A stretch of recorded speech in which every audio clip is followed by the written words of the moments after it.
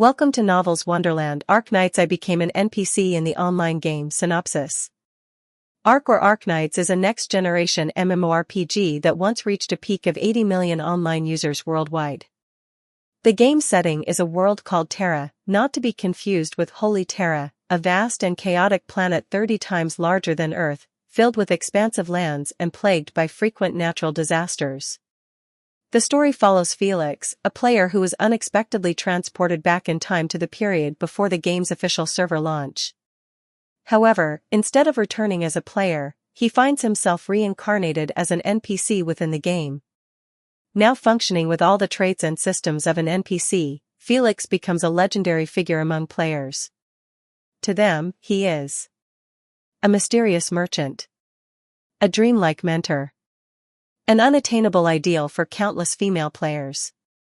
Within the world of Terra, Felix is more than just an NPC. He is seen as a spiritual guide, a false priest, a dreamer, a philosopher, a reformer, a philanthropist, a loner, a seeker, an explorer, and a pioneer.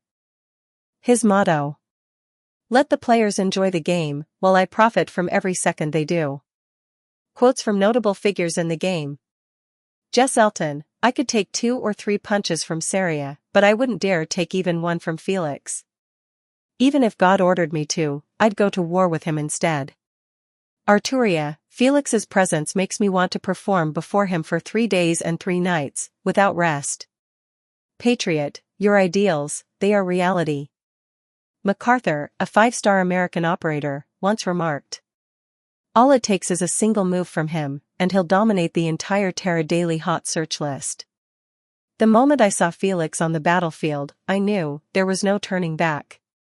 Chapter 1 to 62, Chapter 1, 16 years old, a student. 2,613 words. Brother, we've hit the jackpot this time. We captured a whole bunch of Lateranos from the battlefield. If we ransom them off, we're looking at least 6 figures in gold coins, right? Shoo, keep your voice down. Let's get back to the village first. If the main force hears about this, they'll try to cut in on our profits. We need to sell these hot goods quickly. If no one redeems them, we'll just kill them." Felix slowly opened his eyes. Gone were the soft bed and the head-mounted game console that used to lull him to sleep. What he saw instead was a dry, yellow expanse of sand stretching beneath a gray-blue sky. The air was thick with the stench of feces and dust. A dry wind howled in his ears. This wasn't his bedroom. It wasn't even part of any VR simulation. He definitely hadn't signed up for any Bear Grylls-style survival challenge. Confused, Felix rubbed his eyes and tried to sit up, only for a jolt of pain to shoot through his body. It was real. Too real. "Hey, you're finally awake." The voice startled him. Felix turned toward the speaker, only to be momentarily blinded by a soft, radiant glow above the person's head. No. Not a person. An angel? "You're so young," the angel said, his limbs bound in chains. "How'd you end up on a battlefield like this? You don't even look old enough to be conscripted. Did you sneak out of the academy or something? Seriously, your luck's the worst." Even in captivity, the angel sounded curious, more fascinated than frightened. Felix's head throbbed. This wasn't right. Just moments ago, he had been power leveling for a client, chopping trees, farming rare drops from Sarkaz mercenaries. It was a repetitive but fairly routine job. He'd been operating near the edges of a battlefield where the Sarkaz and Sancta factions were locked in combat, carefully avoiding direct conflict. He distinctly remembered logging off after collecting all the required materials. Ark, the MMORPG he had played for 5 years, had been stable for a long time. No bugs, no crashes. So what was this? Even in my custom account settings, I never created a Sancta race. Trying to move again, Felix winced. A sharp pain shot through his limbs. His wrists and ankles were bound tightly, and every movement felt like punishment. This wasn't the game's standard pain simulation. In Ark, pain settings maxed out at just 10%, even a direct hit from a Sarkaz mercenary would feel like little more than a strong numbness. But this was different. This was real. He struggled against his restraints, but it was useless. The pain, the vivid sensations, and the foreign world all drilled one conclusion into his mind. Did I transmigrate into Ark? Ark was a fully immersive, stealth-based MMORPG. The kind of full-dive VR game once only imagined in anime like Sword Art Online had become a reality. With global servers and peak concurrent users reaching 80 million, Ark had long cemented its place as a cultural phenomenon. Set in a world called Terra, not Holy Terra, just Terra, it was a planet 30 times the size of Earth, plagued by natural disasters and brimming with untamed wilderness. Thanks to cutting-edge full-dive technology, players experienced every sight, sound, and sensation with astonishing realism. The game catered to all kinds of players, guilds, solo adventurers, dungeon raiders, and even in-game merchants. In Ark, it wasn't uncommon for top-tier equipment to sell for hundreds of thousands of dollars in real-world currency. It was more than a game, it was a lifestyle. Despite its popularity and commercial success, Arkansas prided itself on fair play. There were no pay-to-win mechanics, no overpriced loot boxes or premium advantage bundles. If you wanted to rise to the top, you had to grind, trade, or buy gear directly from other players. This commitment to balance helped shape a fiercely competitive and vibrant community. Professional leagues were introduced in the first year of launch, and with them came stardom. Countless players trained to compete, and esports organizations scouted rising talents aggressively. Felix was one of them, or at least, could have been. He ranked 15th on the Chinese server, a well-known name in the game's community. At one point, a professional team tried to recruit him with the words, "Why waste your talent on streaming? You should be on stage, famous by 17. But Felix wasn't interested. Streaming was easier, more relaxed. He enjoyed the slower pace. His fans were loyal, and his third-person broadcasts drew a steady viewership. Even if some dual-wielding hardcore player once said watching MMORPG streams was boring, Felix didn't care. He supplemented his income by doing power leveling and farming rare items for others, often making decent gold and real-world cash in return. Between viewer tips and commissions, he made enough to support himself comfortably. Still, none of that explained how he had ended up inside the game. "Brother," he asked weakly, "what year is it in Terra right now?" "Year 1086, came the gruff reply. Felix's eyes widened. That meant 1087 would mark the official beginning of Ark's closed beta. He still remembered Terra Spark 1.0, the very first version where players could finally enter the world of Terra. It was a historic moment in the game's timeline. At this point in history, the Tower of Babel, precursor to Rhodes Island, had just been founded. Miss Sicily had yet to gain power in faraway Syracuse. The fearsome integration movement had not yet engulfed Terra in flames. Kristen, from Rhine Lab, had not yet turned her eyes to the stars. Each major update in Ark, often dubbed volumes in the style of authors like Yamaguchi or Fat 14, allowed players to explore new regions and shape history. Whether battling monsters, crafting gear, or simply role-playing as travelers exploring Terra's vast beauty, everyone had their own reason to stay. It had always been an enjoyable game. But this wasn't a game anymore. This was real. And Felix was now a captive, kidnapped by Sarkaz mercenaries, just for wandering too close to the battlefield. In-game, he had killed dozens of Sarkaz enemies. In real life? He was helpless. Suddenly, a red warning message flashed before his eyes. Warning, HP critically low. Warning, HP critically low.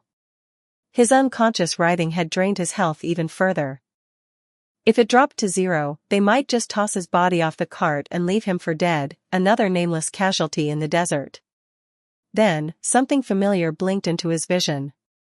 System panel, engaged. A retro-styled black and white status window opened before him, clunky and low resolution, clearly based on early Terra UI. Character status, Felix Sean Lancham. HP, 6/40, bound. MP, 30/30. Race, Sancta. Template, NPC, 378 days, 11 hours, 45 minutes, and 14 seconds until closed beta. Level, 1. EXP, 0/100. Primary class, none. Secondary class, student LV.1, 5/50. Skills, not learned. Skill points, 0. Attributes. STR, 2. Dex, 2. End, 1. Int, 5. SPR, 2. Cha, 7. Luck, 1. Talent traits. Genius, learning speed plus 15%. Gunsmith's hands, plus 1.5x dexterity bonus when crafting firearms. Class, sporadic. Evaluation. You don't even have the strength of a 1-star operator. Not even qualified as cannon fodder. On Terra, even passers-by are scarier than natural disasters.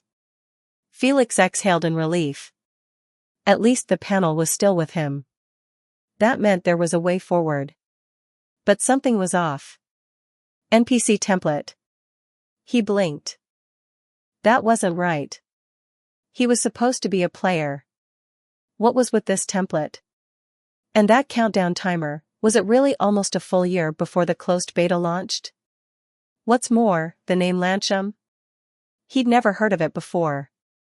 In all his years of playing Ark, none of the Laterano storylines ever mentioned anyone by that name. Which likely meant he was just a generic NPC. A nobody. And in this world, NPCs died permanently. There were no respawn points, no resurrection coins. If he died now, he'd be gone, forever. His thoughts spun, but he forced himself to focus. If he was an NPC, then so be it. He had a status panel. He had attributes. And most importantly, he could grow. Somewhere deep inside him, fear began to turn into determination. Going back 5 years, did that mean all the players he had once known would return? Would the professional players and top-tier guilds reappear, just as they had before? Felix let out a long sigh. His current situation wasn't just inconvenient, it was dangerous. After regaining the original owner's memories, he finally understood why he had ended up on the battlefield in the first place. Curiosity killed the cat, or the angel, in this case. Handsome in appearance but rebellious at heart, the original Felix had found school life unbearably dull. In a bout of youthful arrogance, he had sneaked out of Laterano alone. Before he could even reach the front lines, he was captured by a lurking group of Sarkaz mercenaries. And things only got worse from there. These Sarkaz weren't planning to kill them outright. They were waiting for Laterano to send someone to ransom the captured Sanctas. In most cases, it would be the Laterano notary office that handled such matters. But there was always a catch. Even if you were ransomed, the notary office would still slap you with a bill so heavy you might prefer the desert. This was, in fact, the standard gameplay loop in his previous life when Sancta players were captured. But now, Felix wasn't a player. He was an NPC. And he was an orphan. Being able to live in Laterano's holy city was already a miracle. If they demanded ransom money from him, it'd be a death sentence. The Sancta race had a surge in popularity during the early days of Arkansas. FPS enthusiasts flocked to it, chasing dreams of AK-47 shootouts on the open battlefield. But getting there wasn't easy. You had to go through endless missions, meet strict stat requirements, and clear background checks from the notary office. Freshly created characters were trapped inside Laterano, paradise within, chaos outside. You couldn't just roam the lands of Terra at level 1. You needed clearance, certification, and enough stat points to survive a single shot. By contrast, the Sarkaz players, ah yes, those bloodthirsty maniacs, thrived on chaos. They loved getting up close and personal, cracking skulls with warhammers and swinging cleavers with wild abandon. They mocked the Sanctas. Do you think guns will save you? Fists are faster than bullets within 5 steps. Their melee builds were only half the story. Many magic users also loved the Sarkaz because their race had the highest affinity with originium. Or disease? A problem for Terra's NPCs. For players? It was a buff, free mana regen and stronger spellcasting. Who needs a wand when your tumors cast fireballs for you, one player famously said. Felix, in his past life, hadn't played as either race. He was more of a min-maxer, someone who picked efficiency over flavor. But now, none of that mattered. This wasn't a character creation screen. He was in the game. Trapped. If this were a time travel novel, he thought, there should at least be a golden finger by now, or a mysterious girl falling from the sky whispering you're the chosen one. Instead, all he got was a truck, some sand, and 4 fully armed Sarkaz glaring at him like he owed them money. No girls. No cheat system. Just yellow dust and suffering. This isn't some fantasy ice guy with retries, he thought bitterly. This is Sword Art Online, but worse. At least in SAO, you kept your game mechanics. The truck finally groaned to a halt. The dozen or so Sancta prisoners, Felix included, were forced out one by one. Weak from days of captivity, they shuffled forward under the Sarkaz's sneering watch. Their destination was a temporary camp, a crude collection of tents and wooden shelters buried beneath dunes of golden sand. It reeked of blood, sweat, and ash.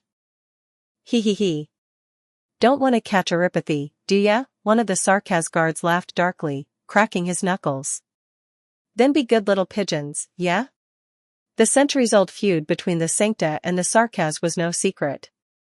It bled into every part of the game's lore. But money always came first. These mercenaries hadn't lost any of their own to the current batch of prisoners, so there was no real blood debt. They could be sold. That made them useful. Felix and the others were herded into a ragged tent. The guards didn't bother restraining them further. No guns, no tools, no stamina, what could they possibly do? A rough bag of dry food was tossed their way. Unity among Sanctas was a known trait. Despite their circumstances, the others quickly divided the bread among themselves. One of them handed a chunk to Felix without a word. He bit into it. It was harder than a brick. Like gnawing on a cursed baguette forged in hellfire. Still, with every painful chew, his HP inched up. From 6 to 10. Then 15. Eventually stabilizing just above 20. Better than nothing, he thought. In his last life, he had experienced something similar, captured while doing a Laterano questline. But that time, the ones who caught him weren't Sarkaz mercenaries. They were Sarkaz players aligned with Kazdal.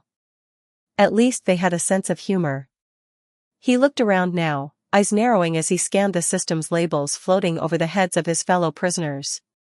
Lance, LV-25, status, captured. Noel, LV-20, status, captured. So they were high-level NPCs. Or maybe players? Hard to say in this world anymore. Back in version 1.0, the level cap was 30. Players were still clueless, lost in the overwhelming depth of Terra. Most quests revolved around trivial chores, fixing fences, exterminating originium slugs, babysitting nobility. Yet those mundane tasks laid the foundation for a faction's loyalty system. Eventually, players could earn favor, unlock specialized classes, and be recruited into the conflict between Laterano, Kazdal, Ursus, and other powers. But that required time and survival. Felix rubbed his temples, mind churning. He wasn't a player anymore. But if the system panel still existed, if his stats could grow, if he could still complete missions, then maybe, just maybe, he could survive in this world. But the clock was ticking. He had 378 days until the closed beta began. And until then, he had only one life. Laterano's loyalty points could be exchanged for pistols and gun blueprints, but never for assault rifles with rapid-fire capability. That kind of weaponry was strictly controlled and never made available to the public. Continuous fire firearms could only be manufactured by player gunsmiths who had explored and unlocked the appropriate blueprints, The character Felix controlled in his previous life had a secondary class, gunsmith assistant. It was a costly path. Players who chose the gunsmith profession had to burn through a mountain of materials and blueprints to accumulate experience. Each weapon made, successful or not, contributed to their growth. Parts weren't cheap, and neither were failed prototypes. But the gunsmith profession was also one of the most lucrative. Once a gunsmith reached mastery, crafting a single high-tier firearm could earn them hundreds of thousands of LMD. Thus, the paradox: the poorer the gunsmith, the richer the gunsmith. Hello everyone, this is Arknights fanfiction that I translated. I love Arknights and its lore, and I think this fanfiction is good enough that I want to translate it and everyone to read if you want. I'm sorry if there are mistakes, and thank you for reading this book. Chapter 2, The Damn Charm of Anduin. 2,869 words. The main professions set in the game arc include Vanguard, Sniper, Guard, Caster, Heavy Armor, Medical, Special, and Support. Each profession has its own strengths. During the 3.0 era, when the game was at its peak in popularity and player count, every class could hold its own in the solo PvP professional arena. In addition to solo PvP, the league also introduced team competitions. Each team consisted of 12 players, battling on a designated map. At that level, profession selection became crucial. Some teams were sharp-edged assault squads composed of vanguards and guards, while others formed tank-style squads built around heavy armor, medics, and support players. There were also more intricate sub-profession systems under each main profession. Sub-professions were diverse, and a single person could unlock many of them. They provided significant attribute boosts and combat bonuses. Felix recalled a particularly rare sub-profession, Competitive Night King, which only a handful of elite players in the Casimir's PvP League had ever acquired. In his previous life, Felix had chosen the support profession. The gunsmith sub-profession, in particular, offered valuable dexterity and intelligence bonuses for supports. Every support player started off weak in the early stages. But in the mid to late game, with access to sub-professions like craftsmen, they could study advanced mechanics, crafting techniques, and equipment design. Eventually, they could evolve into fearsome solo units on the battlefield. With the summoner sub-profession, they could deploy entire mechanical armies they had personally built.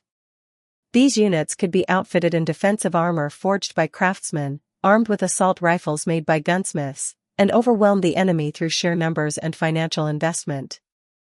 To unlock these sub-professions, players needed to visit specific mission points and complete designated tasks. As for main professions, novice players entering ARC had a simple primary goal: to search the map in hopes of finding a main profession transfer book. This place, however, looked too run down to have any such book. Felix leaned against the edge of the tent, trying to get some sleep, but it was no use. Dozens of Sancto were sitting in the tent. Who could possibly sleep under the glare of a dozen incandescent bulbs?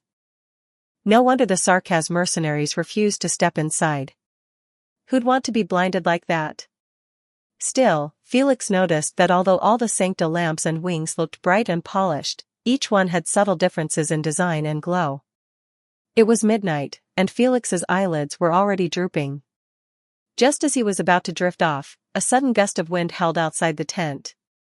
In the distance, the shouts of Sarkaz mercenaries pierced the night. Felix coughed lightly and rubbed his eyes awake. Around him, the other Sancto looked at each other in confusion. Lance, who held the highest rank among them and seemed to be the de facto leader, suddenly tensed. Wait, they're speaking in Sarkaz swears. Let me listen, he said, frowning.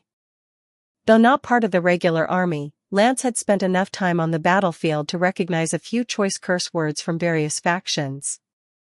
It was like hearing someone from Ursus mutter, Sika Bliat, you just knew they were cursing. Oh no. We're like donkeys lost in a sandstorm without supplies. Lance spat out a few curses in Rutland dialect, his face turning grim. A natural disaster is coming. The expressions of the Sancta changed instantly. Even Felix's face darkened. In his previous life, Felix had worked in logistics, hauling goods from one mobile city to another, much like Penguin Logistics. What he feared most were the natural disasters that appeared randomly on the map. No matter a player's level or how powerful their equipment, when a natural disaster struck, all they could do was watch helplessly as their HP drained away and their gear's durability crumbled. No player had ever survived a natural disaster. Everyone ran the moment one appeared. Whoosh! The tent flap burst open. A Sarkaz mercenary barged in, shouting, "To hell with it, Sarkaz swears, you're all free. I don't want your bounty anymore." He turned and left without another word. Moments later, the roar of a truck engine echoed through the night. In the blink of an eye, every Sarkaz mercenary had fled. Of course, none of them stayed behind to rescue the prisoners. Lance stepped out of the tent with the others and saw it, the distant horizon swallowed by a black sandstorm, rising from the earth to the sky like a living wall. He took a sharp breath. "We run. Back the way we came." Panic spread. The faces of the Sancta turned pale. Without hesitation, they all turned and ran. The darkness crept closer with terrifying speed. Felix, with only 1 point of endurance, struggled to keep up. He could barely make out the outlines of his companions by the faint glow of their halos and wings. He gasped for breath, dragging his feet, heart pounding. What's the use of high charm now? He thought bitterly. Charm might persuade people, but can it persuade a scourge? As he silently cursed his stats, a scream echoed nearby, and a halo light vanished. "Don't look back!" Lance roared, voice shaking. From the corner of his eye, he had seen one of his comrades lifted into the air by the storm, his body shredded by originium-laced debris. Even if he survived the fall, the infection alone would seal his fate. Felix gritted his teeth and forced himself forward, but with only one endurance, the storm was catching up fast. Just as his legs gave out, a hand reached out and grabbed him. Without hesitation, someone hoisted him up and ran forward. It was Lance. He carried Felix across his back, charging ahead with gritted teeth, refusing to stop. Maybe it was Felix's high charm at work, or maybe it was just the loyalty of the Sancta people, but Lance didn't abandon the younger member of his tribe. "If only these wings could let me fly." That was Felix's last thought before everything went dark. Underscore. Cough. Felix jolted upright from the bed, his chest heaving as a violent cough racked his body. His throat burned dry, and he instinctively reached for the purified water on the bedside table. After gulping down several mouthfuls, the choking sensation faded, and his breathing steadied. The room around him was quiet, strangely peaceful. It didn't resemble a medical ward. No antiseptic smell, no monitors, no sterile white walls. Curious, Felix got up and walked to the window. Outside, he saw a small village bathed in the soft morning haze. Sancta villagers worked leisurely in the fields, their halos shimmering faintly in the distance. Further beyond, the holy spires of Laterano barely peeked through the fog, like ghosts of a divine city watching silently over the land. Did we make it? Felix blinked. The last thing he remembered before collapsing was Lance carrying him through the storm. So, we were rescued? Without delay, he opened his character panel, and exhaled in relief. No signs of infection.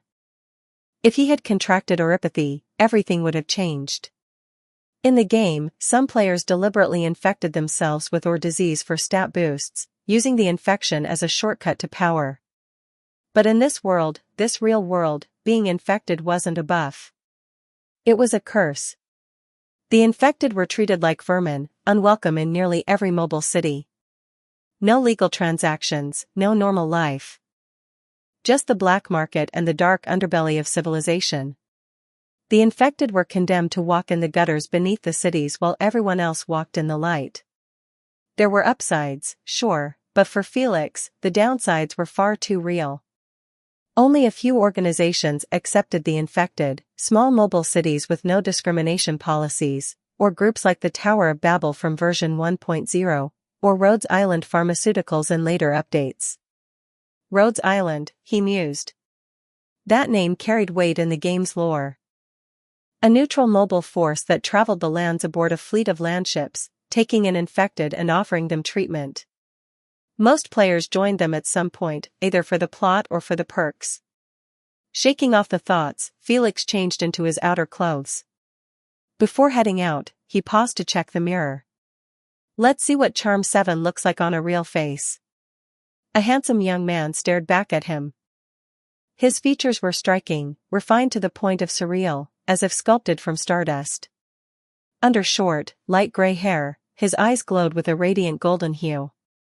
Golden eyes, light gray hair. Wait, did I walk into the wrong universe? Felix joked inwardly. This is giving serious, tragic beach battle vibes. Still, there was no doubt, his appearance leaned more toward the elegant scholar archetype than a battlefield veteran. His skin was smooth and pale, untouched by sun or war. He looked like someone who should be writing poetry, not running from sandstorms. His golden halo shimmered with 2 concentric rings, like ripples on still water. The wings behind him were the same luminous gold. But unlike the typical feathered or angular sancta wings, his were different. Almost geometric. They resembled rectangular totems, with gently curved edges and an O-shaped loop at the ends. A single vertical line cut through the totem and circle, linking the entire pattern together in a clean, minimalist design. It was common for sancta players to obsess over their halo and wing designs. Each one was randomly generated during character creation, and no two were exactly alike. Some even held contests to vote on the most beautiful combinations. Looking at his now, Felix could see why. His wings had a solemn elegance to them, a design that felt more sacred than decorative. He stepped outside his room. Lance was sitting alone in the living room, reading a book under the morning light. When he saw Felix emerge, he looked up and smiled. "You're awake," Lance said warmly. "You've been out for a day. The doctor said it was nothing serious, your body just needed rest. It was protecting itself." "Thank you," Felix said sincerely. "I only did what a citizen of Laterano should." Lance's tone was calm, but a hint of exhaustion lingered in his voice. "But in the future, you should think twice before taking such adventures."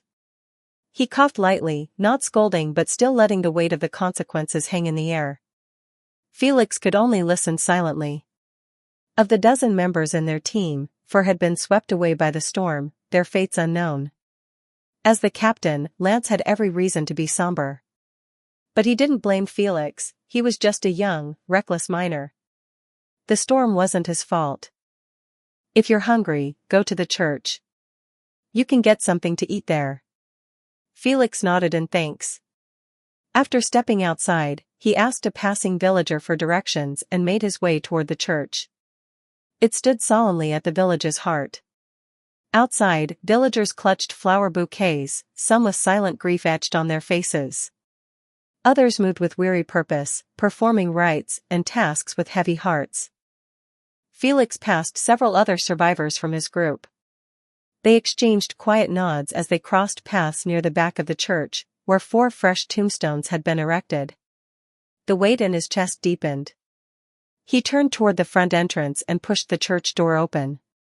Multicolored light streamed through the stained glass windows, painting the floor in divine hues. At the altar stood a tall figure, bathed in that sacred light, whispering softly as if in prayer. After a while, the man turned, his expression kind and calm. "A lost lamb," he said, smiling gently as his eyes met Felix's. Felix froze.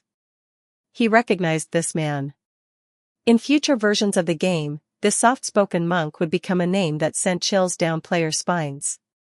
Anduin, Martyr Anduin, a legendary figure who sat at the top of Laterano's wanted list. He had made countless players wail and curse through trial after trial, mission after mission. Many sought him out for the rare rewards tied to his defeat, only to be met with frustration. On forums, he was known as the Pioneer. A fearless explorer of Terra who traveled to the farthest reaches of the world, not for glory, but for answers. For truth. To seek that truth, Anduin was willing to defy the very faith he once upheld. He would one day turn against Lateran, walk a solitary path, and become a symbol, reviled by some, revered by others. Hostility, admiration, respect, they all blurred when players spoke of him. Even though he would eventually become an enemy of Laterano, many couldn't bring themselves to hate him. He was not angry. He was not bitter. He never blamed God, nor did he demand sympathy. He simply walked forward, following a path only he could see. So many players had even joined the Anduin Pathfinder team, voluntarily stepping into the role of his companions and protectors, savoring the journey over the destination. But right now, it was still the year 1086. 5 years before Anduin's rebellion in 1091.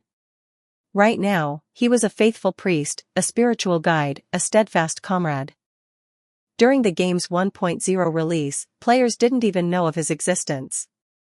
It was only much later, through conversations with NPCs and scattered lore, that they began piecing together his story. Felix looked at the man with mixed feelings. "Father. I'm a little hungry." Anduin's smile deepened. He gently patted Felix's shoulder and took out a small piece of cake from the nearby tray.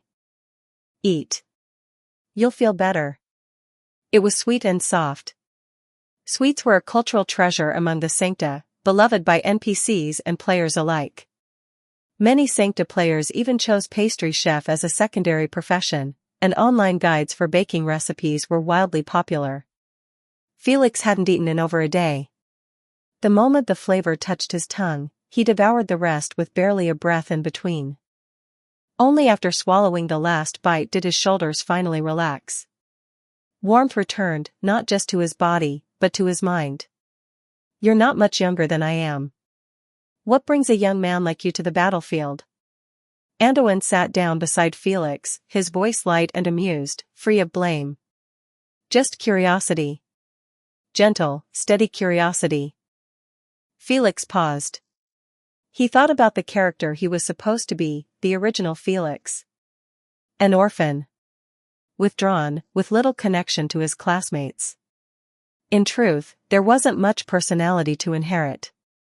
That meant he had room. Room to evolve. To grow out of the shell of that role until it was no longer an act. He could become someone real in this world. "I felt like there was nothing left to learn in school," Felix said at last, his voice calm. He looked straight ahead and added, "Seeing is believing, right? Our social studies teacher mentioned the holy war with Kazdal.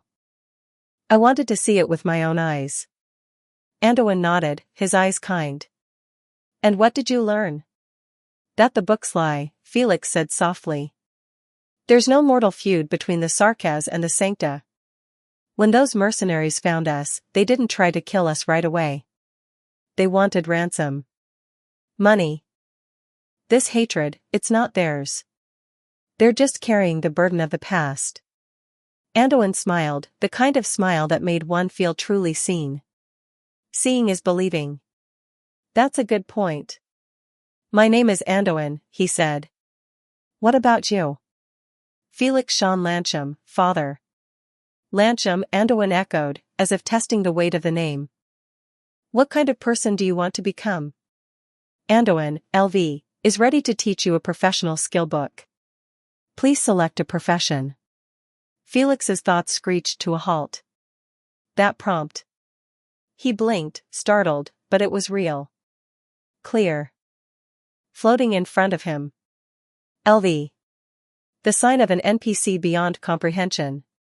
All high-level NPCs connected to major storylines had that marker, undefeatable, unreadable, beyond player strength. Anduin really was that legendary. WTF, Felix thought. It really is him. The leader. The pioneer. He had originally thought he'd have to return to Laterano City, grind reputation quests, and check the libraries to maybe find a basic profession book. But here it was, offered directly to him by the Anduin. Felix hesitated for only a second. Then he spoke carefully. "I don't want to be a warrior," he said. "I don't want to fight with a gun. I want to support them. Help them. Build strong armor for them. Make powerful weapons. So they can come back alive. Anduin chuckled, warm and thoughtful. What an extravagant dream. But he reached into his bag, drew out a weathered, leather-bound book, and handed it to Felix. I think I have something for you. Its title glinted in golden ink, Interpreting Teamwork and Logistics, a foundational skill book for the auxiliary profession line. Work hard, Lancham, Anduin said, standing. I hope your dream comes true someday. He gave one last nod, his smile lingering even as he turned and walked out of the church, back into the light. Felix stared at his retreating figure for a moment. That man really did have that damn charm the players kept talking about. Finally, Felix looked down at the book in his hands. He opened it, started reading. You are currently studying Intelligence Assessment, Talent Assessment. Current progress, 3%. Chapter 3, The Holy City That Remains Unbroken. 2,510 words. As evening fell, Felix closed the book he had been studying, leaned back on the sofa, and shut his eyes to rest. You have acquired a new profession, Assisting Beginner. Dexterity +1, Intelligence +1, you have gained 2 free attribute points. New traits acquired, Assisting Beginner, Team Support LV1, Team Assist LV1. This was exactly why support professions were so unpopular in the early game. Without the backing of a secondary combat profession, choosing a support as a teammate just for a minor team buff was far less effective than bringing a guard to clear out enemies. In Ark, each player could only equip 5 traits, and the combined attribute bonuses from main and secondary professions could easily surpass 4 digits. This made every player's stat distribution and gameplay style unique. Traits could be obtained through training or quests, but talents were different. They were tied to each account from the beginning. Everyone's starting talent was randomly assigned and completely distinct. Of course, it was possible to earn new talents by completing specific, rare quests. Back in version 1.0, support classes made up only 6% of the entire player base, a far cry from the ever-popular guards, snipers, and casters. After some thought, Felix assigned his 2 free attribute points, one to intelligence, and one to endurance. More intelligence would speed up his reading and studying, critical for his role. And as for endurance? After witnessing a natural disaster up close, he knew how important stamina was. As a fragile support, being slow meant dying fast. He brought up his character panel. Level 2. Main profession, Assisting Beginner LV1, 0.02. Secondary profession, Student LV1, 5/50. Skill tree, not yet selected. Attributes. Strength, 2. Dexterity, 3. Endurance, 2. Intelligence, 7. Spirit, 2. Charm, 7. Luck, 1. Unallocated attribute points, 0. Traits. Assisting Beginner LV1, gain a small amount of bonus experience when supporting in battle. Team Support LV1, grants a small attribute bonus to the team upon joining. Team Assist LV1, grants a small additional attribute bonus to the team. To advance a main profession, all 3 associated traits needed to be upgraded to their maximum level. Only then would he be eligible to read higher-tier profession books. As for the skill tree still being locked, it made sense. Most professions couldn't unlock their first skill until reaching level 5. Even then, acquiring new skills required finding the corresponding skill book. This was why the early game felt so punishing. You're dropped into a strange world with little guidance. Where exactly were you supposed to find these rare books? If players want to unlock the skill tree, there's only one way: completing faction quests to earn loyalty points and then using those points to purchase access. Leveling up wasn't limited to monster grinding. Players could also improve by studying and reading books. That's why, in the early days of version 1.0, players stuck at certain levels often took one of 2 paths, either forming teams to hunt originium bugs, or heading to the nearest village from their spawn point to read books on farming and pig raising, unlocking the farmer's secondary profession to gain experience that way. In Ark's data system, each attribute plays a distinct role. Strength determines physical attack power and the weight limit of the backpack. Players with high strength can equip heavier weapons and gear. Think of it like Sword Art Online. If Sheena wants to wield Hecate, she needs to raise her strength stat. Dexterity governs movement speed and agility, affecting dodging, positioning, and also the crafting efficiency of logistics-oriented players when making tools or items. Endurance is the limit of physical stamina. With low endurance like Felix's, running even 1,000 meters would be fatal. Higher endurance means the player can take more hits. Essentially, it's your physical defense. Intelligence affects magical attack power and is favored by mages. High intelligence also means faster learning and reading speeds, and a higher success rate when decoding blueprints or diagrams. Players with this stat excel in knowledge-based activities. Spirit is the counterpart to endurance. While endurance governs the physical body, spirit handles mental resilience. Most heavy armor even requires a baseline level of spirit, because caster spells often inflict mental debuffs. When hit by certain skills, a spirit check is triggered. If the stat is too low, the player becomes dizzy or disoriented, essentially losing combat effectiveness. Charm is the key to interacting with NPCs.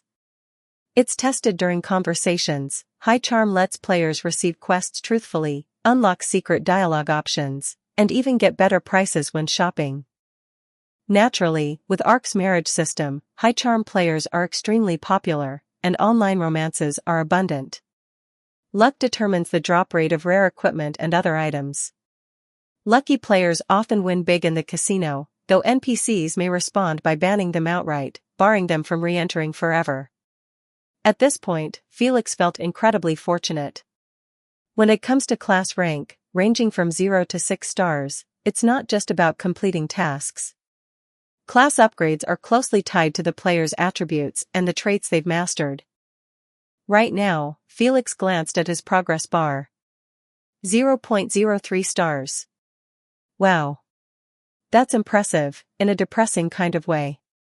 In his previous life, even after 5 years of play, the top-tier players on the leaderboard had only reached 5 stars. Against true 6-star powerhouses, they had no choice but to rely on sheer numbers, and even then, they were nothing but cannon fodder. Felix shivered at the memory of Saria's iron fist. How many players had been beaten so badly they cried on the forums and started calling her daddy? As someone who used to enjoy tempting fate, Felix had once challenged Saria. The result? All his summoned machines were destroyed within 10 seconds. His top-grade armor was penetrated in a single blow. Then, she ripped him out of the suit, slammed him into the ground, and pummeled him into the dirt with her fists. Of course, as a support unit with low HP, Saria had already begun her countdown before she even finished flattening Felix. As a live streamer, he naturally became the butt of jokes, but the stream raked in a ton of rewards. He even gave a solemn farewell to the mechanical assistant that had cost him several 100 million Lungmen coins. He would return to the holy city of Laterano with the main group tomorrow, which also meant returning to campus life. Felix planned to spend most of his time at the school library. Maybe he'd find something useful among the shelves. He had made all the necessary preparations to greet the next sunrise. In this world, survival was easy, but to live a brilliant life, that was rare. When he awoke the next morning, Anduin had likely left during the night. On the way to see him off, Felix never caught sight of his guide. This time, a bus carried dozens of people into the city.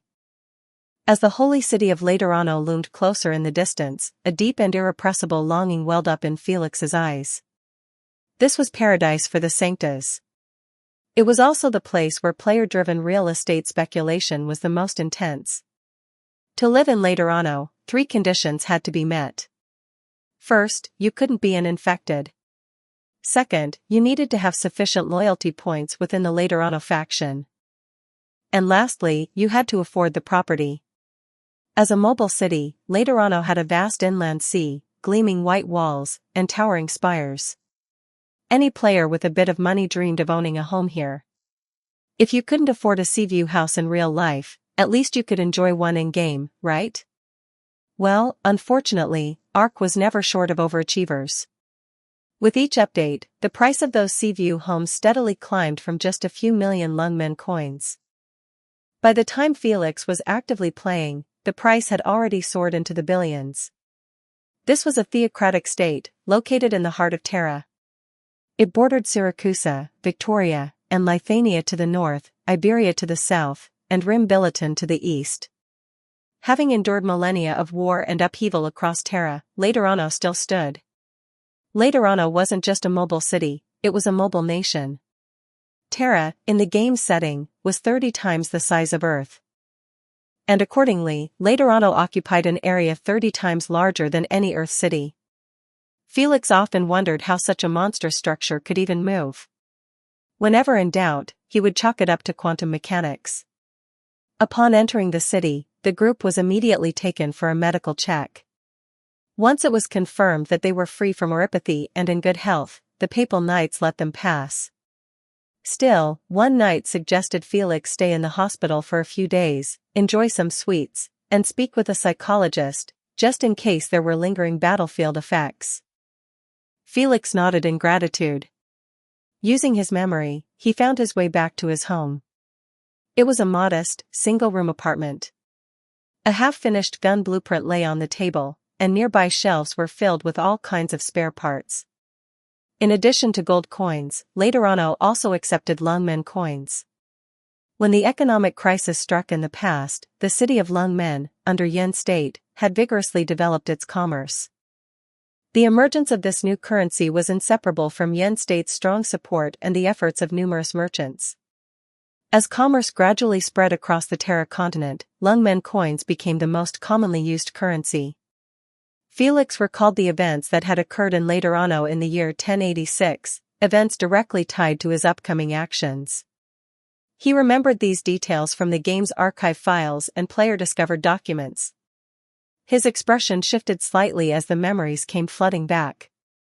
He would have to stay far away from the Michaelion district. In his current small body, encountering Sister Tutu would be a disaster. What's worse, she specialized in spiritual originium arts, while his own spirit stat was only 2, probably lower than that of an originium slug. There were many wanted criminals scattered across Terra. Players could apprehend or eliminate them to earn rewards. But someone like Arturio, much like Anduin, couldn't be defeated even through sheer numbers. A renowned domestic professional guild had once organized a raid against Arturia, only to be completely wiped out. In this world, death came at a cost. Players lost experience points upon dying, and the higher their level, the greater the loss. Since that debacle, some players only dared to provide intel on Arturia. Few dared to confront her directly. Felix's residence was located in the St. Petersburg district, very close to the artificial sea. When he opened the window, he could see the blue horizon stretching into the distance. On the table lay various components. He touched them tentatively, but nothing happened. No pop-up window appeared, and he gained no experience. Clearly, he needed to acquire the secondary profession of a gunsmith before he could gain proficiency through firearm assembly. That night passed uneventfully. The next morning, after breakfast, Felix made his way to campus. He was greeted by his stern-looking homeroom teacher. Felix had no choice.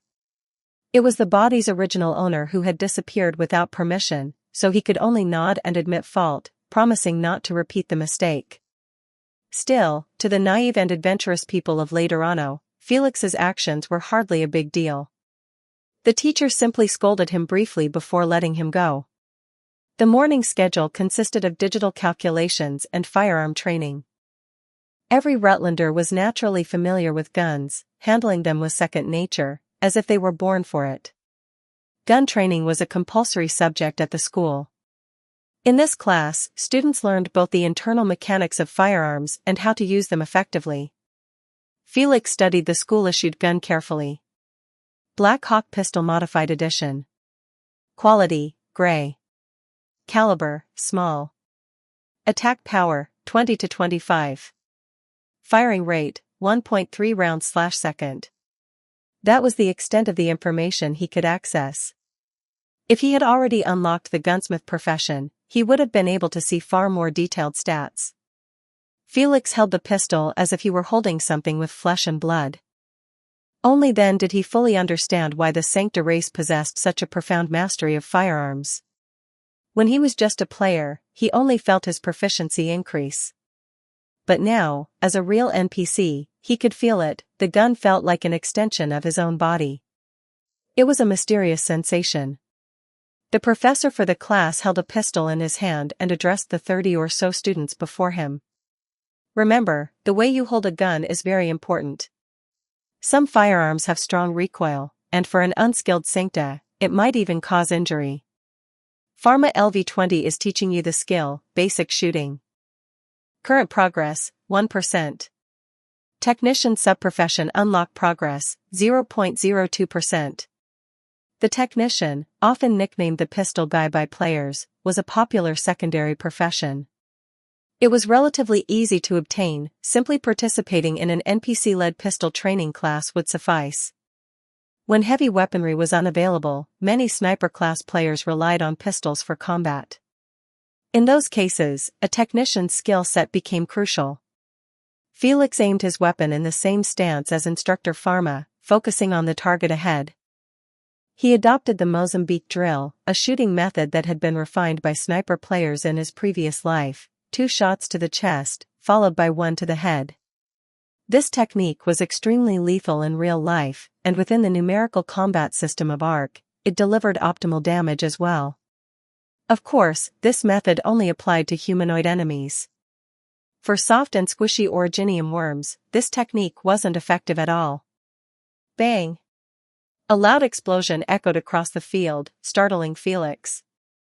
He immediately lowered the Black Hawk in his hands and turned toward the source of the blast.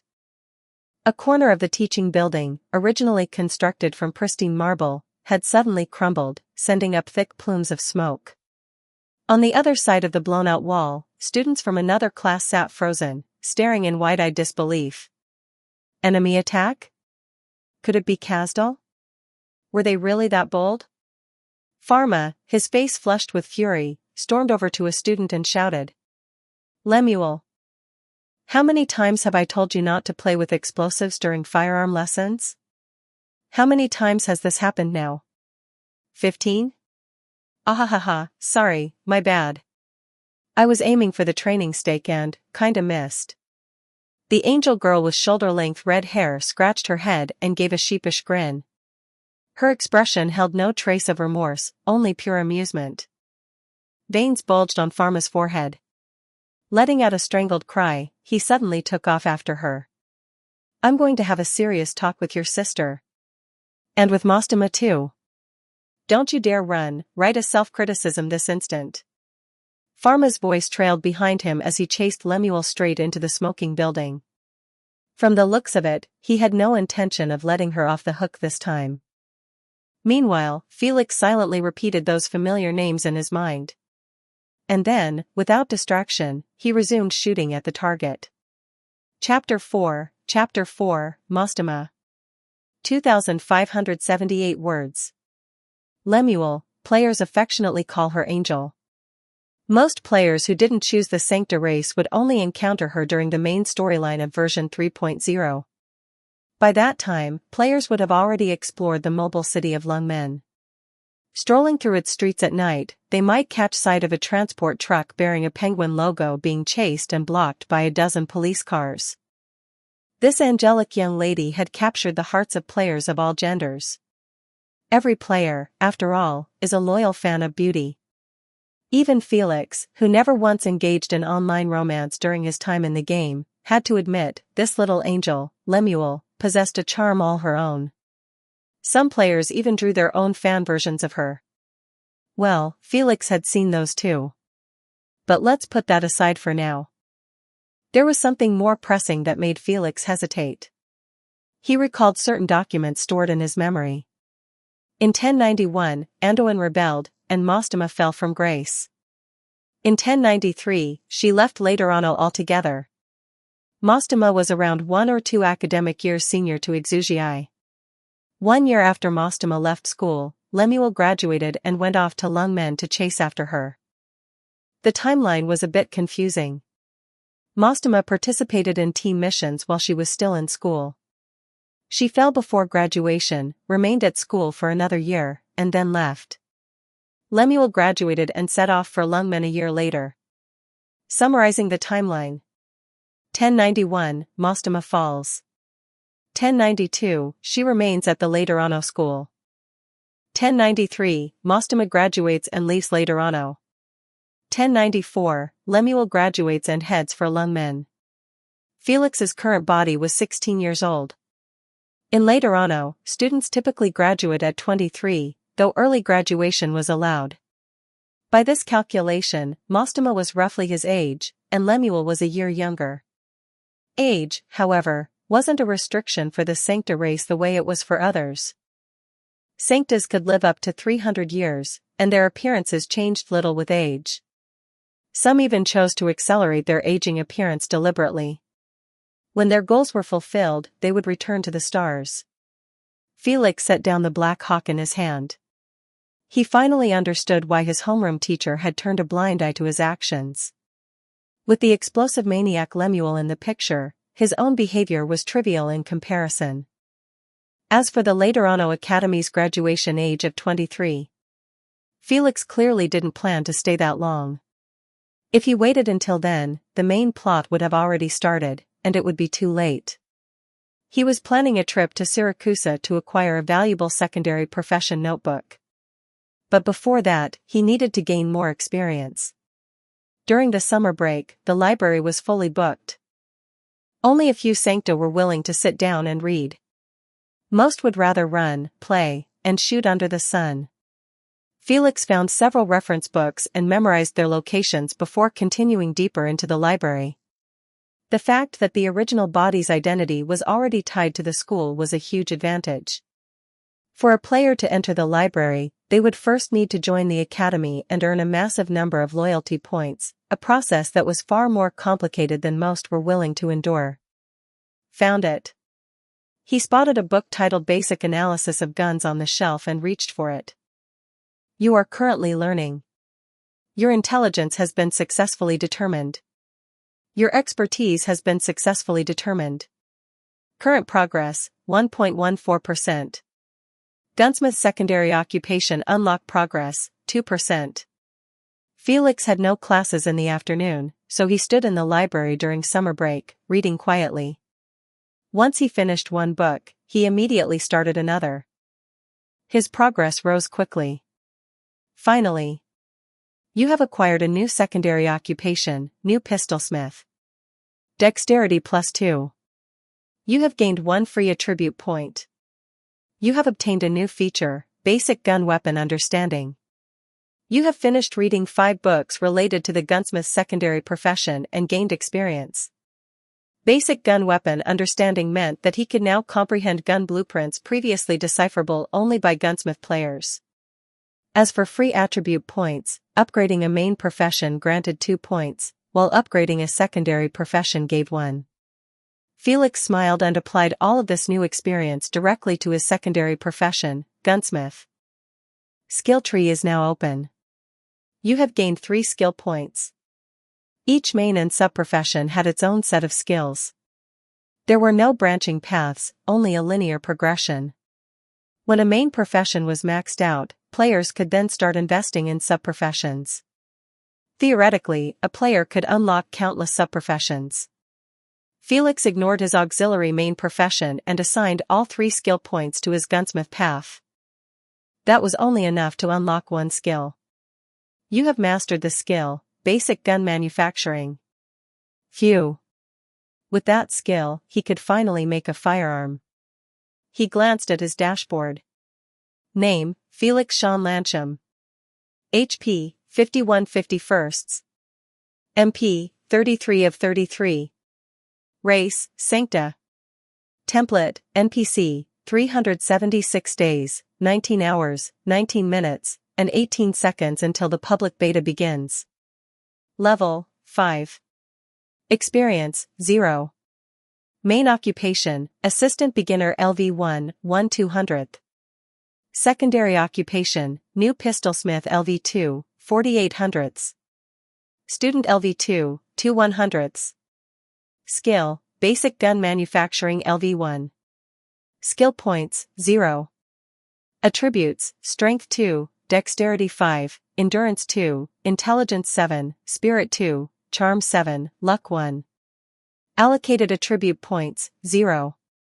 Features, Beginner Assistance LV1, Squad Assistance LV1, Team Assistance LV1, Basic Gun Weapon Understanding LV1. Talents, Genius, Gunsmith's Hand. Rank, 0.14 stars. Evaluation, on par with ordinary passers-by. Learning truly brought satisfaction. He closed the book. He needed to finish reading all the books related to the gunsmith profession as soon as possible. After all, across the entire Terra continent, only Laterano possessed professional-grade literature on gunsmithing. More advanced professional books weren't available in the Academy's library, they could only be accessed on the top floor of the National Library, and only with special permission from the notary office. To assemble a gun, not only did one need materials, but also the blueprint, and both had to be purchased separately. It turned out that becoming a gunsmith was a money-burning side profession. Fortunately, both of these problems were relatively easy to solve in Laterano. Returning the book to its place on the shelf, Felix turned to the side. It was time to head to the marketplace. For the Sanctas, using and crafting firearms was as natural as eating or drinking. Who could remember how many slices of bread they had eaten for breakfast? The same logic applied here. The blueprints sold in the market were quite expensive. Felix's savings amounted to only 20,000 LMD, which meant he couldn't afford the higher-tier designs. Thankfully, the blueprint for a hand cannon wasn't costly. After some haggling, he managed to purchase the schematic for 10,000 LMD. The gun in question was a standard-issue pistol, the very same Black Hawk he had used in practice earlier that day. Thanks to his gun comprehension talent, he could easily understand the blueprint's contents. After tidying up the workspace, Felix began the polishing and crafting process. You are making a pistol, Black Hawk. Dexterity and intelligence check initiated. Talent check, Gunsmith's Hand. Current manufacturing progress, 4%. After an entire night spent hammering and refining metal, Felix felt invigorated. The benefit of having the gunsmith's hand talent was evident, his movements were fluid, his focus unwavering. By morning, he had completed 2 Black Hawk pistols. The quality rating, however, was gray, indicating the most basic tier. Even so, the market price for a pistol of that grade started at 30,000 LMD. To put it bluntly, the gunsmith's secondary profession was essentially a mobile arms dealership. His plan was to stockpile equipment and leave Laterano before the public beta began. 2 months later. Teacher Pharma asked me to let you know, your application materials have been approved. One afternoon, just after class, Felix was packing up and preparing to head to the library when a classmate stopped him. After living in this world for a while, Felix had long stopped seeing these people as mere NPCs. They had goals, responsibilities, dreams, just like real people. They were no longer just lines of data in his eyes. He turned toward the girl, a flicker of surprise crossing his expression. Mostama? Mostama blinked her clear, icy blue eyes, noticing the unusual look on Felix's face. She glanced down at her outfit, neat and clean, without a speck of dust. Is something wrong?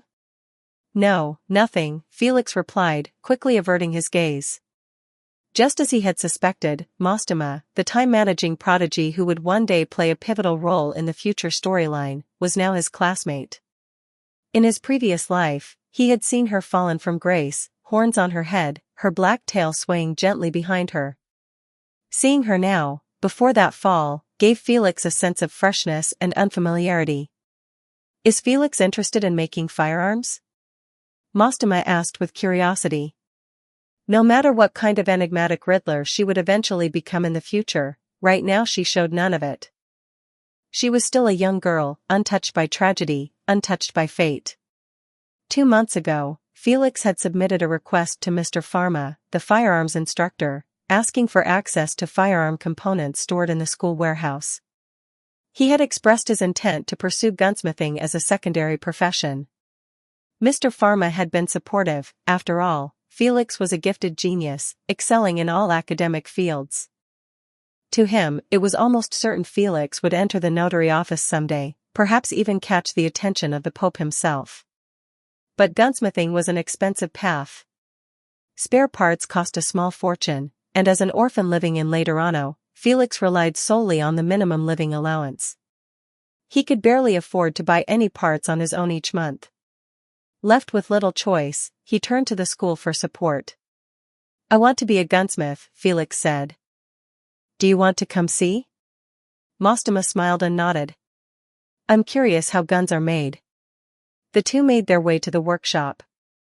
Upon entering, Felix nodded in greeting to a few students busy maintaining firearms, then walked over to his workstation. Mostema stood beside him, silently observing his every movement.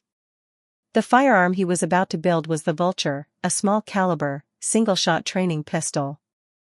He had purchased the blueprint himself, though the best possible quality he could produce with it was only white, still just a beginner's weapon. But with the combined effect of his talent and traits, Felix was far more efficient than an ordinary gunsmith. His actions were smooth and unbroken, cutting, shaping, assembling, all completed in one seamless flow. Mostema's eyes sparkled with admiration. She found herself thinking that Felix was the most gifted classmate she had ever seen when it came to firearms. In less than an hour, Felix had finished assembling the pistol. Holding the lightweight Vulture in his hand, he quickly loaded it, adjusted the safety bolt, and then removed the magazine.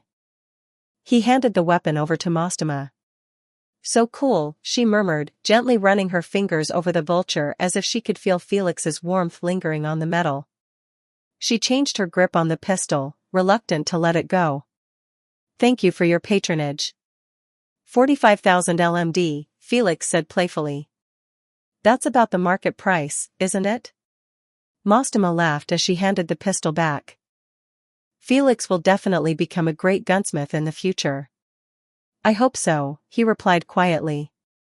4 months later. Felix had gained a wealth of experience through the repeated disassembly and assembly of firearms. Not only that, he had also thoroughly studied every book in the Academy's library. He had completed all the reading in the auxiliary department and fully mastered the basic shooting skill from Teacher Pharma's course. He had extensively analyzed the blueprints for single-shot pistols produced in Laterano, but he had yet to unlock blueprints for other types of pistols. Some particularly rare blueprints remained out of reach, either too expensive or simply unavailable for purchase. Beyond Laterano, other regions across Terra also produced pistols. However, the majority of these were of subpar quality, and only a few gunsmiths' designs were truly worth collecting. Aside from purchasing or reverse engineering them, there existed a special event mechanic in which a blueprint could be instantly obtained while crafting with the gunsmith's secondary profession. Outside of these three methods, the only remaining way to acquire blueprints was to level up honestly and rely on what blueprints might drop based on the quality roll. His daily routine had grown somewhat monotonous. After completing his classes, he would chat briefly with Mostema before heading to the library to continue his reading. After half a year of steady progress, his pistolsmith level had reached 10, granting him +7 dexterity, +8 intelligence, and 10 free attribute points.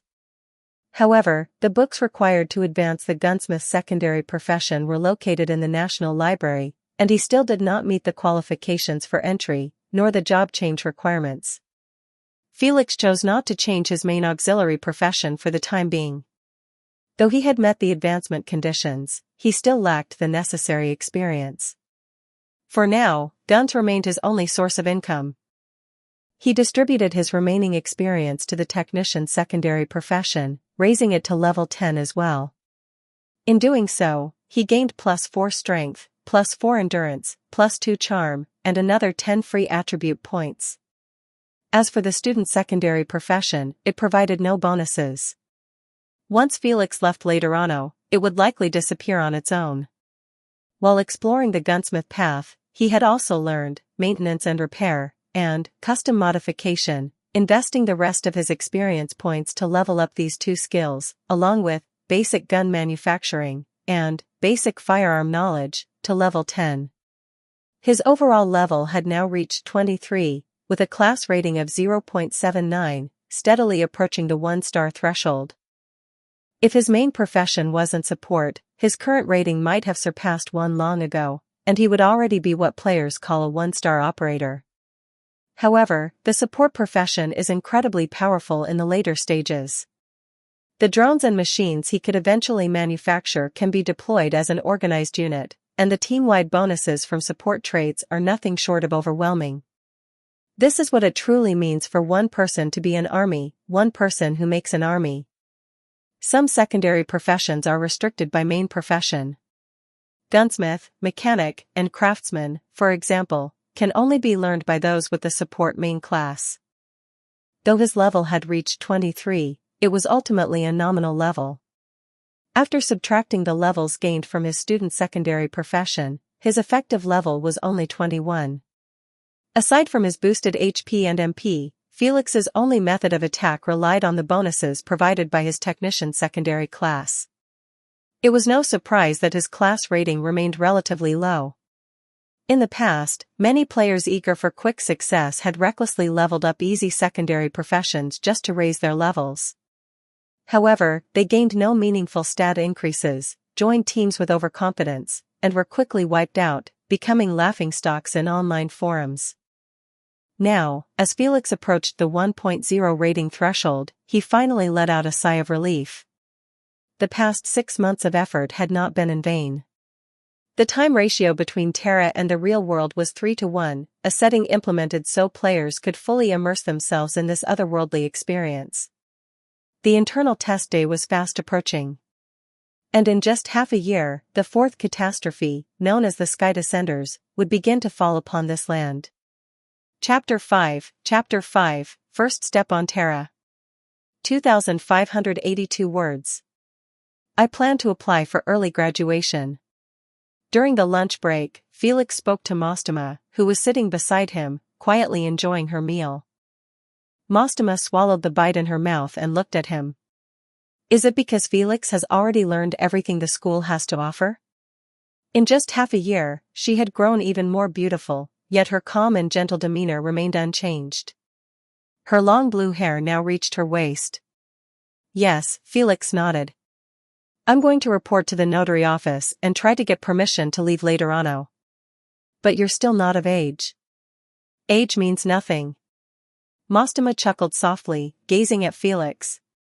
Where are you planning to go? Syracuse first. Then. I want to travel across Terra. Like a messenger. She watched his expression closely. There was something in his eyes, determination, perhaps, but she said nothing. Instead, she asked, did you know that when a Sancta reaches the age of 20, they're given a guardian gun? The guardian gun was a ceremonial weapon granted only to adult members of the Sancta clan. It stayed with its owner for life, and it was customary for it to be buried alongside them. Although its appearance and functionality weren't unlike ordinary firearms, to the Sancta people, the guardian gun held profound symbolic meaning. I know, Felix replied. Mostama stood up, walked a few steps ahead, and stretched as if basking in the rising sun. With a smile, she turned her head slightly. When I turn 20. I wonder if the most talented gunsmith in our class could craft a guardian gun for me? You have triggered the B-rank quest, her guardian gun. Accept/decline? Through conversation, players could accept quests from NPCs. Felix had experimented with the system before, delivering cakes, buying supplies, even helping a cat. Despite being an NPC himself, he had learned he could still accept quests from others. Sure. Quest details, Mostama, your first friend and later on, always exudes calm and kindness.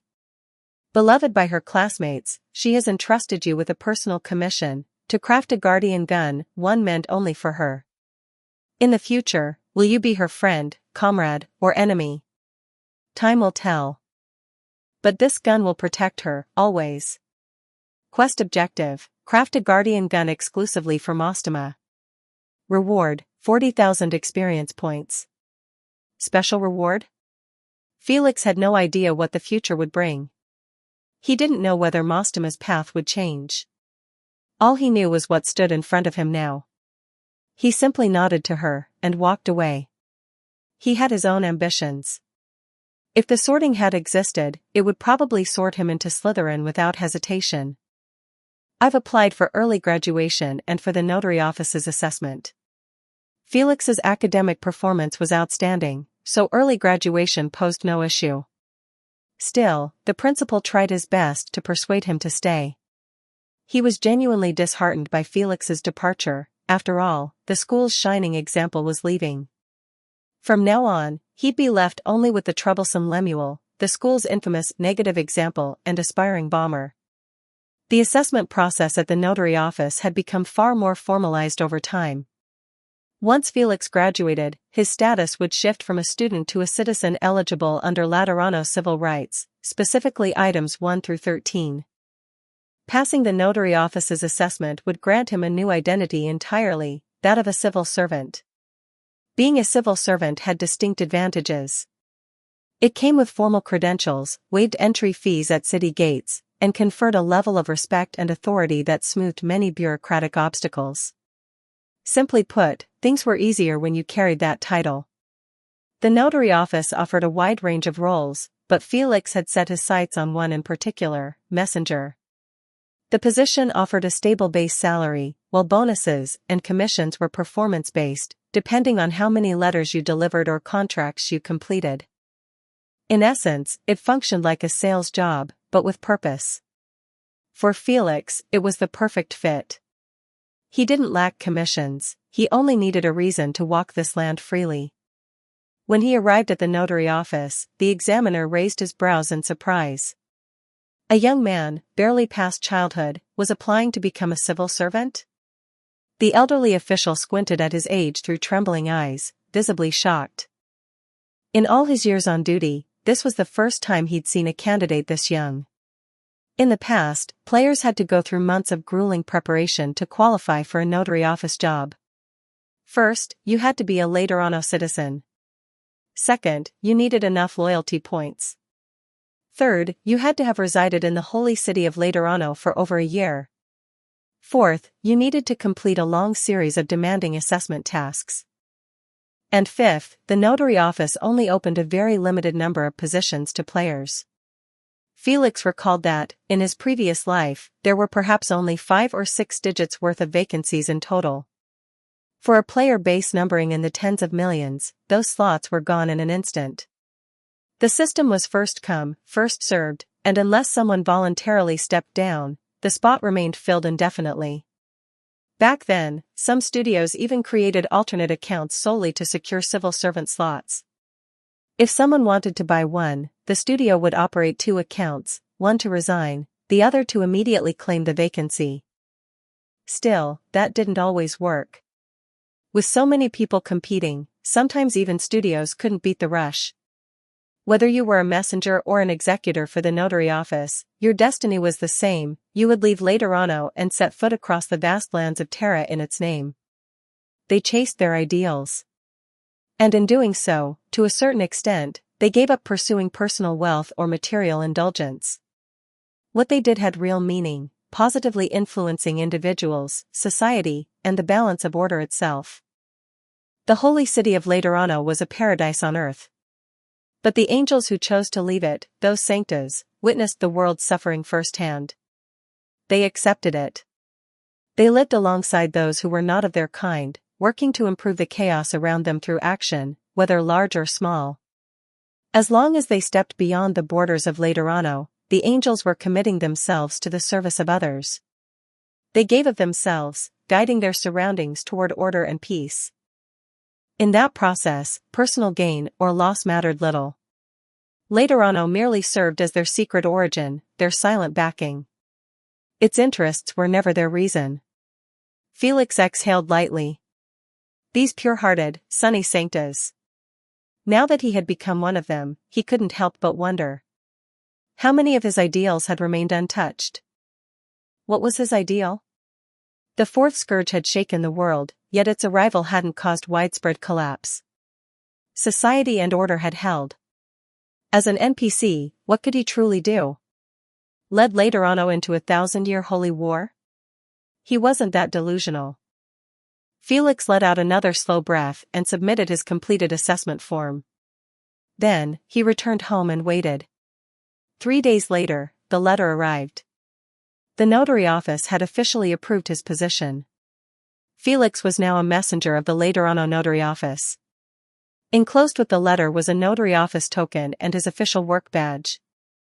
With just a computer and that badge, he could connect to the notary office server from anywhere in Terra to view new assignments. By now, he had nearly finished packing. He glanced at his outfit. A black and gray jacket paired with matching trousers, practical colors for traveling across Terra. Black gloves, sturdy combat boots, a reliable compass, and a durable watch completed the look. Slung over his shoulder was a heavy military travel bag packed with supplies. The sky above the holy city of Laterano was still as blue and clear as ever. Like the Sanctas who lived here, the city knew neither sorrow nor hardship. Felix strolled through the familiar streets until he reached the city gate. The sunlight was blindingly bright. The mobile city opened its gates at regular intervals. Laterano itself had remained unmoved by natural disasters for a long time now. Was that perhaps the result of its people's unwavering faith? At the city gate stood Mostoma, there to see him off. Felix climbed into the pickup truck he'd bought for 400,000 LMD.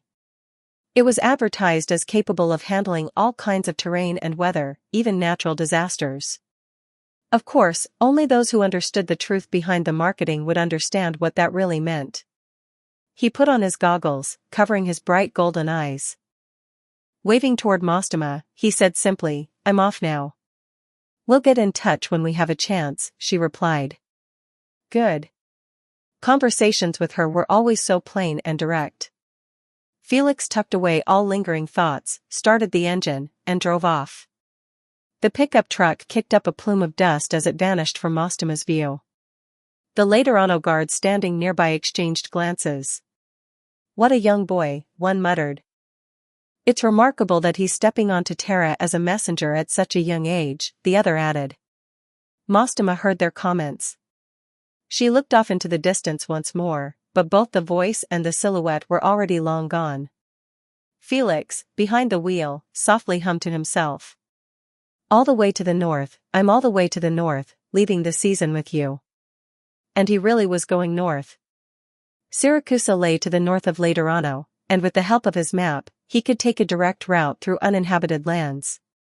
Another benefit of being a messenger was access to the local messenger network wherever signal was available. Through this, Felix could receive updates from disaster couriers, warnings of areas about to experience calamities, allowing him to steer his truck clear of danger. It had to be said, the messenger profession was remarkably convenient. In this era of frequent natural disasters, national borders had become increasingly blurred. A single sandstorm could obliterate defensive structures overnight. Now, the borders between countries were only vaguely defined, and a buffer zone lay between them, a so-called uncontrolled area. For messengers, these uninhabited buffer zones were the most dangerous. But for players, they were the most exciting. These lawless lands offered the perfect place for combat, shady dealings, and freedom from legal consequence. Gradually, such zones had become gathering points for players who laughed in strange, unsettling ways. As the sun dipped into the western horizon, Felix, after traveling alone across the wilderness for several days and nights, finally spotted signs of human life. A handful of camps dotted the edge of the landscape. Crude fences made of wood and stone spiked the perimeter. Smoke drifted lazily into the sky. As Felix drew closer, he realized they weren't buildings but tents, makeshift homes. Clearly, these were homeless people living in an ungoverned area. The desert plain offered no cover, so it didn't take long for a sentry to spot the approaching pickup. A sharp whistle pierced the air, alerting the rest of the camp. Felix stopped the truck just outside. He had no intention of entering. Sprinkling some insect repellent powder around him, he began preparing to make a fire. At that moment, several young men emerged from the camp. "Who are you?" the one in front shouted loudly. He had braided hair and long ears poking out from the sides of his head, a pharaoh, by the looks of it. His old, faded clothes suggested they'd been washed far too many times. As his eyes fell on the glowing halo and white wings above Felix's head, his aggressive expression instantly shifted. A cold sweat broke out across his back. He'd thought a fat sheep had wandered into his territory. But he hadn't expected it to be a sancta. These nomads felt both envy and admiration toward the sancta. They envied them for being born with everything, and admired the noble deeds of angels walking the earth. Of course, they also feared the sancta. According to legend, sancta shared an emotional bond. If one was killed, others would come swiftly and mercilessly to avenge them. Respect wasn't always the most effective means of communication. Sometimes, fear was the only language people understood. So, the young man's attitude changed instantly. Felix noticed the shift in expression and nodded slightly. "I'm a messenger. I'll camp here for the night. I won't intrude on your camp." The group exchanged glances, visibly relieved by his words. The pharaoh youth in front, now clearly the leader, said, "In that case, allow me to fetch a fire source for you, Mr. Messenger." Two of the men left, while the pharaoh returned shortly and helped light a bonfire for Felix. Felix nodded in appreciation. "Is there anything you want to buy?" he asked. He was well aware of what wandering tribes in the no man's land usually did to survive. They hadn't made a move on him only because of his identity. Had he been an ordinary merchant, he likely wouldn't have walked away intact. Naturally, few were willing to trade with such groups. Over time, they were forced to hunt for food in the wasteland, where firearms were essential. Of course, Felix didn't deny that guns were also perfect for robbery. Such tribes often had piles of LMD they couldn't spend. What they truly needed were usable goods. The Pello's eyes widened in surprise. Who knew when someone had last offered to trade with them? His voice now carried a faint tone of respect. "Mr. Messenger, you." "I have some extra pistols," Felix said, opening the back seat of the pickup truck. "If you want any, the price is negotiable." He pulled out several gray-grade pistols. Hunting is usually tough work, but these should make it easier. The pharaoh stared at the weapons in awe. He hesitated briefly, then whispered that he would fetch the village chief. Turning quickly, he ran back toward the camp. 5 minutes later, he returned with a middle-aged man. The chief glanced at the pistols laid out on the ground, expertly masking the greed and astonishment in his eyes. "The Black Hawk pistol is in short supply," Felix said. "Market price is around 56,000 LMD. I'll let them go for 54,000 each." He removed the magazine and handed a pistol to the village chief, who examined the build and quality. It was practically new, nothing like the inferior junk they'd overpaid for in the past. They had once shelled out 20,000 LMD per gun to shady black market dealers for much worse. This was a Sancta-exclusive item. Although the messenger before him looked young, he had to be someone extraordinary to possess such equipment. The chief's hands trembled slightly. The difference between a quality firearm and a poor one was immense. From his perspective, the price offered by the Sancta was nearly saintly. But excitement was one thing, bargaining was another. Without hesitation, the chief drew his metaphorical dragon-slaying sword and declared, 50,000 per gun. Felix remained calm. 53,500. For a Black Hawk. The chief frowned, clicking his tongue. TCH. Still too high. 52,000, I'll take 2. Felix shrugged. There wasn't much profit to be made from a remote, unregulated settlement like this. That was probably the most they could offer. 53,200 per gun, Felix replied. If you buy all 5, I'll give them to you at a wholesale price, 53,000 flat. The chief didn't hesitate this time. He nodded and extended a hand. Deal. Chapter 6, A Messenger in Siracusa. 2,392 words. He rested by the campfire for the night. Today, there was no wind, no sand, only a rare and profound peace in the air. It was also the first time Felix experienced a full sunrise in the uninhabited zone. The silent night sky gradually bloomed into shades of orange and pink. Watching the sun slowly rise from the edge of the Earth's horizon, he felt a surge of indescribable emotion. Perhaps this was the kind of beautiful scenery that travelers longed to witness. Such a moment was rare, hard to find in real life.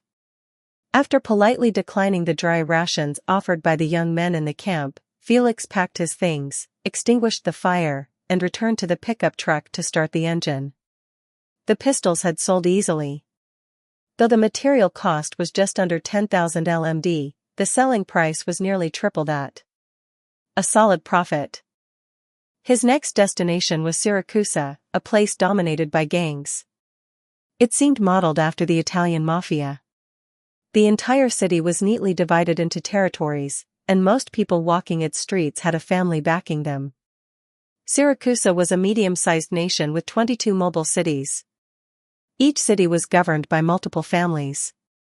The power structure was intricate, a web of relationships so complex it could make any player dizzy just trying to understand it. As for Lady Cicely, players had the chance to meet her. According to the in-game description, she was just an ordinary woman of an unspecified level.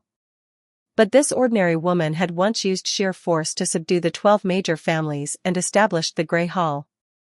She brought guns and peace from later on. The background story didn't explain much about the family's strength 60 years ago, nor how Lady Cicely rose to power. But think about it, a violent, sprawling group that controlled 22 mobile cities. How could she have overcome them and changed Siracusa? Could the reunion movement do that? No. Could Rhodes Island Pharmaceuticals manage it? Also no.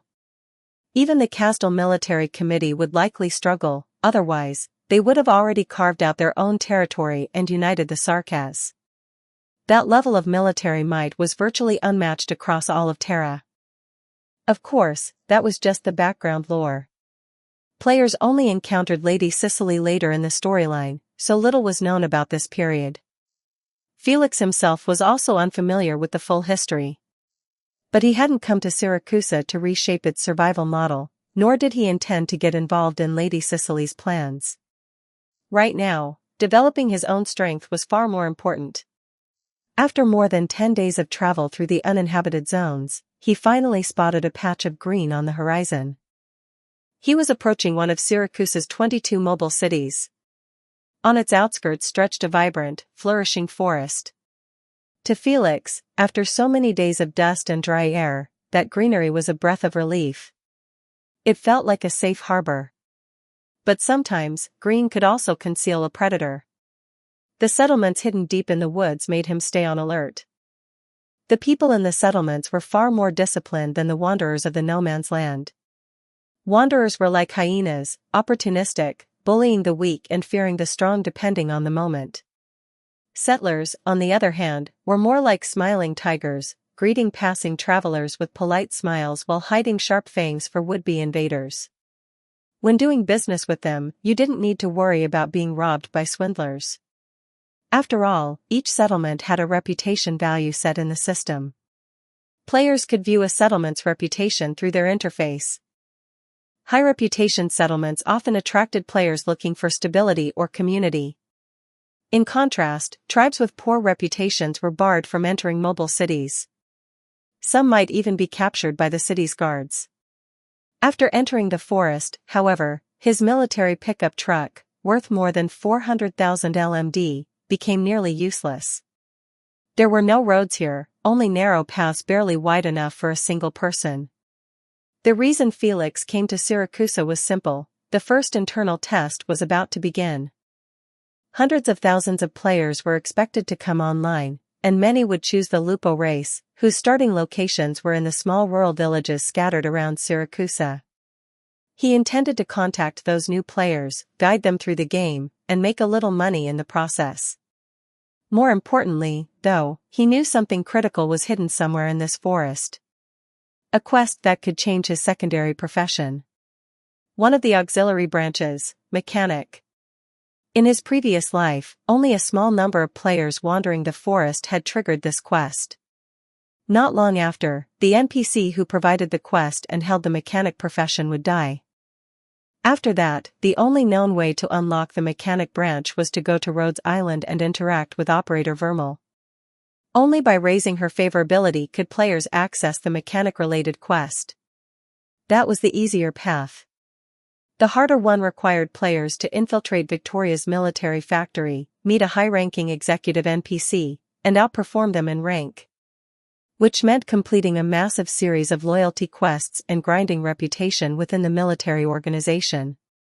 But finding the forest-dwelling NPC in this vast wilderness was proving to be a serious challenge. For now, the safest option seemed to be entering the mobile city stationed beside the forest. He could settle there temporarily, and make daily trips into the woods to search.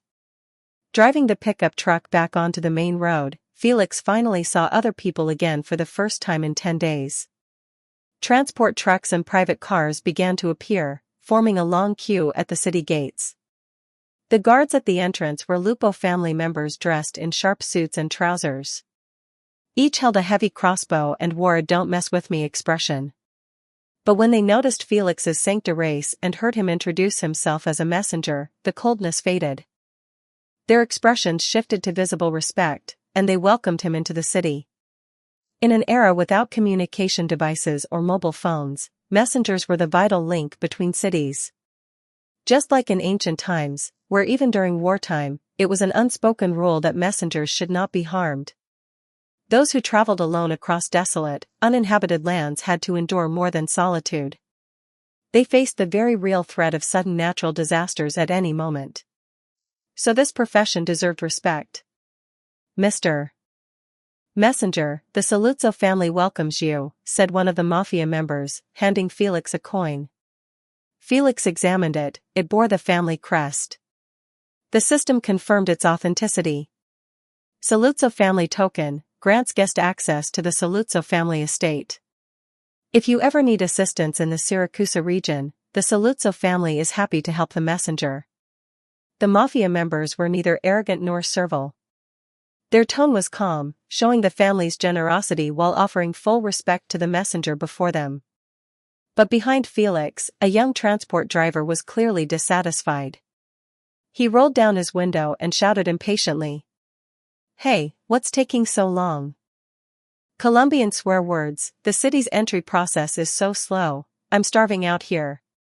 Upon hearing this, the two Saluzzo family members exchanged glances, nodded politely to Felix, who started his engine and drove off, and then silently picked up a baseball bat resting nearby.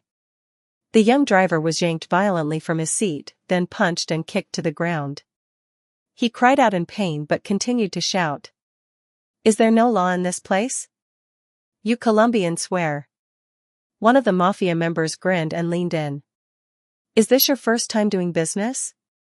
In this city, in Syracuse, the Saluzzo family is the law. Other drivers in the queue laughed and looked on with amusement. Some even lit cigarettes, enjoying the spectacle after enduring the monotony of wilderness travel for days. After all, who didn't enjoy a bit of drama? The driver's screams didn't reach Felix's ears. His military pickup truck, like other out-of-town transport vehicles, stood out in this mobile city filled with Italian charm and flair. Every street here had family eyes watching. Before Lady Cicely took power, family influence reigned supreme. Felix was aware of the many eyes on him, but he didn't care. He drove to a hotel, parked, and carried his bag inside to book a room for 5 months. When he handed over a generous handful of LMD, the owner immediately offered 3 meals a day as part of the deal, to which Felix nodded in agreement. This would be his temporary base of operations. The boss arranged a room for him on the top floor, complete with a loft. Through the window, Felix could take in a view of the entire mobile city. With everything settled, he geared up with his finest pistol, the Double Eagle Swallow modified, then stepped out to wander the streets. It was time for reconnaissance and exploration. In this game, players were not provided with maps. Even the places they had visited wouldn't be displayed on any system-generated map. Only players with the scribe secondary profession could record maps, by hand, on paper. Still, relying on memory, Felix could identify a few key landmarks. Somewhere in the darkness, footsteps approached. At some point, a light drizzle had begun to fall. Raindrops slipped down his gray hair and landed softly on the surface of his waterproof coat. The Sancta people cannot wear hats due to their halos. If they force one on, they experience intense dizziness. Because of this, Felix has always disliked rainy days and sandstorms. 5 dark figures emerged in the rain. Their faces were covered, each wearing a black windbreaker, unmarked, revealing no family affiliation. Villains usually meet their end because they talk too much. But these ones weren't interested in theatrics. They approached silently, wielding knives and baseball bats. Pay up and walk away. It was back, that familiar feeling of being extorted. When operating in the Syracuse region, gangs often extorted players under the pretense of collecting protection money. In such cases, players would often group together to resist. Ironically, some of those same players would soon be seen within those very extortion groups, victims turned perpetrators. This was the allure of MMORPGs. A world where human desire is magnified, unleashed in full within an alien landscape. Sword Art Online had 10,000 players, and even in its death game scenario, many turned orange or red. And Ark, a game that launched with 10 million players, how many do you think went rogue? No one has dared to count. Golden eyes locked onto the enemies. All of them, level 20. He slightly raised the hem of his coat, revealing the 2 pistols holstered at his waist. Half a year into Ark, he was finally having a nostalgic encounter. He couldn't help but think of the old man who had once dominated the leaderboards. 2 attackers charged forward with daggers in hand. Felix took a step back. In an instant, the system registered his movement. Leveraging his technician subclass, he drew the double eagle and opened fire. Several bullets tore into one of the assailants, riddling his body with holes. The man let out a pained scream and dropped to his knees. You have killed a mafia member. Gain 200 EXP. Only the dim glow of street lamps cut through the rain. The remaining attackers didn't so much as flinch. They charged ahead in silence, ignoring their fallen companion. A crossbow bolt sliced through the air beside Felix. He ducked, then stepped in and shoved both guns into an enemy's chest. Several quick shots rang out, another body collapsed. You have killed a mafia member. Gain 200 EXP. A dagger slashed through the rain, grazing Felix's side. His HP dropped by 50. With full pain simulation active, the sensation was piercing. He dropped the empty double eagle and rolled across the slippery ground. When he rose again, 2 fresh double eagles were already in hand. 3 enemies remained. The most dangerous one was the sniper at the rear, loosing arrows from a light crossbow. For Felix, who wore only cloth armor, a single hit would cost him more than 100 HP. 2 more guards came from either side, iron rods cutting through the rain. At this critical moment, the technician's trait, gunfighting, was finally unlocked in combat. Felix immediately used the experience he had just earned to level it up to LV.2. His previously stiff movements became fluid. Now, he could clearly see the trajectory of the swinging iron rods. 2 crisp gunshots rang out. Experience points were gained. In the rain, his golden eyes shone with a terrifying intensity. The final attacker witnessed the scene. He dropped his crossbow, pulled a bolt from his quiver, and aimed it at his own throat. Just then, a harsh voice shattered the desolate silence. Is this a place where filthy rats like you can come and go as you please? The man in black, who was about to take his own life, was sent crashing into a wall. As if struck by a truck. A group emerged at the entrance of the alley, each clad in black suits with the Saluzzo family crest displayed proudly on their chests. Bastards! You Syracuse scum! The once silent man in black now gnashed his teeth in hatred. Before he could finish speaking, two mafia members yanked him up like a sack of dead meat. The leader sneered. Well, at least he can still talk. Take him back, let's see how long that lasts. Two members dragged the man in black away. The team leader pinched the bridge of his nose, then bowed deeply to Felix, who was now calmly picking up his twin pistols. I offer my sincerest apologies that the messenger was attacked by unknown individuals within this city. We understand this leaves a terrible impression of our home. As the Saluzzo family, we bear full responsibility. Mr. Messenger, the Saluzzo family wishes to offer proper compensation for this unacceptable incident. His tone was humble, his bow sincere.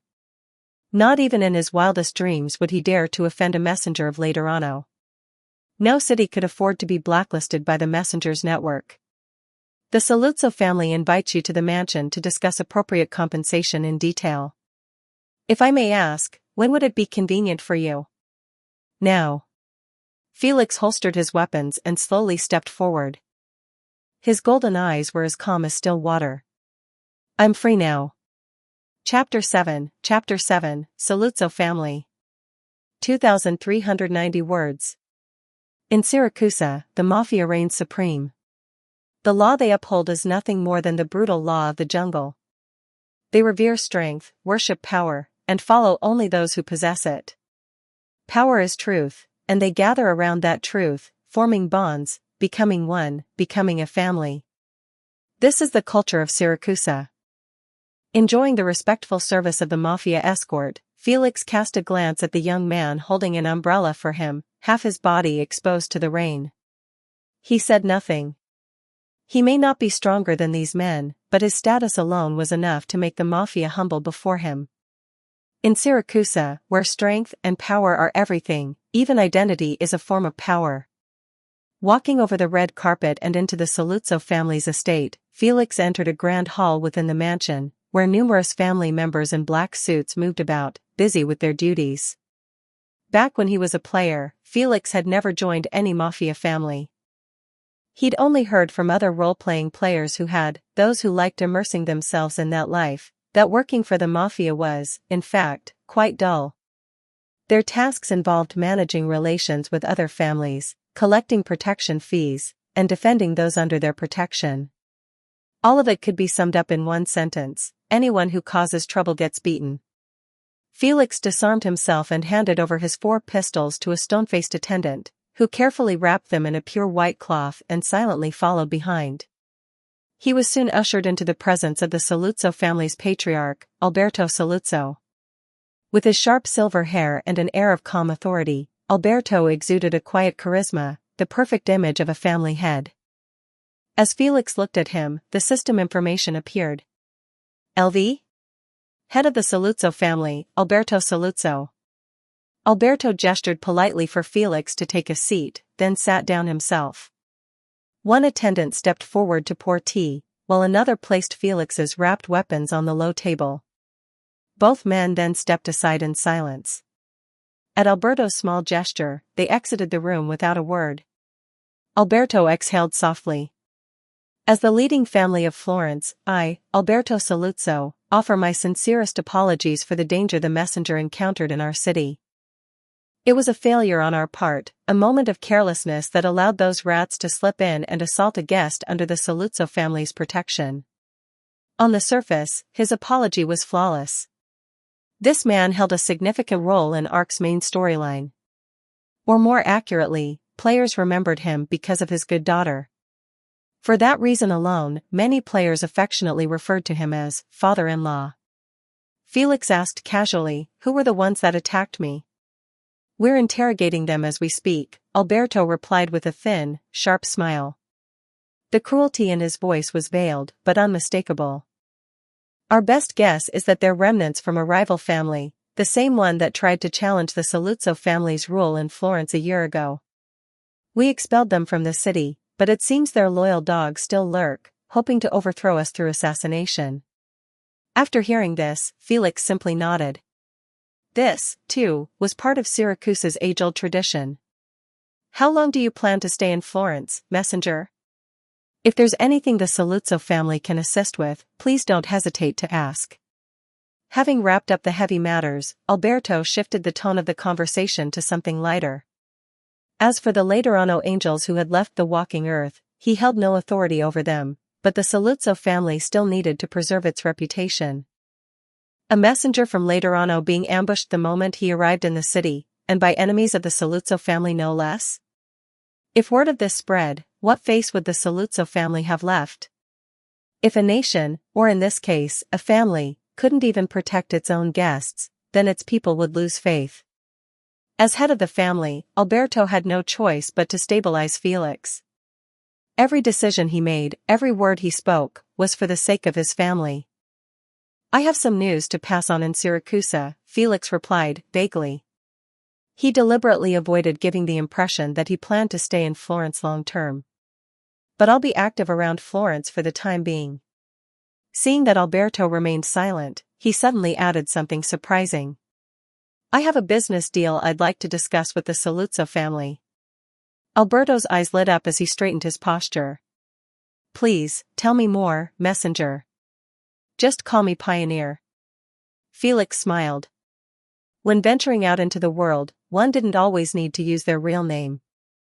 Having a codename made things easier, especially when dealing with NPCs, even if it didn't work on other players. And the name Pioneer suited him well. He was familiar with the customs and intricacies of different regions, breaking new ground and exploring the unknown. He traveled across the world, helping people solve their problems. In the game, players could only earn titles through achievements, with labels like Newbie, Smart, or Mentor, titles often generic and lacking uniqueness. You have selected the title, Pioneer. Title progress, 0.02%. Felix blinked in surprise. The system feedback was just like that of a player's. Players could designate their own titles, but to make them permanent, they needed the NPCs to remember them. For instance, if a player wanted to be called Captain, they had to build rapport with NPCs and complete camp quests until everyone began to associate them with that title. It was a slow process. But one day, everyone would chant your name, that was the goal. In the later stages of the game, countless strange and unique titles would appear, each earned through long hours of dedication. When Felix finally completed the title quest, other players would see his profile as LV23, Pioneer, Felix Sean Lancham. Alberto, unfamiliar with the doctrines of Laterano and unaware of the title's significance, simply nodded. He took the codename at face value and gestured for Felix to continue. Felix nodded and said, "I'm a gunsmith by trade, and crafting pistols is my hobby. During my stay in Florence, I've grown concerned about the city's public security. After that unprovoked assassination attempt, I believe incidents like that should never happen again. The people of Florence deserve to live in peace in this beautiful mobile city. If I can help the Saluzzo family better maintain control over Florence, I'd like to propose a pistol business." Alberto Saluzzo's eyes widened slightly, though he kept a calm expression. Internally, he was stunned. His first reaction was sheer elation. The mafia, even now, still relied on iron rods and crossbows. Some family bosses joked that it was like fighting with cavemen's tools. If the Saluzzo family were equipped with handguns, dealing with rival families would be no different than disciplining unruly children. It wasn't that guns were unheard of in the underworld, some families had managed to acquire them from the black market. But the quality was abysmal. These crude weapons often malfunctioned under originium power, jamming or even exploding, turning the user into a walking cautionary tale. His second thought, this pioneer sitting in front of him was either a saint or a fool. He had come all this way, offering a gun deal in the name of public safety. But then Alberto reconsidered. Sanctas were known across the land for their sense of duty and selfless dedication. Maybe this wasn't so unusual after all. Laterano-made pistols were notoriously rare. On the open market, even a standard handgun could fetch 6 figures. As for rapid-fire weapons, there were rumors of a few Laterano hand cannons being sold, but a true semi-automatic model had never been seen. It was estimated such a weapon could easily command a seven-figure price tag, assuming it could even be properly operated via Originium tech. The Sancta race's innate affinity for firearms was unparalleled, and even among their own kind, not everyone could wield high-performance, rapid-fire weapons. For those of other races, using such weapons effectively was nearly impossible. Saint or fool, this pioneer was offering a dream come true. Alberto's gaze shifted, sharp as a wolf's, but after a moment, he softened into a gentlemanly smile. He extended his hand carefully and said, "On behalf of the Saluzzo family, I convey our deepest goodwill to Mr. Pioneer. From this day forward, you are an honored guest of our family. I gladly accept your proposal." Felix removed his gloves and shook Alberto's hand. The silver wolf grinned inwardly. Now that the deal was sealed, he already had a rough estimate in mind of how much family capital he was willing to invest. If the opportunity arose, he intended to buy out every last one of Felix's goods. The transaction would proceed on an agreed-upon date. The two sides had now established a foundation of trust. After a casual chat about family matters, Alberto was thoroughly pleased with their new benefactor. Once the inspection and pricing date was set for a few days later, Felix had no further reason to linger. Alberto noticed it as well and took the initiative to offer Felix a ride. The family members lined up silently on both sides. From Alberto's demeanor toward Felix, they seemed to understand something unspoken. Each nodded respectfully toward Felix in acknowledgement. A patriarch who intended to uphold the family legacy needed both ambition and strength. That was the impression Alberto left on Felix. As they stepped outside, the sounds of fighting in the courtyard made Alberto frown slightly. Felix glanced over and saw two Lupo girls, around 15 or 16 years old, sparring with a group of younger boys from the family. It wasn't a fair fight, 2 against 10. Judging from their stances, the girls were clearly pushing the boys back step by step. Yet Felix could tell the boys didn't dare to fight back seriously. Despite similar skill levels, they had already lost in spirit. The silver-haired Lupo girl was grinning wildly as she swung her sword with reckless vigor. Her partner, a dark blue-haired Lupo, moved with poise and control. She wielded dual blades, her techniques precise and measured, a stark contrast to the silver-haired girl's chaotic flair. At this moment, the notion of a warm father-daughter reunion felt far-fetched. "Lapland, Salinia, we have a guest," said Silver Wolf evenly, casting a glance at the boys retreating under pressure. They immediately froze, then saluted their patriarch respectfully. Lapland clicked her tongue in annoyance, clearly not interested in saving face for her father. She strode toward Felix in just a few steps and gave him a bold once-over. "A guest? An angel, huh? Doesn't look that much older than me." Salinia, by contrast, was far more composed. She sheathed her blades and nodded politely in greeting. Alberto gave his daughter a light knock on the head, causing her to yelp in protest. With a warm smile, he turned to Felix and said, "My daughters can be a handful. I hope you don't mind, Mr. Pioneer." Young and full of energy, "It's a wonderful thing," Felix replied with a chuckle, indulging in small talk with the middle-aged man. "Mr. Alberto, your daughter's swordsmanship is impressive. They must have studied under a master."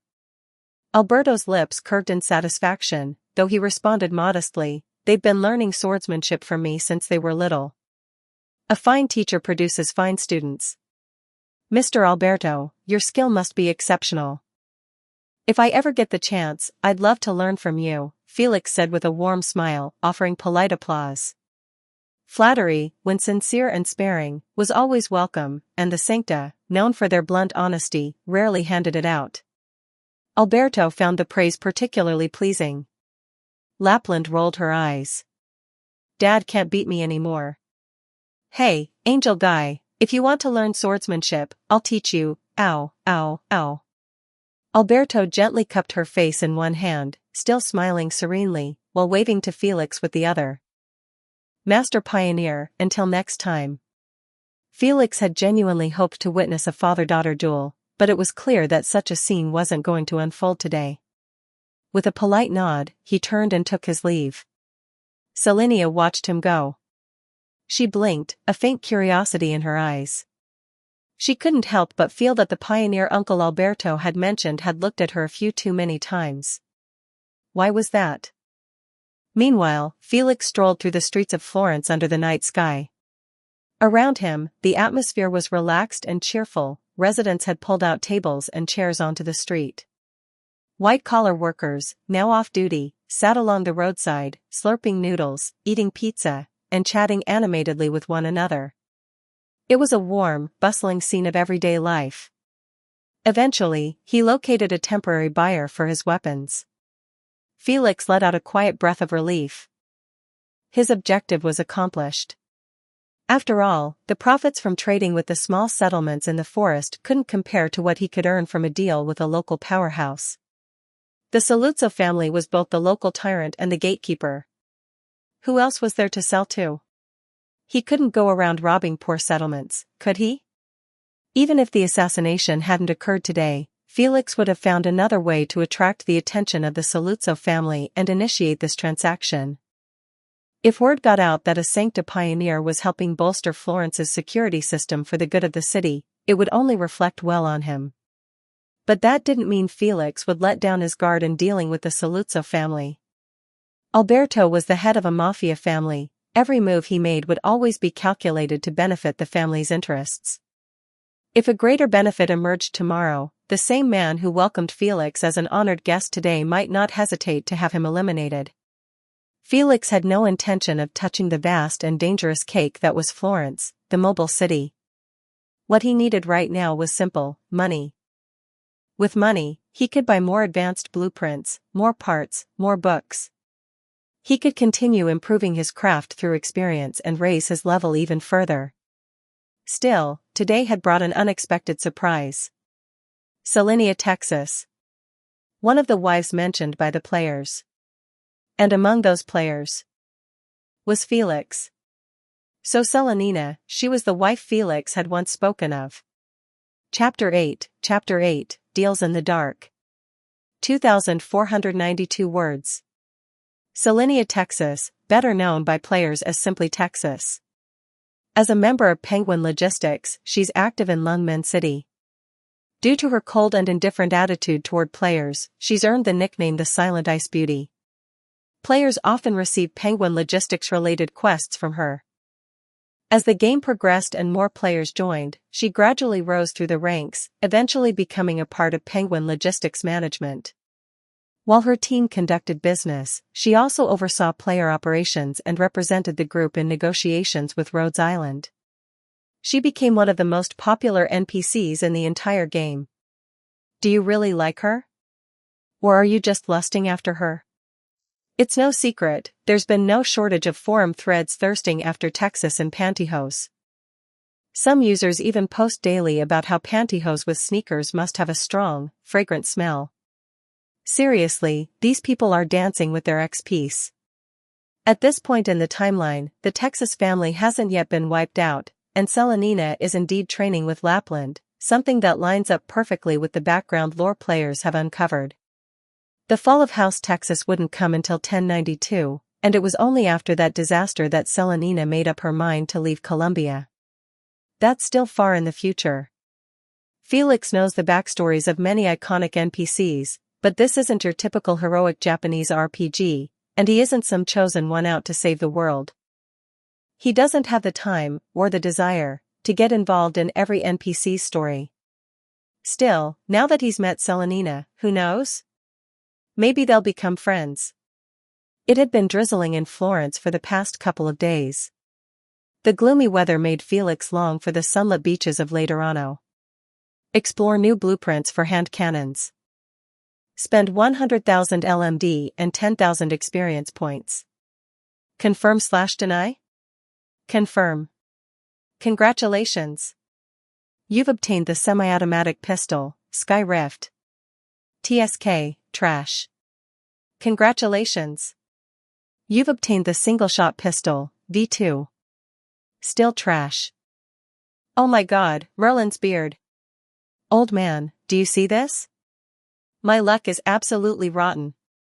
If Luck were some old rat with white fur and a long white beard, I'd kick him square in the ass with my boots.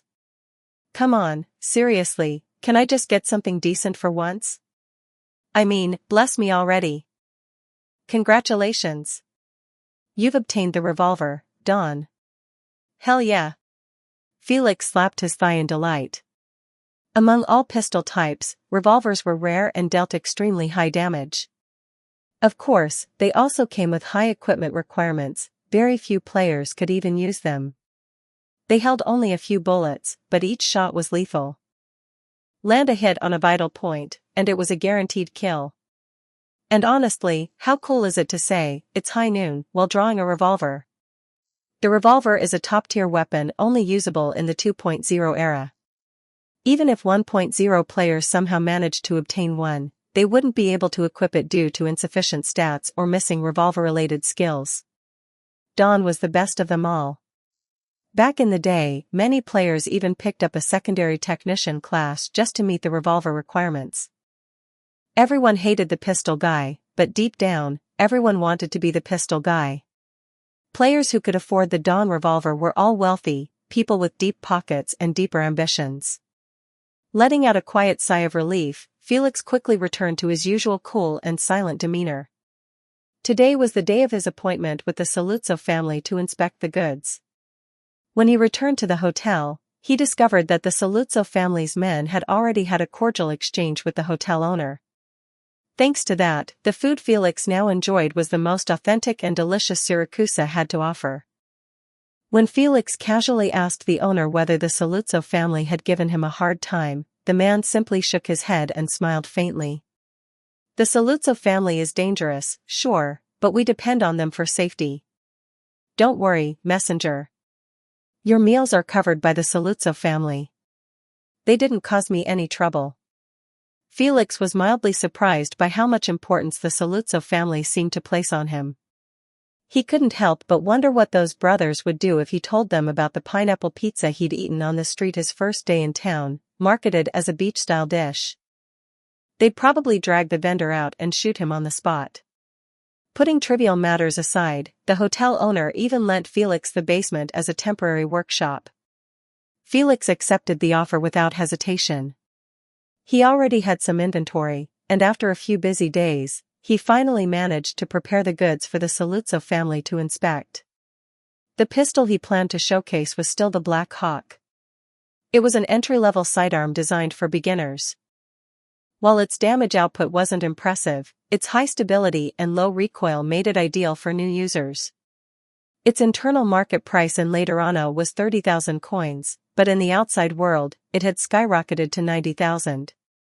Even so, demand was scarce. After all, not many Sancta were as thoughtful toward the people as Felix. As for whether this kind of trade violated Laterano civil laws, it didn't.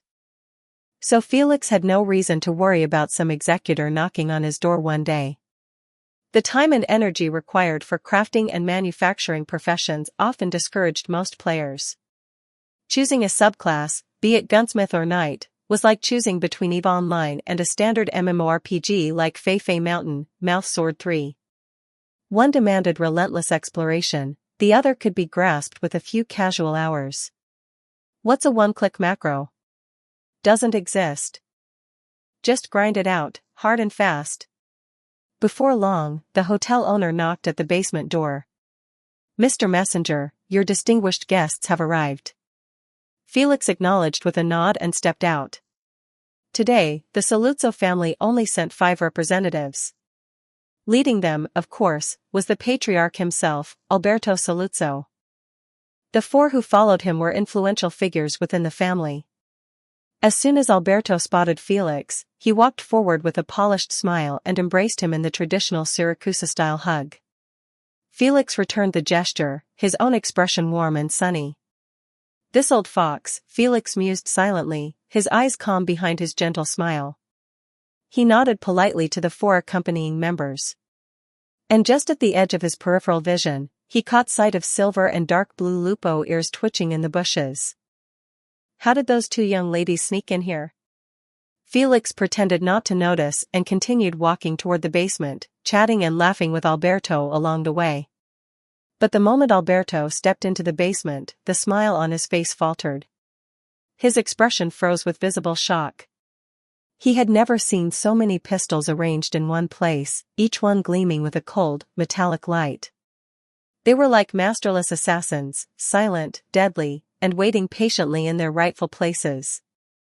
Although Alberto typically fought using cold weapons, he had some experience with firearms.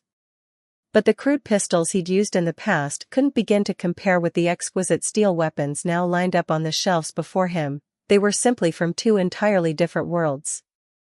The four Saluzzo family members trailing behind him were even more clueless. They looked completely lost, and one of them was even chuckling to himself in awkward awe. With practiced ease, Felix picked up a pistol and quickly disassembled it into its component parts. Just as swiftly, he reassembled it while explaining. Black Hawk semi-automatic pistol. Ergonomic design and a beautiful grip. The flared magazine well allows for quicker and easier reloads. Each magazine holds 15 rounds. Effective range, 45 meters. Of course, I also provide ammunition. Considering future supply issues, I recommend avoiding certain poorly manufactured rounds that circulate on the black market. These can impact shooting performance. Ideally, source your rounds individually, or buy directly from Black Steel International. His steady flow of technical information left the Saluzzo family members speechless. They'd handled firearms before, but black market vendors had never explained things in such detail. The four of them turned hopeful eyes to the head of the family, silently pleading for a later debrief. I see. Excellent, really excellent. Alberto nodded in genuine admiration. He accepted the pistol from Felix, pressed the safety bolt with practiced fingers, chambered a round, and took aim at a scarecrow left behind in the basement by the hotel owner. Felix gestured politely in invitation, and Alberto nodded in return. Holding the gun in one hand, he channeled a bit of originium power and pulled the trigger, aiming straight for the scarecrow's head. Bang! When the smoke cleared, the family members rushed over to inspect the damage. The bullet had torn effortlessly through the scarecrow's head, punching a deep hole into the concrete wall behind it. Alberto's hands were trembling with excitement, not from weakness, but from exhilaration. With weapons of this caliber, how could the other stubborn families in Florence Mobile City possibly compete with the Saluzzo family? The market price is 90,000, Felix said calmly. I can supply you with 20 units. In the spirit of friendship with the Saluzzo family, I'll offer a wholesale price, 80,009 LMD per unit. 20 handguns wasn't a particularly large quantity. Over the past few days, Felix had gained a better understanding of the internal power struggles within Florence.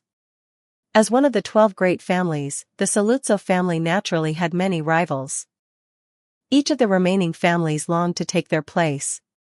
As a result, overt and covert battles for dominance broke out constantly across the city. With 20 handguns, the Saluzzo family's combat strength had reached a new level, enough to rally the families that stood in opposition to them.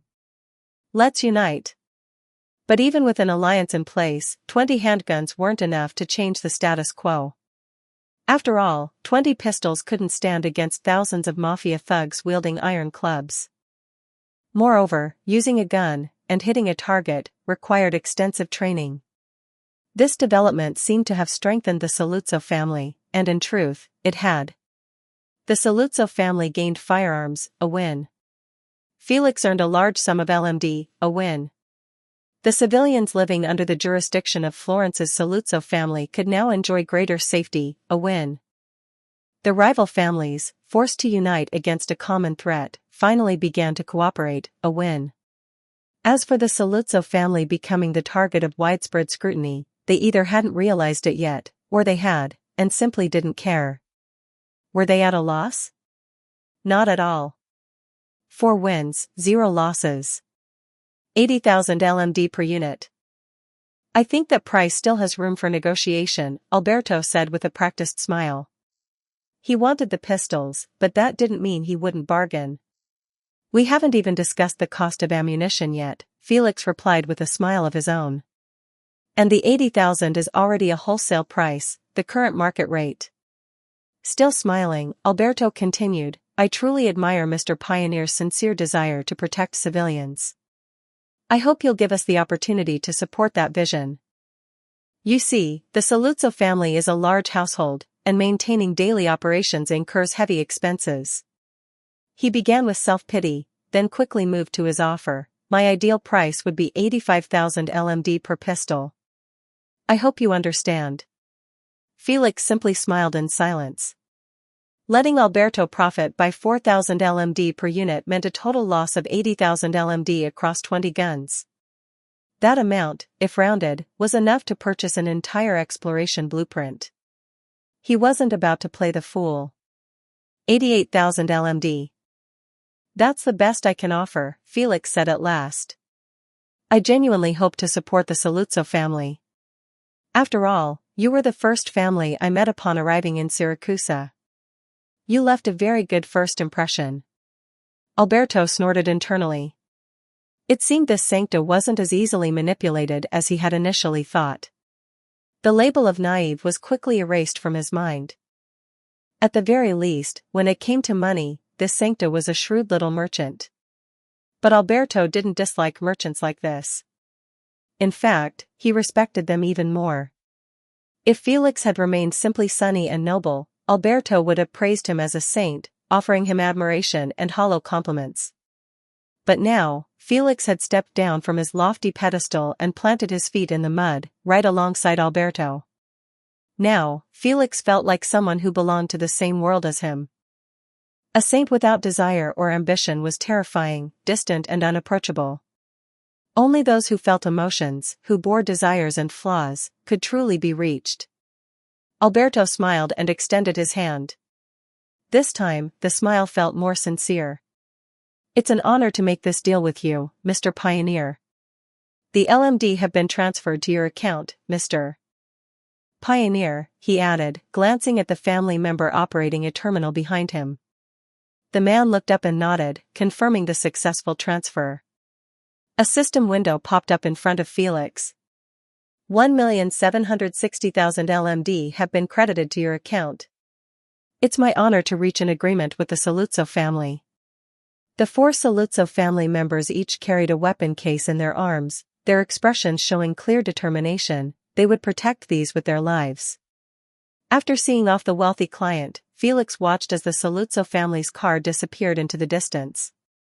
Now that 1.76 million LMD had landed in his account, he planned to allocate half to purchasing material blueprints and use the other half to continue gambling on blueprint draws. With the business in Florence Mobile City completed, it was time to gradually fade from the Saluzzo family's radar. He had just returned to the basement and begun working when he heard the boss's anxious voice from outside the door. Guests, this basement has been rented to a distinguished client. I'm afraid it's not convenient for you to enter right now. Bang! The basement door was suddenly kicked open. A silver-haired wolf girl strode in boldly, with a blue-haired wolf girl silently following behind. The two glanced around the studio with open curiosity. Isn't this the eldest daughter of the Saluzzo family, and her friend?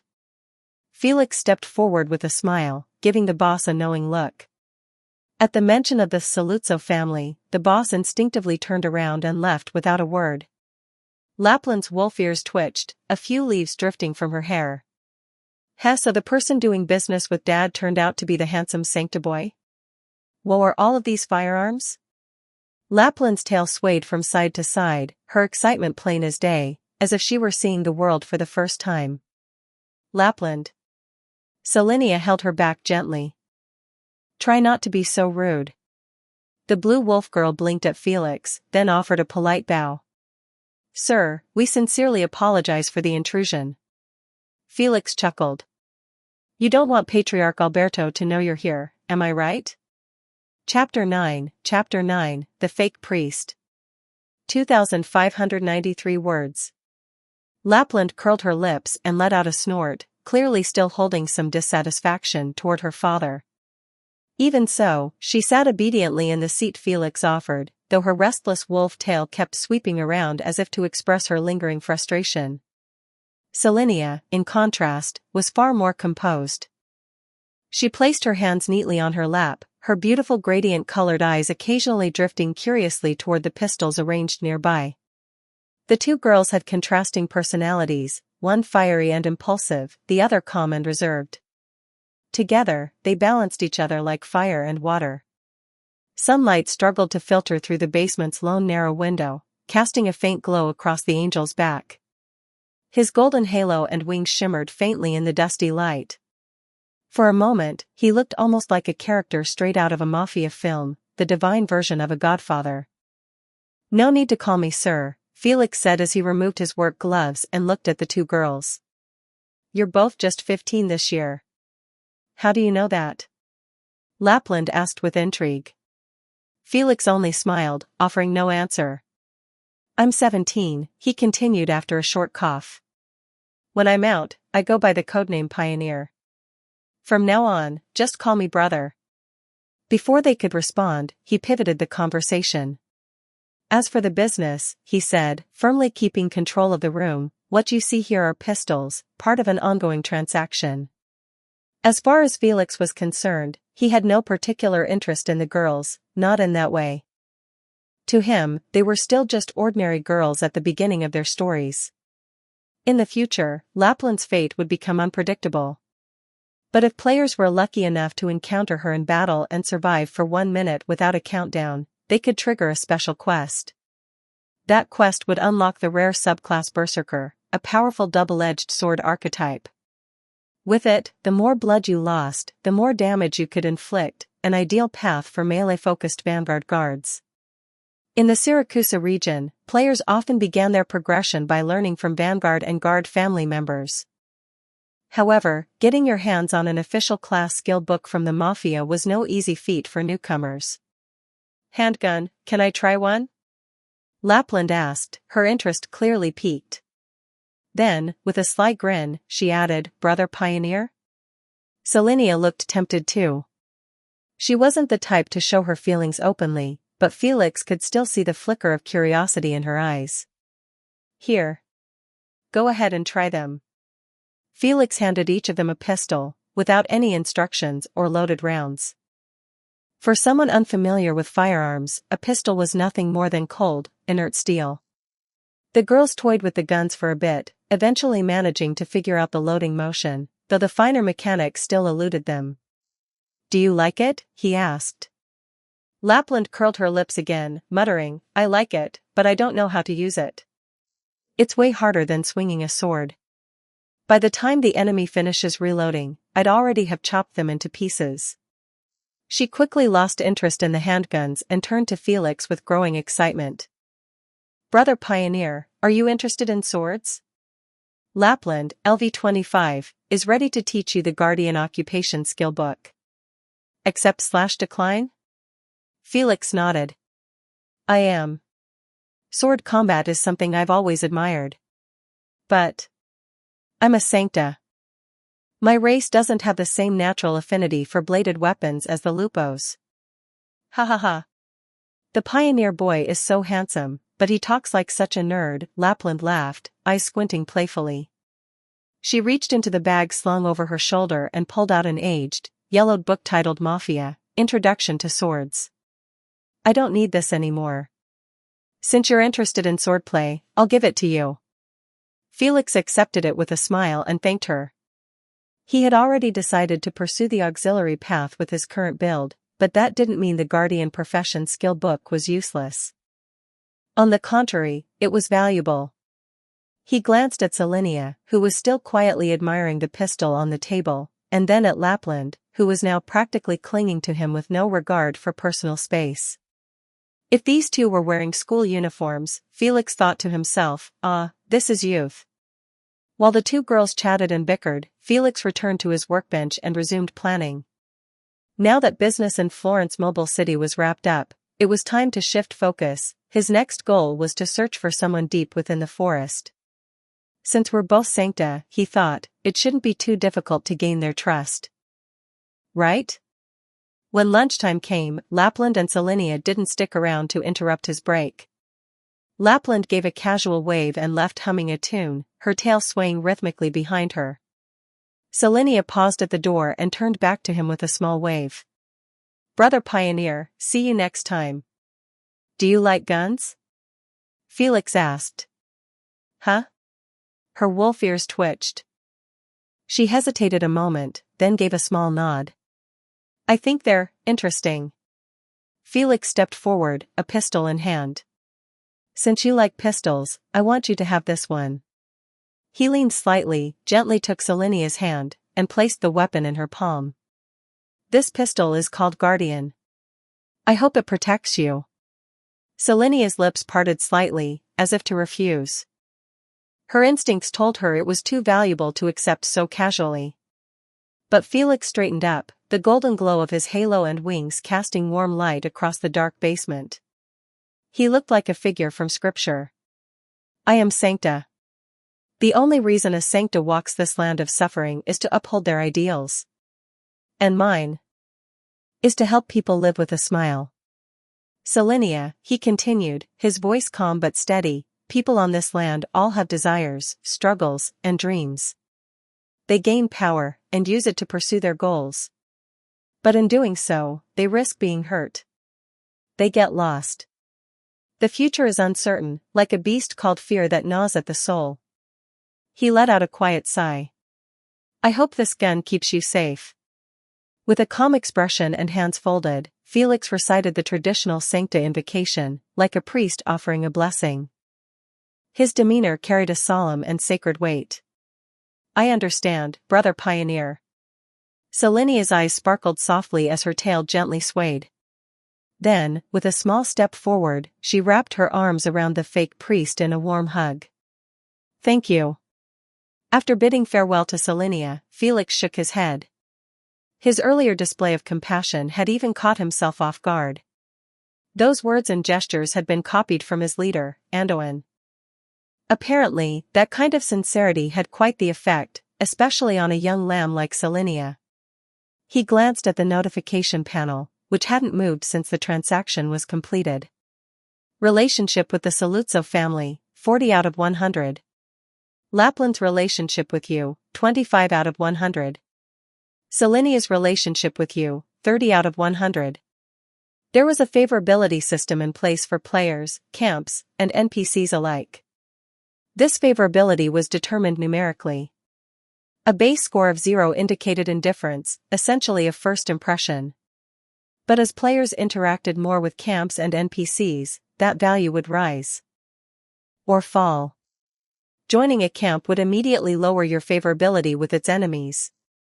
Currently, Felix's standing with Kasdal was at -10, marked as hostile. But should he choose to join the Papal Knights or the Laterano Guard, that score would plunge to -70, signaling pure hatred. If he began killing Sarkas forces on the battlefield, the relationship would bottom out at -100. At that point, any encounter would be a fight to the death. As for improving favorability, there were only a handful of options. Completing camp quests would raise camp favorability. Once it reached a certain threshold, you could even invite NPCs to join your party for quests. To increase an individual NPC's favorability, however, you either had to complete their personal quests or give them gifts. He remembered how, in his previous life, some players in Lungmen had formed an unofficial Miss Lungmen fan club. Their daily activity? Farming equipment and delivering gifts to the city's most popular female NPCs, Chen, Swire, Hashiguma, Fumizuki. Ahem. Something definitely felt off about that last one. Still, there was a cap. When an NPC received enough gifts, usually between 30 to 40, their favorability wouldn't increase further. From that point, the only way to deepen the relationship was through personal missions. Unfortunately, these missions were often long, complicated, and condition-heavy. He remembered a player who spent 2 months doing quests for a single NPC just to finally become close friends with her. And that was just a regular background NPC. As for major story characters? Players tried everything, but none had ever managed to raise their favorability beyond 50. At one point, the community even proposed a marriage system with key NPCs, but that idea was quietly shelved. Felix spent the next few days holed up in the workshop, focusing on forging pistols to grind experience. After a week, he finally packed his camping backpack and checked out of the hotel. He didn't take the military pickup truck with him. Instead, he set off on foot, heading north along the continent. The further he went, the fewer cars there were. Eventually, the distant line of forest on the horizon came steadily into reach. There were still about 4 months left before the server officially launched, and Felix knew he had to be fully prepared before the players arrived. The forest entrance ahead was cloaked in shadows, the occasional chirping of birds echoing through the trees. But Felix understood all too well, this forest held far more dangers than its serene appearance suggested. He adjusted the twin pistols strapped to his waist and stepped into its depths. This particular forest had never suffered from natural disasters, nor had it shown any signs of orogenium activity. Staying here for extended periods wouldn't lead to infection. That was the only reason Florence had felt confident enough to camp nearby in the first place. With no map to rely on, all he could do was navigate blindly, step by step. Still, without any distinctive landmarks, it was difficult to maintain a consistent direction. As he moved forward, Felix marked tree trunks along the way, ensuring he wouldn't lose his bearings. A few wild rabbits darted past him, startled by his presence. He didn't reach for his guns. He had no intention of hunting them. For one, he didn't want to risk contamination from eating wild animals, he wasn't a player anymore. In the game, food poisoning would just trigger an HP countdown and respawn mechanic. But here, he couldn't afford such a mistake. Besides, the dry rations in his pack were more than enough to last him a month. His true objective was to find a Rutland mechanic named Durinmat, said to be somewhere within this forest. The mechanic class was a deep and complex secondary profession. Much like the gunsmith, mechanics used various parts to craft mechanical constructs. They could create things like mechanical power arms, reinforced armor, small automated turrets, and other battlefield support tools. The turrets a mechanic deployed were considered part of the player's team. For auxiliary system users, this secondary class significantly changed the gameplay dynamic. In the later stages of the previous game version, many new players opted for support roles. Once they picked up the mechanic profession, though, they were quickly overwhelmed by the complexity of blueprints, the cost in LMD, and the massive experience points required for upgrades. Like gunsmiths, mechanics were a money sink. But the more you invested, the stronger your overall power rating would become. In his previous life, Felix had also been a support player. At first, he'd simply logged into Ark whenever he was bored, happy enough just being a production specialist in the main city. But as the game evolved, auxiliary roles grew more influential. Eventually, he transformed from a lazy, casual player into a dedicated one, logging in daily to grind materials and optimize equipment. Stable progression, profitable trade routes, and resource accumulation, these were the foundations that gave Felix the confidence to challenge Saria.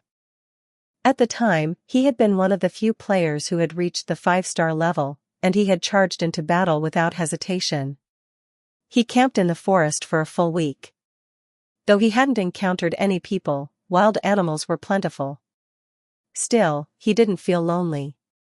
In his past life, production players often ventured alone into uninhabited and perilous zones in search of rare metals. Solitude had always been part of the grind. One afternoon, as Felix was moving forward, he suddenly came to a halt. He crouched down, taking cover behind the trunk of a tree. Ahead, he could faintly hear several people chatting loudly. For the first time, he found his halo and wings a hindrance to stealth. Thankfully, it wasn't nighttime, otherwise, the faint golden glow they emitted would have made him far too conspicuous. The Sancta class clearly wasn't built for stealth.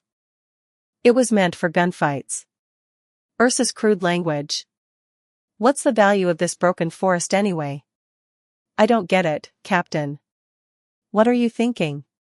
Isn't this the perfect location for a military factory, you idiot? If we dump the infected out here, won't our city be safer? But isn't this a bit too far from Ursus? Sure, it borders the uninhabited zone, but this is still Siracusa territory. The Mafia of Siracusa? The leader, Captain Ursus, spoke with blatant disdain. If they were united like us, I might actually respect them. But the 12 families, always fighting among themselves? What a joke. Outsiders might think there's some grand, mafia-style warlords who can mobilize entire divisions. But last time I visited Syracuse's mobile city, it was nothing like I imagined. Just a bunch of beasts in human clothing, clawing for power. Scattered and pathetic. Their conversation ended when a third party entered the scene. Captain, Deputy Captain, we found the base of those bastards. What should we do? Captain Ursus snorted. What do you mean, what should we do? Think they can cross us and get away with it? Just wait until I get back, I'll crush them. The remaining 2 Ursus players roared like bears, their laughter echoing as they departed. Felix remained crouched in silence. But he had a vague idea of what he'd just witnessed. This must be the scene that set the stage for Vermel's tragedy, the annihilation of her village by the Ursus mercenary group. She had been the sole survivor. And from that day, the seeds of hatred took root in her young heart. Should he let the plot play out naturally? Or not? Felix didn't hesitate long. He gently brushed the double eagle pistols hanging from his waist with his right hand. Damn it. If he had traveled into this world as an NPC, then maybe, just maybe, the plot wasn't set in stone. In the past, as a player, he could laugh off injustice and cruelty as scripted events. But now, as an NPC himself, why couldn't he choose to change it? If you have the power to act, then you have the responsibility to do so, with a clear conscience. As he drew his guns and charged forward, a sudden thought crossed his mind. His surname, Lancham, was only one letter different from the protagonist of the classic game The Warrior of Light from his past life, Asham. Asham had traveled across the world, helping those in need. Lancham could do the same. Chapter 10, Fate with Me. 2,561 words. Following the footsteps of the 3 Ursus mercenaries, Felix soon saw flames and smoke rising in the distance. The air was filled with war cries and desperate screams. Atop a high slope, the captain of the Ursus mercenary group stood alone, watching the slaughter below with a satisfied smile. The 2 soldiers flanking him looked eager for action. Sensing their anticipation, the captain waved his hand and ordered, "Go. Kill all those savages." "Captain, do you want us to keep the woman?" one of them asked. "What the hell?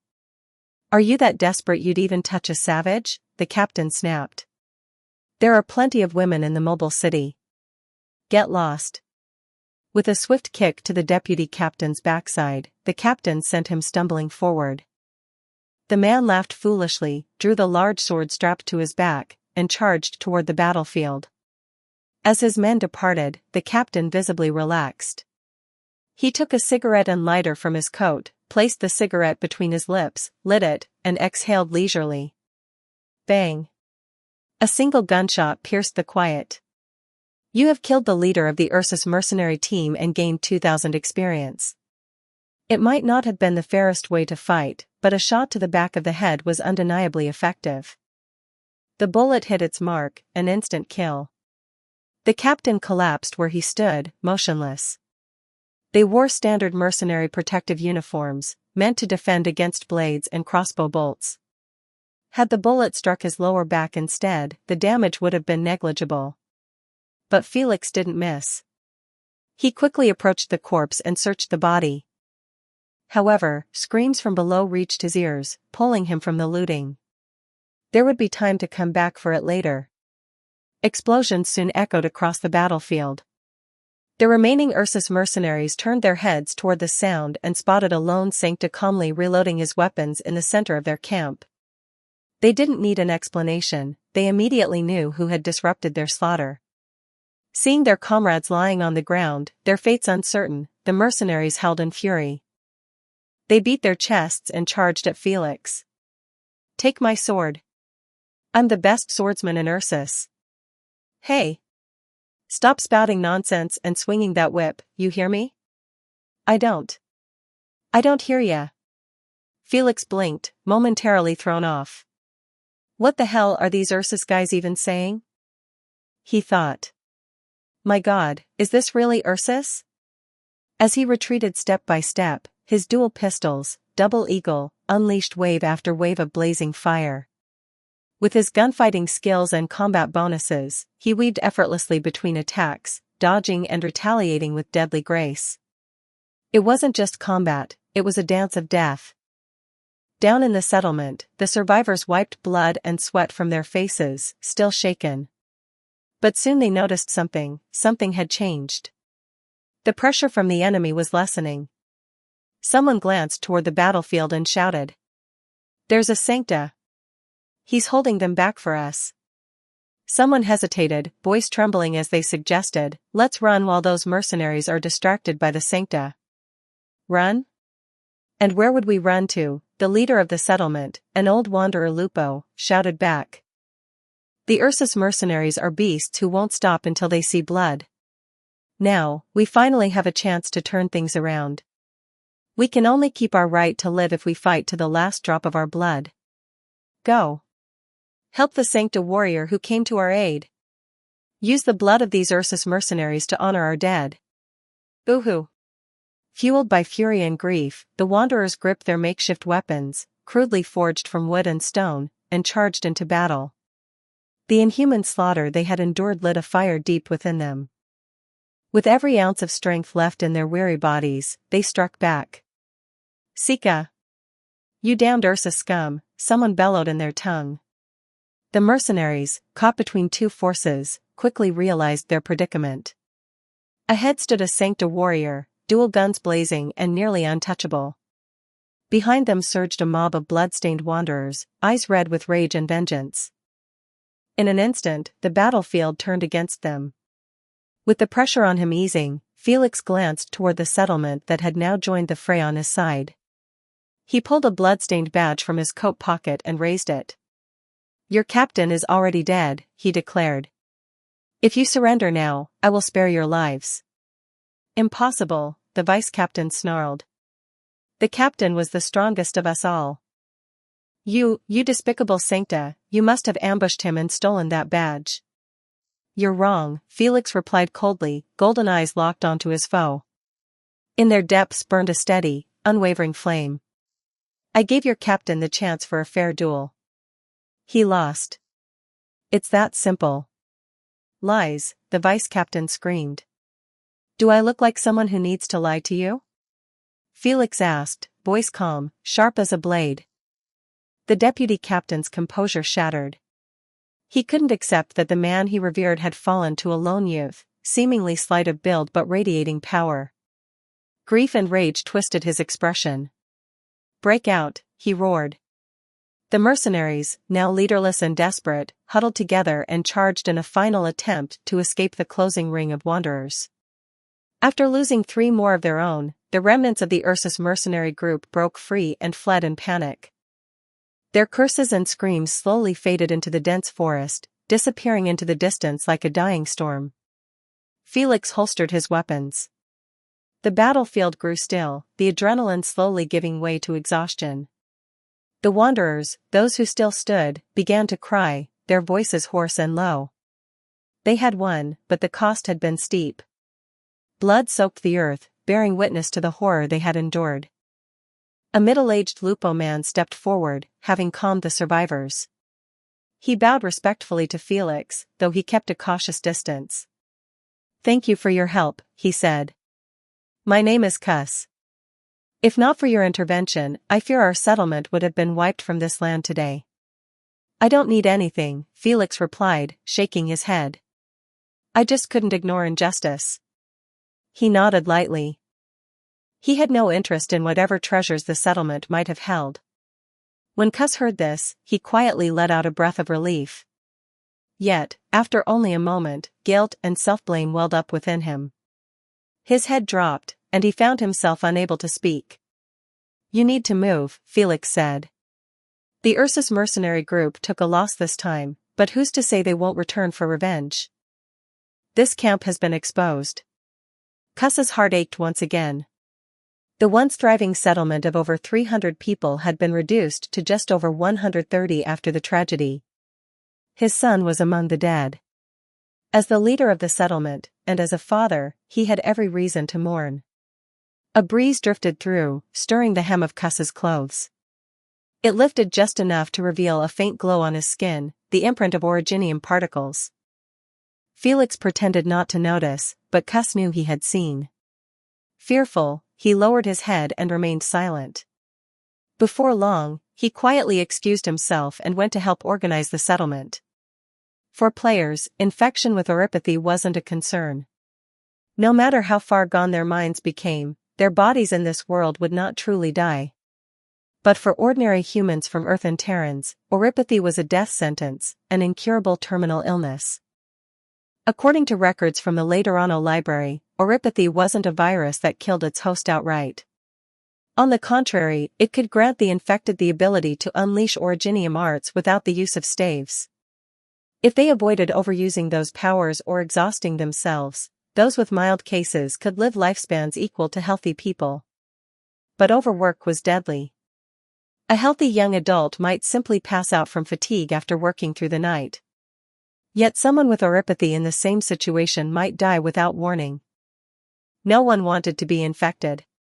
To them, oropathy was like carrying a time bomb inside their body, one that could go off without notice. Even worse, fear itself could accelerate the illness. Once the condition progressed to a critical stage, there was no turning back. Felix stood still, gazing at the silent wanderers wiping away their tears. They were tending to their fallen companions, burying them with trembling hands. Some children wept quietly. Others sat blankly, their eyes unfocused. A few stared in the direction where the Ursus mercenaries had fled, their expressions grim and wordless. Among the group, he noticed a girl with beautiful blonde hair. She was unharmed, just as she had been in his previous life. Seeing her safe, he quietly turned his gaze away. Felix stepped forward, approaching Cuss once more. "I can pray for them," he offered. Cuss was crouched down, gently brushing the hair from the face of a young man, one who looked strikingly similar to him. He raised his head, voice hoarse and unsteady. "Thank you. May I ask your name, sir?" "You can call me a pioneer." "Then I'm counting on you, Mr. Pioneer." Felix stepped ahead. As someone born in Laterano, he had participated in many church prayers. He recalled the solemn faces of priests as they bid farewell to those who had passed. The dead could not return. They could only live on in memory. The young man made the sign of the cross over his chest, silently praying that their souls would return to the sea of stars above, where no hardship could touch them again in the afterlife. After completing the prayer, Felix turned and gave a nod to the settlers standing behind him. Then, without another word, he began walking away. "Thank you, pioneer brother," came the soft, grateful voices of the children behind him. Felix smiled at the sound. He made his way back to the place where he had first slain the mercenary team leader in a one-on-one duel. There, he began collecting the bodies again. Stripping the captain proved more time-consuming and cumbersome than he had expected. Ark was an extremely realistic game. Picking up corpses wasn't a matter of simply squatting, opening an inventory window, and dragging items over. Everything had to be done manually. Of course, this wasn't a real problem for players. Some even enjoyed collecting the corpses of originium slugs, claiming their texture was soft, sticky, and strangely warm, like something still alive, making them oddly satisfying to squeeze. Telling such things out loud, however, was enough to remind any none of that infamous story about the man and the fish. The captain had no valuables or rare items. The only thing Felix found worth taking was the mercenary badge. He also collected their gear, not to use, but because blueprints for the equipment could be deduced from it after research. As for equipping the gear himself, Felix dismissed the idea immediately. It would negatively affect his attributes.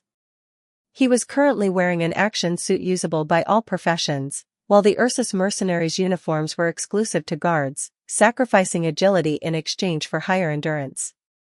Felix had no interest in such trade-offs. After burying the team captain, he continued onward.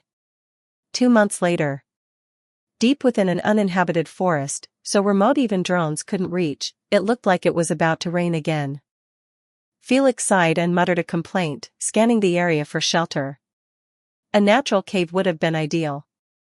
During this time, he had returned to Florence once to restock supplies. The Saluzzo family still welcomed him with respect, interpreting his long absence as part of a messenger's duties. Lapland and Salinia had visited him as well. Since Salinia didn't know how to use a gun, he took the time to patiently teach her, step by step. For non-sancta races, mastering the use of an originium gun was no simple task. Now, deep in the dark forest, only a faint golden fluorescence illuminated his path. He trudged through the rain for about 10 minutes before pausing. Ahead, at the base of a hill, he spotted a small house. In the wilderness, one had to obey the law of the jungle, and sometimes, humans were more dangerous than beasts. His gloved right hand moved instinctively to the double eagle holstered at his waist. The rain softened the sound of his footsteps. As he approached the modest house made of wood and stone, he noticed a warm light glowing from within the windows. Could it be that fair-skinned, silver-haired Sarkaz's elder sister inside? If so, he would gladly offer her a massage on the spot. He knocked. There was some shuffling inside, and then an old male voice called out. "Who is it?"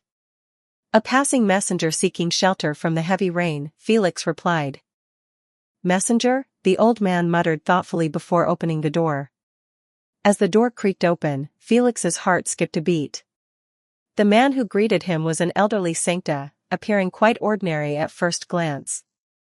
A faint white halo hovered above his head, and he looked remarkably energetic for his age. He gave Felix a quick once-over and said, "Come in and sit down." Felix immediately ran a scan on the old man. "Dernmat LV?" "Thank you," Felix said with a smile. "I didn't expect to encounter one of my own kind here in the forests of Siracusa." Stepping over the threshold, he removed his coat and hung it near the stove to dry. "Senior, the weather in Siracusa is truly unpredictable, very different from Laterano." The sancta elder, meanwhile, seemed unconcerned about Felix's presence. He walked into the kitchen and returned with 2 cups of hot cocoa, placing them on the living room table along with a box of sugar cubes. The old man dropped 7 or 8 cubes into his drink, downed the cocoa in one gulp, and exhaled with satisfaction. "Laterano. I do miss it. But this place isn't bad either. I still go hunting from time to time. It's a fine place for retirement." "May I ask your name?" the old man inquired. "Felix Sean Lancham." "Felix." the old man repeated softly, his eyes twinkling with a knowing smile. "You're the one who drove away that Ursus squad, aren't you?" Felix nodded. "If you're referring to the mercenary group that massacred innocents 2 months ago, then yes. I couldn't stand by and let them continue their atrocities." "Huh." A typical sancta response. The old man laughed, his tone layered, part sarcasm, part admiration. "You still look underage. Since when did Laterano's lambs become messengers and start setting foot in these lands?" Sitting up straighter, Felix nodded and replied candidly, "I felt there was nothing left for me to learn in school. I was always passionate about firearms, machinery, and engineering. I trained as a gunsmith in the holy city of Laterano, but there wasn't much focus on mechanics and engineering principles. So I became a messenger, to expand my knowledge and to help the suffering people of this land." "Did that old guy send you to find me?" Dernmat's eyes flickered with complexity. Felix was puzzled. He had no idea who the old guy Dernmat was referring to. Perhaps it was a civil servant from the notary office, or a retired elder from the holy city. Sensing Felix's confusion, Dernmat laughed heartily. "I see. So it really was just a coincidence. Fate must have brought us together. Come with me." Chapter 11, version update countdown. 2,420 words. Dernmat led Felix down into the basement, where the scent of machine oil and metal instantly filled the air, a smell Felix was all too familiar with. "Young one, you said you're a gunsmith, right?" Duramat asked with a faint smile as he pulled a blueprint from a nearby drawer. Let's see if you've really got the skill to craft this. Felix leaned over to examine the blueprint. Upon realizing it was a pistol, he let out a small breath of relief, but the moment he recognized the model, his eyes widened slightly. You discovered blueprint, revolver, ace of spades. Oh my god. A golden legendary. Among revolvers, only 2 models were considered legendary, Dawn and Ace of Spades. Neither dared claim supremacy over the other. Though Duramat didn't hand over the blueprint, as long as Felix memorized the assembly process, he could reconstruct it later using LMD and experience. You have triggered D-rank mission, prove yourself. Accept/reject? Mission details, fellow Sancta, Duramat, seeks to evaluate your gunsmithing ability. Prove your skill by successfully creating a hand cannon in his presence. His opinion of you may shift. Task objective, craft Ace of Spades revolver. Reward, 5,000 experience. I'll begin, Felix said calmly. He slipped on his gloves, stepped up to the workbench, and began the familiar rhythm of his craft. His fluid, practiced movements made Duramat nod in quiet approval. Whether one worked as a gunsmith or a mechanic, sensitivity to materials was crucial. Every material Felix selected and polished was handled with precise, deliberate care. Watching him work without a single misstep, Duramat couldn't help but wonder, had this boy memorized the entire material composition down to instinct? Months of accumulated experience and refined skill had earned Felix a rare trait. Hand cannon manufacturing understanding LV-10. His margin for error when building hand cannons was now practically non-existent. Currently, his 5 equipped traits were: Beginner's Assistance LV-1, Squad Assistance LV-1, Gunfighting LV-10, Basic Firearms Understanding LV-10, Pistol Manufacturing Understanding LV-10. At this stage, the squad support skill was unnecessary. An hour passed. Resting silently on the table was a flawlessly crafted Ace of Spades revolver, sleek, balanced, and gleaming with precision. It's finished, Senior, Felix reported. Duramat gave a slow, approving nod. Exquisite work. I've never seen a gunsmith so young with this level of talent. Young man, you should return to Laterano. With your skills, you'd no doubt secure a place in the Papal Palace someday. Felix simply smiled and replied, maybe. Duramat smiled. Ah, that's right, I nearly forgot that you came here to ease the suffering on this land. All the Sancta who leave the holy city carry that same warmth and devotion in their hearts. I take back what I said earlier. You're destined to become someone truly remarkable. He gave Felix a firm pat on the shoulder, then picked up the revolver. His gaze softened as he held it, eyes filled with nostalgia, as if remembering an old comrade from long ago. After a moment of quiet reflection, he handed the pistol back to Felix. This piece was made by your hands. Naturally, it belongs to you. Thank you, Senior, Felix said with a bow of gratitude. Are you interested in mechanics? Duramat asked casually, settling into a seat on the basement sofa. Felix knew immediately this was the turning point. He nodded seriously. Yes, Senior. Very much so. My name is Duramat. I'm a mechanic from Rutland. I can see you're quite passionate about the craft, young one. So tell me, would you be willing to become my apprentice? It was the first time Duramat formally introduced himself. With a slight smile, he added, of course, I know you're also a messenger. You can leave any time your path calls for it. It would be an honor, Senior Duramat. Felix's voice trembled with excitement.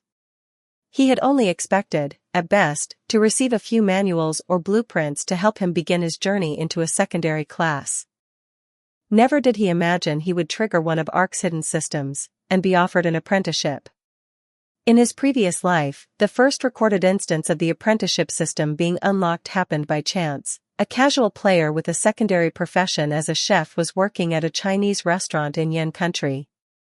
The restaurant's head chef, impressed by the player's sincere attitude and genuine love of cooking, took him on as an apprentice. Apprentices gained faster experience growth during training and had a higher probability of inheriting their master's traits and talents. For players limited to only 2 innate talents at birth, it was nothing short of a golden opportunity. That lucky chef player inherited a talent from his master known as Divine Tongue, which doubled the effects of food buffs. In other words, a simple steamed bun that originally granted +2 strength now offered +4 in his hands. It was a godsend for both PvE and PvP players constantly struggling with stat limitations.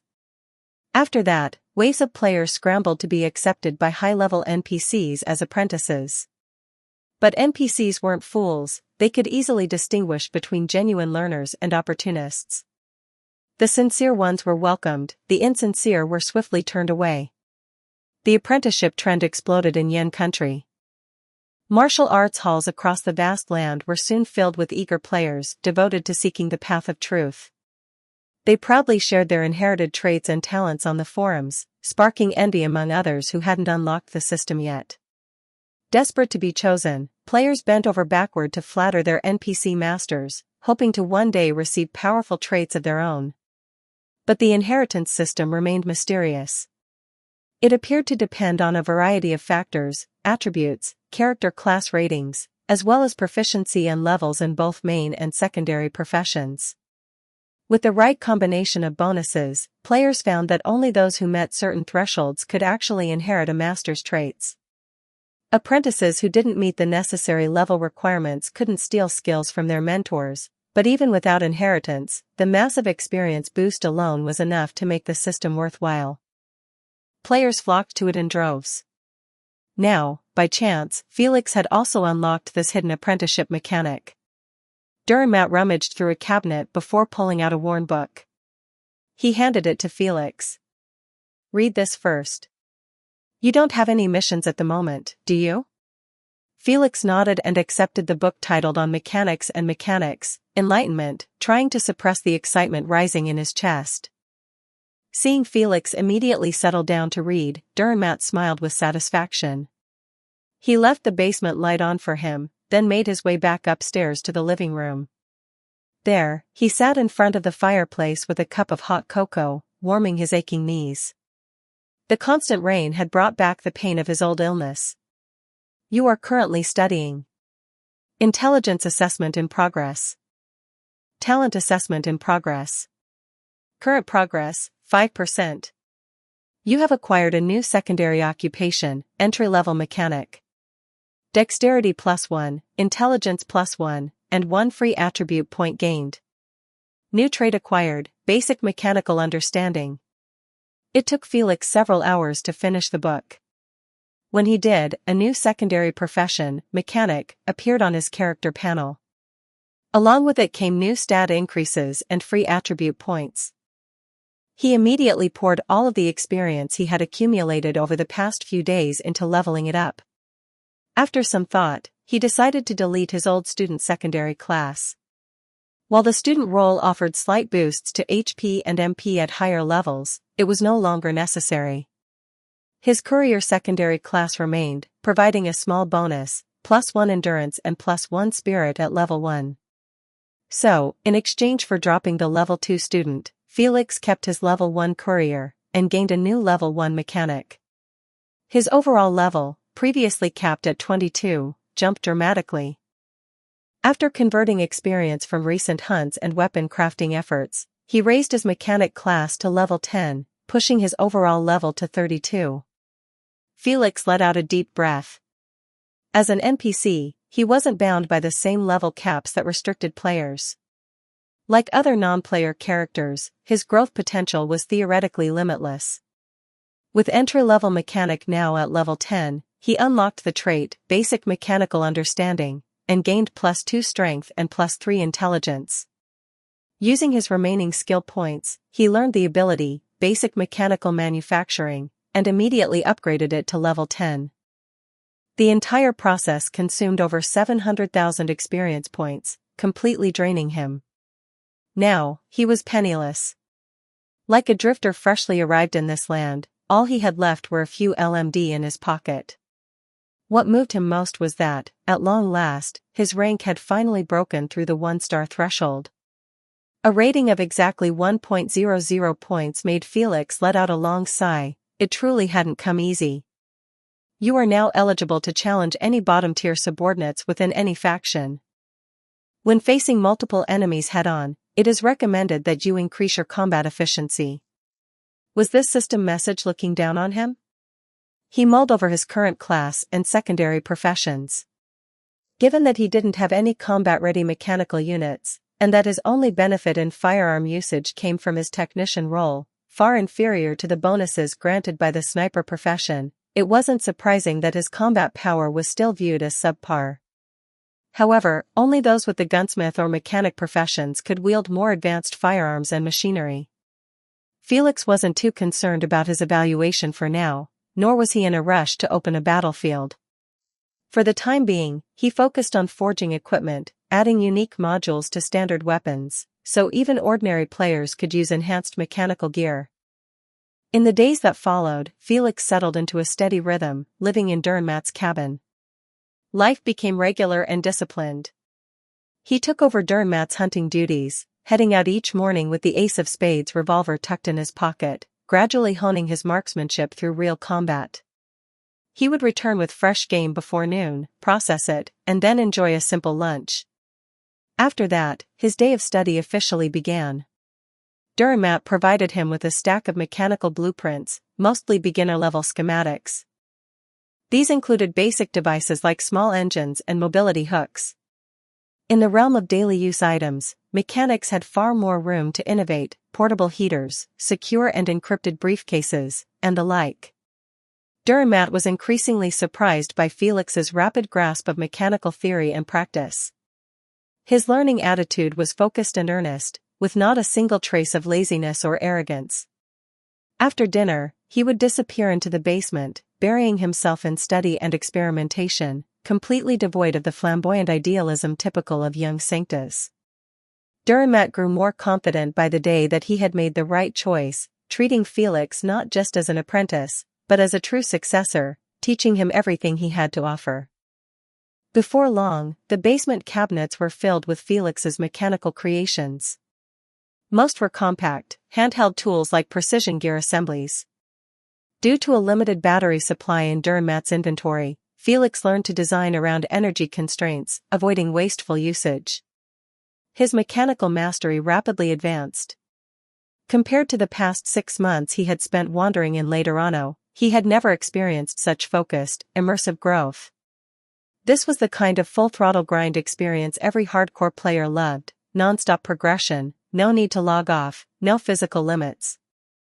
Through rigorous day and night practice, Felix had fully mastered the entry-level mechanic profession. He approached Dürrenmatt to borrow the next-tier professional textbook for advancement.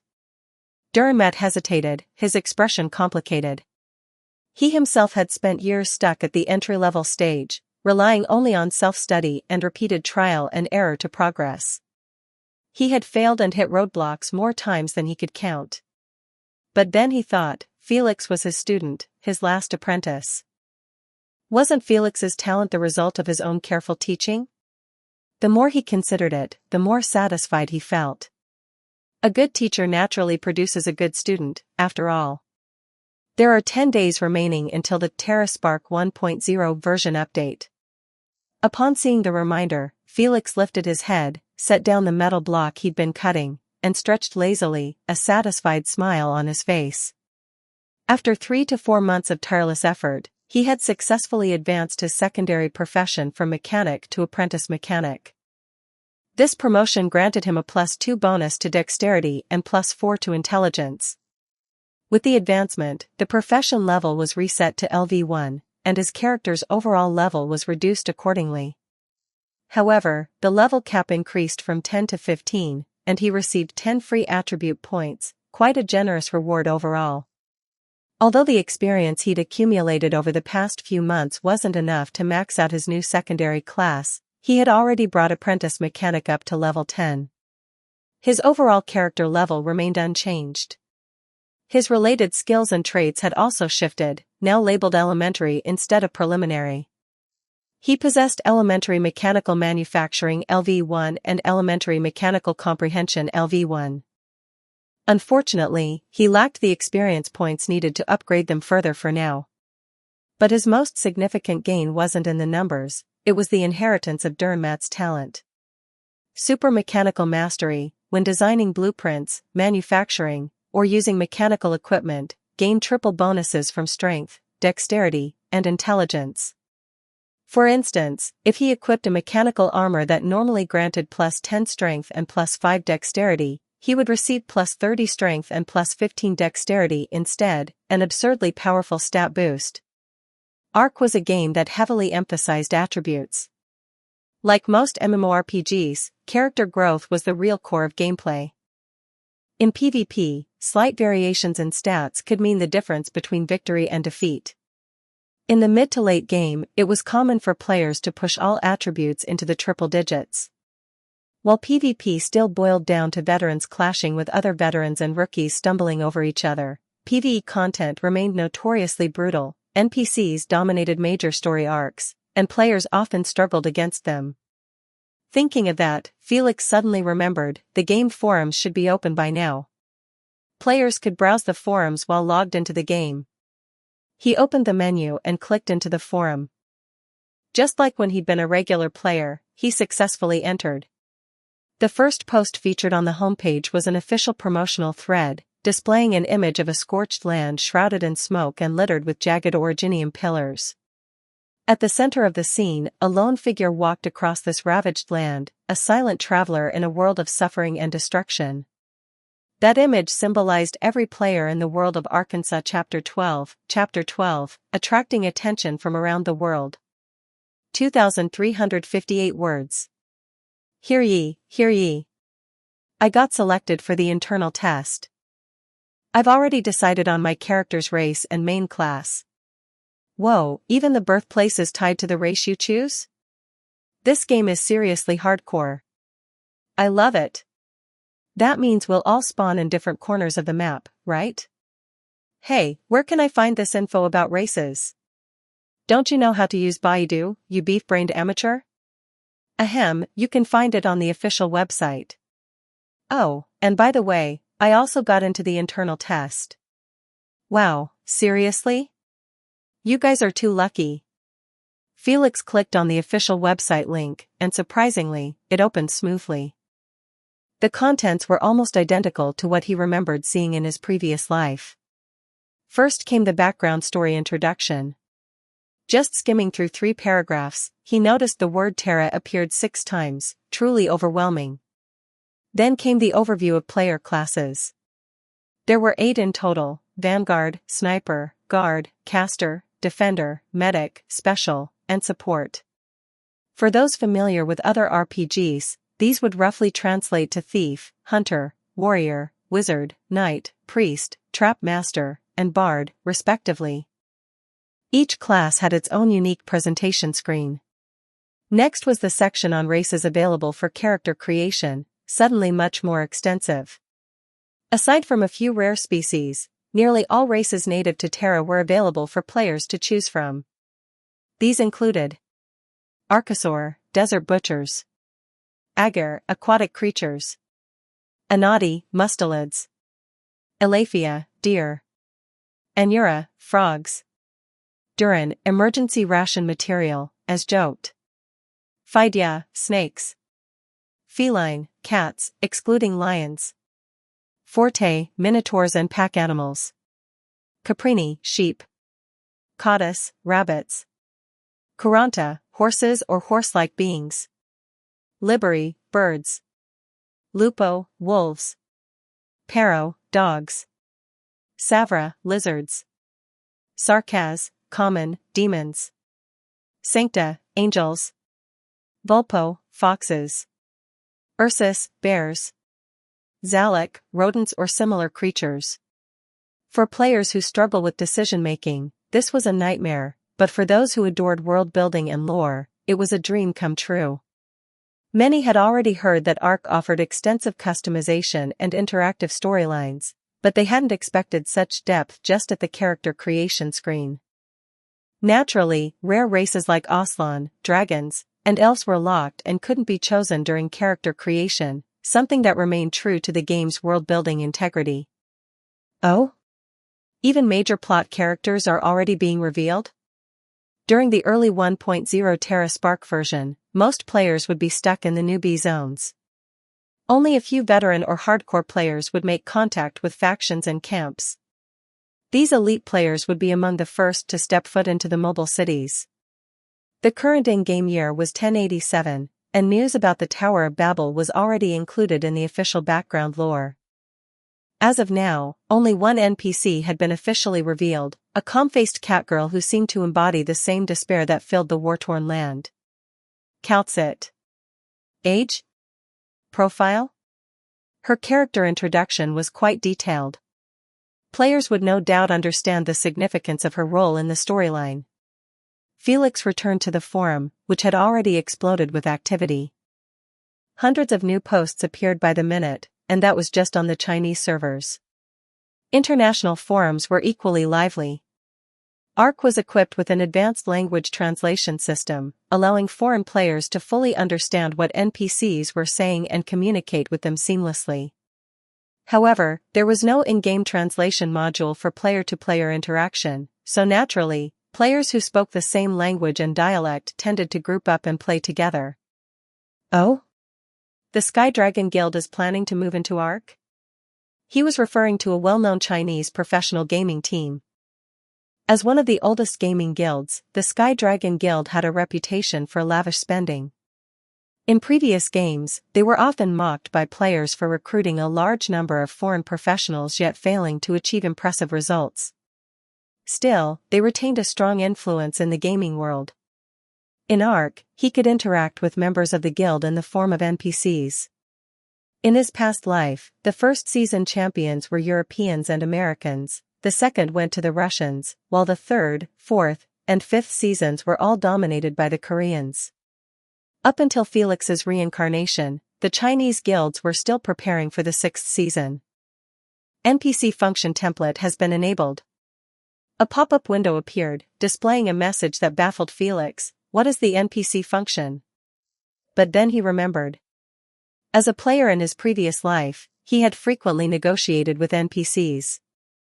This NPC function likely referred to an expansion of those interactions, allowing features such as buying and selling items, issuing quests, transferring job classes, and more. Realizing this, Felix understood something important: he needed to make himself more visible to players. Every NPC introduced on the official website or discovered by players in their storylines was without exception highly recognizable. These characters were widely respected and praised, capturing player attention regardless of their actions or timing. In the previous timeline, many players would deliberately provoke trouble in Lungmen, only to be executed on the spot by Chn, Swire, or Hashiguma. Did they regret it? Not at all. They loved it. Absolutely relished the experience. A collective wasn't built in a day. It required both accumulated influence and LMD. Rhine Lab was only founded in 1085, just 1 year before Felix's arrival in the game world. So why couldn't he establish his own faction? Of course, that idea remained hypothetical for now. Recently, he had burned through a large portion of his LMD savings gambling on blueprints, and spent even more preparing starter gear for new players. But he had a plan: to earn it all back from the player base. Let players enjoy a relaxed and pleasant shopping experience, win. Let Felix earn LMD, win.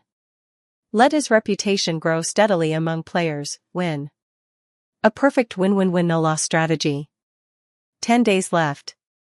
Felix took a deep breath, gave the mechanical device on his workbench one final polish, then, for the first time in several months, emerged from the basement on his own initiative. Durimat was still in his usual spot, warming himself by the stove. He glanced over at Felix and gave a knowing smile. "Heading out to be the messenger?" he asked. Felix nodded. "Yeah. I don't know when I'll be back this time." Durimat smiled faintly, though a rough itch stirred in his throat, and he began to cough. When Felix stepped forward to help, he held up a hand to stop him. Shaking his head, he chuckled hoarsely. I know my own body. In a few years, when all my old friends have passed, it'll be time for me to return to the Lord's embrace. He looked at Felix with his metallic eyes, clear, solemn, as if passing on a final legacy. I've got some books on mechanics here. Take them with you. From now on, little one, you don't need to come see me anymore. I've no home left to offer. When you receive my will and relics from the notary's office, remember to light a bunch of lilies for me. Dürrenmatt spoke of death with disarming honesty. He held no fear of it. The suffering brought by this land was but a pale shadow of what the infected endured. Some angels had lived their entire lives within the confines of this isolated holy city, never once stepping beyond its borders. To them, death was nothing more than a return to the sea of stars. I understand, Felix said quietly. You can leave after breakfast tomorrow, Dürrenmatt murmured, closing his eyes. The old man slowly drifted into sleep, resting peacefully on the sofa. Felix bowed deeply, offering silent respect. The next morning, he donned a black protective jacket. An ace of spades was pinned to his outer thigh, a double eagle sidearm hung at his waist, and a heavy travel bag rested on his back. Goodbye, master, Felix said softly, forming the sign of the cross, the highest form of etiquette in Laterano. Dürrenmatt squinted with a gentle smile. He returned the gesture with frail but steady hands. Little one, travel safely. The door closed behind him. Felix exhaled quietly, suppressing a sigh. He pulled out his map. It was time to move quickly. 5 days later, he arrived in Florence. Dust-covered and worn from the road, he still drew the attention of sharp-eyed members of the Saluzzo family guarding the gate. They recognized him instantly. Compared to their relatively simple task of gatekeeping and collecting protection money, being a lone messenger, trekking through desolate wilderness and constantly facing unpredictable natural disasters, was something they deeply respected. After checking in at his usual hotel, Felix requested a hot meal from the owner, then headed upstairs to wash. As warm water rinsed away the grime of travel, the sticky discomfort of the journey melted off him. He felt his muscles loosen and his mind clear. Later, savoring the hotel's standard Italian fare, he began sorting through the equipment for his next trip. He moved methodically, packing items that, a year ago, he could only dream of. Now, they seemed almost ordinary. He placed them carefully into his weapon case, his movements practiced and precise. He also backed up several technical manuals he had studied onto his terminal. These were invaluable for new players, and Felix intended to decide later whether to sell them or not, depending on demand. Hundreds of thousands of players were participating in the internal beta test. Within the in-game timeline, this beta would last 1 full month. When it concluded, the millions of cavalrymen of the Fourth Impact would spread across every corner of Terra. Thinking of this, he glanced at his information board. Template, NPC. Internal test starts in 5 days, 1 hour, 4 minutes, 19 seconds. Public release in 125 days, 1 hour, 4 minutes, 19 seconds. Without bidding farewell to anyone, Felix left his base swiftly after a night's rest. He climbed into his military pickup truck and drove out of the city. ID registration successful, Dan Tart. Race selection completed, Lupo tribe. Based on the selected race, the most suitable birthplace has been assigned, Syracuse. Adjusting coordinates. Loading network configuration. Reading updates. Attempting to establish spiritual connection with the Ark. Syracuse, Yellow Sand Village, one of the designated starting areas for new players in Syracuse. At first, Dantart's vision was filled with darkness, but in the next instant, light flooded in. He blinked rapidly, and then without hesitation, dropped to his knees and kissed the actual earth beneath him in reverence. Though he'd heard this game had an incredible sense of immersion, he never expected it to feel this real. Was this truly a game experience, or some sort of CG illusion? The dry scent of yellow sand filled his nose. Above, the sky stretched gray and vast. He could feel the warmth of sunlight on his skin. Looking down, he spotted a wolf's tail swaying behind him. Tentatively, he reached back to touch it. It had feeling. It was like a whole new organ had grown out of thin air. The sensation reminded him of ALO from the Sword Art Online series, where players could feel wings by activating the muscles on their back. Only this time, he had to clench his butt to make the tail move. Glancing around, he found himself standing in a modest square. Around him were close to 100 other players who had also just spawned. Most were gazing around in awe, marveling at the scenery and muttering excitedly to themselves. Dan Tart pulled up his personal panel, skimming past the level 1 attributes and checking his equipment slot. Like the standard start in most MMORPGs, he was outfitted with a basic 3-piece set, great quality tunic, pants, and shoes, with 0 attribute bonuses. As he studied his equipment bar, the guy next to him had already started stroking his own wolf tail, muttering to himself and practically drooling. "Hey, my tail. My precious tail." Dan Tart edged away from him without a word. Before he could even settle, another nearby player shouted. "Bro, what the hell, don't take your pants off." What the actual? What kind of degenerates have escaped from the abyss? Dan Tart thought as he scrambled even farther away, finally finding a safe distance where he could breathe. Only then did he notice several NPCs positioned along the outer edge of the square. They were clad in ragged robes, some men even bare-chested. Upon discovering this, the players quickly experimented and confirmed that while the top and pants could be removed, the underwear could not, much to the visible disappointment of some. So, what are we supposed to do next? Shouldn't there be an NPC here to guide us? Maybe hand out some starter rations? There's not even a hint. Are we supposed to figure this all out ourselves? Just as the group began growing restless, an old man appeared. He had a dignified air about him and introduced himself as Lupo. He approached the crowd and spoke in a slow, weathered voice. "Since you've come to this settlement seeking a livelihood, you should know, this place does not support idlers." As soon as the players heard such a stereotypical opening line, they immediately understood, this was the guide NPC.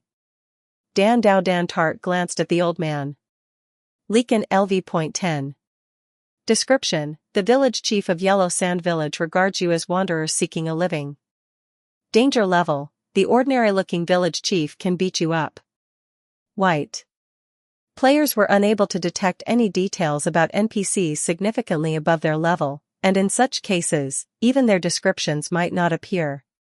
The danger level indicated a player's likelihood of winning in a direct confrontation with the NPC.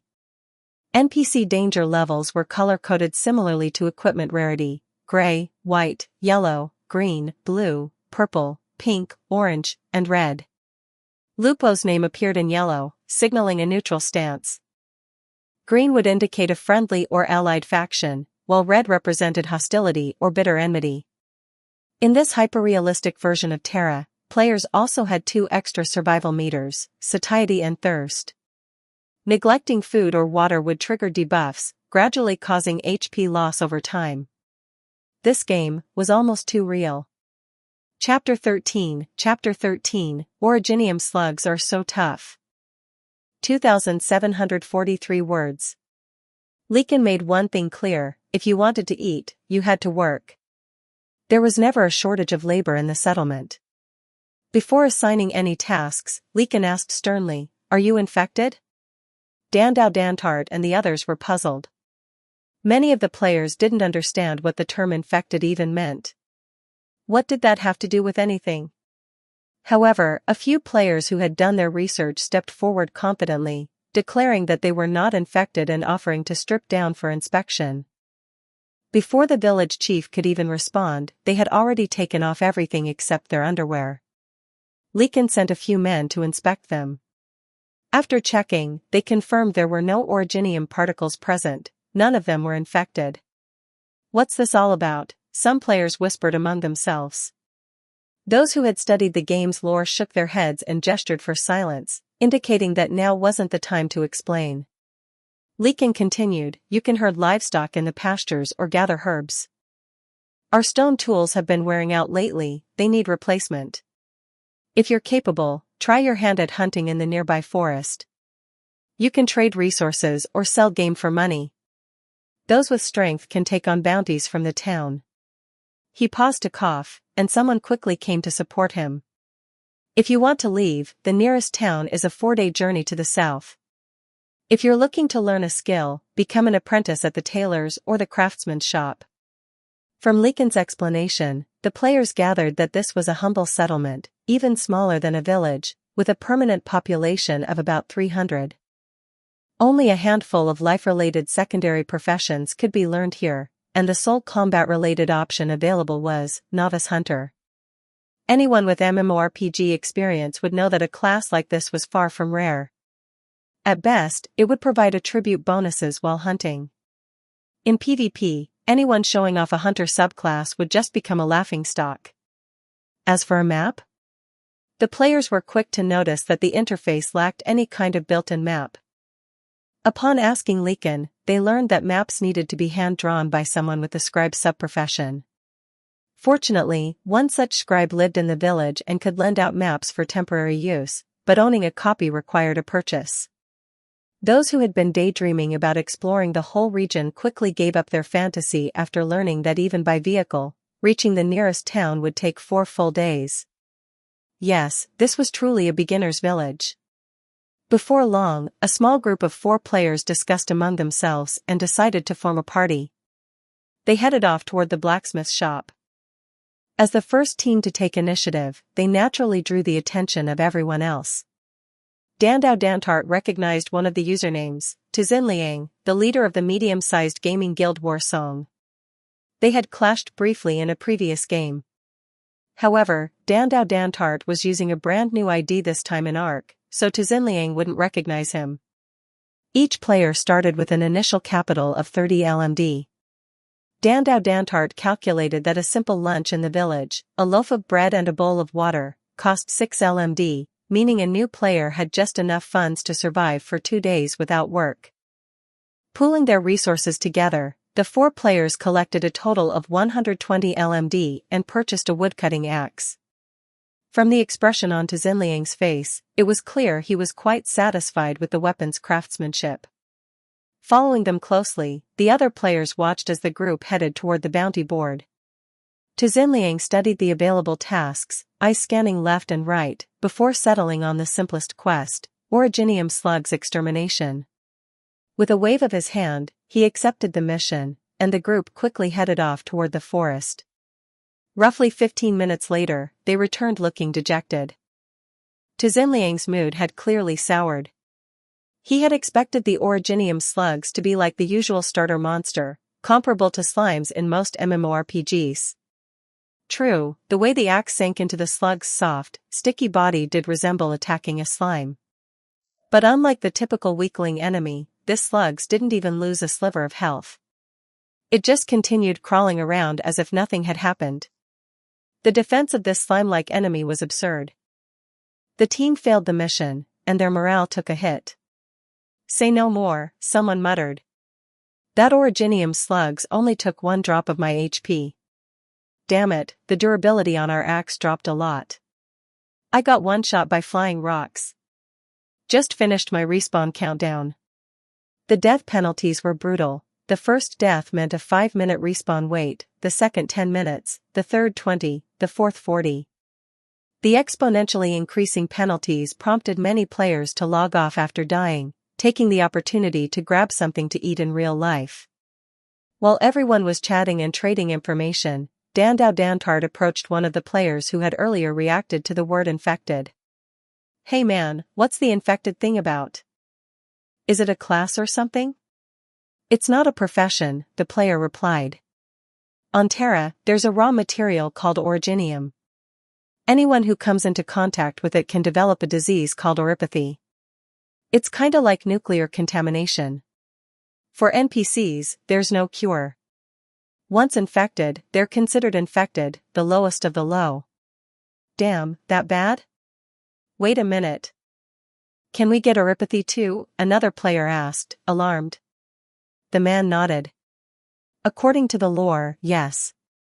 But as long as you take proper precautions and don't get mortally wounded during combat, you're safe.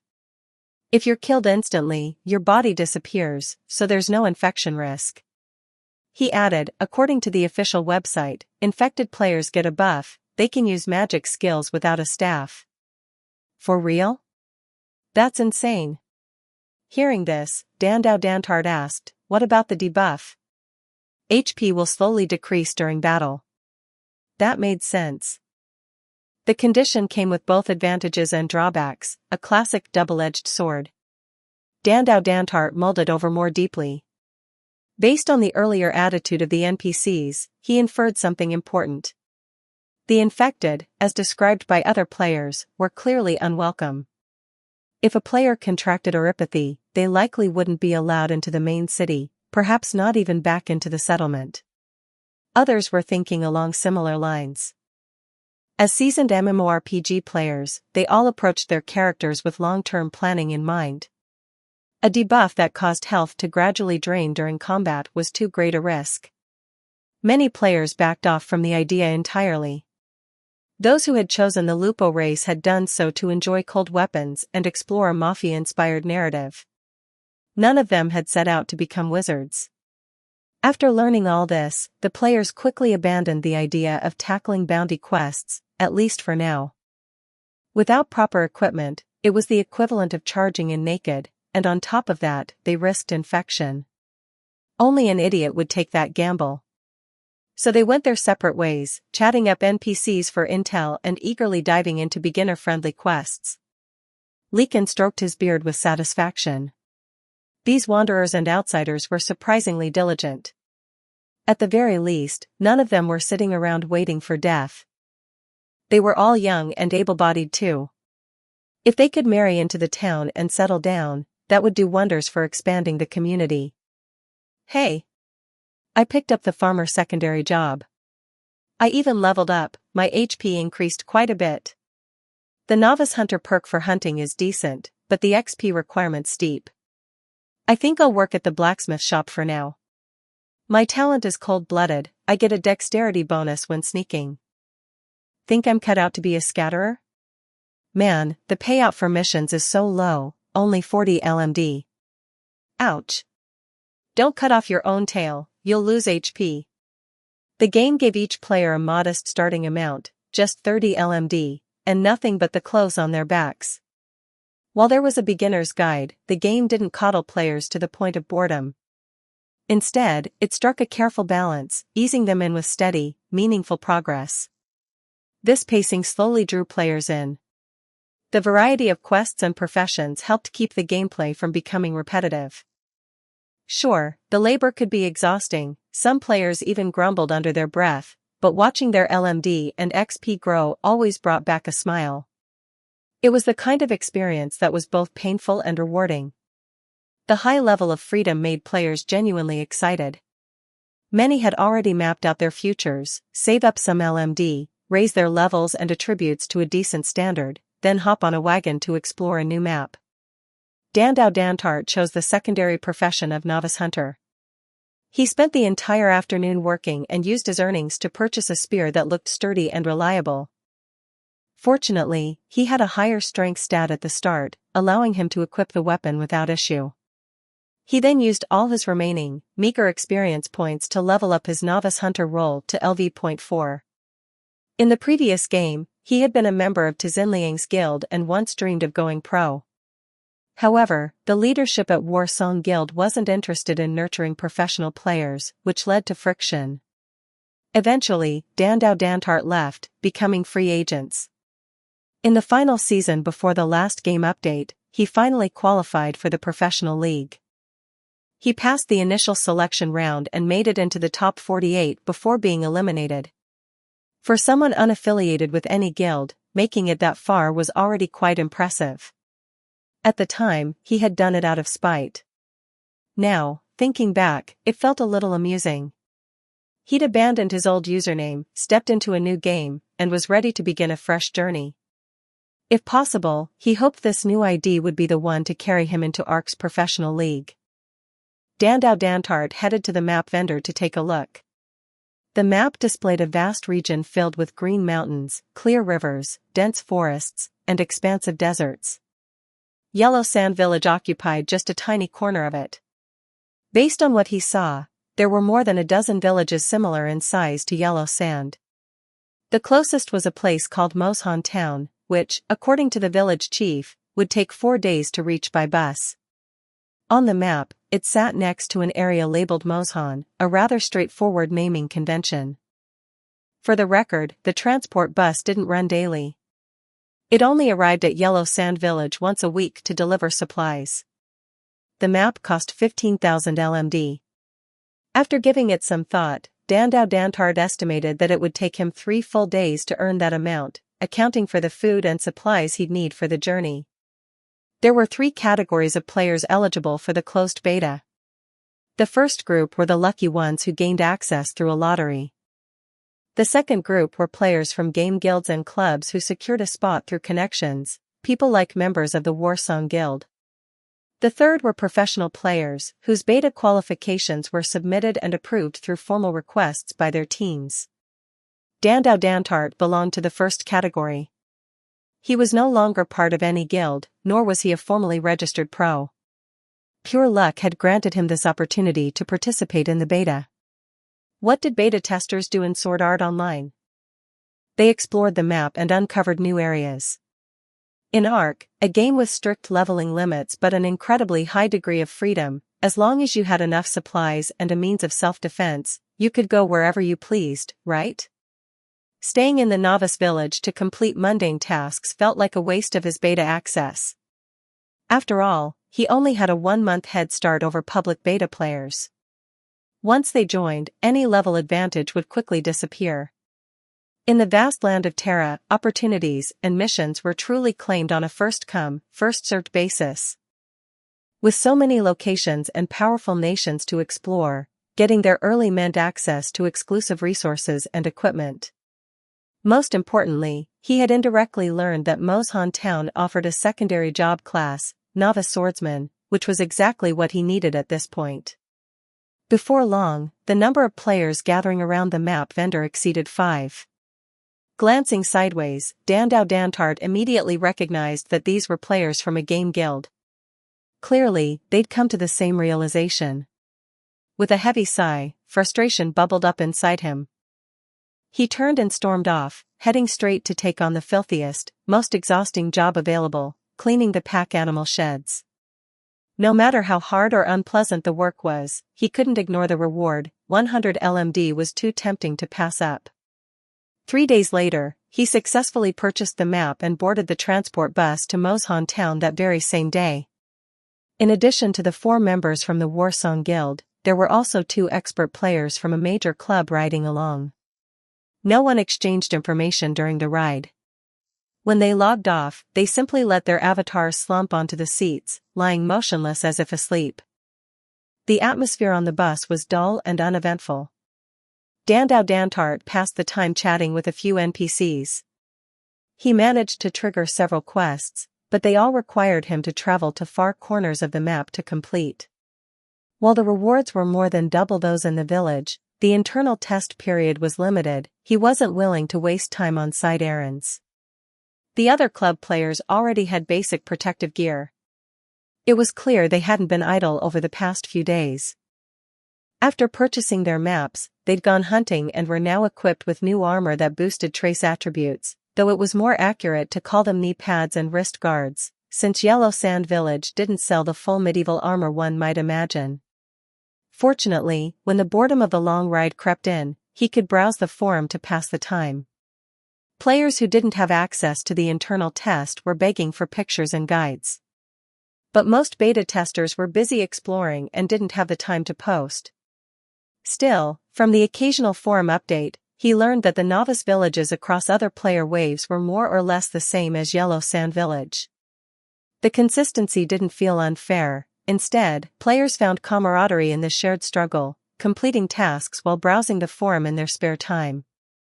After finally staggering off the bus, his body sore from lying flat for 4 consecutive days, all he could think of was logging off and getting something to eat. Outside the window, the vast expanse of wind, sand, and scenery greeted him. He treated himself like a tourist, activated the player's camera mode, and snapped a series of photos. The players split into 3 groups, each heading off in different directions. Their arrival was like a raindrop falling into the sea, quiet, unnoticed, and quickly absorbed.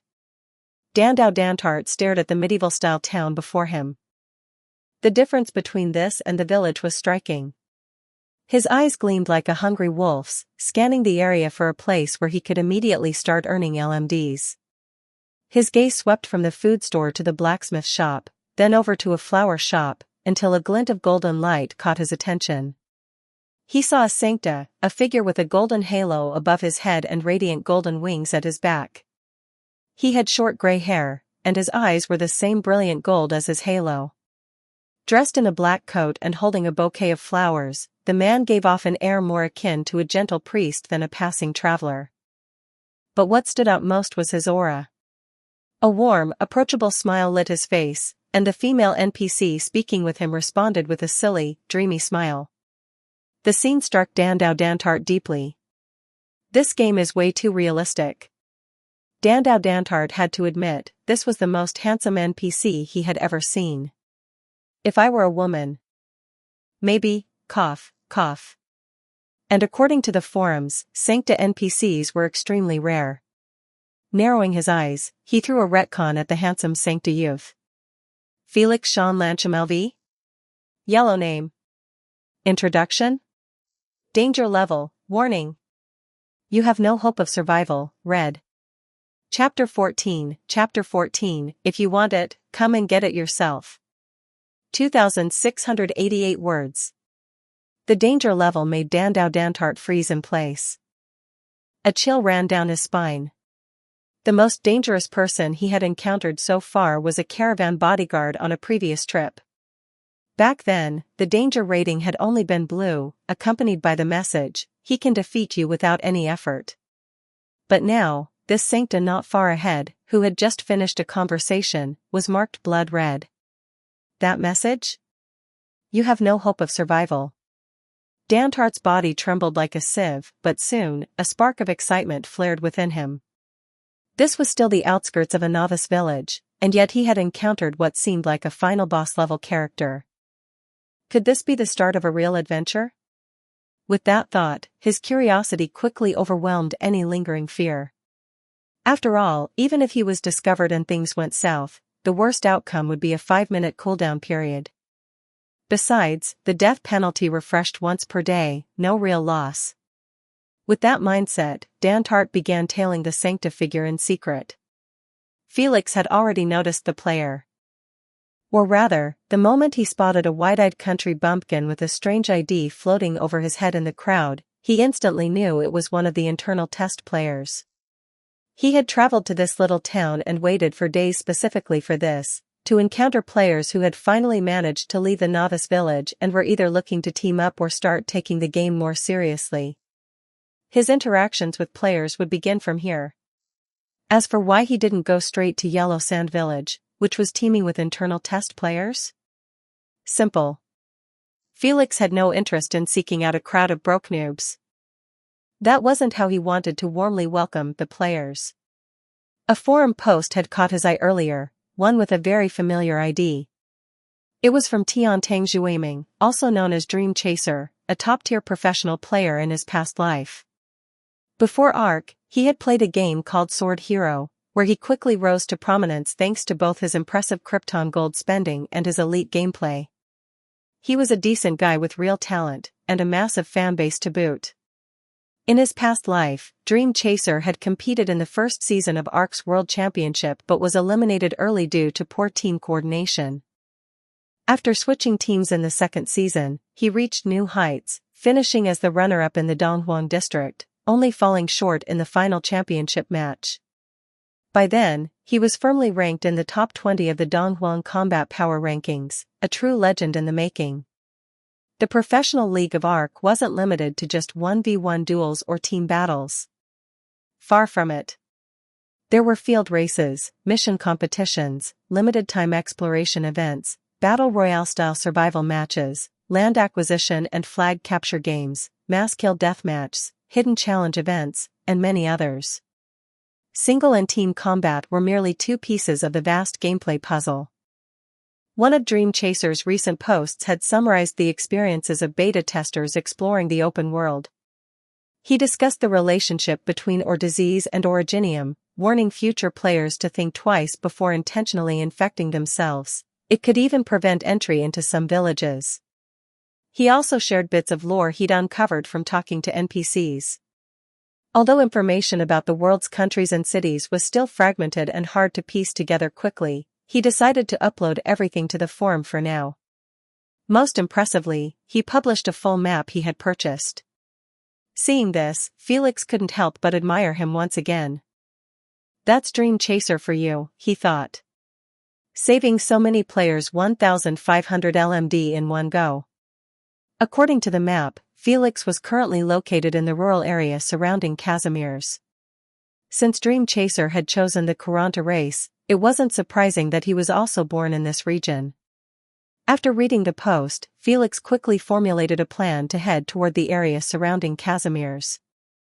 With the help of the map uploaded by Dream Chaser, new players in that region would avoid countless detours. It would also give Felix the perfect opportunity to leave a lasting impression on them. Bouquet in hand, Felix entered the town's modest church. As he passed the mournful residents of Moshan town, he walked with quiet reverence and stood before a mural, his expression solemn as he began to pray. Birth, aging, sickness, and death, all were part of the natural order in this land of suffering. Today marked the funeral of a middle-aged man. Because of his Sancta race, Felix had automatically triggered a prayer quest upon entering the premises. Following the slow procession, Felix moved with the crowd toward the church's backyard. Once there, he crossed himself with deliberate grace, then knelt and gently scattered the bouquet in front of the grave. The deceased man's family approached, eyes red with unshed tears. One by one, they followed suit, scattering petals as they whispered final farewells. In this world, the holy city of Laterano was seen as the only place untouched by corruption, a beacon of hope. Though this was Siracusa, many in the Iberian region still placed their faith in Laterano's teachings. Even in a remote village like Moshan, its influence endured.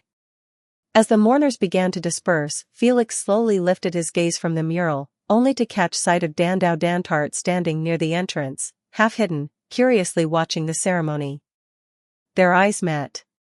Dantart flinched under the unexpected gaze. For a moment, he looked like a deer caught in headlights, unsure whether to approach or flee. "Adventurer, do you have a moment?" Felix asked calmly. "Adventurer?"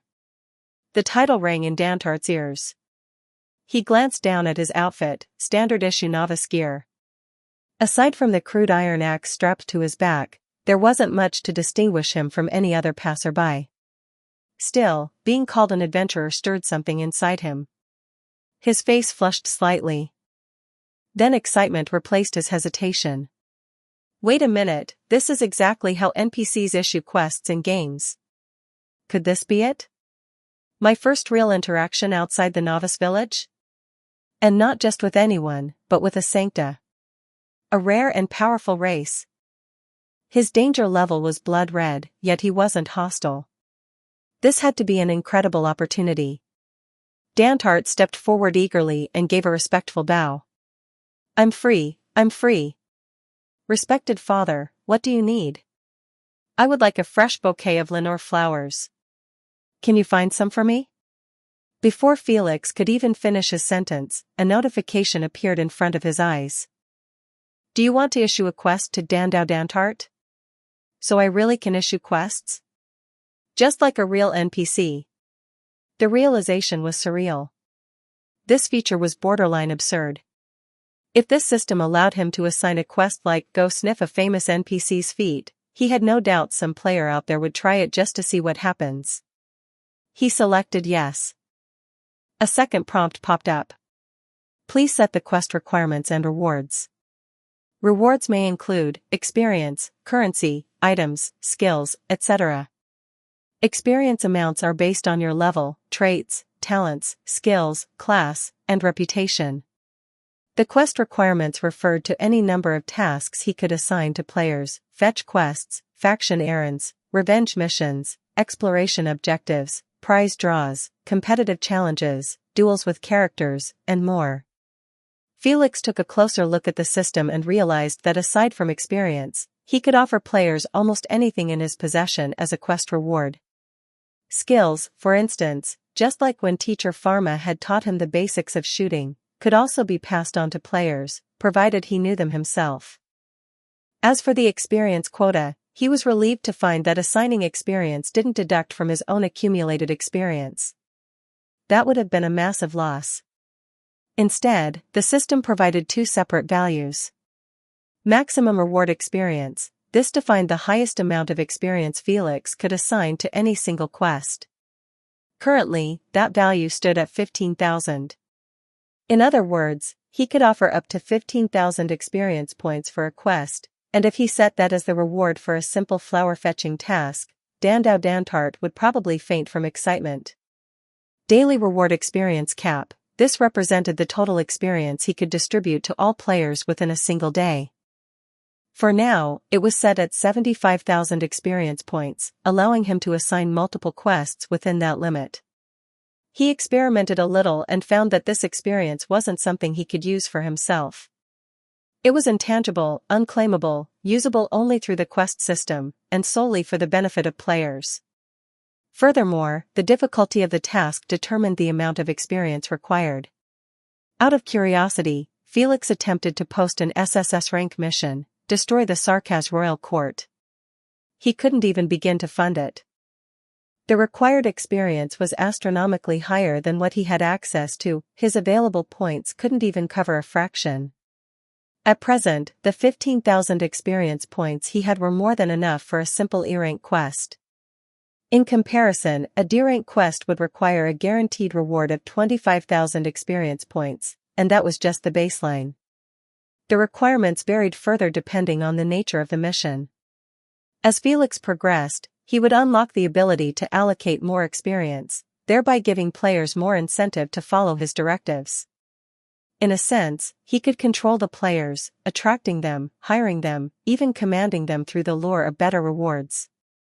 From the player's perspective, the fourth impact was nothing more than a group of opportunistic mercenaries. As long as the payout was right, they would eagerly rally behind Felix. Players wouldn't waste time on unprofitable quests, after all. That meant leveling up wasn't just about personal strength anymore, it was also a means to raise his experience cap, allowing him to issue more appealing missions and build influence. Today he could run a Sarkaz faction quest, tomorrow he could switch to Laterano. It all worked. Only powerful, influential NPCs could issue high-reward missions. That's why the NPCs back in the novice village, who were mostly just average folks, could only give out low-level E-rank tasks with meager rewards. With this in mind, Felix decided to give Dandau Dantart a basic errand quest. Dandau Dantart stared at the quest prompt, scratching his head. That's it? A high-tier NPC like this, with a race rarity glowing red, had given him a mission this simple? And the reward? 10 LMD. That was even less than what the novice village NPCs offered. But just as disappointment started to settle in, a realization struck him. He suddenly looked at Felix in a different light, as if he were a mysterious old beggar sitting at the side of the road, asking him to fetch a meal. And when the task was complete, the old beggar would casually teach him a forbidden martial art like the 18 dragons subduing palms, then vanish without a trace. This was clearly the beginning of a quest chain. Even if it wasn't, it wouldn't hurt to leave a good impression on the NPC. Players had gradually discovered the favorability system while completing tasks. The more quests they took on from a specific NPC, the more their favorability would increase over time. So, if he could show his face around this high-level NPC more often, get him to remember his name, wouldn't that make future rewards more generous? With that thought in mind, Dandau Dantart didn't hesitate for a second. He bolted. Before long, he came rushing back to Felix, a bouquet of flowers in hand. Not just one flower, but an entire bunch. The quantity and quality of the bouquet far exceeded the task requirements. He presented the bouquet of Lenore flowers with a sincere and polite tone. "This is my respect. I hope that person, may they rest in peace." Ever since MMORPG players were allowed to freely express themselves, some had started showing subtle personality traits, even shyness or excessive enthusiasm. After all, many of them were homebodies in real life. When confronted with a living NPC like Felix, their natural introversion kicked in. Felix accepted the bouquet, his expression faintly puzzled. Do players normally go above and beyond like this? He double-checked the quest. There was no bonus for collecting more than what was requested. The task wasn't even a collection mission in the first place. Yet still, the extra effort had been made. The moment he accepted the bouquet, the system automatically marked the quest as complete. Seeing this function work properly, Felix gave a small nod of approval. Then something else happened. Next to Dandau Dantart's name, a character portrait icon appeared. Curious, Felix clicked on it and discovered a semicircular dial with a pointer positioned dead center. On the right was a green segment, maxing out at +100. On the left, a red segment that went down to -100. He instantly understood, this was the NPC favorability meter. Wait a minute, does this favorability system include a marriage option? If so, that would be wild. From what he remembered about players' past behavior, once favorability was high enough, NPCs could be invited to join a party and even fight alongside them. Some players even strolled around towns with their favorite NPCs, calling it a date. If it got any higher, would marriage be next? Felix experimented by nudging the pointer slightly to the right. Favorability with Dandau Dantart was now at +1. He studied the result, no visible change. It seemed, for now, that favorability was just a number to him. There was no risk of becoming emotionally attached to a player due to this feature. Especially considering, well, female players were one thing, but if a male player. Still, this feature. Could it be used to build player loyalty? It could give players the illusion that they were slowly winning over Felix. They might go out of their way to please him, just to increase their favorability. If you want it, then you'll have to take it, but you already knew that. Drum beats in the background, heavy with intent. Felix. Felix rested his chin on his hand, lost in thought. In his previous life, he had once tried relentlessly to raise the favorability of a certain white-haired, riddle-speaking cat girl. Every day, without fail, he completed her quests. But her heart was like iron. Once her favorability reached 20, it refused to budge an inch further. Still, it always seemed like the next quest would finally push it higher. That illusion kept him going, day after day, pouring time and effort into her missions. He even ended up making several significant contributions to Rhodes Island Pharmaceuticals because of it. And yet, up until the moment he crossed into this world, he had never managed to conquer the cold-faced catgirl of Rhodes Island. Calcit. Calcit. Your heart is as wooden as a fence post. Meanwhile, Dandau Dantart noticed the change in his favorability and was both shocked and overjoyed. Just days ago, while doing a quest for an NPC, a female villager with a mere 5-point appearance in his eyes, he had managed to raise her favorability to 10. Thanks to some light conversation while working on the task, he'd even received 2 extra LMD when the quest ended. Favorability.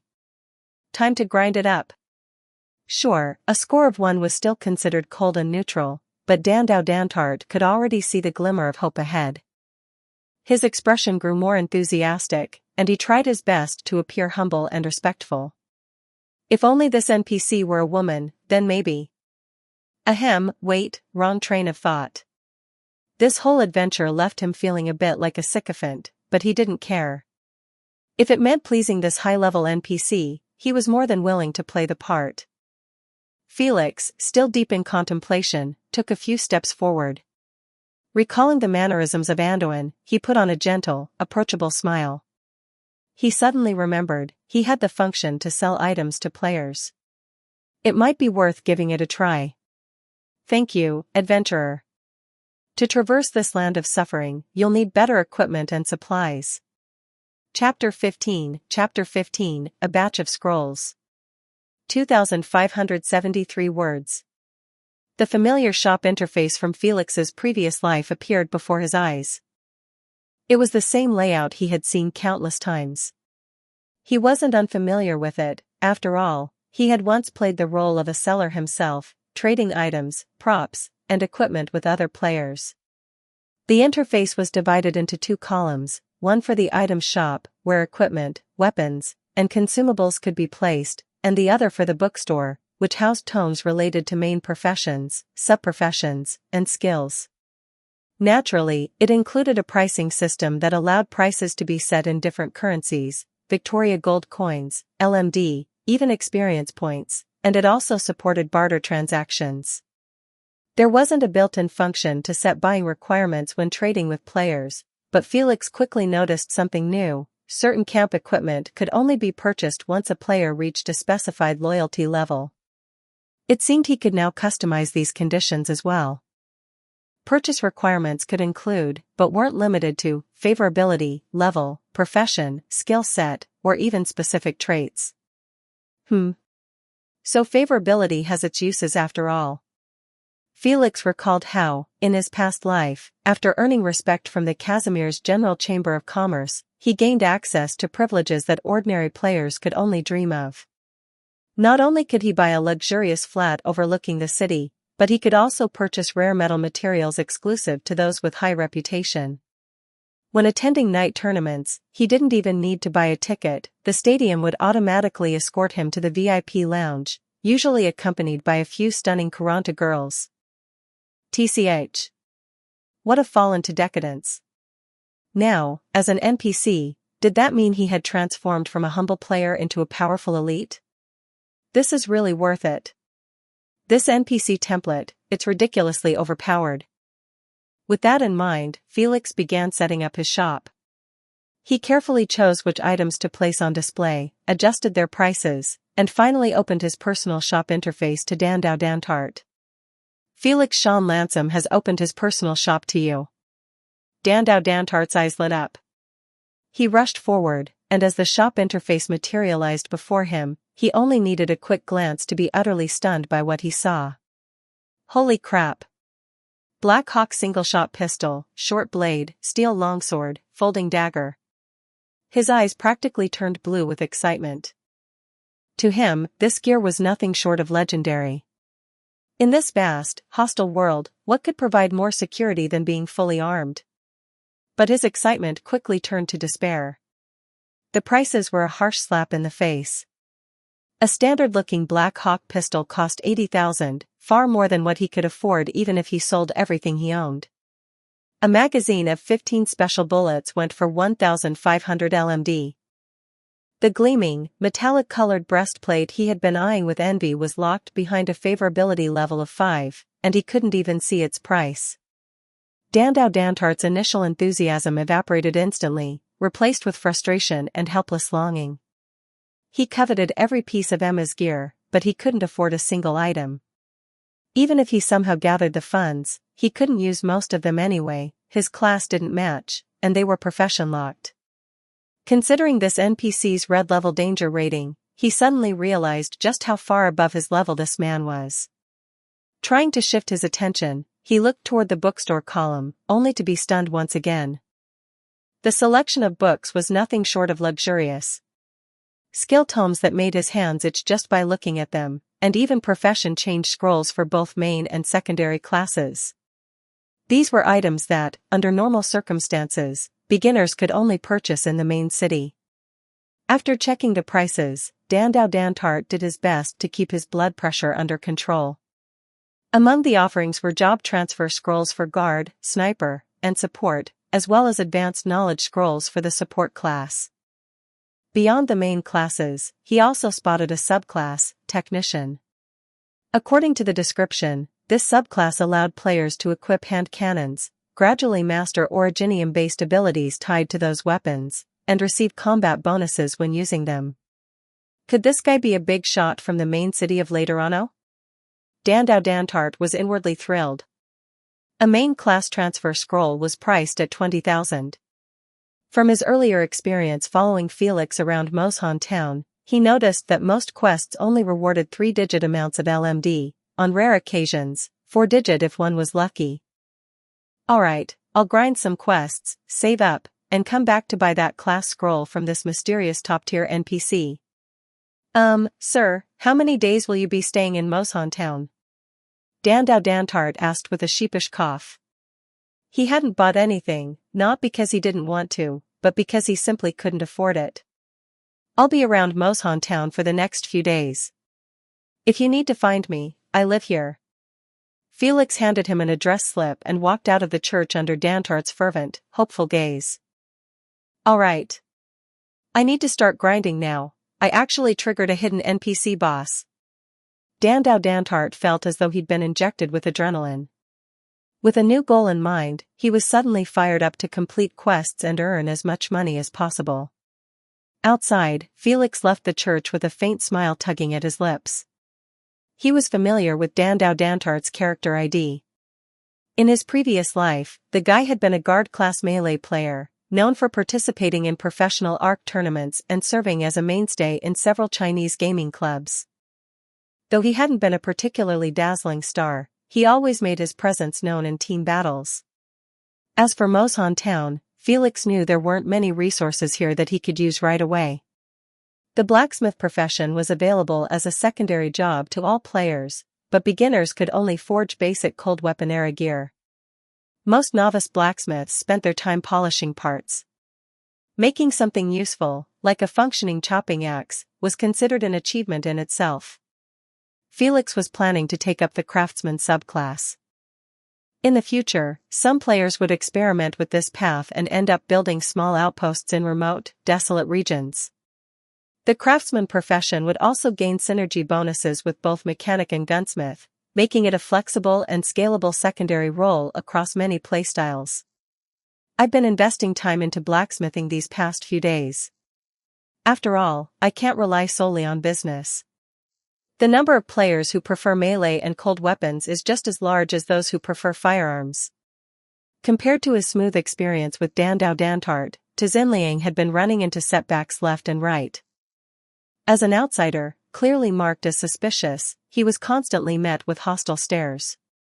When he attempted to enter the town's stronghold district, he was nearly beaten to death by the guards on duty. Even when he tried to visit and study at the local academy, he was immediately rejected by the guards stationed at the entrance. Several of them exchanged glances before finally deciding to sign up for the Moshan Town Guard team. Their responsibilities included maintaining the town's safety, resisting invading creatures, and hunting for food at the foot of Moshan Mountain. Thanks to their decent attributes, they easily passed the selection process and acquired the secondary class of Newcomer Guard. When they saw basic melee and basic defense skills available in the class skill tree, they all felt they had made the right choice. Though the work was grueling, the steady increase in experience points and LMD brought genuine smiles to their faces. They had also successfully obtained resident status in Moshan town. But every player understood clearly, this was only a stepping stone.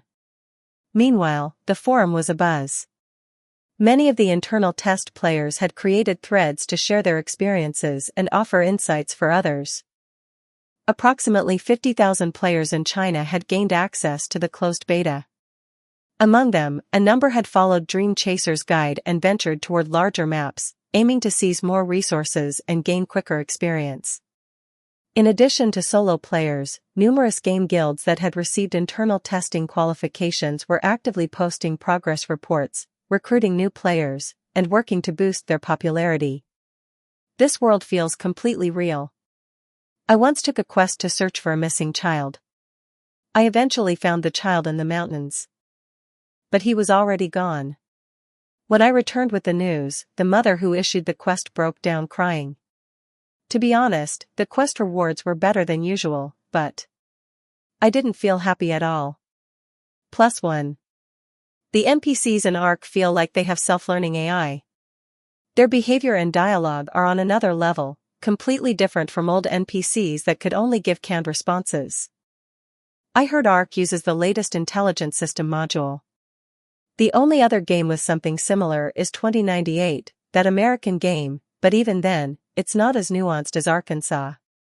Dream Chaser also mentioned the mineral sickness the infected suffer from. I think he's spot on. Remember, make a clear choice before you get infected. The other day, I had a task to protect a village. The local NPCs identified a few wandering outsiders as infected and ordered us to drive them away. It seems that the infected suffer from serious discrimination in this world. Wait, check this out, link incoming. A foreign player caught the infection and is now basically soft-locked. Might need to delete his account and start over. Felix clicked the link. It led to a live broadcast from a foreign player. The streamer was showcasing the game's world from a third-person perspective, introducing its lore to his audience. In the stream, the foreigner deliberately rolled around an originium pillar in the wasteland, triggering the Oripathy debuff. As combat began, he grew visibly excited, his originium powers flared to life, engulfing his body in flames like a living torch, thrilling the viewers. But his HP was steadily dropping. When he tried to return to the novice village, several NPCs attacked and drove him away. Enraged, he attempted to force his way back in. However, the NPCs immediately issued a town defense quest to nearby players. The players, lacking any sympathy, and not caring that he was technically a fellow player, treated it as just another PvP scenario. After shouting a few frustrated fuck ass, the foreign player was quickly beaten out with sticks, and now wandered alone through the wilderness, still afflicted by infection. It's tragic. So tragic. That was Felix's first reaction after watching the scene. It served as a wake-up call for all players. This was the price of choosing to become an infected. He held no prejudice against the infected, but still found it somewhat amusing to see someone so eager to seek their own downfall. Putting aside the foreigner who had practically courted death, most of the beta testers had lost any desire to become infected. NPCs warned them that infection could occur in various ways, including from slime-like originium slugs that often hid in the novice areas. If one were injured by an originium slug, there was a high chance of becoming infected. The players broke out in cold sweats upon hearing this. Many had been eager to slay monsters and earn LMD after acquiring their secondary professions, but this revelation made them reconsider their reckless actions. One player, who had spawned in a small village in Yen country, vented on the forum. He complained that the favorability rating of a certain young female NPC stopped increasing after hitting 10.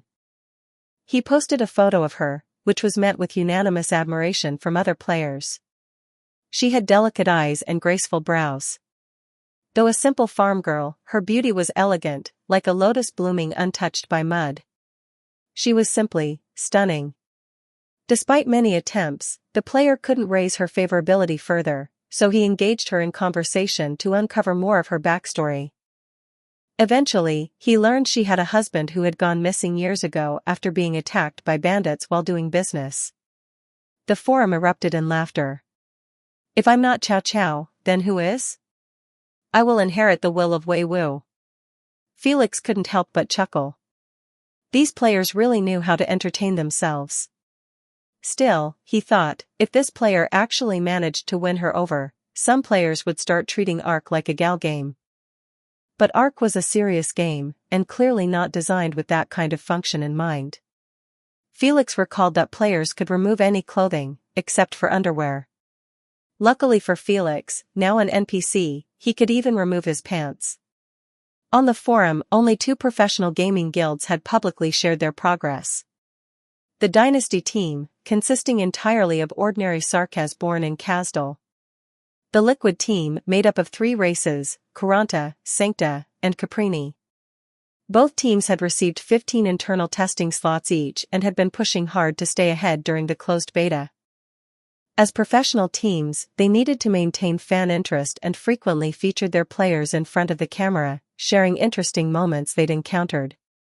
Sir, I'm here to make a purchase. While performing his usual prayer duties in the church, Felix turned around. There stood Dandao Dantart, covered in dust. A bright smile spread across Felix's face. Dantart stepped forward and opened Felix's personal shop. Without hesitation, he located the career path he was interested in from the bookstore, took a snapshot of the guard's manual, and promptly paid 20,000 LMD. He then sat off to the side, hugging the book tightly, and began to read and study. Felix wanted to say something. The guard profession was highly competitive. But when he saw the excited expressions on Dandau Dantart, he immediately swallowed his words. In the early stages of the game, players were still exploring different professions. During the internal beta, many had chosen the support system, but without the enhancement of a secondary profession, supports were far less effective on the battlefield compared to guards and snipers. Even the stat boosts provided by certain teams didn't significantly improve performance, especially when it came to tasks like logging. As a result, once the internal beta testers published their findings, the number of players choosing the support system during the public beta plummeted. It wasn't until 2 seasons later that the support system finally made a breakthrough on the world stage. At that point, players discovered that, with the right secondary profession, a support could essentially become a one-man army. The support system flourished under the guidance of top-tier players. But to Felix, it didn't really matter. The equipment he crafted could be worn by players across all professions. In both the early and mid-game, he had no competitors in his trade, he had a monopoly. As long as he consistently made himself known to the players from the very beginning, they would gradually become his loyal customers. At this point in the timeline, Kasdal's division was already inevitable, and the Tower of Babel had likely been established. In the early phase, the Tower of Babel mainly recruited pure-blooded Sarkaz mercenaries who were capable of fighting on the front lines. Even Sarkaz players lucky enough to join either of the 2 major factions ended up doing odd jobs. Felix had no intention of going anywhere near there. His combat power might still impress the average player, but in the eyes of seasoned Sarkaz mercenaries hardened by countless battles, his thin arms and legs would be nothing more than a joke. Chapter 16, Return to Laterano. 2,394 words. There was no hatred in his heart toward the Sarkaz, after all, he was once a player himself. But if he were to show up in Kasdal now, the Sarkaz mercenaries who viewed the Sancta as sworn enemies would undoubtedly swarm him without hesitation. He wasn't strong enough yet. What he needed was an opportunity. These past days in Moshan town, he hadn't been idle. Like some of the more production-inclined players, he had taken up the blacksmith as his secondary profession. After Dandau Dantart switched to the guard class, Felix had specially purchased equipment tailored for them, things guards typically favored, like a foldable mechanical knife. He knew they didn't have much in the way of LMD, so he set the purchase condition to experience points instead. He couldn't use the daily experience from his personal quota, but he could issue tasks to Dandau Dantart, allowing them to consume his experience. The experience points would flow back and forth between them, effectively recyclable, and Felix could then allocate that regained experience toward his secondary professions. By investing the recovered experience into the Mechanic Apprentice and Novice Blacksmith paths, he managed to raise them to LV15 and LV2 respectively, earning 7 free attribute points in the process. The blacksmith path also granted a small bonus, +1 strength. A modest gain, but not worthless. After mastering the basics of ironworking and understanding the foundational principles of metallurgy, his remaining experience wasn't enough to push either profession further. Still, there was good news. His level had reached 38, resulting in a small increase in both HP and MP. However, his combat rank remained largely unchanged, still hovering around rank 1. Unlike other players, Felix wasn't subject to level caps and could, in theory, endlessly stack subprofessions and levels. This could eventually turn him into a tanky pure health sponge. But the downside was obvious, no substantial increase in strength or class rating. Recently, Dandau Dantart had been following Felix around like loyal henchmen, practically glued to his side. He flattered him at every opportunity, clearly hoping to curry favor. Unfortunately, his favorability rating remained stuck at 1, the same as when they first met. His constant presence didn't go unnoticed, especially by a certain NPC girl who had grown increasingly annoyed. To her, they were like sticky candy. Wherever Felix went, they followed, constantly interrupting the atmosphere of any gathering. This outsider really doesn't know his place, she thought. So irritating. Who even understands him? Felix, however, had already set his sights on something far beyond Moshan town. His thoughts had drifted toward distant Casimir's, where the real opportunities awaited, and where he could fleece the richest sheep. Boss Lao, there's a notice posted in the village.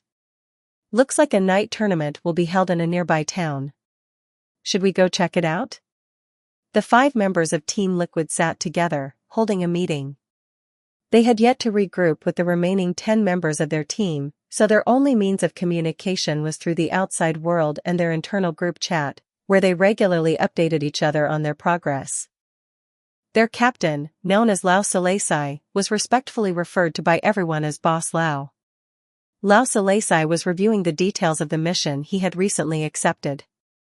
Having done a thorough walkthrough before entering the game, he was well aware that knight culture was deeply rooted in Casimir's, and that the novice knight class was one of the few powerful secondary professions available to players in the early stages. Because of this class's uniqueness and its synergy with team-based strategies, the coach of Team Liquid had allowed the pro players to select 3 different races, increasing their flexibility and class options for future gameplay. Lao Salesai shook his head. Shuayu, we can't go that far just to enter the tournament. Don't forget, there's a registration fee. Zhu Yexingfeng, Team Liquid's second-in-command, sighed as he heard this. He understood well that Lao Salesai was right. After leaving the beginner area and arriving at the small town, they had joined the town patrol. By chance, they'd learned the knight subprofession from the patrol captain. Over the past few weeks, they had worked relentlessly from dawn till dusk, completing task after task. Lao Salesai, with the highest level among them, had only just managed to raise his novice knight class to LV4. At that level, joining the tournament would be like walking into a slaughterhouse.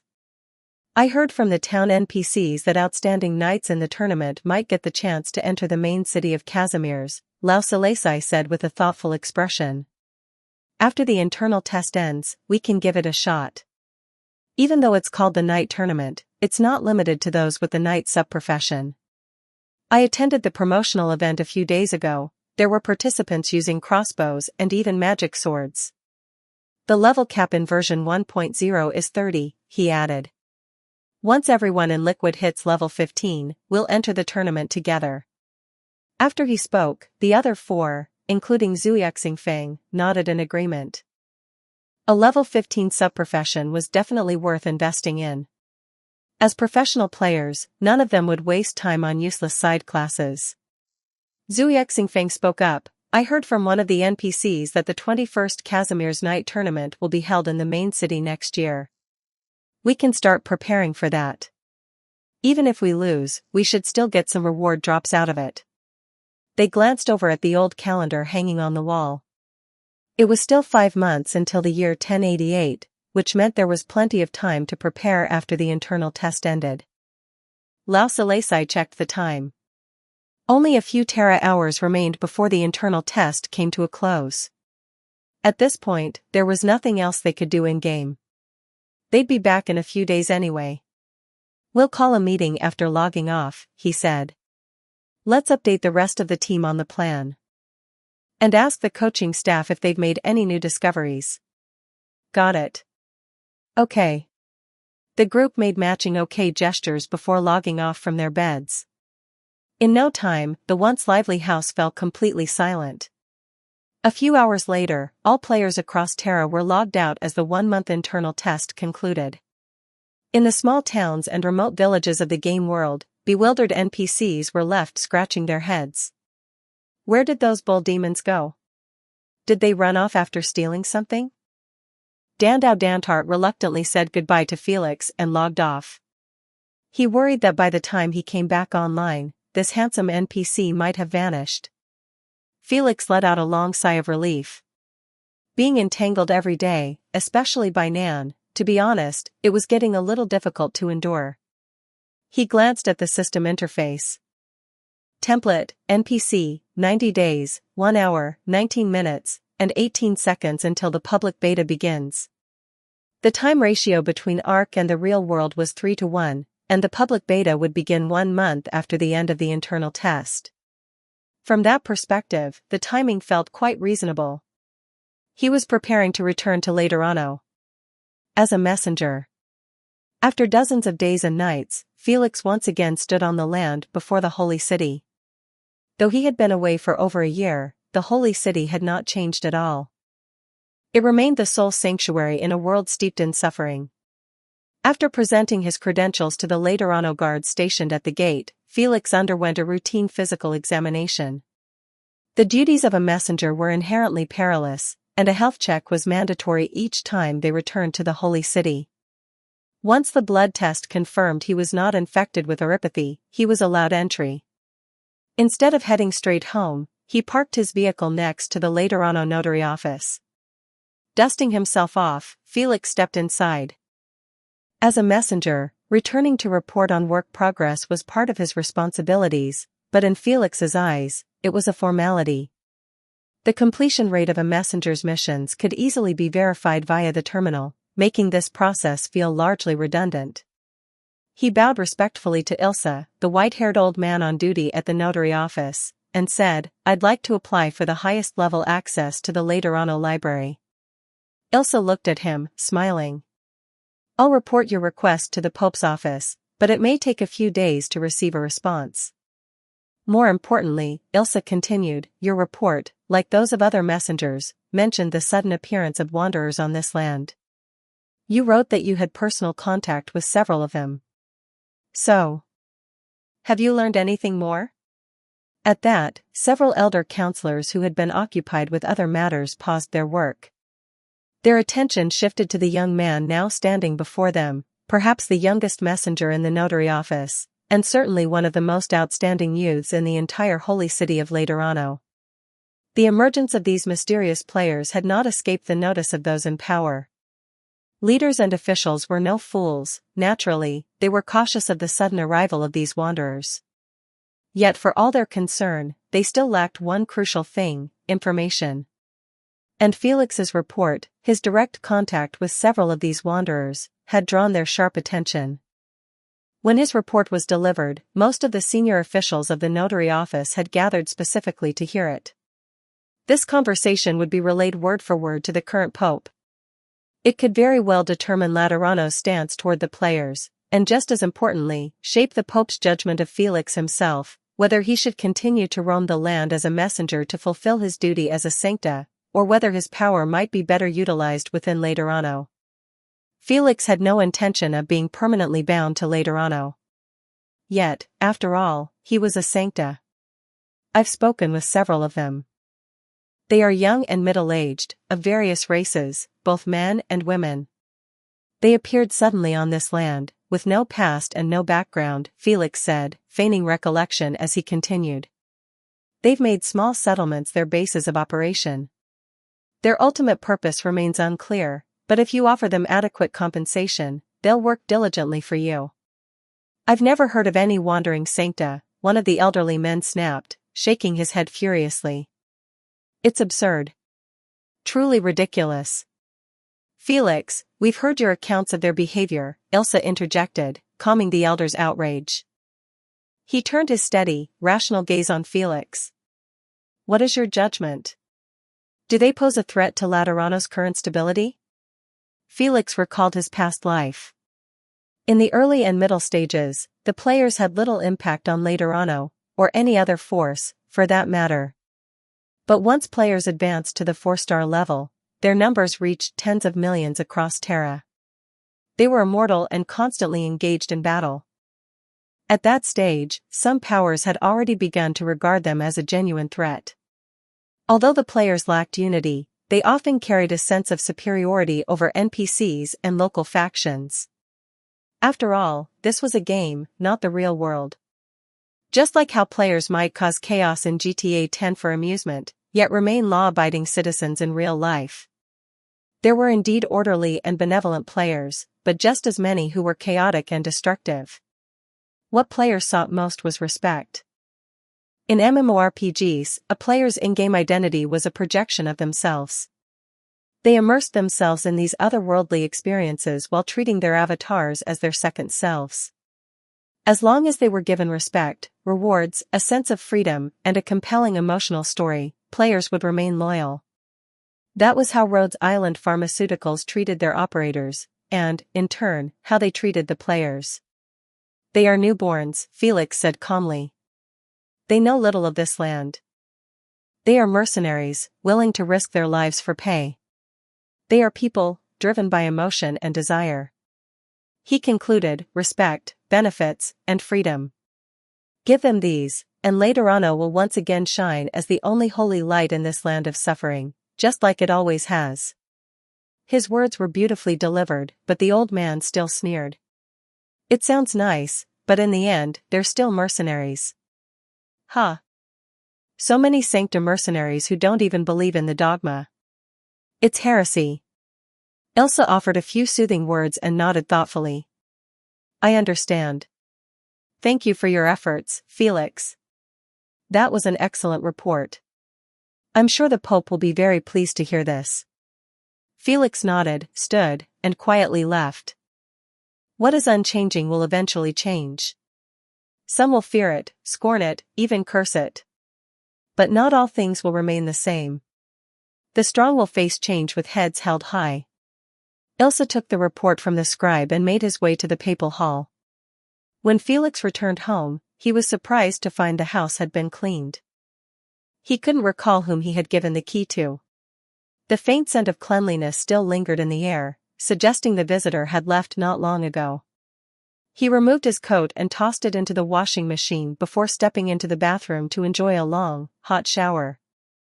Thanks to Ark's ultra-realistic fluid simulations, players could finally experience bathing in-game. It was no longer just a dream. However, players couldn't take off their pants during a shower, which was rather awkward. Felix, on the other hand, could undress freely. He could even defecate. After drying his hair, Felix sat quietly on the sofa. The comfort of being home settled over him, easing his spirit while filling him with fatigue. Before long, he had drifted into a deep sleep. A knock on the door awakened him. His recent travels had sharpened his vigilance. It was already dark outside. With his halo and wings, Felix had no need for lights. He walked cautiously to the door in the dark, peeked through the peephole, and then opened it. Surprise! A cake was handed to him. Felix accepted it and looked up at the visitor. I heard from friends at the notary office that you were back, so I came to see you, said Mostama, blinking her beautiful blue eyes with a gentle, graceful smile. So I thought I'd raid your house. How are you? Did you miss me? Chapter 17. Laterano passed through my fingertips, over my head, and beneath my feet. 2,374 words. Mostama, his former classmate, his friend, was the first person his age Felix had met again in Laterano. The tasks in the system's taskbar still hung high above, the importance of the B-level mission quietly conveying its weight. Felix stepped aside slightly, letting Mostama in, and turned on the lights. Just like Laterano, illuminated by 1,000 warm glows, the light inside was soft and comforting. Mostama had brought along a cake from a famous dessert shop nearby. He had once heard players say that when playing as a Sancta, they didn't share the same sweet tooth as the native inhabitants. Yet as an NPC, his own memories told him otherwise. He had always liked sweets. The two sat at the table. Felix fetched plates, knives, and forks to divide the cake. Mostama, however, didn't move. She leaned back in her chair, eyes drifting between the window and him. Your clothes. Felix looked at her.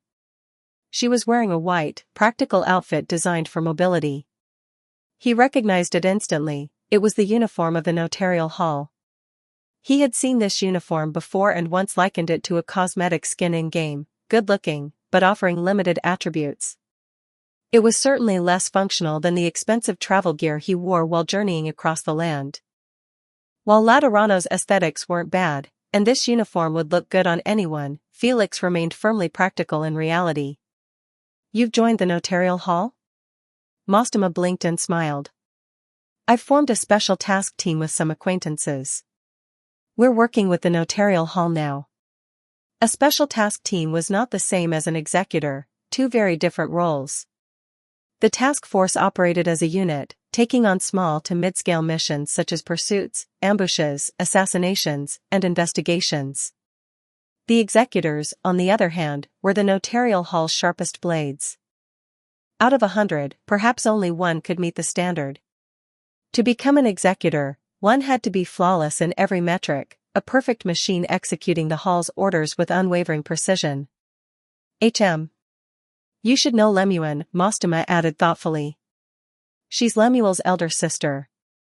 You met her once, didn't you? And Fiametta, she continued. A reliable livery companion. Very skilled with firearms. Our captain is Andoin. A good man.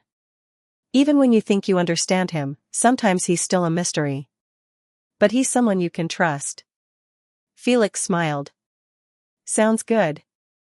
Mostema returned his smile. Her expression always carried that gentle calm, like a breeze passing through an open corridor. It couldn't have been easy for you either. What kind of stories did you gather over the past year, traveling as a messenger? Felix spoke of his journeys. They had been uneventful for the most part, with the main focus being on Syracuse. After all, that was where he had stayed the longest. Mostema listened quietly, smiling all the while. In this moment, she looked exactly like the admired senior from the academy, an ethereal figure worshipped in silence.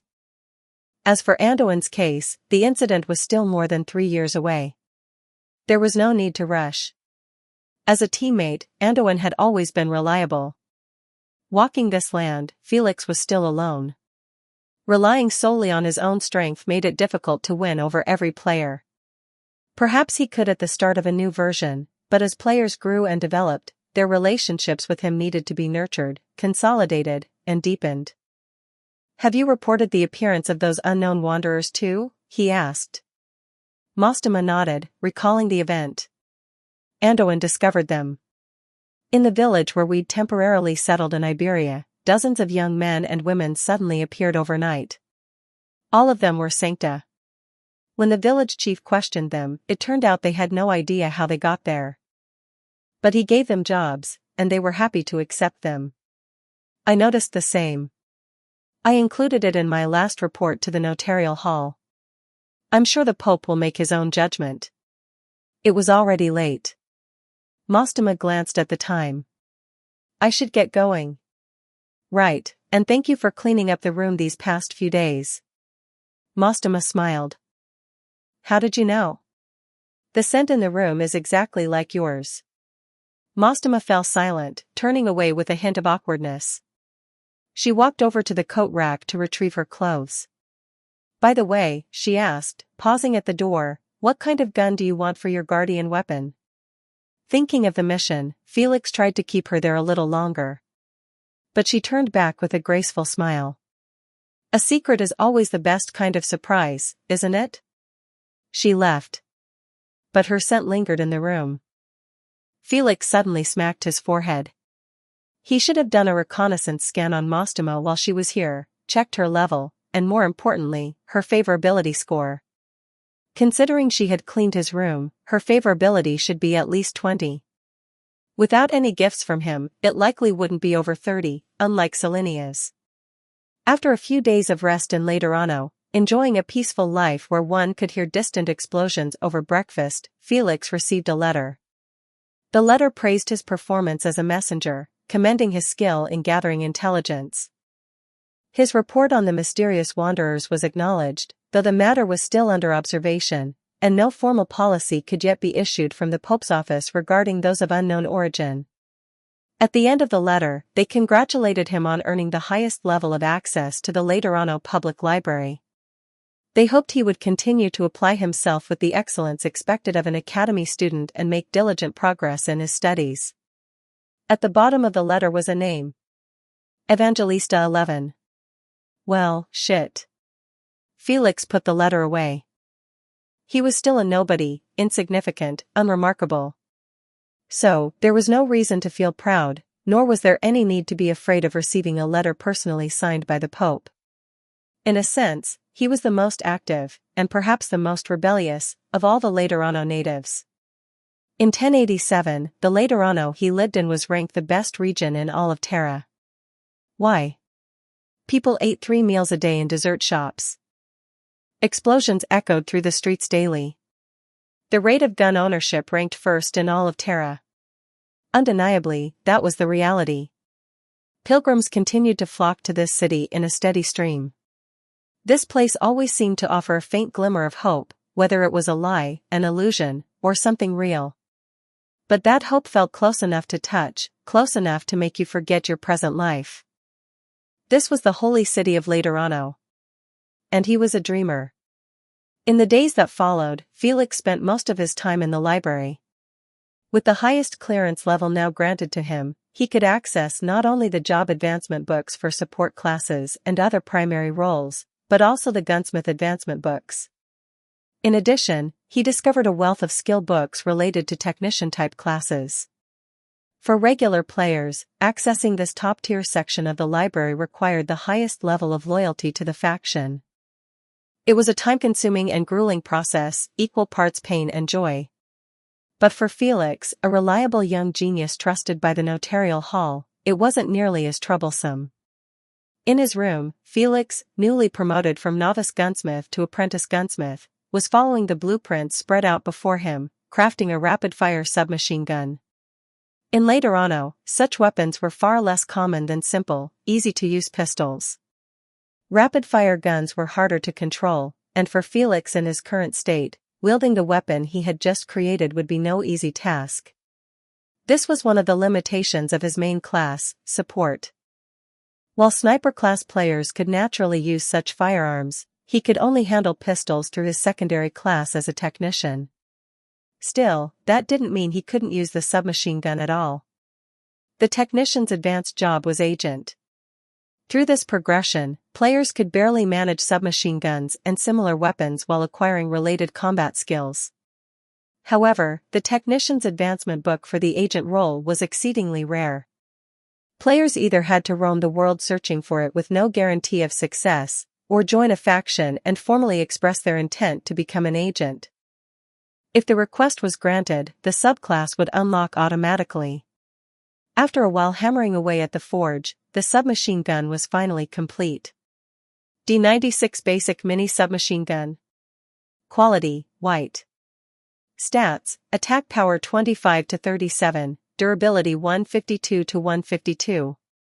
Requirements, sniper class, agent subclass, strength 15, stamina 10. Passive ability, precision, increases accuracy by 3%, critical hit rate by 5%. On the internal market of Laterano, this weapon would be priced around 100,000 LMD. Its high usage threshold and demand for mastery over Originium-based firearm skills made it difficult for average users to handle. As for the markets in the land of suffering, this gun would be practically worthless there, unsellable and unneeded. Even if someone bought it, they likely couldn't use it. It would just sit there, gathering dust. Felix was confident that this gun could be sold for a high price, over 400,000 LMD, in fact, but he wasn't entirely sure if anyone would actually buy it. It wasn't like he could just sell it to the Sarkaz, though that kind of thing wasn't unheard of. A few Sarkaz mercenaries had managed to acquire firearms from Sancta individuals. After years of practice, they had learned to use them proficiently. Now that he had successfully crafted a submachine gun, Felix set it aside for the moment and turned his attention back to working the forge. What he needed to make next was a piece of mechanical armor, something that could defend against incoming attacks. Worn beneath a coat, it would provide a modest boost to both strength and endurance. A small, life-saving measure. Thanks to his talent for super-mechanical mastery, his progress in mechanical crafting far outpaced his growth as a gunsmith. The gunsmith apprentice class had granted him +1 dexterity and +2 intelligence, along with 1 free attribute point. When he pulled up his status panel, he realized he had unknowingly saved up 48 free attribute points. To handle stronger machinery or more advanced firearms, he needed to improve 3 core attributes: strength, dexterity, and intelligence. After some thought, he distributed the 48 points evenly, 16 points to each. Name: Felix Sean Lancham. HP: 1250/1250. MP: 435/435. Race: Sancta. Template: NPC, 83 days, 19 hours, 19 minutes, 18 seconds until public beta begins. Level: 30. Experience: 0. Main class: Assistant Beginner LV1, 1/200th. Secondary classes: Gunsmith Apprentice LV1, 1/200th, Technician LV10, Mechanic Apprentice LV15, New Blacksmith LV2, 2/100ths, Messenger LV1, 1/50th. Skills: Primary Gun Manufacturing LV10, Basic Shooting LV10, Maintenance and Repair LV10, Custom Modification LV10, Preliminary Mechanical Manufacturing LV10, Primary Iron Manufacturing LV1. Skill points: none. Attributes: Strength: 23. Dexterity: 29. Endurance: 7. Intelligence: 32. Spirit: 3. Charm: 9. Luck: 1. Unallocated attribute points: 0. Features: Basic Gun Weapon Understanding LV10. Gunfighting LV10. Handgun Manufacturing Understanding LV10. Basic Mechanical Understanding LV10. Basic Iron Understanding LV1. Talents: Genius. Gunsmith's Hand. Super Mechanical Mastery. Rank: 1.26 stars. Evaluation: You already have the strength of a beast of burden, but you're still best suited to slacking off in the logistics department. On the battlefield, you're merely at the mercy of others. Felix stared at the evaluation, his face darkening. Seriously? What's wrong with sticking to logistics? He muttered under his breath. Why do I have to get beaten up on the front lines?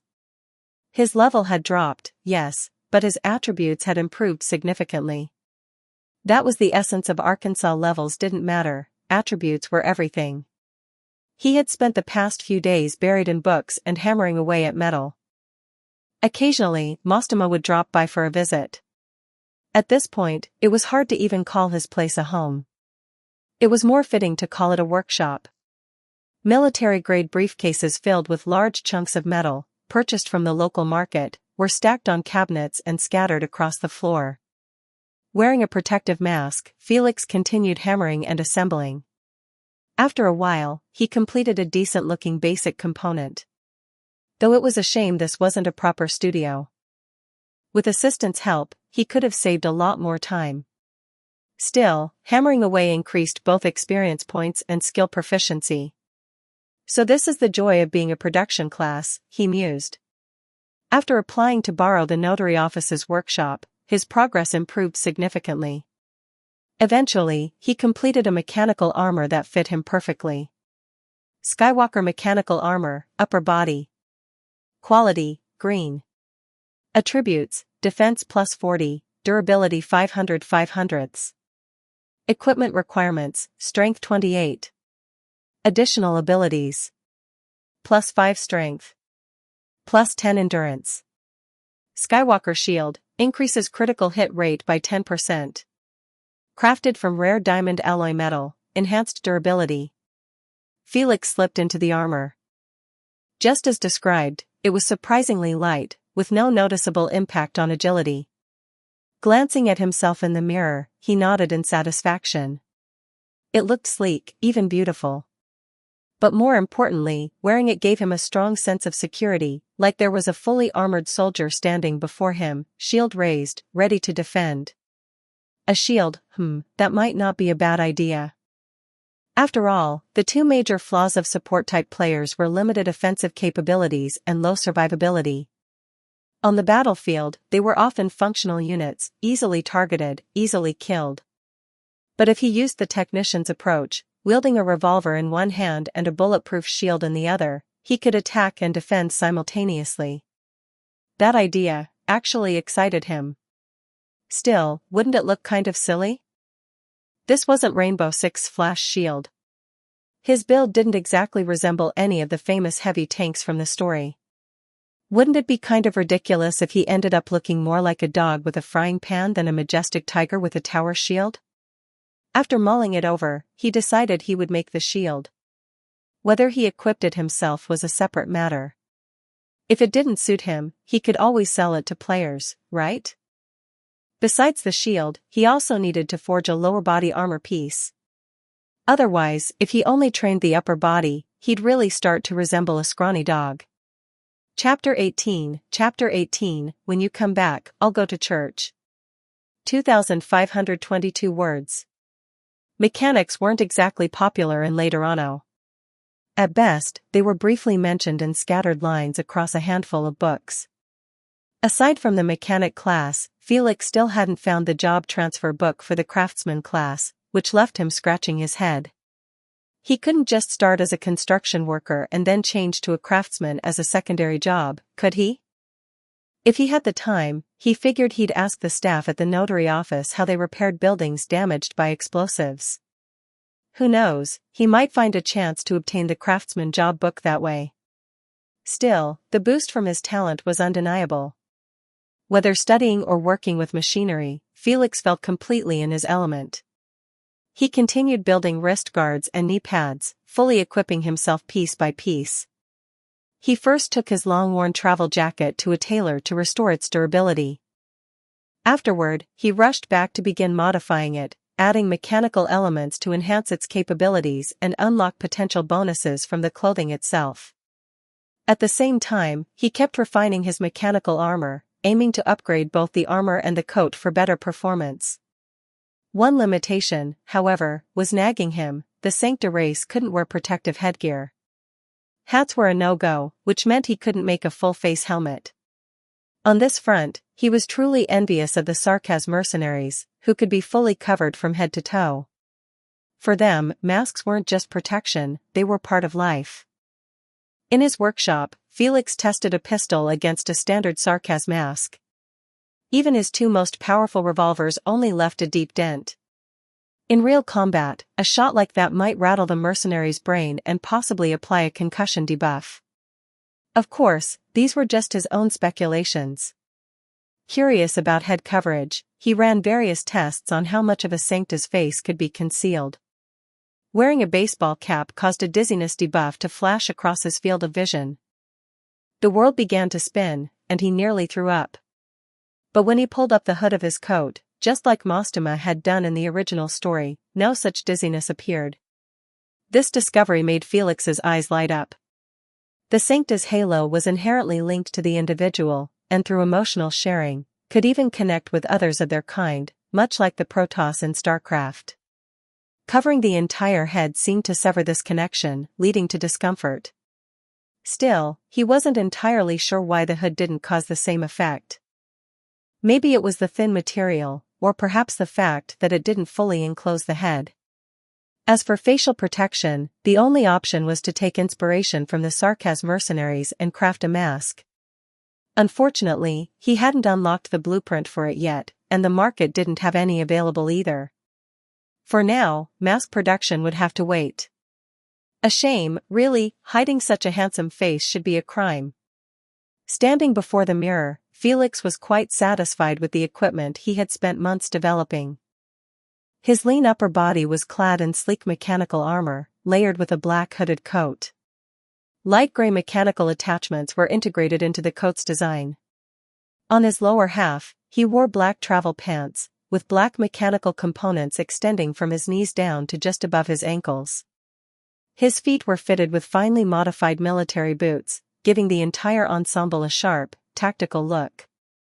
Skywalker mechanical armor, upper body, broken coat revised ver 1, Dune travel pants revised ver 1, mechanical extension unit calf, later Anno Type 3 military boots revised. There hadn't been any major changes to his weapons. Felix's combat rhythm still revolved around his two boss-tier revolvers, Spade ACE and Dawn, with Double Eagle Kai 2 serving as his backup. Spade Ace and Dawnbreaker, just like their names implied, were as contrasting as night and day, one black and one white. Their aesthetic gave Felix the feeling of being some brooding, mysterious lone wanderer. If this were a fantasy world, he might be called the Black Swordsman. But with his gear and secondary class, Black Pistol Brother might be more accurate, and that sounded way less cool. Staring at his current loadout, Felix let out a sigh. Production classes really were expensive. The 1.7 million LMD he'd earned from the Saluzzo family had dwindled down to just a little over 100,000. If he were to risk another blueprint gamble now, he'd be broke enough to start begging on the streets. Still, this overwhelming sense of security was something no amount of LMD could buy. Sure, he'd still get sent flying if someone like Saria landed a punch on him, but at least now, he could shout, "Come at me head on," and hold his ground against ordinary sarcasm mercenaries in standard settlements. There's still 32 days until the public beta goes live, Felix muttered, checking the date. It was now early September, 1087. Time to move on. This time, his destination was Casimir's. Casimir's living conditions were slightly better than those in Siracusa. Some of the novice villages in Siracusa were buried under yellow sand and dust, and new players might not see any greenery until they reached larger towns. Casimir's, on the other hand, was different. Its beginner areas were rural communities surrounded by grasslands and open skies. Blue sky, green meadows, the kind of visuals that offered players a refreshing, immersive experience. Thinking back to the Dantart he had reluctantly left behind before logging off last time, Felix shivered. Bro. I'm not into guys. Mostama hadn't come by much in the past few weeks. Her team had been busy running reconnaissance missions, and she'd only returned to Laterano a handful of times. Meanwhile, Felix, a supposed messenger, had been slacking for nearly 3 months. His job hadn't changed at all. But now, whenever he strolled through the streets in his flashy new gear, he'd inevitably draw attention from curious sanctas. That was the one downside of being a mechanic. Unlike Iron Man, who could just call his suit to assemble at will, Felix had to manually suit up and remove everything. The whole process was tedious. So after putting the gear on once, he decided it was too much trouble to take off again. Thankfully, the Sancta people were naturally romantic in disposition. They didn't judge his eccentric outfit with suspicious looks. Instead, they approached with interest, asking which clothing store he'd bought the cool outfit from. Felix didn't know whether to laugh or cry. He patiently explained that the gear was custom equipment crafted by a mechanic, and that it enhanced his mobility as a messenger. After hearing his explanation, the onlookers quickly understood. Their curiosity turned into admiration the moment they learned Felix was a messenger. Some of the Laterans present had never once stepped foot outside the paradise of the Holy City in their entire lives. Now, seeing someone from the younger generation, much younger than themselves, venturing into lands of suffering, they couldn't help but feel a mix of respect and emotion. The mild commotion on the street soon drew the attention of the patrolling Laterano guard. "Something interesting going on here?" one of them asked as they approached. "Don't you think this guy's outfit is cool? It reminds me of that thrilling feeling during an explosion," someone joked with a grin, gesturing toward Felix. The Laterano Guard, an official peacekeeping force of the city, was responsible for tasks like patrolling, law enforcement, and emergency combat.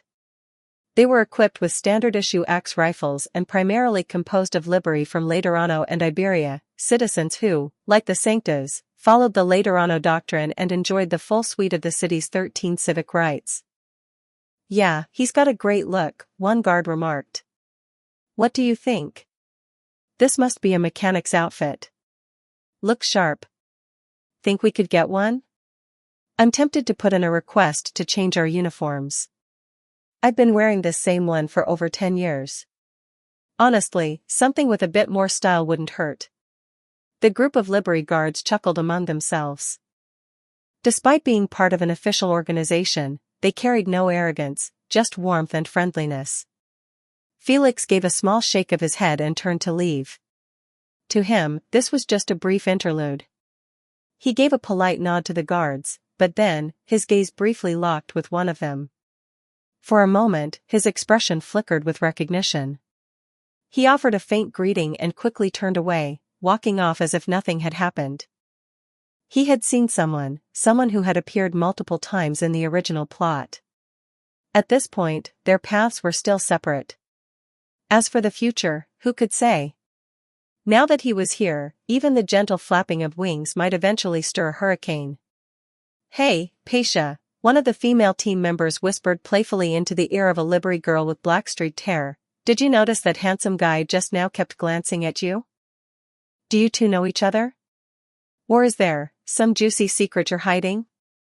Paisha shook her head, answering truthfully, "This is the first time I've seen that sancta. I don't know him." Still, she couldn't shake a strange sense of familiarity. She prided herself on having a sharp memory, yet no matter how she searched her thoughts, she was certain this was their first meeting in a crowd. Even so, the way that stranger had looked at her left her puzzled. Judging by his attire, he clearly wasn't an ordinary citizen. But she kept her thoughts to herself. She'd ask Fiametta about it later, maybe she'd know who he was. The encounter with Parthia was nothing more than a coincidence among many. In the future, Felix knew he would inevitably cross paths with more and more characters from the main storyline. The most important thing was to maintain a calm and grounded mindset. After visiting the notary office for a routine mission check and taking on a few assignments near Casimir's, his brief stay came to an end. His current identity didn't permit him to act too conspicuously. It wasn't suitable for him to complete missions in the same manner as the players, farming loyalty points. For now, it was clear he needed to maintain distance from the Laterano Vatican. After all, a Laterano cardinal, someone positioned within the Vatican itself, would never leave the Holy City so casually or take spontaneous trips. The role of a messenger still had its value. Before his departure, he made sure to say goodbye to Mostama. "I'm leaving tomorrow," Felix said, tasting one of the macarons Mostama had brought back from the dessert street. Mostama, as calm and composed as ever, didn't show much emotion. She neither laughed nor frowned, just observed the world quietly, her lips curved in a gentle, elegant smile. She nodded slightly. "We spend more time apart than together. But that's the life of a messenger. When do you think you'll be back?" Felix thought for a moment. "Maybe in a year or two. I'm headed to Casimir's, and I've accepted 2 missions there. Next time you return, I'll make you a cake." "Mostama, you know how to make desserts?" "Almost every sancta does." Felix is probably the only one more interested in steel. Mostama chuckled, then added with a softer tone, "Castel's been a bit unstable lately. If you're assigned a courier mission near there, be careful."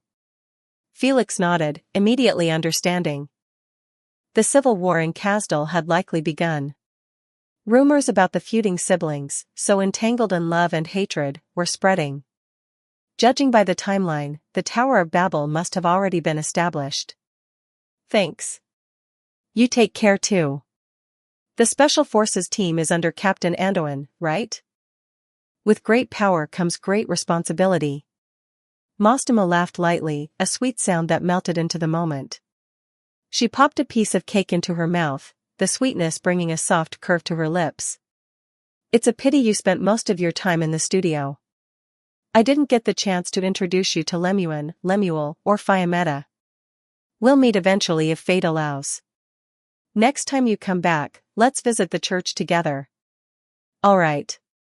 After accepting Mostama's gentle invitation, the evening had grown late.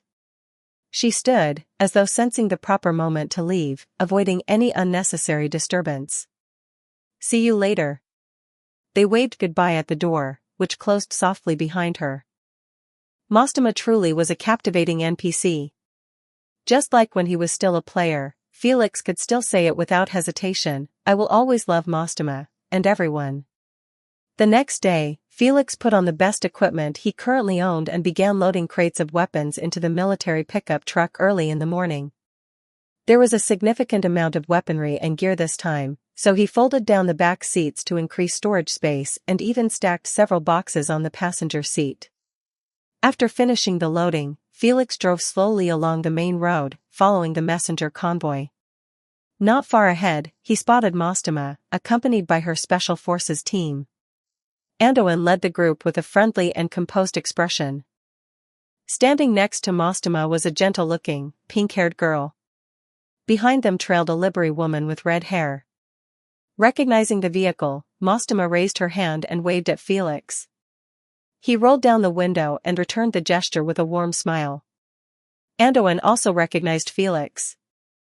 Though they had only met once, their relationship felt closer than that of mere acquaintances. In a way, Anduin had once been Felix's mentor in the field. Upon seeing him, Anduin performed a priest's salute with gentlemanly grace and offered a sincere blessing for his journey.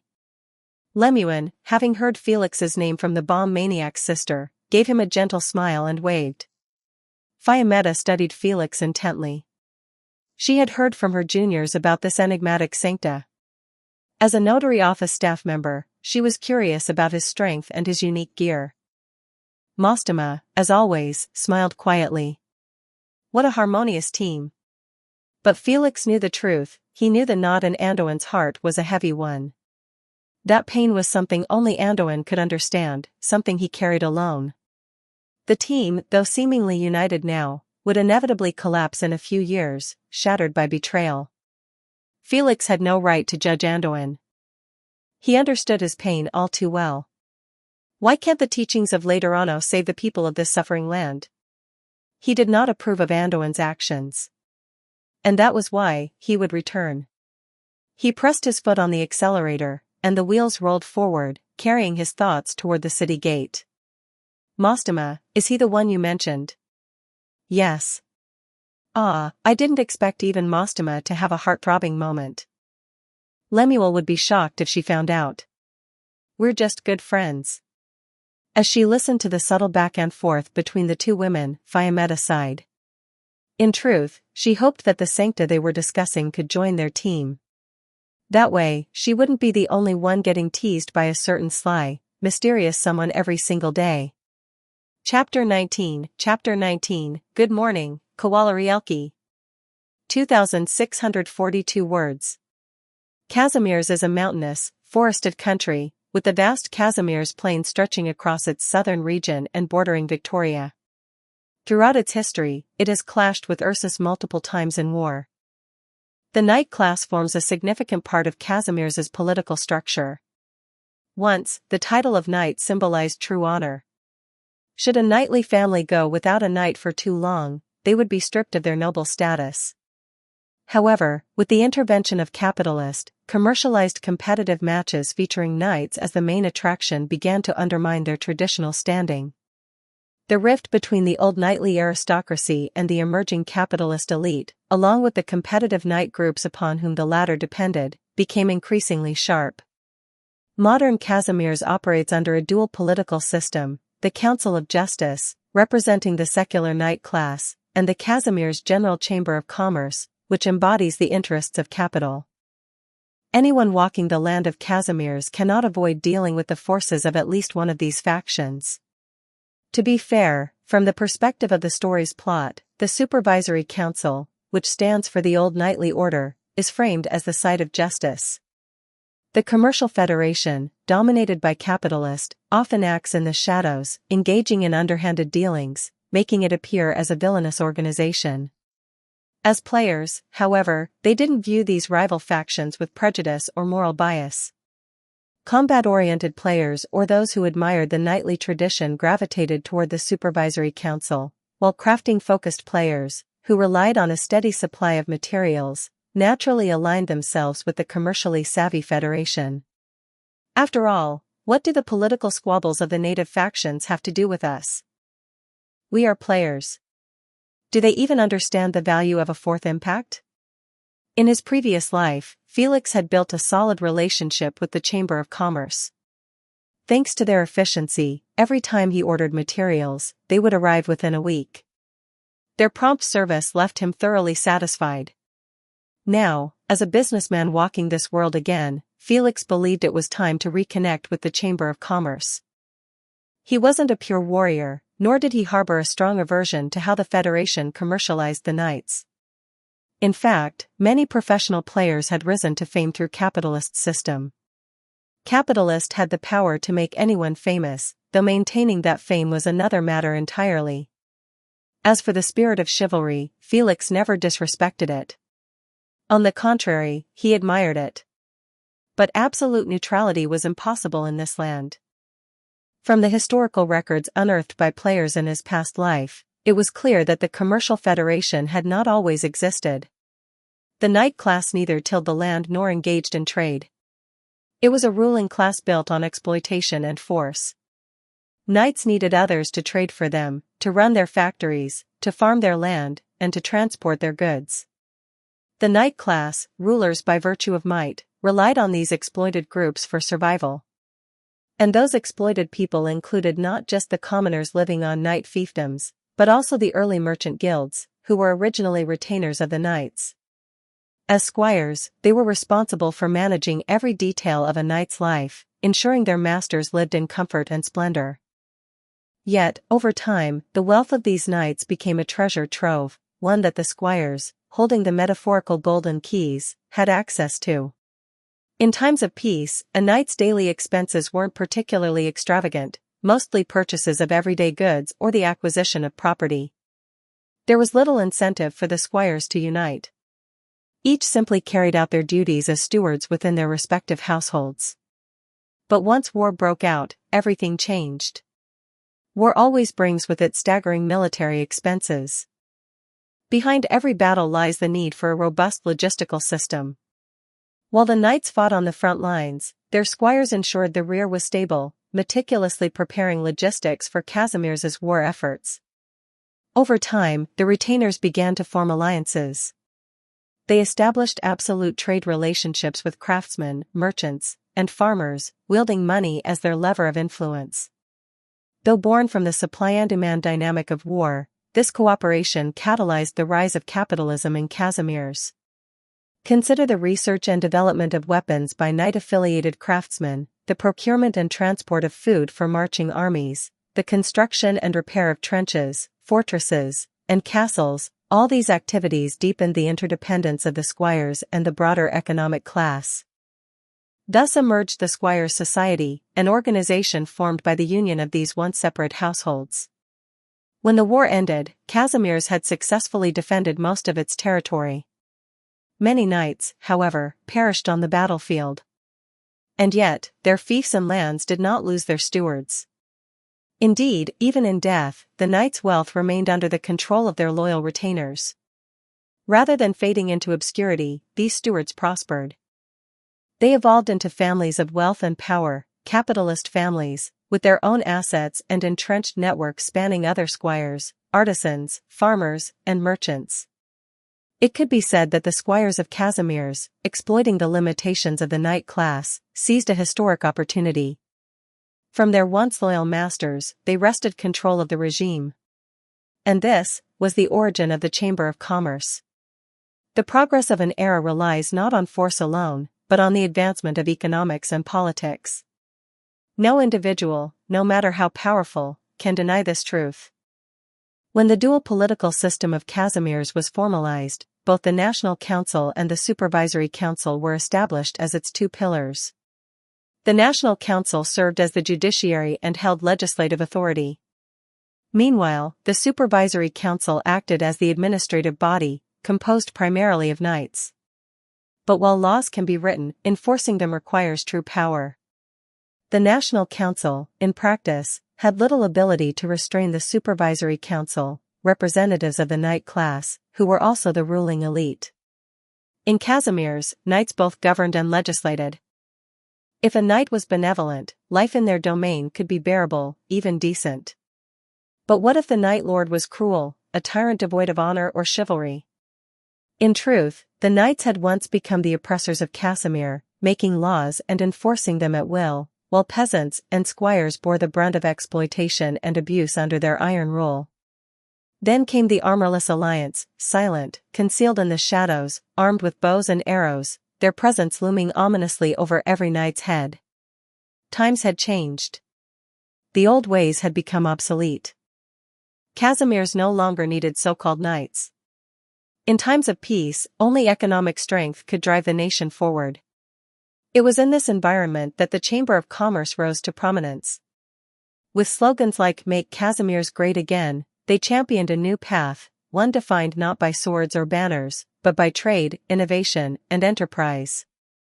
The chamber now stood as the primary economic engine behind both the National Council and the Supervisory Council.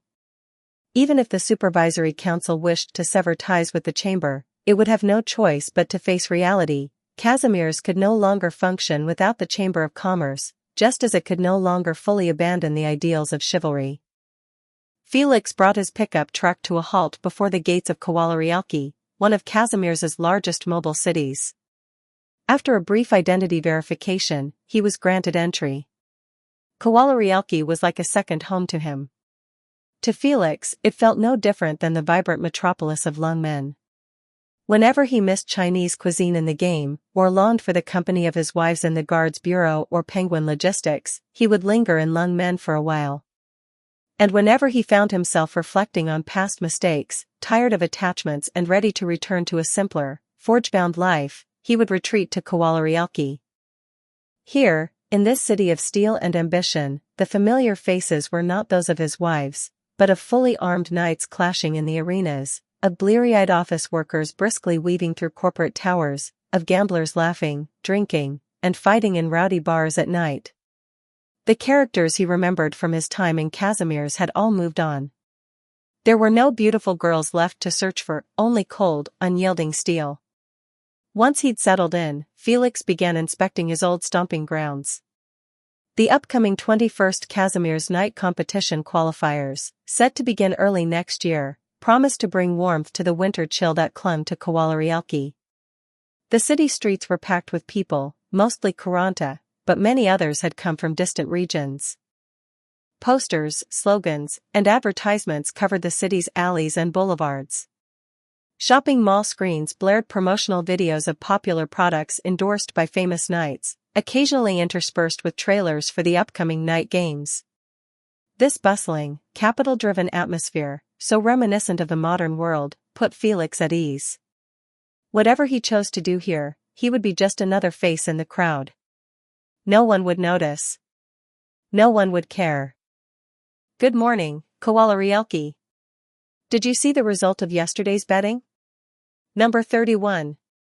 There was a fan brawl at Arena Number 3 last night, 50 fans slightly injured.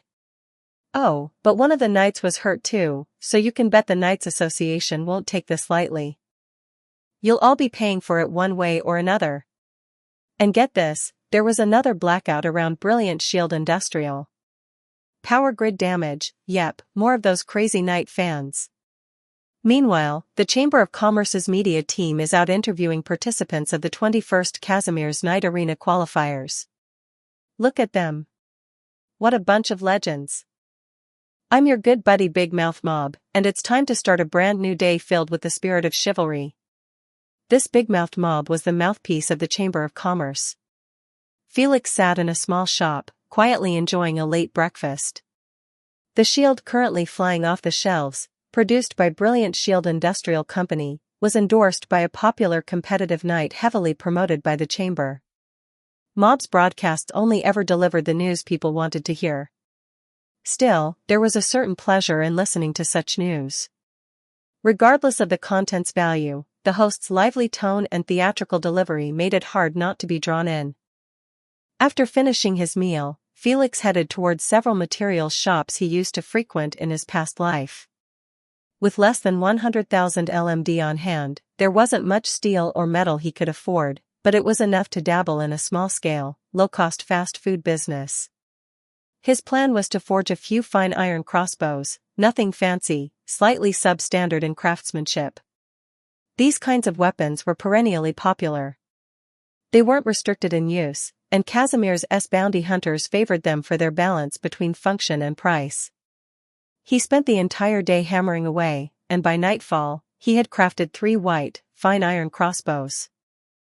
Though lacking in workmanship and quality, they were good enough for the black market. For him, forging substandard gear was difficult, it meant intentionally holding back. The lack of refinement meant missing out on valuable experience points and skill progression. But for now, Felix wasn't chasing growth. He needed money. The black market was where identities were left at the door. It was also the second most densely populated area for the infected, right behind the slums. Most of the crossbows on the market were junk, unreliable, jam-prone, inaccurate, and poorly constructed. Felix's crossbows, though technically defective, avoided the worst of these problems. They were stable when fired and unlikely to jam. Their only issue was slightly reduced durability. In this environment, they'd be snatched up immediately. Of course, the Chamber of Commerce, and its spies, had their hands everywhere, and the black market was no exception. In fact, prices here were subtly regulated by the chamber as well. Felix walked toward a familiar fork in the path, a route he had once taken in his previous life. Back then, it was a game mission that led him here, where he had met a black market trader. That man had once been a knight of the Knights Association, but disillusioned by the Federation's tyranny, he quit and turned to underground dealings. With old connections and a strong enough military force, he was able to operate both above and below the table. For players, he was an ideal business contact, someone who could be trusted not to backstab them or trigger a dragon sword bounty. The mechanical and tech gear Felix wore now served as the perfect deterrent. His hood concealed most of his face from anyone nearby, but the halo above his head remained visible. That was enough to make the more malicious onlookers think twice. After all, the Sancta race wasn't one to be trifled with, they were always armed. Rounding a dim corner, he approached a space most people passed by without a second glance. Only regulars knew what this place really was. "Welcome. Sir, what can I do for you?" Thad looked up from a noisy television comedy, his casual demeanor freezing when he saw Felix's face, and his race. A Sancta? Was this man here to investigate the black market's subpar firearms? "I heard about this place from Old Tom." Old Tom, the owner of a bar on the corner, had long been involved in the black market business. Many people had discovered the location of this underground market thanks to his introduction. That's right, if players wanted to qualify for access to the black market, they could only do so by completing missions issued by Old Tom. Felix, having already known the route, naturally skipped that requirement. "I'm here to deal in low-quality crossbows," he said flatly, his expression blank, tinged with a trace of sorrow, reminiscent of the actor Anduin. He pulled 3 fine iron-long crossbows from his bag and laid them on the table. "A few Quaranta friends I met in Casimir's went out hunting. These substandard crossbows weren't suited for it, and they died at the hands of their prey." Thad's heart skipped a beat when he saw the crossbows tossed onto the table so casually. He shot up from his seat with a bang and quickly examined them.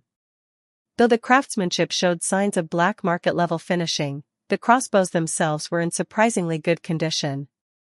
Inwardly, Thad sneered. He shook his head, wondering just where these 3 fools had come from. Going hunting with crossbows like these, without using spears, shields, or traps, was plain foolish. Sure, a crossbow could be used for hunting, but if someone ended up dead, it was a matter of skill, not quality. What was even the point of blaming the weapon? "So, what are you trying to say, sir?" Thad asked cautiously, suppressing the scorn on his face and looking up at Felix. Felix's face was filled with sorrow. They didn't even have the money for proper burials. "Their families asked me to sell these killers, to use the funds to cover future living expenses." "My condolences, guest." Thad let out a quiet breath of relief. So, he wasn't here to stir up trouble. He looked at Felix and asked, "May I check the crossbow's integrity?" Felix gave a slow nod. Thad gripped one of the crossbows and aimed at a piece of armor set up nearby. After loading it, he fired 4 shots in quick succession. 3 bolts pierced through the armor cleanly. 1 bolt even went straight through. Thad's eyes widened with surprise and delight, though he did his best to appear disappointed. "It is indeed a low-quality crossbow." Felix curled his lips slightly. "Oh please," he thought. "You're practically wagging your tail trying to hide your excitement." Still, he remained composed. 140,000 LMD. Enough to let each family live out their days in peace. Guessed, that's robbery. Thad looked caught between laughter and disbelief. What kind of ridiculous moral guilt trip was this? But once it came down to pricing, he immediately leaned back in his chair, ready to haggle with logic and reason. Chapter 20, The Riddler. 2,799 words. The final deal was struck at 100,000 LMD, the standard price for fine iron crossbows on the black market. Thad recognized the superior craftsmanship of the 3 crossbows and chose not to be overly greedy. He didn't have the luxury of acting like every customer was a mark to be fleeced. That depended entirely on who he was dealing with. After the angel left, Thad's expression darkened, shifting between unease and regret. He felt like a fool for believing the angel's story. But from what he'd heard over the years, it seemed that the people of the Sancta race really were just that gullible. Sure to, follow him. See where he goes. A voice answered from the warehouse, and a pair of fading footsteps soon echoed out of earshot. It wasn't a particularly suspicious time of day. Kowalarielki was bustling as usual, packed with tourists from across Terra. A lone Sancta wandering the streets didn't raise any eyebrows. But that gear. Thad recalled the equipment the Sancta was wearing. The more he thought about it, the less it seemed like something a casual traveler would be carrying. A messenger, or an enforcer, he muttered. He dared not investigate further. If the visitor had been the latter, offending him would mean an end so swift, he wouldn't even realize how it came. Before long, Sure-2 returned with a troubled look. Boss, we lost him. Thad didn't look surprised. If anything, he seemed a bit relieved. Forget it. Go let the regulars know I've got a new batch of crossbows in. Better quality than the usual junk. Set the price at 180,000 each. Sure-2 nodded and took off to spread the word. Thad sipped from his drink and turned back to the TV, as though the angel had never walked through his door. After making several runs to the black market, Felix's wallet had finally returned to the million mark in LMD. Still, it wasn't enough, not nearly enough. He knew there would be a massive loss down the line. Fortunately, with the arrival of players, that gap would be filled. They'd bring a steady flow of income and experience points. That was where Felix's confidence came from. Thinking back on a few key characters from the original storyline, Felix took the opportunity to rest in the hotel until nightfall. Then, as dusk settled over the city, he stepped out into the evening. In the city center, along the well-lit Golden Feather Avenue, he stopped before a pub bearing a familiar sign. Martin the Terrible. Under the cover of night, he pushed open the door. Amidst the clinking of glasses and the haze of tavern chatter sat drunken knights. Some wore time-worn armor, faded and dented from long service. Others gleamed with polished plating, competitive knights easily identifiable by their prideful, pristine gear. Oh, what a new face. Welcome to Horrible Martin. You're a Sancta, right? From a foreign land? The bar's bald owner, Martin, was polishing a glass behind the counter. Upon seeing the unfamiliar guest, he greeted him with enthusiasm. Felix stepped up to the bar and pulled back his hood. The young face that emerged caught Martin off guard. You sure you're of age? In Rutland, adulthood was recognized at the age of 20. In Martin's eyes, this kid looked like he should still be crying for his mother. Still, there weren't any strict rules in Rutland banning underage drinking. Many students would stop by after school for a glass of low-alcohol sweet wine as a treat. Bourbon, Felix said plainly. All right then, Martin replied, still a little skeptical. Seeing Felix's mature demeanor and calm presence at the bar, bald Martin temporarily assumed he was of legal drinking age. The television next to them was playing the evening news. The host's voice carried over the quiet clatter of mugs and murmurs. At 7:10 this evening, unidentified individuals were reported gathering in the sewers of the Haywood district. Authorities discovered a cache of dangerous goods stored at the site. Residents of the Haywood district are advised to remain indoors and stay calm. The Knights Association has been dispatched to neutralize the threat. The drinkers seated nearby let out low scoffs and chuckles. One of them shook his head in exasperation. Just another lazy excuse to crack down on the infected. Another man, built like a white bear and reeking of alcohol, grumbled, "That damned bill targeting the infected keeps resurfacing. What the hell are the supervisors even doing? Sitting on their hands?" Ahem. Bald Martin cleared his throat pointedly, a subtle warning to his two longtime patrons. The walls in Kowalarialki had ears. The two men glanced to the side, only then noticing the Sanctus seated next to them, quietly swirling the ice in his glass while watching the television with apparent interest. "The infected are like festering boils to the people of this land," Felix spoke at last, his tone calm and reflective. "They're desperate to cut them off, yet they forget they once had smooth, unblemished skin." He had slipped into riddle-speak again, something he wasn't quite used to yet. He blamed his lack of recent conversation with Kaltsit. Practice was needed. "They're afraid. Terrified. So they ask, will the boil spread and infect the rest?" He turned his head slightly, eyes flicking between Bald Martin, the old knight, and the burly craftsman seated beside him. His smile was soft, but the irony in it was impossible to miss. "Of course not," he continued. "They've already built high walls around the boil. They've applied protective ointments in the name of purification. They've cut off entire pieces of their own flesh to banish the boil far away, so the sickness won't reach them. Medically speaking, they're not wrong.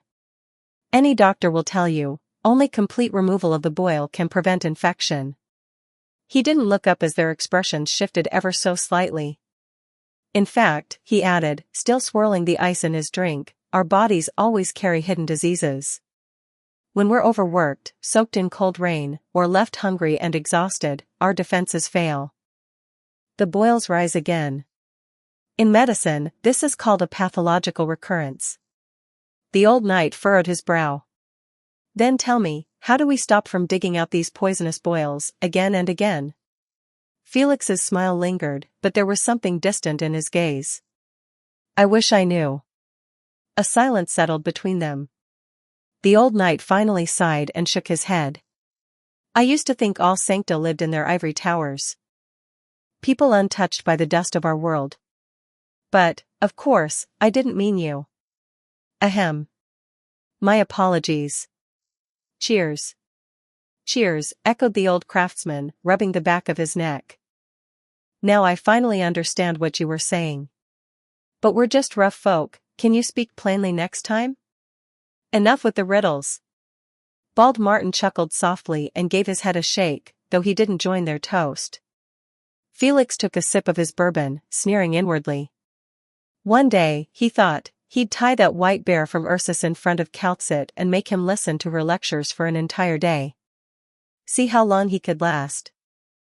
Thanks to the years of conversations he'd had with Kaltsit in his previous life, the Riddler's opening line he'd just delivered had the intended effect. It brought the group closer, and more importantly, made them believe Felix must come from a powerful background. Both the old knight and the old craftsman harbored their own frustrations with the infected issue, but they also knew they were powerless to change anything.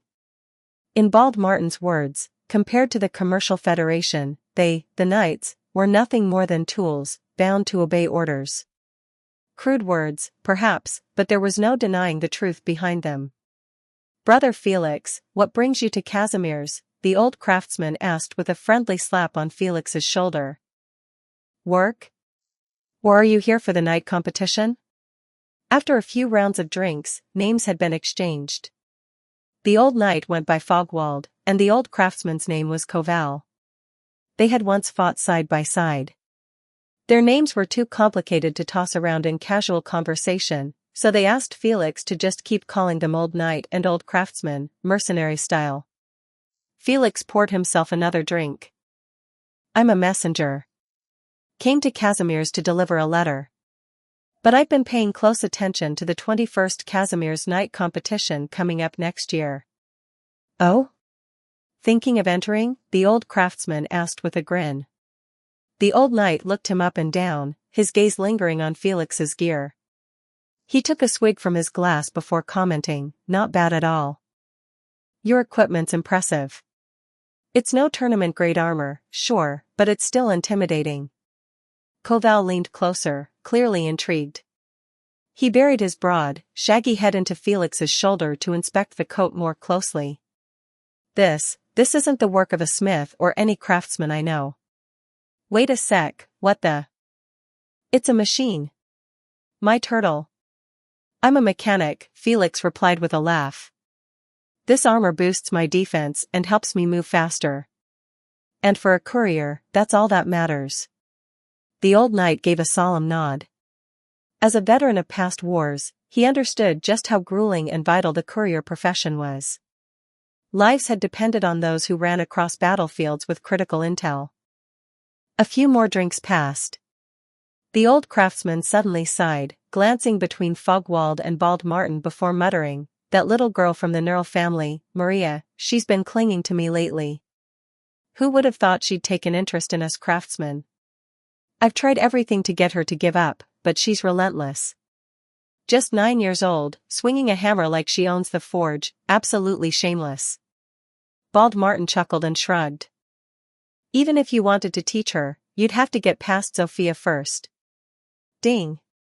A prompt suddenly appeared in Felix's field of vision.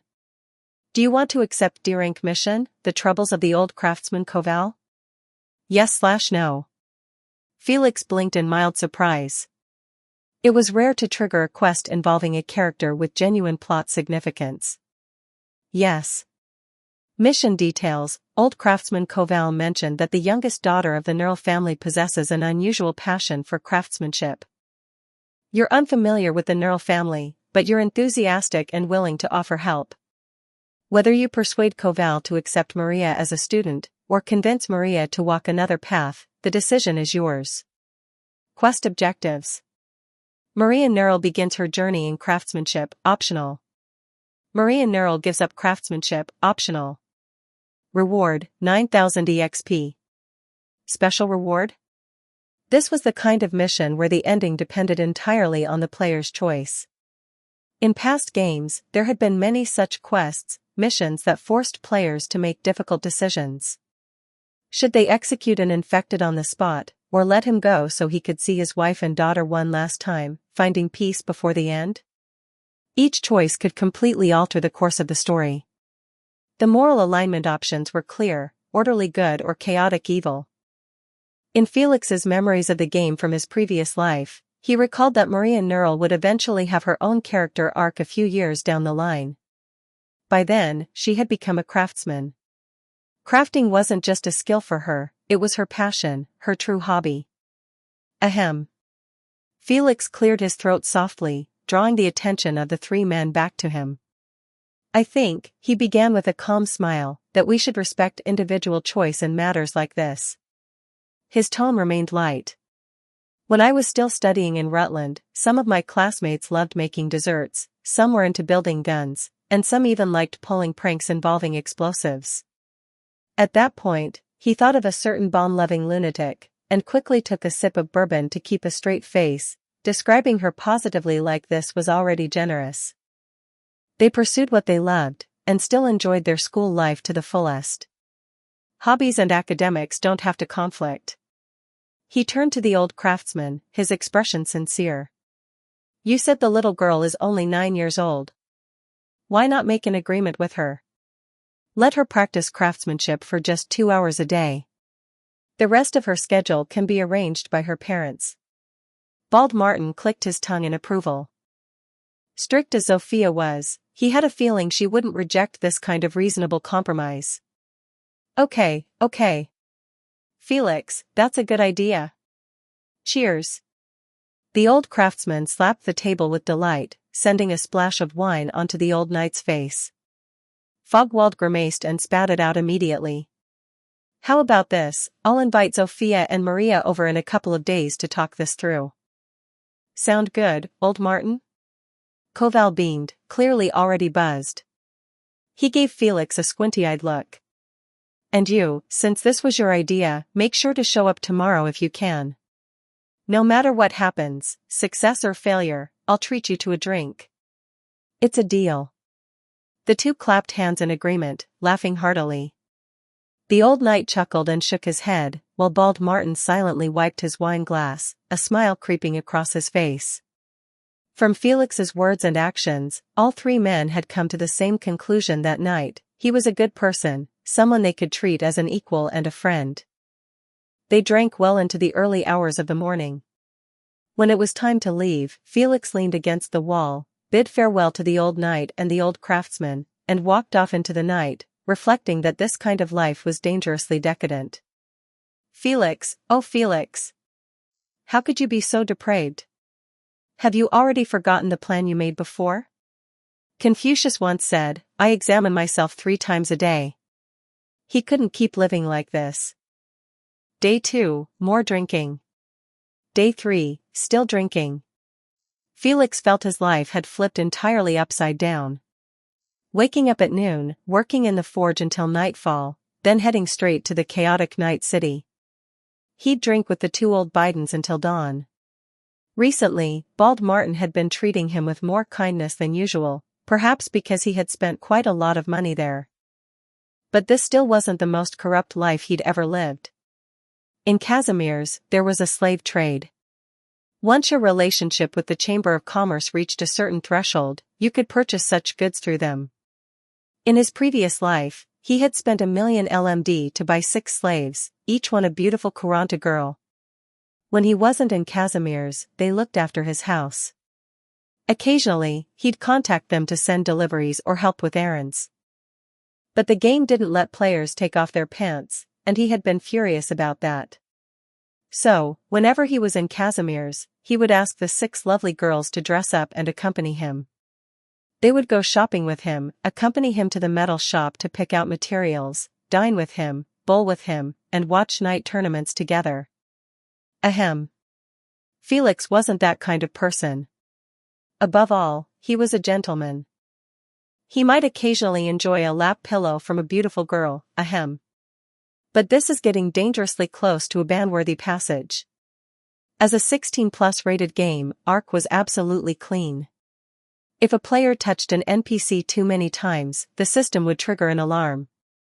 After several warnings, the player would be forcibly logged out and made to cool off for 5 minutes. A lap pillow was the absolute limit of physical contact. He glanced at the time. Well then, time to drink again. Yawning as he wandered through the alluring streets of Night City, Felix arrived at Terror Martin's place. He pushed open the door, and immediately spotted 3 women sitting at the bar. 1 adult woman, 1 girl who looked like a high school student, and 1 who looked like she was still in junior high. What caught his eye first was the golden hair. Bald Martin was wiping a wine glass with a grin. When he saw Felix enter, he greeted him warmly and then turned toward the adult woman at the bar. This is the sancta I mentioned who's been a regular these past few days, Felix Sean Lancham. The woman stood and approached Felix. She was slightly shorter than him, but the aura she gave off was the sharpest Felix had ever encountered. Zofia. Nice to meet you, Mr. Lancham. Felix is fine.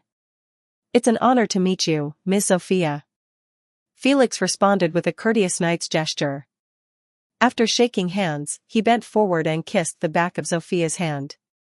Only a true knight was worthy of such chivalrous etiquette. Chapter 21, Terra Spark. 2,764 words. Zofia wasn't much older than Felix, probably around 18 or 19. What really caught Felix's interest, though, were the 2 Kuranta girls sitting beside her, one calm and composed, the other full of youthful energy. Both of them looked at Felix with curious, blinking eyes. He recognized them instantly. These 2 were destined to become key characters in the future storyline. Eventually, they would both join Rhodes Island Pharmaceuticals and have personal story arcs of their own. The older girl, quiet and dignified, had a stern yet gentle aura. She reminded Felix of her, the girl once known as the Radiant Knight. Her name was Margaret Nurl. In the timeline Felix remembered, she would go on to compete in the 22nd Casimir's Major in the year 1091, just over 3 years from now. Since Casimir's considered adulthood to begin at 19, it was easy to estimate that she was currently around 16. The younger girl, bubbly and innocent in appearance, was none other than Margaret's sister, Maria Nerl. According to the story, she would enter the 24th Casimir's major 9 years later. That would place her age now at about 10.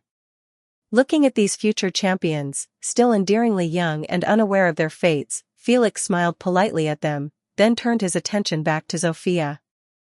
The old knight and the old craftsman sat nearby, suddenly uncharacteristically quiet.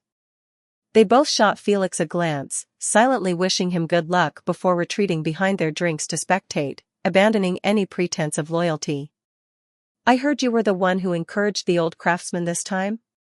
Zofia asked, hands on her hips. Her tone wasn't scolding, but there was unmistakable authority in her voice. Even though she had to look up slightly to meet Felix's gaze, the presence she projected was commanding. Felix responded with an Andoan smile and made a courteous gesture. "Please, have a seat, Miss Zofia. Allow me to buy you a drink today." The old craftsman suddenly yelled out, "Why didn't you invite us brothers?" Felix raised his glass toward him with a toast. "The peach trees are in full bloom today." "Forgive me, I'll drink with you later." "Would you stop with the riddles already?" the old knight groaned. Despite his education, he had long given up deciphering Felix's poetic metaphors. Bald Martin chuckled and explained, "That's a poem from Yin country. It means the lady before us is as lovely and radiant as peach blossoms in bloom." "Well, Zofia, this one's from Felix." "Thank you," Zofia replied. Her golden eyes scanned Felix's face as she offered a polite, composed smile. They clinked glasses. After taking 2 small sips of wine, Felix leaned slightly forward. "Miss Zofia, may I ask, what is it that worries you?" His golden eyes met hers. "Is it that you're afraid Maria might get hurt while working? Or that she'll become so engrossed in craftsmanship that she'll neglect her studies?" He gestured toward the old craftsman. "I believe the old master can handle both of those concerns.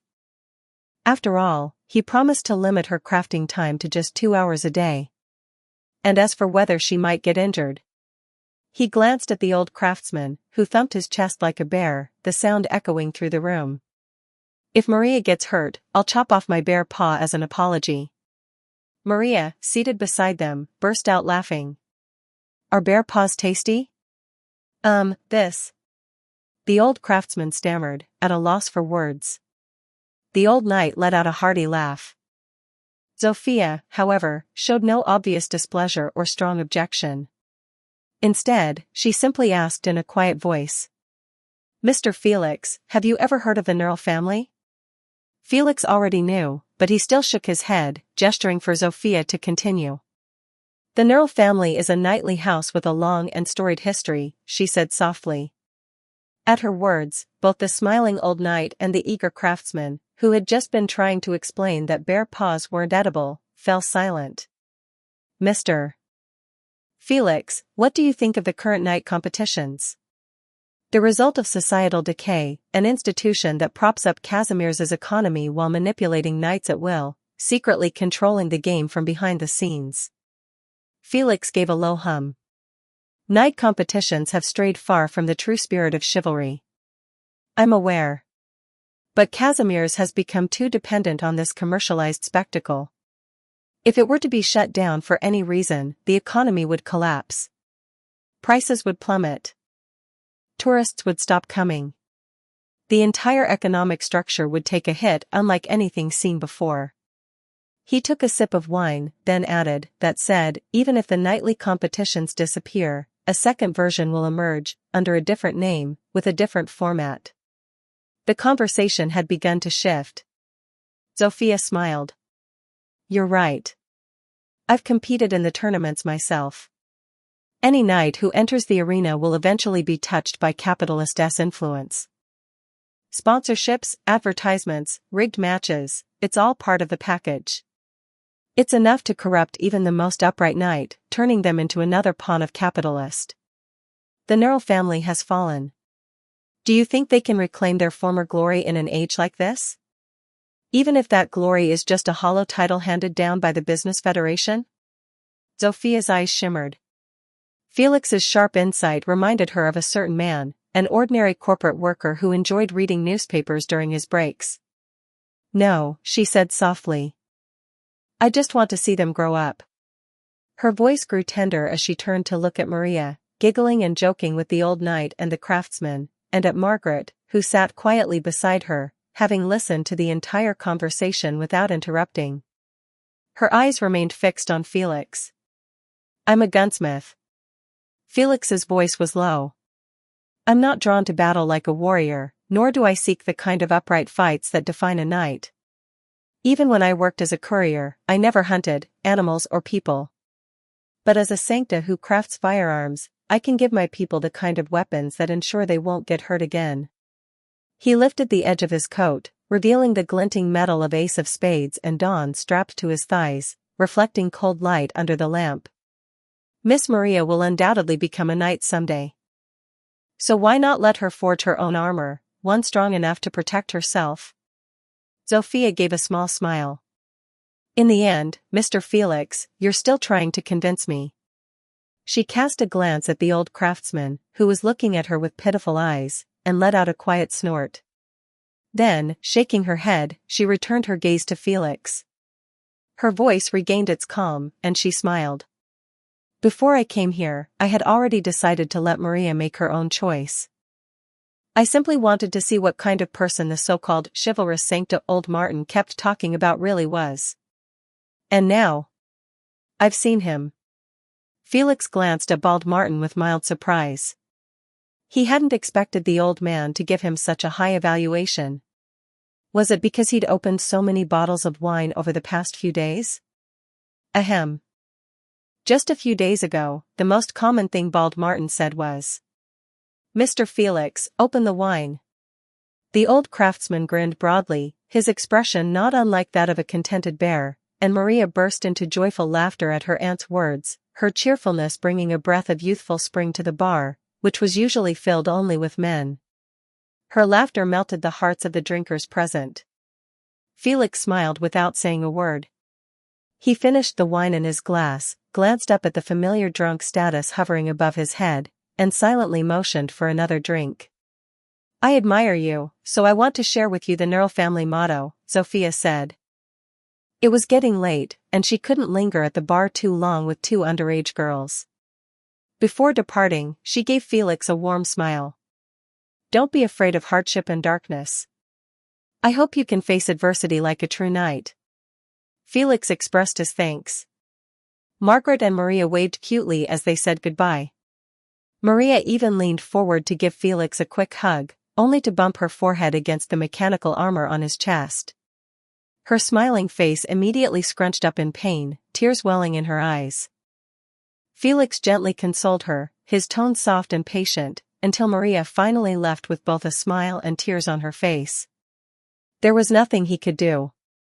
He had to wear that mechanical armor for protection whenever he stepped outside. After all, no one wanted to hug a man dressed for the battlefield. Thank you, Felix. It's all thanks to you. The old craftsman squeezed in beside him, patting him on the shoulder with a smile. The old knight took the seat on Felix's other side, effectively sandwiching him between two older men. Felix, what are you looking for right now? As your friend, I still owe you a favor. D-rank mission, the troubles of old craftsman Coval, completed. Mission requirement, Maria Neural begins learning craftsmanship. Reward, 9,000 experience. Special reward, craftsman secondary occupation transfer book. Felix's eyes lit up. Smiling, he turned to the craftsman and said, Old Coval, I've taken a liking to the craftsman profession. How about letting me browse your collection of craftsman manuals? The old craftsman's eyes widened in surprise, followed by delight. Oh? I didn't expect you to be interested in craftsmanship. I always thought you were only into gunsmithing and mechanical engineering. Ha ha ha.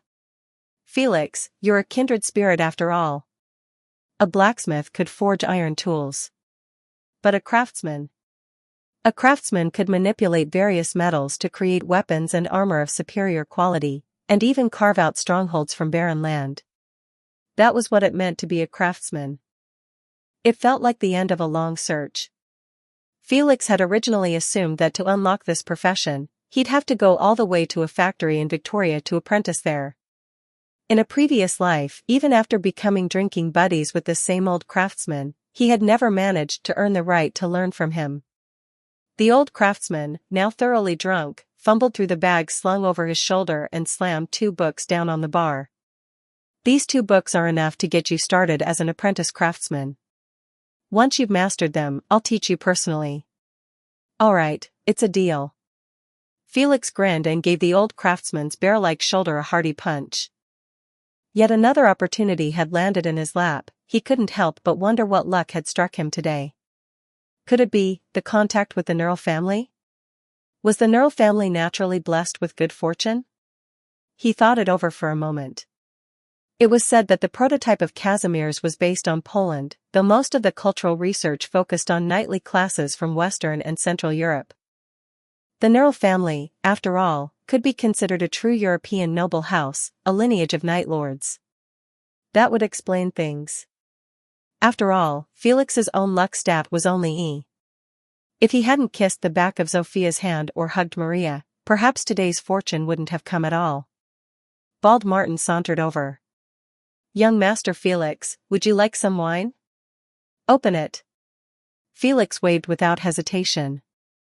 "I'm in a good mood today, let's go." Around this time, black markets across various mobile cities and Casimir's began receiving shipments of slightly better-than-average low-grade crossbows. The vendors treated these weapons as rare treasures, offering them at steep prices to trusted regulars. Some of these crossbows ended up in the hands of roaming gangs, others were bought by bounty hunter groups, and yet another portion was acquired through private channels. Naturally, word of this spread to the commercial union. However, they showed no interest, these were just crossbows. Had it been a high-quality handguns crafted by the Sancta people, they might have paid attention. But crossbows? Not worth their time. During this period, Felix didn't gain any experience. Each time he crafted a crossbow, he would stop just before completion, resulting in poor quality and failure. Though he managed to produce a few low-quality fine iron long crossbows, he earned no experience at all. Still, his small treasury grew quickly. After parting ways with Bald Martin, the old knight, and the old craftsman, using a messenger mission as an excuse, he was wished well and invited to come back for a drink whenever he returned to Kowalerielki. In reality, he'd been driving a military pickup truck across Casimir's mobile cities, stirring up chaos in the black market. The fine iron crossbows had sparked fierce competition among bounty hunter groups, leading to bloodshed and countless casualties. But Felix was still stockpiling wealth. As his prices soared higher and higher, he eventually sold nearly 100 of his fine iron crossbows. His savings soared past the 10 million mark, then doubled to 20 million. With that kind of money, he could easily buy land in Kowalerielki, develop it, and become his own boss. With that kind of money, he could purchase 200 beautiful slave maids to tend his estate. With that kind of money, he could even list a small company. He remembered Rhine Lab Sciences had gone public with roughly the same amount. He had his own plans for this fortune. Waking up in a luxurious apartment on the top floor of a building somewhere in Kowalerielki, Felix stretched lazily and walked to the window, gazing down at the world below. In addition to manufacturing low-quality crossbows, Felix had also begun collecting chips and batteries during this period. In the mid to late stages of the mechanical class, it would become possible to manufacture mechanical creations, like mechanical vehicles, and rare chips were essential to make them function. He temporarily entrusted this task to the Commercial Federation. Just like in his previous life, he treated the Federation as a reliable partner to assist in gathering materials. However, material collection was a time-consuming process. Still, the Chamber of Commerce proved to be very useful. As long as you had money, they would treat you like royalty. For the right price, they would even go so far as to offer Felix materials of their own accord, eager to maintain a good relationship with such a wealthy client. He hadn't yet opened the 2 books given to him by the old craftsman. They would allow him to immediately switch classes to apprentice craftsman after reaching the maximum level as a new craftsman. But since he had gained no experience lately and couldn't level up anyway, he decided there was no rush to study them. If you have money, you're the boss. That phrase held true in any world. Felix glanced at his panel and smiled. The day has finally come. He began changing his clothes and took the elevator down. Only 5 minutes remained in the countdown to the public beta. "Sir, please take your time," the front desk staff greeted him warmly as he passed. Felix glanced at the calendar on the wall. Terra time, October 5, 1087. 5, 4, 3, 2, 1. Public beta has started. Adjusting coordinates. Loading network configuration. Reading updates. Attempting to establish a spiritual connection with the Ark. Welcome players to the land of Terra in Ark, Terra Spark version 1.0. Estimated duration of version 1.0, Terra time, 1560 days. Hello everyone. Translator here. First of all, I want to sincerely thank each and every one of you for reading, supporting, and even taking the time to comment on my fanfiction. Your engagement truly means a lot to me. I deeply apologize for not being able to reply to your comments lately. My current work schedule is quite packed and demanding, and unfortunately, that leaves me with very limited time to respond personally. This translation and writing project began as a way to relax and share something I enjoy with fellow Arknights fans, and it remains a side project I care about deeply. Please rest assured that despite my busy schedule, I will continue to update the story. It might take a bit of time between chapters, but I am committed to seeing this through and sharing each part of the journey with you all. Once again, I apologize for the silence, and I thank you for your patience and understanding. Your support motivates me to keep going, even if it's one step at a time. Chapter 22, Newborn. 2,572 words. Ark had captured the attention of gamers worldwide ever since its first promotional video was released. Although the trailers revealed little, each scene was more than enough to ignite excitement, be it a battlefield so realistic you could see the sheen of blood on every blade, a towering cityscape that inspired awe, or a meteorite crashing down from the heavens, heralding cataclysmic change. Every detail made players long to step into this new world. The cutting-edge Vermorp gear sold out during the closed beta phase and was restocked just 1 week before the public launch. Within less than an hour, frenzied players from around the globe snatched up every last unit of the new gaming helmets.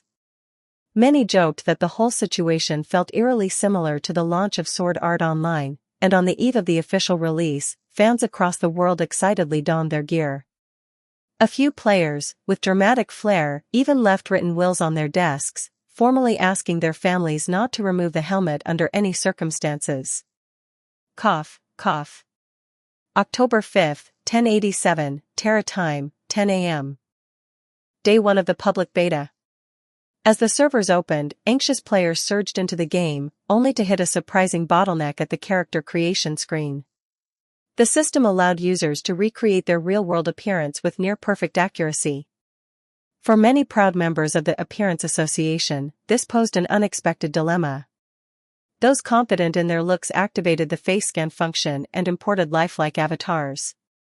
Others, like socially reclusive otakus, either overlooked the message or skipped straight to the manual character creator, immediately diving into the highly detailed customization tools. Some spent hours fine-tuning every facial feature, a fairly standard behavior in games of this caliber. Then, as the light of data streams surged, more than 8 million players entered the world of Ark, version 1.0. Each was assigned a starting location, descending into their designated novice villages scattered across the land of Terra. Near the base of a rugged mountain outside the yellow sand settlement, streams of players appeared out of thin air.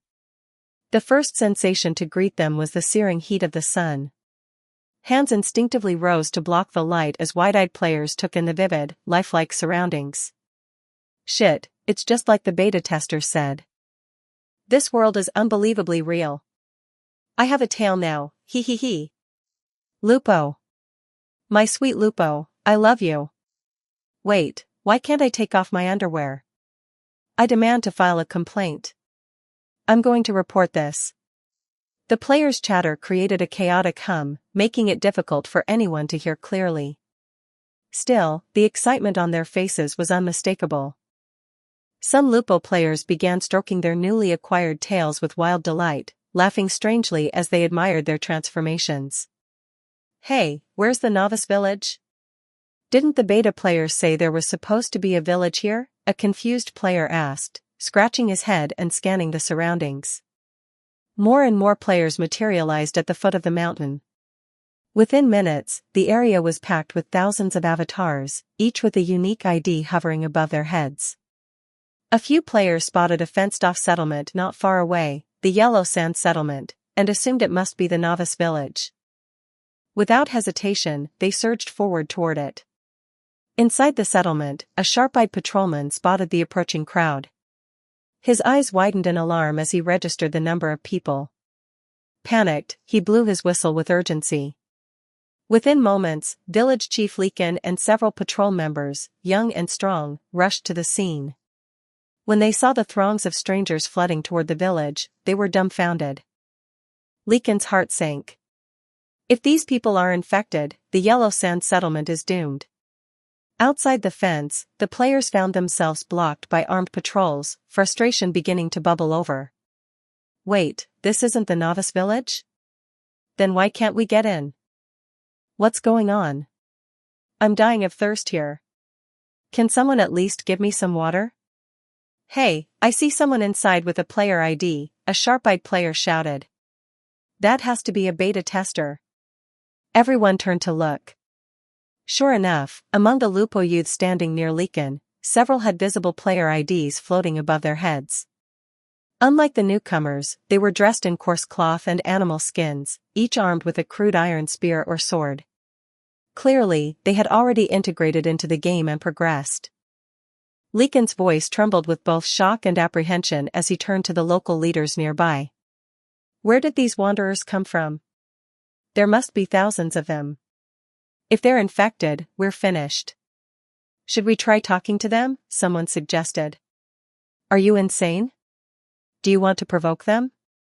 Leekin snapped. A patrolman with keen eyesight returned with an update. Chief, they don't appear to be infected. No signs of originium on their skin. And there's no one sick or elderly among them, they're all healthy young adults. One of the telltale signs of an infected group was the presence of the gravely ill, often visibly on the verge of death. Hearing that this crowd was made up solely of strong, young individuals, Leekin finally exhaled in relief. He stepped up to the fence and called out, "Wanderers from this land of hardship, where do you hail from?" The crowd fell silent. A system prompt immediately popped up before every player. Quest triggered, persuade Leekin. The task required them to convince the village chief to let them into the settlement, but they had just entered the game. Aside from a few references to global factions, they knew next to nothing about this world. The name Yellow Sand barely even registered for most of them. Faced with the unexpected question, the players stared blankly at each other, completely at a loss. Leekin frowned. Don't these thousands of people have a leader? Though young and able-bodied, they were likely a bit weaker than the Yellow Sand Patrol team, but they had the overwhelming advantage of numbers. The beta testers within the settlement stood beside Leekin, watching the situation unfold like a drama. During the closed beta, they had descended directly into the village without any of this fuss. Back then, only 100 or so had entered, and their appearance hadn't caused a stir. Now, however, they were also greeted with a system prompt. Quest triggered, persuade Leekin. The objective was to convince Leekin to allow the public beta players outside the settlement to enter. But the trick was, it had to be done in a way the NPCs could understand. When the beta testers saw the quest rewards, experience points and LMD, their eyes gleamed with interest. What? You say you know the wanderers outside? Leekin asked, surprised as one of the players stepped forward. The leading beta tester nodded. Yes. We were part of a settlement not far from here. But a few months ago, it was destroyed. Because we were delayed on the road, the main group fell behind. The other beta testers glanced at him with admiration. Though he spoke a little awkwardly, his explanation fit well within the established lore. Nicely done, man. You could treat them as labor, the player continued. If you're willing to give them water and food, they'll work for the Yellow Sand settlement. Didn't you just open a new residential zone? We could move them there to help. Internally, the beta players chuckled. Wow, this guy's ruthless. He mentioned water and food, but conveniently skipped over any mention of LMD. Leekin, however, seemed convinced. With a group this size, opening up a new zone for development made sense. Water and food were manageable logistics. He turned to the mass of players outside the fence and relayed the situation to them. Almost immediately, the initial quest for the public beta players grayed out and vanished. A new mission appeared before them. New quest, Yellow Sand's first job. Quest details: upon arriving in Terra, you encountered the Yellow Sand settlement. While the locals are wary of you, they're offering work in exchange for water and food. Earn their trust. Once your relationship with Yellow Sand settlement reaches neutral, they will begin to accept you. With a new mission in hand, the public beta players finally felt grounded. At last, something to do. They eagerly followed the NPC's instructions, heading off to designated work areas and throwing themselves into the experience.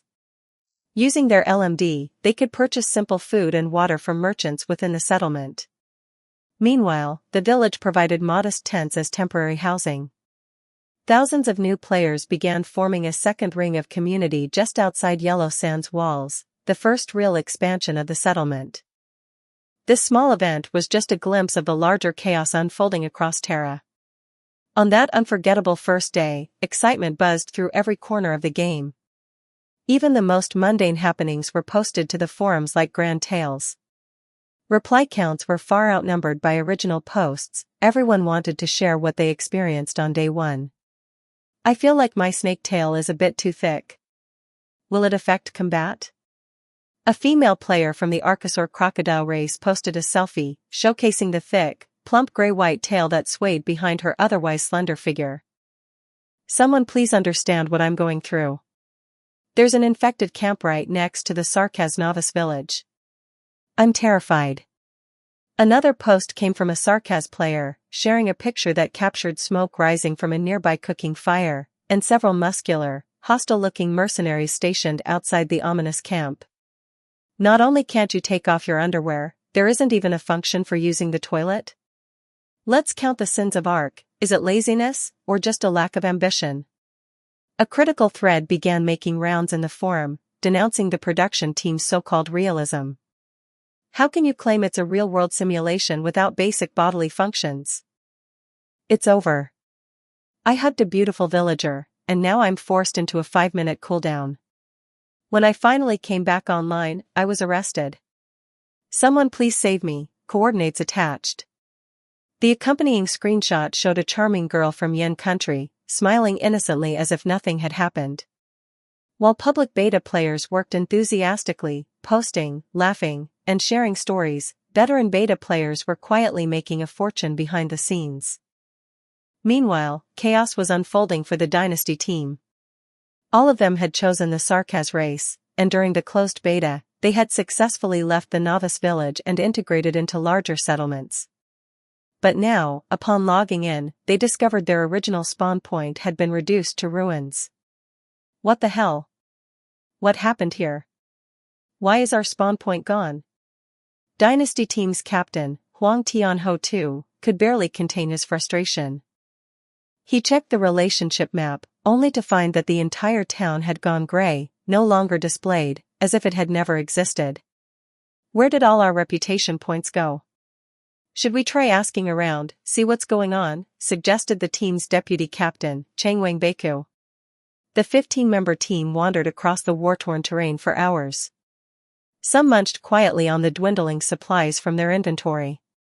Eventually, they spotted a distant settlement and sprinted toward it, hope rekindled, only to be stopped by a group of grim-faced mercenaries. "Where are your identification badges?" A new system prompt popped up. Quest: Inquire for information. Huang Tianho Tu quickly stepped forward. "Brother, our camp was destroyed a few days ago. Everything we saw on the road here was nothing but scorched earth." "What happened?" The mercenaries eyed them warily, as if they were clueless bumpkins dropped from the moon. "Kazdal Civil War." "War of Succession," the guard replied curtly. Huang Tianho Tu and Changwang Beiku were stunned into silence.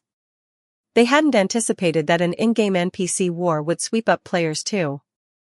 Not only had the conflict wiped out all the faction relationship points they'd worked hard to build in the beta test, it seemed, based on what the mercenaries said, that Kazdal was descending into a long and brutal civil war.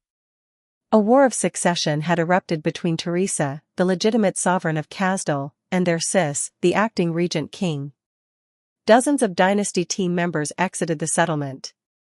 Huang Tianho Tu took in a sharp breath. This is an opportunity to join a faction. At this moment, with civil war tearing the nation apart, we can choose to side with one of the camps, as mercenaries. Then, step by step, we grow stronger. Military service gives access to rare class advancements and secondary professions, he explained, his voice calm but resolute. "I'll consult the coach later, but we should at least settle the general direction now." "Should we pick one side and go all in to maximize our combat strength?" someone asked from the back. Huang Tianho Tu thought for a while. "My idea is to split the group. Half joins the Orthodox royal camp, the other half joins the regents. That way, we'll gain advantages from both ends." "But that has its drawbacks," another player interjected. "We won't be able to act together, which will hurt our performance in the pro circuit. No synergy, no communication, no joint tactics. It could cripple us." "Hold on, I'll check with the coach." Moments later, Huang Tianho Tu's character logged out on the scorched earth. About 5 minutes later, he reappeared. "The coach said it's better we join the same side, for the same reasons we discussed. Team coordination takes priority." Winners and losers nodded. "Which side do we choose?" "Whoever loses the power struggle ends up with nothing." "We know nothing about either Teresa or their sis, not even a rough estimate of each camp's strength." Huang Tianho Tu was quiet for a moment before responding. "Our supplies will last about a week. In the meantime, we gather intel, learn who's more likely to win, or who offers the better rewards. Once we're sure, we'll swear allegiance." The professional players of Dynasty Team all nodded in agreement. For them, it wasn't about storylines or loyalties, it was about becoming stronger, sharpening their mechanics, and eventually dominating the professional league. Morality didn't matter. If the so-called evil side offered better combat benefits, why not take it? Several days passed, filled with careful questioning and quiet observation. Eventually, they came to a decision: they would join Regent their sis. His camp offered more tangible benefits, and his subordinates were clearly stronger. For a professional team, no other faction provided such fertile ground for growth. From that moment on, their titles changed to mercenaries under the their sis army. Their faction relationship with the their sis army rose from cold to neutral, while their standing with the Teresa army turned hostile. The Dynasty Team was elated. Laughing and chatting, they entered the their sis camp and began taking on faction quests. A flash of light streaked across his vision, and when Dandao Dantart opened his eyes again, he found himself back inside the church where he had last logged off. The public beta had finally begun. Now, he thought, I can spend every day and night with my Xia. He looked around expectantly, but Felix was nowhere to be seen. Frowning, he approached an NPC and asked, "Where is Felix?" "Oh, you mean that handsome Mr. Sancta?" the NPC replied with a polite smile. "He left. I'm not sure where he went." The smile on Dandao Dantart's face instantly vanished. He dropped to his knees like a man crushed by fate. No. My walking merchant. Chapter 23, Senior NPC with a story. 2,777 words. Every time the game forum refreshed, 10 new posts would appear, players eagerly sharing their daily lives, funny moments, and in-game experiences. Some closed beta testers, now turning into early guide creators, began posting detailed walkthroughs, which beginner quests to complete, which professions to prioritize, and what to avoid in the early stages. Their posts quickly gained traction, pinned to the top and marked as featured content. In version 1.0, foreign players were still relatively few. Of the 8 million total users, only around 3 million came from outside China. The language barrier made communication between Chinese-speaking and non-Chinese players difficult, so foreign players typically grouped up based on shared language or region. This included many professional teams and esports players. The vast scale of Ark didn't just attract local gaming clubs, international interest surged as well. Well-known esports organizations from Western Europe, North and South America, Southeast Asia, and South Korea officially joined the game. Their announcements spurred fans worldwide to purchase gaming rigs and log in en masse, becoming part of the ever-growing 1.0 community. In the early game, cross-national harmony reigned. Players from different countries coexisted peacefully, focusing on exploration and development.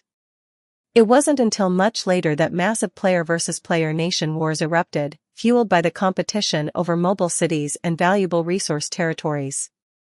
Chinese and Russian players, often allied, had several memorable skirmishes where they overwhelmed American forces, pushing them into retreat and eventually forcing them to surrender with white flags.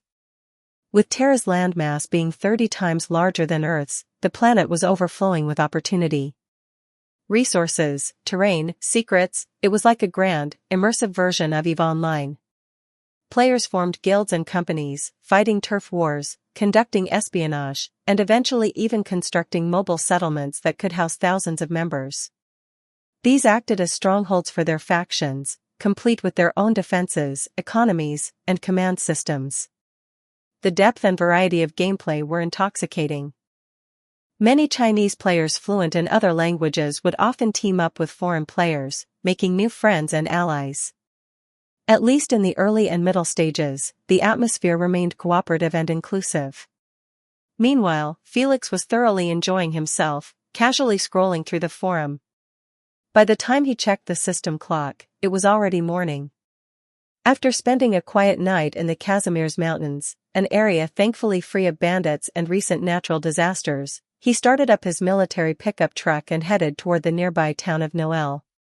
Several days had passed since the public servers launched. By now, most players had followed veteran advice, buy maps from the novice village and take public transport to larger settlements.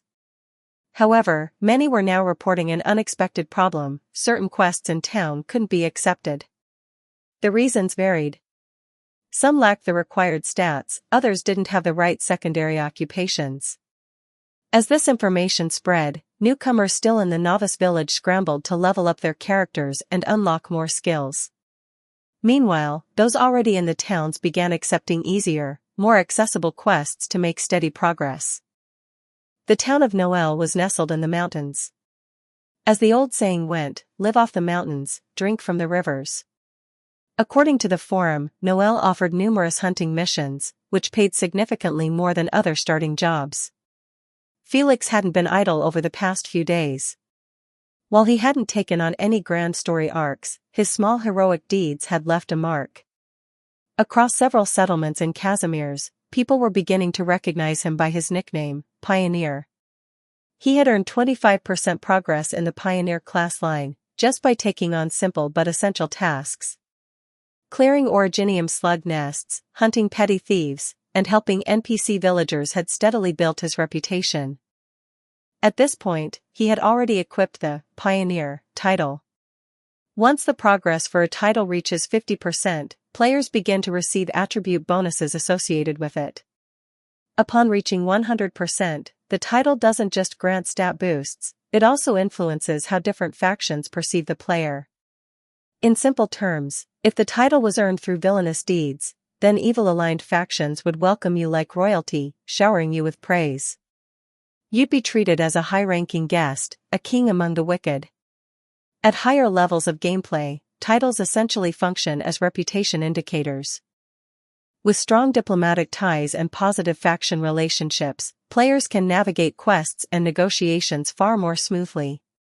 Upon arriving in the town of Noel, Felix observed that it was bustling with activity. Tents dotted the outskirts, much like the surroundings of other novice villages and towns. New players ran back and forth, busily taking on jobs with a visible sense of energy and enthusiasm. He parked his military pickup truck in an open lot, stepping out with Anduin's signature warm smile. He didn't bother fastening his travel cloak, leaving his pistols, one at his hip, another strapped to his thigh, fully visible. With his composed demeanor and confident posture, he looked like a mysterious wanderer, piquing the curiosity of anyone who saw him. At this early stage, players were starving for quests. It didn't matter what the job was, if it earned money or experience, they'd rush at it like hungry wolves. There was no need to worry about closed beta testers hogging all the content, their numbers were limited. But now, with 8 million players active on day one of the public launch, competition was fierce. If you didn't scramble for quests, you'd be left in the dust. If you hesitated for even a moment, the opportunity would vanish. Players who were still doing mundane pick-up mud quests would immediately abandon them the second someone offered a higher-paying, high-XP job. You'd hear it in their voices, "Sorry, we're not that close to the locals anyway." Felix knew exactly how to draw players in. Though the server had only been live a few days and most players were still dirt poor, that didn't mean there was no money to be made. Nearby, a dozen players took notice. Considering that both the locals of Noel and most players here were of the Kuranta race, spotting a sancta, especially one so unique, was rare. Their curiosity spiked, and their first instinct was to inspect the newly arrived NPC. Pioneer? LV? Yellow. Introduction? Danger level, warning. You have no hope of survival, red. Whoa, danger levels that high? Is this a boss? Or some kind of high-tier NPC? No way. If he were a boss, we'd be dead already. Besides, see the yellow indicator next to his name? That means he's neutral. Damn, good thing I'm not a girl. This NPC is stupidly handsome. Just that face alone, there's no way he's ordinary. He's a sancta too. I wanted to play as one, but I like having a tail too much. Honestly, even if he's a guy, I wouldn't say no. Everyone immediately distanced themselves from the player who made that last remark, giving him a wide berth. The group of a dozen exchanged glances. Finally, one brave player stepped forward and said boldly, I was wondering, do you need any help? This was one of the key phrases that players had identified on the forums as likely to trigger quests. Asking politely was never a bad move. Another piece of advice circulating on the forums: observe an NPC's appearance and attire. In the land of Terra, looks mattered. NPCs who could teach players professions or subprofessions were almost always visually impressive. Their gear and appearance were designed to reflect their status and importance. In the eyes of most players, the highest-ranking NPCs in Noel Town were the patrol squad members. Clad in modest light armor, they carried themselves with an air of authority. As for the village chief? Just an old man, could he be some hidden master? Doubtful. The players turned their gaze once again toward Felix, examining him from head to toe. His outfit was sleek, primarily black, with gray and white accents. Underneath his coat, the glint of mechanical metal was visible. At his waist hung a pair of black and white revolvers, and a mechanical power device was attached to his calves. His military boots were rugged but stylish. The overall impression? Cool, mysterious, and high-level. If only they could look this good. Thank you for your inquiry, adventurers.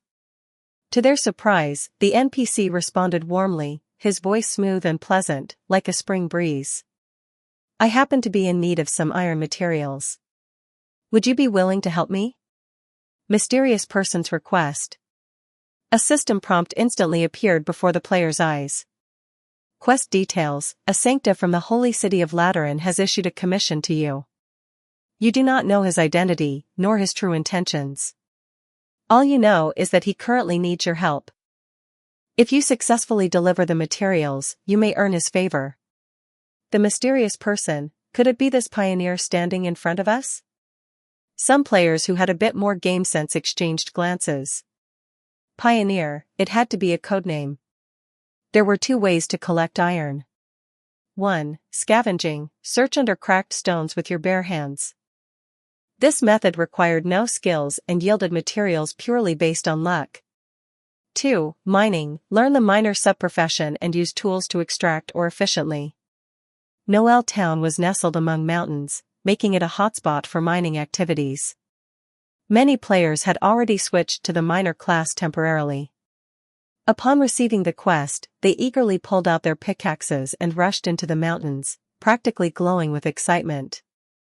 The task Felix issued was rated D level. Because it required subprofession proficiency, the reward was set at around 1000 XP, enough for new players to level up both their main class and secondary profession by 2 levels. A generous reward for this early stage. Naturally, word spread quickly. More and more players began gathering at the site, many casting curious and admiring looks at Felix. A number of female players were visibly flustered, their hearts pounding. They had never seen such a handsome NPC. Nearby Kuranta players couldn't help but wag their large tails in excitement. Meanwhile, some male players couldn't help but scoff at the scene. Women really do get starry-eyed when they see a good-looking NPC, they thought. A few even considered attacking the NPC out of jealousy, hoping to put him in his place and show the girls who the real boss was. But the moment their eyes landed on the red danger level floating above his head, they sucked in a breath. Yeah, this guy's definitely not from around here. Probably wandered out of some high-level map. Of course, players with bad intentions were still in the minority. Most were more curious, wondering whether this NPC would issue any special quests, or if meeting him would trigger a main storyline arc. Speculation was building fast. Before long, players who had accepted Felix's task returned, smiles on their faces, still gripping their pickaxes. They handed over their collected iron. As the quest completed, experience points were instantly distributed, and a few players even leveled up on the spot, beaming with satisfaction. Felix smiled, a gesture so warm it was like a gentle spring breeze. It swept through the hearts of many nearby female players. Thank you for your hard work, he said kindly. I'll be staying in this region for a few days. If you're in need of weapons or equipment, I can provide some. With that, he opened his personal shop to everyone present. At the same time, he lifted the back cover of his military pickup truck, revealing rows of gear inside. The gleam of cold metal caught the eyes of the surrounding players. Most of the items he sold were melee weapons, steel swords, short crossbows, folding daggers, and refined spears. There were also pieces of armor, like breastplates, arm guards, and leg armor, all offering defensive bonuses. In addition to cold weapons, one particular item stood out, the Black Hawk pistol, sitting at the top of the shop list with a price tag in the 5-digit range of LMD. It was a price well beyond what any early game player could afford. Still, Felix knew how to appeal to his market. Players who chose the Kuranta race often fantasized about becoming knights, so he stocked long swords and spears to suit their dreams. His selection of light armor was also carefully curated, high-quality pieces that could rival anything crafted by a blacksmith. Even if gunsmith-made or mechanic-forged weapons were listed, no one here could buy them yet. But that was fine. The player economy could easily generate tens of thousands of LMD in return. Felix understood this well. He wasn't going to scare players off with outrageous prices. His weapons and gear were positioned as starter artifacts, affordable for those who were willing to grind for just a day. For a newbie, that was a dream deal. When players opened Felix's personal shop interface, they almost gasped in unison. Refined spear. I remember that the Knight subclass can equip this. Whoa, the bonus stats are way better than the rusted iron spear. Oh my god, a pistol. What a beautiful weapon. Wait, am I seeing this right? It can only be used by the Sancta race? Well, the merchant is Sancta, so that makes sense. Hold on, did you check the usage requirements? You need a sniper main class or technician subclass. If you ignore the penalty from improper class usage, it's not that bad, honestly. The range is 45 meters. Almost immediately, Felix was swarmed by eager players, each reaching for the weapons on display. With gear like this, they could easily take on starter hunting missions. Some players who had just bought wooden or iron spears back in Noel Town looked on with regret, realizing that, despite similar prices, Felix's refined spears had far superior stats and bonuses compared to what was sold locally. "They're from the Dingxing Gaming Guild," a player whispered, and instinctively, the crowd parted to make way. The Dingxing Guild was a high-tier player organization, composed of numerous retired pro players and popular streamers, sustained largely by their influence on live broadcast platforms. Pooling their LMD, dozens of members from Dingxing collectively purchased the Black Hawk pistol from Felix. The guild leader then strapped it proudly to his waist. The sight of it, along with their confident demeanor, stirred envy among the surrounding players. Felix smiled calmly. Gaming guilds were naturally wealthy. They centralized their resources to gain strategic advantages. The Black Hawk? It was designed with them in mind. Noel Town and the surrounding areas had many active guilds. After purchasing a firearm, they'd need to stockpile bullets, spend experience points to unlock the technician subclass, and then invest more experience to upgrade the pistol's Originium arts skill. And when they ran low? They'd be back for more. The same logic applied to short crossbows. After all, ammunition was a consumable. Players who had made purchases from Felix quickly noticed something else. Their favorability with this pioneer NPC had increased to 1. This was standard for first-time interactions. As long as no negative actions were taken, it seemed possible to push the favorability up to 5. For veteran players, this was a familiar system. Soon, someone noticed a new structure beside the item shop, a bookstore. However, it was currently inaccessible. A message displayed. Requires favorability 5 to access. Can we get a class book from the pioneer? Nope, looks like you need favorability 5. How do we raise it? Looks like you have to buy stuff from him. I bought an arm guard for over 500 and got to favorability 1. Then I bought a refined spear and it went up to 2. Seems like buying more equals higher favorability, just like town merchants. So, buying gear increases favorability? I tested it. Even a cheap arm guard bumped my favorability by 1. At this early stage, players weren't exactly flush with cash. Most only had 1 to 2,000 LMD, just enough for 1 or 2 items. But that's precisely what made the system clever. Players tend to dismiss things that are handed to them for free, but they value what they work for. The process creates a lasting impression beyond the reward itself. To captivate players long-term, you had to give them a sense of earned progress, that their investment mattered. With their LMD and experience flowing into Felix, and tangible returns coming back, the bond between him and the players would only deepen over time. And let's not forget, the handsome, mysterious Sancta before them seemed anything but ordinary. His appearance, demeanor, and gear all hinted at something deeper. He might be more than just a merchant NPC. Maybe, just like the cute, approachable catgirl mascot from the official site, this man had a story of his own. Chapter 24, Protagonist NPC. 2,518 words. Soon enough, the first player to take the plunge stepped forward. A player with the ID, Chiomuyu, approached Felix. She had previously bought a cheap arm guard and still had some LMD left. This time, she purchased a chest plate, leg armor, and a dagger. After spending nearly 4,000 LMD, she was notified that her favorability with Felix had reached 5. Felix immediately recognized her ID. In his previous life, Qiuemuyu was a somewhat well-known name, not just because her character model had been created using a real-life face scan, a feature only available to those confident in their appearance, but because she had also been a talented production player with a passion for crafting. Production players were highly valued. In the mid to late stages of the game, they were often essential members of adventuring teams.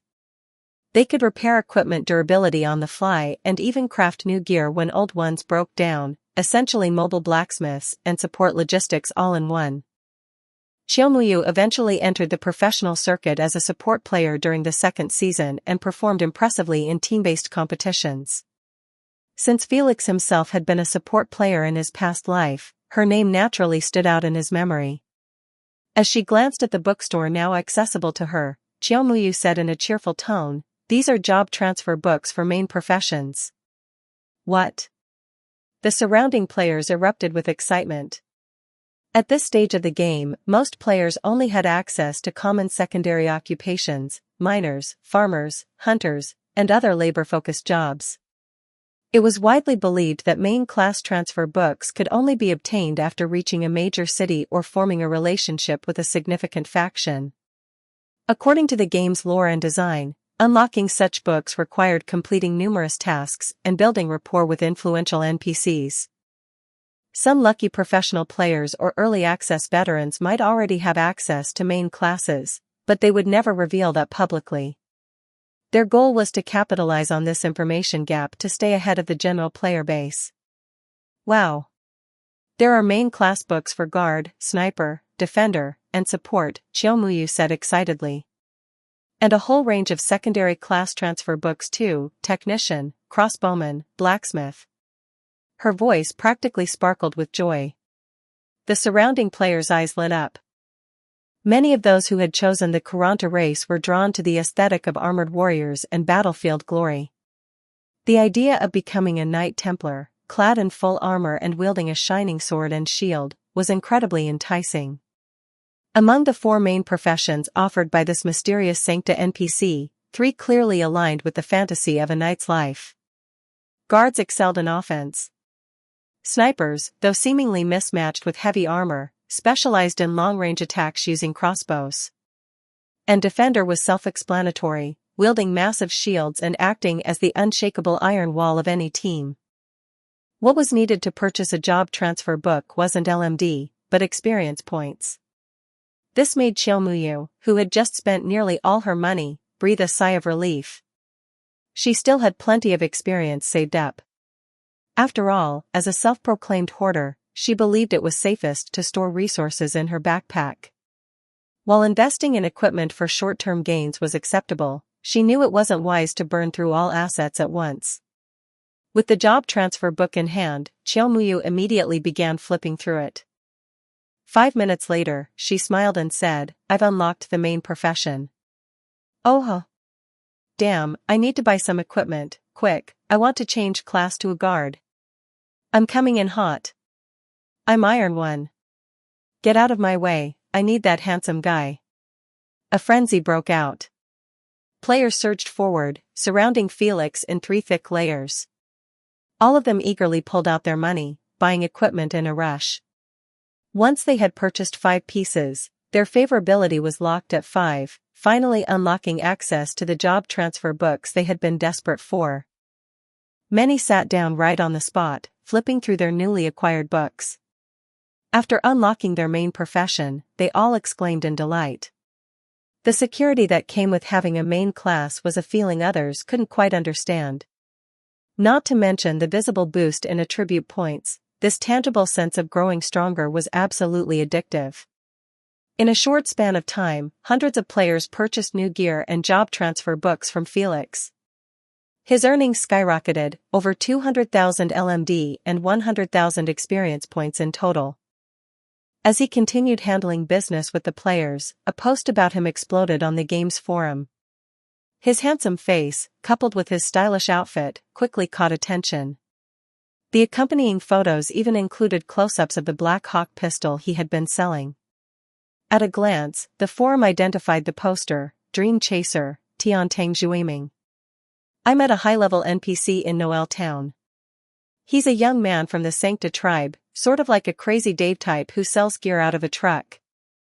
You can buy weapons and armor from him that are far superior to what's available in Novice Town. If you purchase 5 pieces of equipment, you'll unlock a bookstore. Then, using experience points, you can buy job transfer books for guards, snipers, defender, support, and even some secondary professions. Tiantang Zhuiming included his personal analysis in the post. You'll run into many merchants in Noel Town, but none of them offer the same quality of gear as this angel NPC. I suspect he isn't native to this area. He's likely an NPC from a major city map, possibly even a central merchant character. Felix, curious and slightly amused, continued reading the thread. Tiantang Zhuiming lives up to his name, another player chimed in. He broke down everything about this NPC step by step. From the gear on his body, clearly mechanical in nature, we can guess he may have a secondary profession as a mechanic. The revolvers on his waist and thighs? Definitely Laterano style. That's consistent with the angelic race that specializes in firearms. But most striking of all was the final detail. His danger level is red, the highest tier. That alone tells me this NPC must belong to a powerful faction or hold a high-ranking position in Laterano. Interacting with him may even unlock a new storyline quest.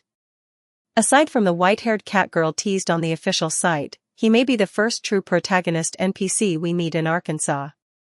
His post was soon featured and pinned to the top of the forum.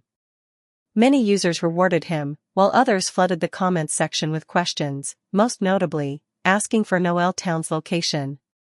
Players eager to get ahead began packing up and setting out toward the now famous destination. Players in Casimir's felt fortunate, reaching Noel Town would only take a few days of travel. However, those in Higashi and Yen, located much farther away, could only sigh at the long journey required. As for the mechanical gear and red danger level that Brother Dream had mentioned, players across the forum reached a consensus: this NPC was legitimately powerful. Just look at him, a male model's build, a celebrity's face, dressed in cutting-edge equipment. The gleam of metallic machinery made the male players envious, while the female players went into Jime Gaochao mode the moment they saw Felix's photo. Few people questioned whether this high-level NPC was truly a protagonist. After all, just one look told you, this pioneer had presence. He was calm and charming, in stark contrast to the cold, indifferent catgirl shown on the official website. Both seemed designed to reflect completely different archetypes. Some players, half serious and half joking, even suggested testing Felix's strength by having a local player in Noel Town attack him. They promised generous rewards, hoping someone greedy enough would take the bait. The post gained many likes, but no comments. No one wanted to be the first fool to try. Seeing all this, Felix realized he needed a better way to show off his power. But he wasn't a vanguard or a melee fighter who could slice enemies in half with a single blow. If he wanted to defeat foes in a flashy, memorable way, he'd have to get creative. After all, support classes shine when giving team-wide buffs. To truly fight solo, he'd have to wait until the mid to late stages of the mechanic class, when he could finally construct mechanical pets to act on his commands. Then, and only then, could he achieve that awe-inspiring one-man army feel. With the store now completely sold out, Felix temporarily hung up a sold-out sign and made his way back toward the village.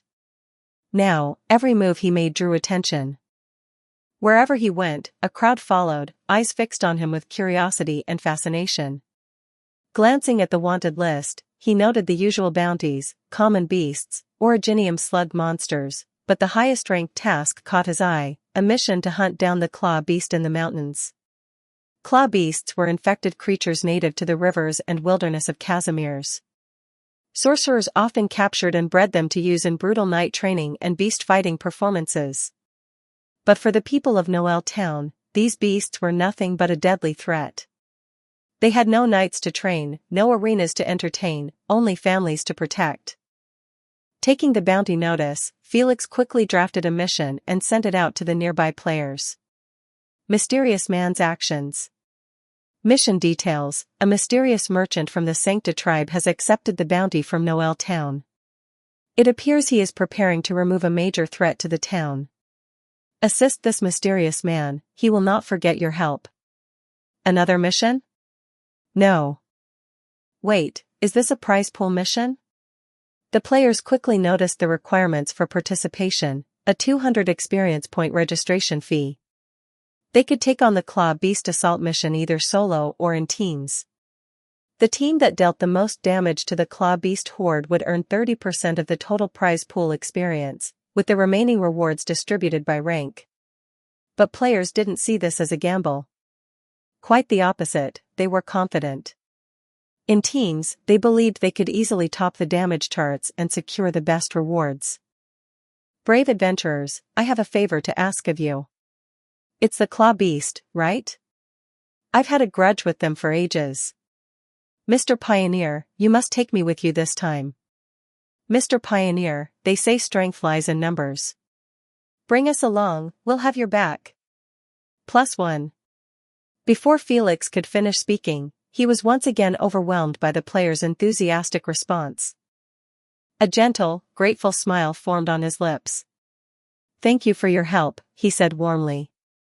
I will remember it. The players were thrilled. This high-level NPC wasn't just handsome, he was also eloquent and kind, a true protagonist-type character. Surely the white-haired cat girl from the official website would speak just as elegantly. The Claw Beasts have poor vision, Felix explained calmly. They stopped foraging at night and returned to the lake to rest. We must intercept them before they reach the lake, to ensure the water isn't polluted by their infected blood. Rest up, adventurers. We move out tonight. The mission listed several additional objectives: prevent the Claw Beasts from reaching the lake, and stop their infected blood from contaminating the water source. News of the mission spread like wildfire. Many players were already growing weary of the daily grind, mining and hunting small animals. They were itching to test their new weapons in real combat and unleash the battle lust building in their hearts. Now, that chance had finally arrived. The prize pool initially promised a minimum of 5,000 experience points. But as more and more players registered, the total soared. Everyone was fired up, dreaming of what they'd do with the rewards if their team placed first. And beyond that, they were genuinely excited at the chance to fight alongside a powerful, mysterious NPC in a major encounter. By nightfall, the players were lined up outside Noel Town, their gear polished and ready. Eyes gleamed with anticipation. Hands gripped weapons tightly. For many, this would be their first true expedition. Under the glow of torches, an angel with short light gray hair emerged from behind the crowd. The players instinctively made way for him, and the golden radiance from his halo and wings spilled gently onto the ground. He walked to the front, turned around, and said nothing. His expression was solemn as his eyes swept across the faces of the nearly 4-digit number of players gathered, each one confident and eager to join the battle. The players at the front suddenly felt a shift, like they were no longer individuals, but a unified team. Some instinctively checked their attribute panels, and gasped when they noticed significant buffs across their stats. This mysterious NPC, is he actually a support? These buffs are insane. My strength and endurance both went up by +3. I feel like I could tank anything now. Wait, I didn't get any buffs. Do you have to stand near him to get the bonus? Looks like it. And the bonuses seem to differ by class. I'm a guard, and I got strength and agility. Support types are way too strong in group fights. The players murmured excitedly among themselves. Those who didn't receive the buffs instantly regretted not pushing their way to the front, if only they'd been close enough to be counted as part of the Angels team. Tiantang Zhuiming glanced at his own buffs, strength and dexterity, just as expected.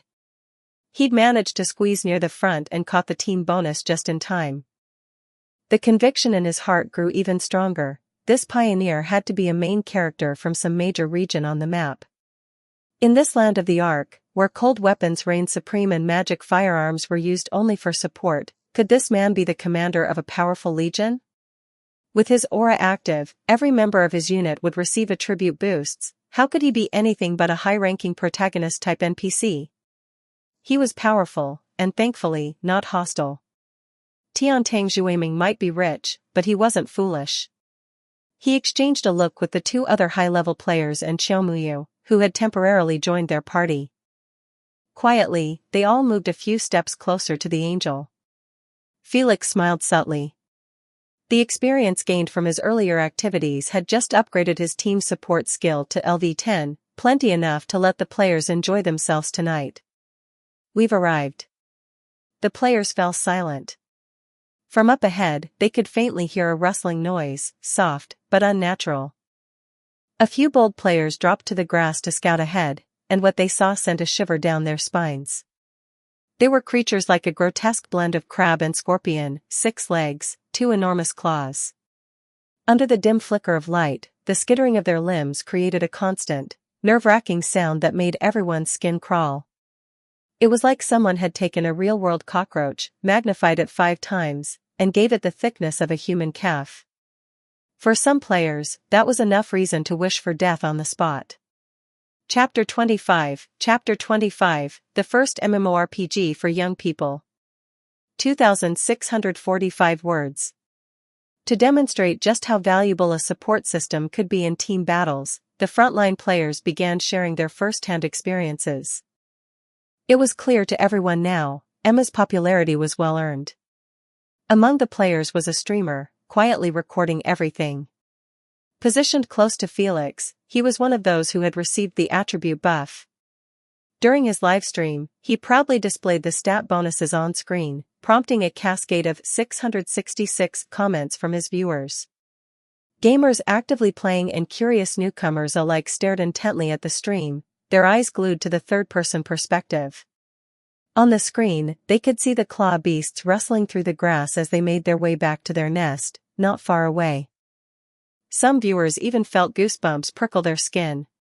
The claw beasts fear fire. Felix nodded to the player standing behind him. With the ace of spades in hand, he pulled the trigger and fired the first shot into the darkness. Under the eyes of dozens of players, the bullet struck a pincer beast. Half its body exploded, and a spray of green pulp splashed into the air. The grisly sight almost made some players with lower psychological tolerance retch. A few quickly switched their game settings to harmonious mode, a toggle that toned down overly graphic scenes. Oh! With a deafening battle cry, the players surged forward. They already knew these were infected creatures, and had discussed tactics beforehand. At the front stood a heavily armored player with a shield, forming a wall. Behind him were several guards, poised to break through. At the rear, snipers equipped with short crossbows readied their aim. A rare few wielded the powerful Black Hawks. Tiantang Zhuiming, who had chosen the guard class, was one of several high-level players on the field. Fully equipped and gripping a finely crafted spear, he joined the charge. Under a combined assault from multiple players, he thrust his weapon directly into a pincer beast's heart. With the surge of experience points, several teammates who had contributed let out cheers of joy. Tiantang Zhuiming smiled and quickly led his group toward another team engaged with more of the beasts. Viewers watching the stream were thrilled. It was rare to witness a live broadcast that felt this immersive, as if they were on the battlefield themselves. Fighting wild claw beasts and facing off against those trained by warlocks were two entirely different levels. Wild claw beasts had little communication or tactics, they only knew hunting and sleeping. Their grouping behavior was purely instinctual, intended to make hunting more efficient, not for strategy. But the claw beasts trained by warlocks had been refined to the extreme. Whether in terms of speed or aggression, these beasts outclassed the current player base. The difference was like battling wild Pokémon versus facing a trainer's Pokémon. Players quickly realized that defeating a claw beast granted far more experience than mining or hunting ordinary wildlife. However, as the saying goes, fools defeat masters by luck. The claw beast's final struggles proved more brutal than expected. Many players were forced to fall back, unable to achieve the glorious fantasy of killing 10 beasts in 10 steps that they had dreamed of before the battle. But that was fine, because Felix was about to take action. Under the flickering light of torches, Felix descended like a golden meteor crashing to the ground. Benefiting from his own team bonus, the dual guns in his hand spat fire, each shot taking down a beast amid the thunder of gunfire. F***CK, there's a Marco Polo at the middle of bridge. I'm losing it. Isn't that the god of death himself? Whoever said the god of death is rare, this guy's clearly Yin Shuanging in beast form.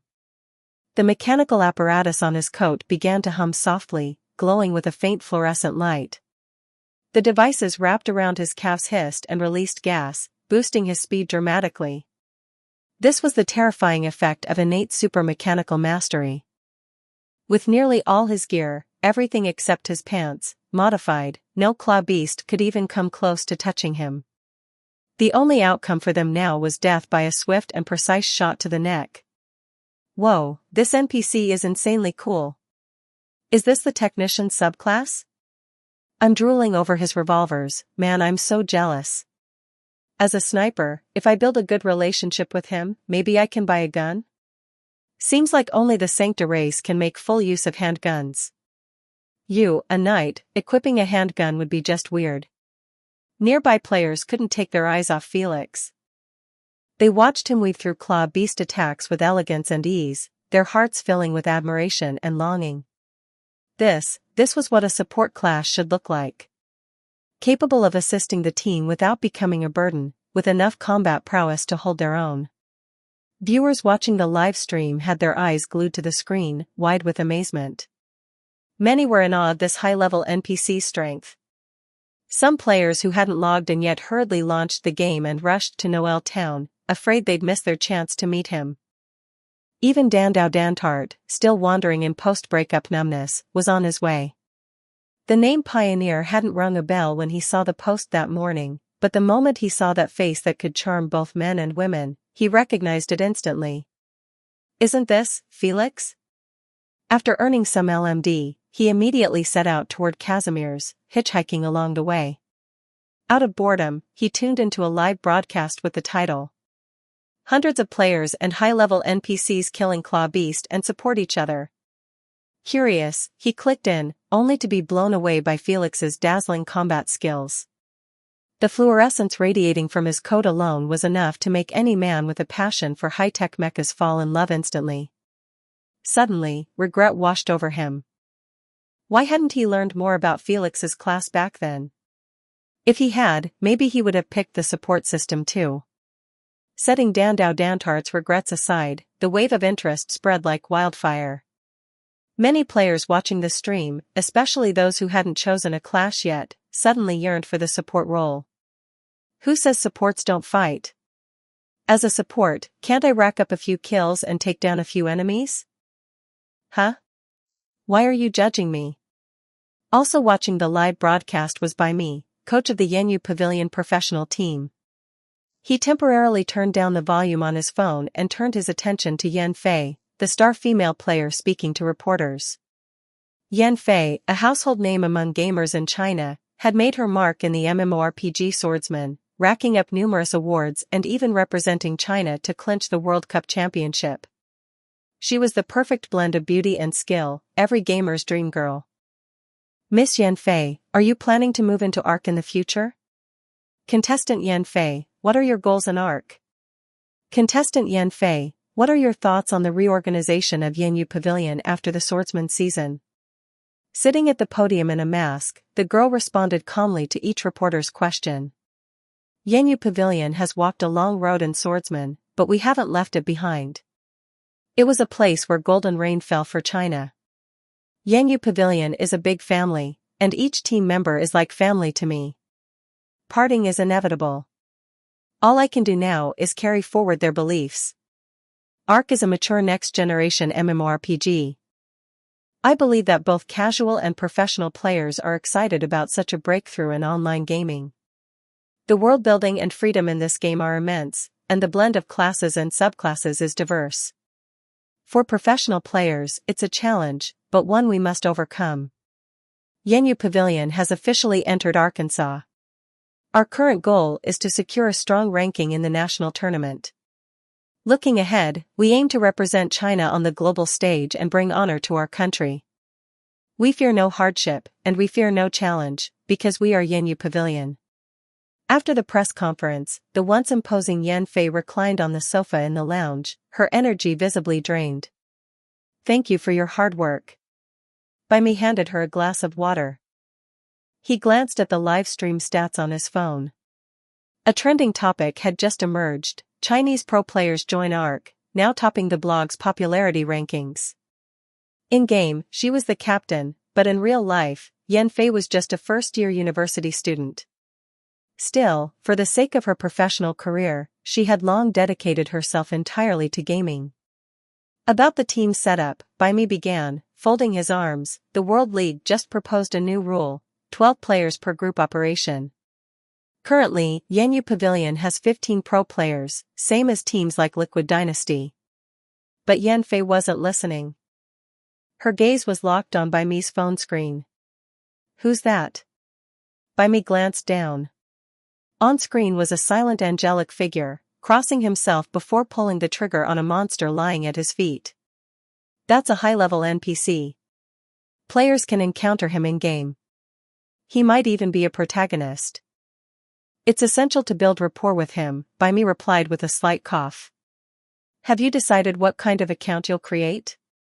Although Yan Fei had yet to create her account, as a professional player backed by an entire support team, she would naturally be the first to enjoy priority access to LMD and rare equipment, giving her a significant advantage over regular players. Just a reminder, your chosen race and main class cannot be changed later. You must think carefully before making a decision, Bai Mi advised. I recommend going with the Sancta race. They have high adaptability with firearms and come with additional stat bonuses. As for your class, choose Sniper, which pairs well with Sancta. We can build a team composition around your role. What about support? Yan Fei asked casually. Bai Mi considered for a moment. As the team captain, you'll need to participate in the individual competition. So far, Sniper seems more viable than support in that format. For now, just focus on creating your account. If possible, try to build good relationships with key NPCs in the game.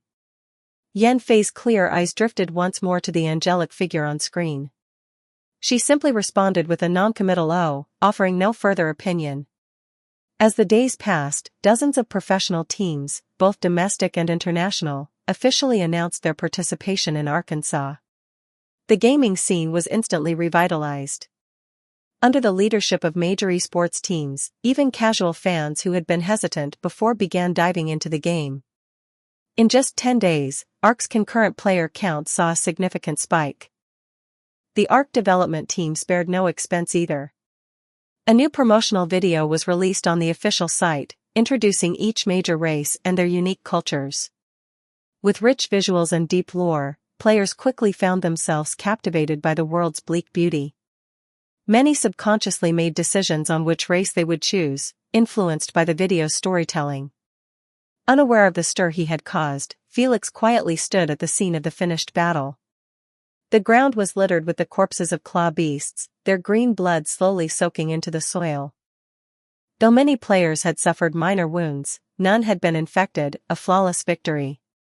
Felix turned toward a nearby female player and said with calm authority, "Adventurer, could you inform the mayor of Noel Town?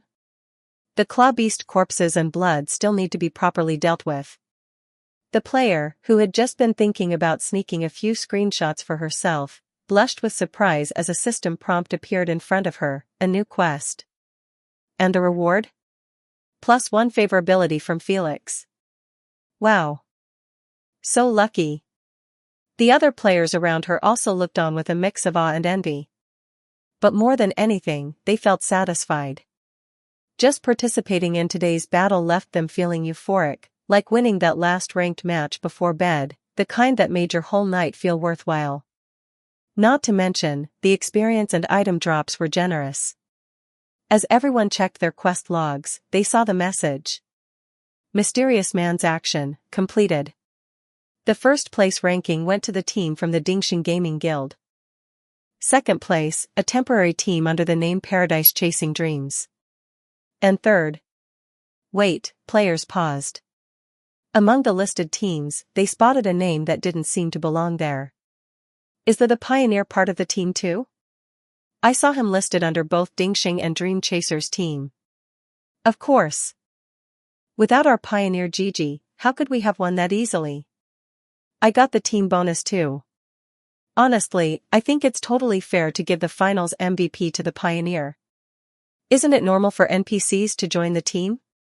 This is the first MMORPG designed for young people, after all. Several members of the Dingxing Game Guild approached Felix enthusiastically. They saluted, said a few flattering words, and hoped to leave a good impression, perhaps even tagging along with him for future rewards.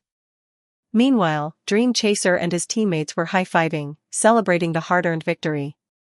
A few high-level players turned their attention to Qiuemuyu, the newbie in their squad. They hadn't just benefited from Felix's team bonus, but also from Qiuemuyu's. Though her bonus wasn't as significant as the one from a high-level NPC, it was still impressive. Just moments ago, she had been cutting up claw beast corpses with a knife. For a newcomer, her performance was nothing short of remarkable. The players celebrated among themselves. This was the most fulfilling win since the server launched. As they reveled in their success, Felix stood off to the side with a faint Andoan smile. He, too, had earned a massive reward from the experience prize pool. Some of the top players may have noticed their reward percentages slightly reduced, but they weren't surprised. After all, in past online games, having an NPC in your party meant part of the EXP would go to them. And in this bonus pool mission alone, Felix had gained 50,000 experience points from the top-ranked teams. As the saying goes, even a pigeon leg, no matter how small, is still meat. That night passed quietly. Felix rested at the inn in Noel Town. The next morning, just as he stepped out of the hotel, he was blocked by the mayor and several townspeople. They held fruits and local foods in their hands, all smiling warmly. Players nearby gathered, forming a curious crowd. This felt like watching a CG cut scene. Thank you, Mr. Sancta from the holy city of Laterano, the old mayor said with a smile. You've helped us eliminate our greatest threat. The claw beasts have long been a danger to Noel Town. Words cannot express our gratitude. Please accept this gift as a token of our friendship. Felix has established a friendly relationship with Noel Town. Reward, 10,000 LMD. No need to thank me, Felix replied. He stepped forward, casting a kind gaze over the players watching nearby. If it weren't for these foreign adventurers, I alone could not have vanquished the claw beasts. I merely acted as a guide, it was they who fought with blood and steel. At those words, the players stopped watching passively. The expressions of amusement faded, replaced by a soft warmth. Those who had joined the battle the night before felt a quiet sense of pride. An NPC, one who stands up to speak for them. Behold, how good and pleasant it is for brothers to live together in unity. Please share these gifts with the adventurers, they are the ones who earned them. Felix gently supported the mayor, stopping him from bowing in gratitude. The players turned their gaze to the young man from Sancta, chatting easily with the old mayor. This man. Chapter 26, The Taste of Capitalism. 2,630 words. After the players exaggeratedly described this war on the forums, a steady stream of players began flooding into Noel Town. New players were reporting there almost every moment, and the number of people loitering outside the town soon exceeded 5 digits. Many Casimir's region players had gathered here, which made the mayor of Noel Town both pleased and anxious.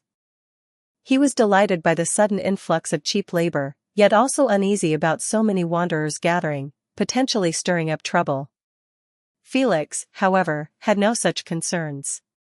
On the contrary, he hoped even more players would arrive.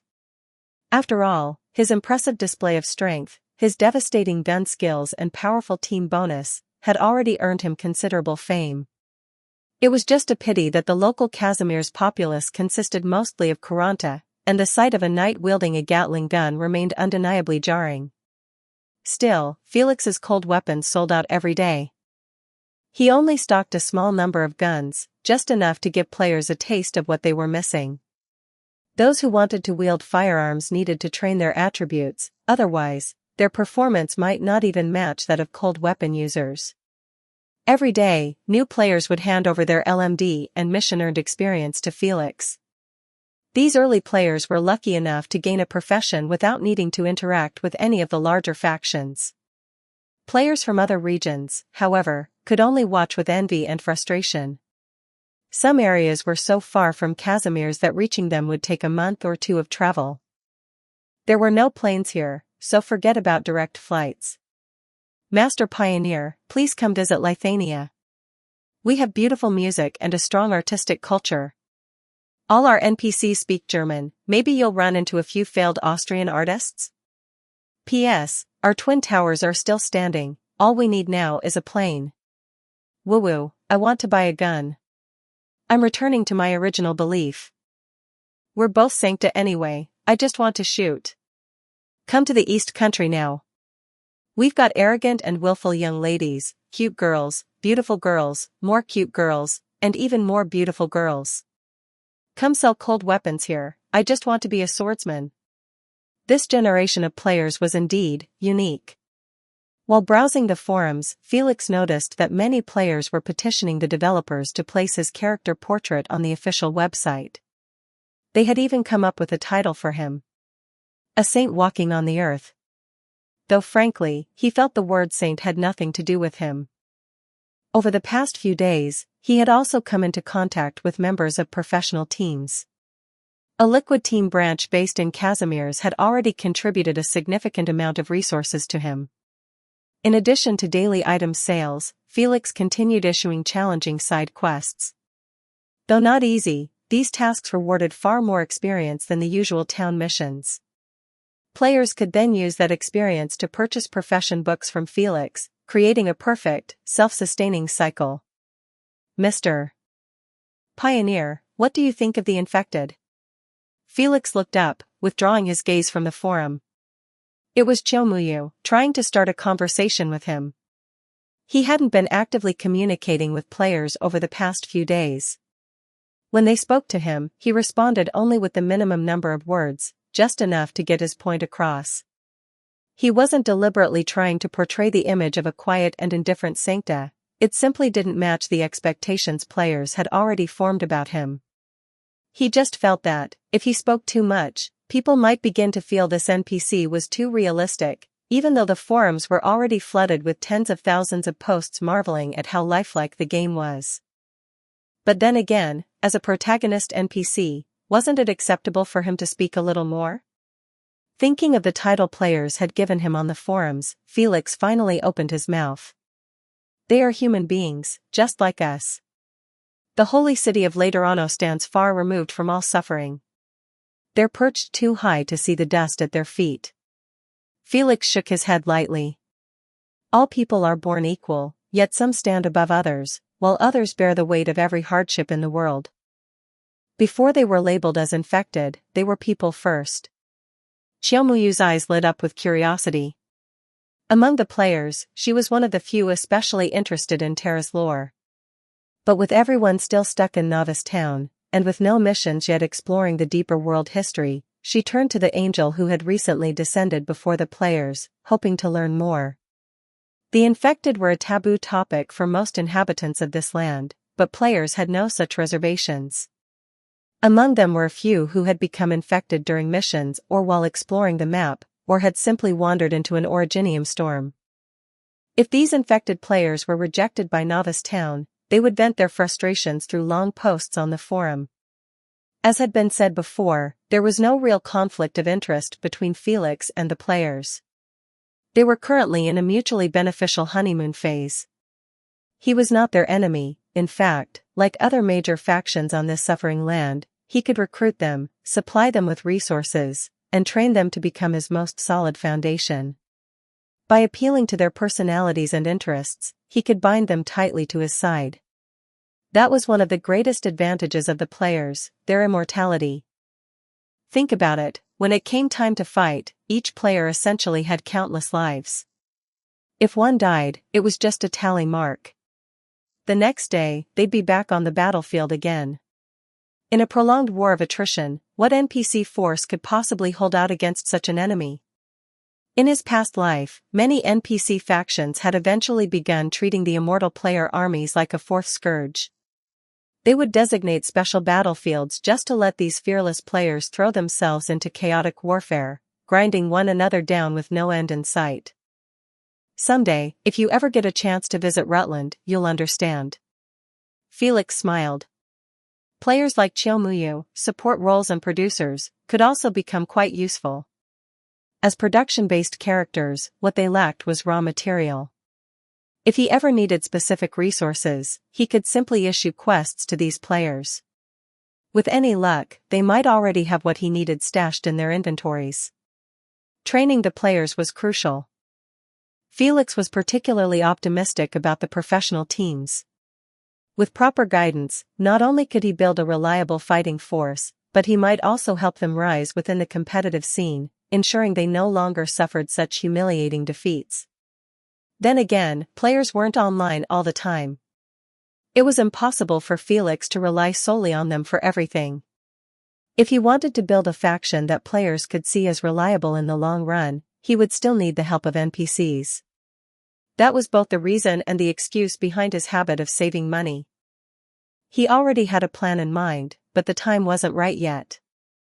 Only when the year 1088 arrived could he begin putting that plan into action. It would be dangerous if that woman, Arturia, were here. With her Originium arts, she'd probably try to become some kind of holy emperor, ruling all of Terra while sitting on a golden toilet. Felix continued explaining the nature of the infected to Chiyomuyu, the origins of oripathy, the preciousness of Originium, and the intricacies of Terra's resource conflicts. These were topics unknown to most current players, requiring a deep dive into in-game literature and lore. Drawing from both the original owner's memories and the documents he had read in his past life, Felix wove the tale for her. As the story unfolded, Chiyomuyu unconsciously began to feel sympathy for the infected. This was typical for players like her, who became emotionally invested in the narrative. Sure, some players were the type to skip every cutscene and dialogue box in old-school MMORPGs, but there were just as many who would shed tears over lines like, "You look best when you smile. Ah. I don't know whether that persimmon suits his taste. Give me, remember, we once lived in this world." If you're ever interested in learning more, Felix said with a warm smile, you're welcome to come back anytime. The pioneer's favorability towards you has increased by 1. Chiyomuyu beamed with joy. She hadn't expected to gain favor just by asking an NPC about the game's background. What surprised her even more was that she'd received a quest directly from Felix. A mission titled, "The Pioneer and the Land," appeared in her log. The objective, reach level 10, then return to him. There was a promise of a surprise reward, along with a generous amount of experience and Lungmen dollar. Chiyomuyu left in high spirits, while Felix pulled his coat tighter around himself. Snowflakes were already beginning to fall across the December sky of Casimir's, but his mind was far from the cold, already drifting toward the near future, silently mapping out the steps of his journey. Felix had no interest in Kasdal's civil war. To him, it was just a brutal internal struggle among the Sarkaz, one that held little meaning. But watching players who had joined opposite factions bicker and argue about it on the forums? Now that was entertaining. A faction section soon emerged on the forum. The spark was a post made by border guards aligned with Teresa, who were openly discussing the location of player camps. Not long after, they were ambushed by players from the Thersis army. This incident marked the first true outbreak of PvP conflict. Felix watched with amusement as the two sides hurled insults at each other on the forums, describing the battlefield as a duel between martial arts masters. But the reality? They were just clashing with sticks and knives in crude, close-quarters combat. At this stage, what kind of combat prowess could these early game players possibly have? The newly created camp section of the forum restricted players from different factions from viewing each other's posts. Before entering a camp, players had to register their ID, and the clearest way to verify identity was simply whether someone was aligned with the Teresa army or the Thersis military. Of course, it didn't take long before spies started infiltrating the opposing camps, but that was a story for another time. As more and more players gathered, Felix's inventory began to dwindle. He planned to relocate after the new year and start his business anew. After all, he had just about wrung every coin he could from the players in this area. It was time to shift his focus to Columbia and Ursus, which were geographically closer to Casimir's. Still, he wasn't in a rush. Not only was his stock running low, but he had also realized that new players didn't bring much profit just yet. With all the introductory story quests in the novice village and town, the best time to capitalize on them would come after they'd leveled up and matured a bit more. Then came a message from the Chamber of Commerce. The materials he had ordered had finally arrived. Along with the delivery was a gold-stamped invitation letter, inviting him to attend the end-of-year night competition awards ceremony as a distinguished guest. That's right, this whole event was a product of capital. The Chamber of Commerce held it annually, selecting winners for titles like Most Popular Knight, Most Promising Newcomer, and others. Following the awards was the traditional cocktail party. For any knight or guest attending the ceremony, it was a rare opportunity to grow their social network. Knights were no longer the revered, noble class of old. In this era, knights needed to make a living like everyone else. It had even become a mark of prestige to be approached by a company for product endorsements. And at this so-called award ceremony, all the major manufacturing companies in Casimir's would show up. No surprise if a few business deals were struck with knights that caught their eye. So, under the reluctant gazes of the players in Noel Town, Felix drove off in a military pickup truck. He felt a touch of nostalgia as he returned to Kowalarielki after several months. Back in the apartment and studio prepared for him by the Chamber of Commerce, he rolled up his sleeves and got to work once again. Taking advantage of the break, Felix also cracked open the mechanic promotion manual gifted to him by Dürrenmatt. Using the opportunity, he invested half of the 300,000 experience points he had earned into his secondary profession. From apprentice mechanic, he was promoted to trainee mechanic LV15. Though his main level didn't change, he received 15 free attribute points as part of the advancement, along with stat bonuses, +1 strength, +2 endurance, +2 intelligence. He acquired 2 new skills, basic mechanical manufacturing, and mechanical strength. The former served as a preliminary upgraded version of his earlier skill, while the latter allowed him to increase the damage output when using mechanical weapons in combat. Felix temporarily upgraded both basic mechanical manufacturing and the trait basic mechanical understanding to LV10, though he left mechanical strength untouched for now. Since his primary combat method still involved firearms, he decided to wait until he could create mechanical weapons before investing further. Out of the 300,000 experience points he had, 250,000 were consumed. Advancing in a profession at this stage required a significant amount of experience. With 50,000 points remaining and nowhere else to allocate them, Felix couldn't resist spending them on his secondary profession, novice craftsman. After reading the manual gifted by the old craftsman and completing the upgrade, his novice craftsman profession reached LV10, awarding him 10 free attribute points, +3 strength, +2 endurance, and unlocking the skills, craftsman forging, and basic craftsman understanding.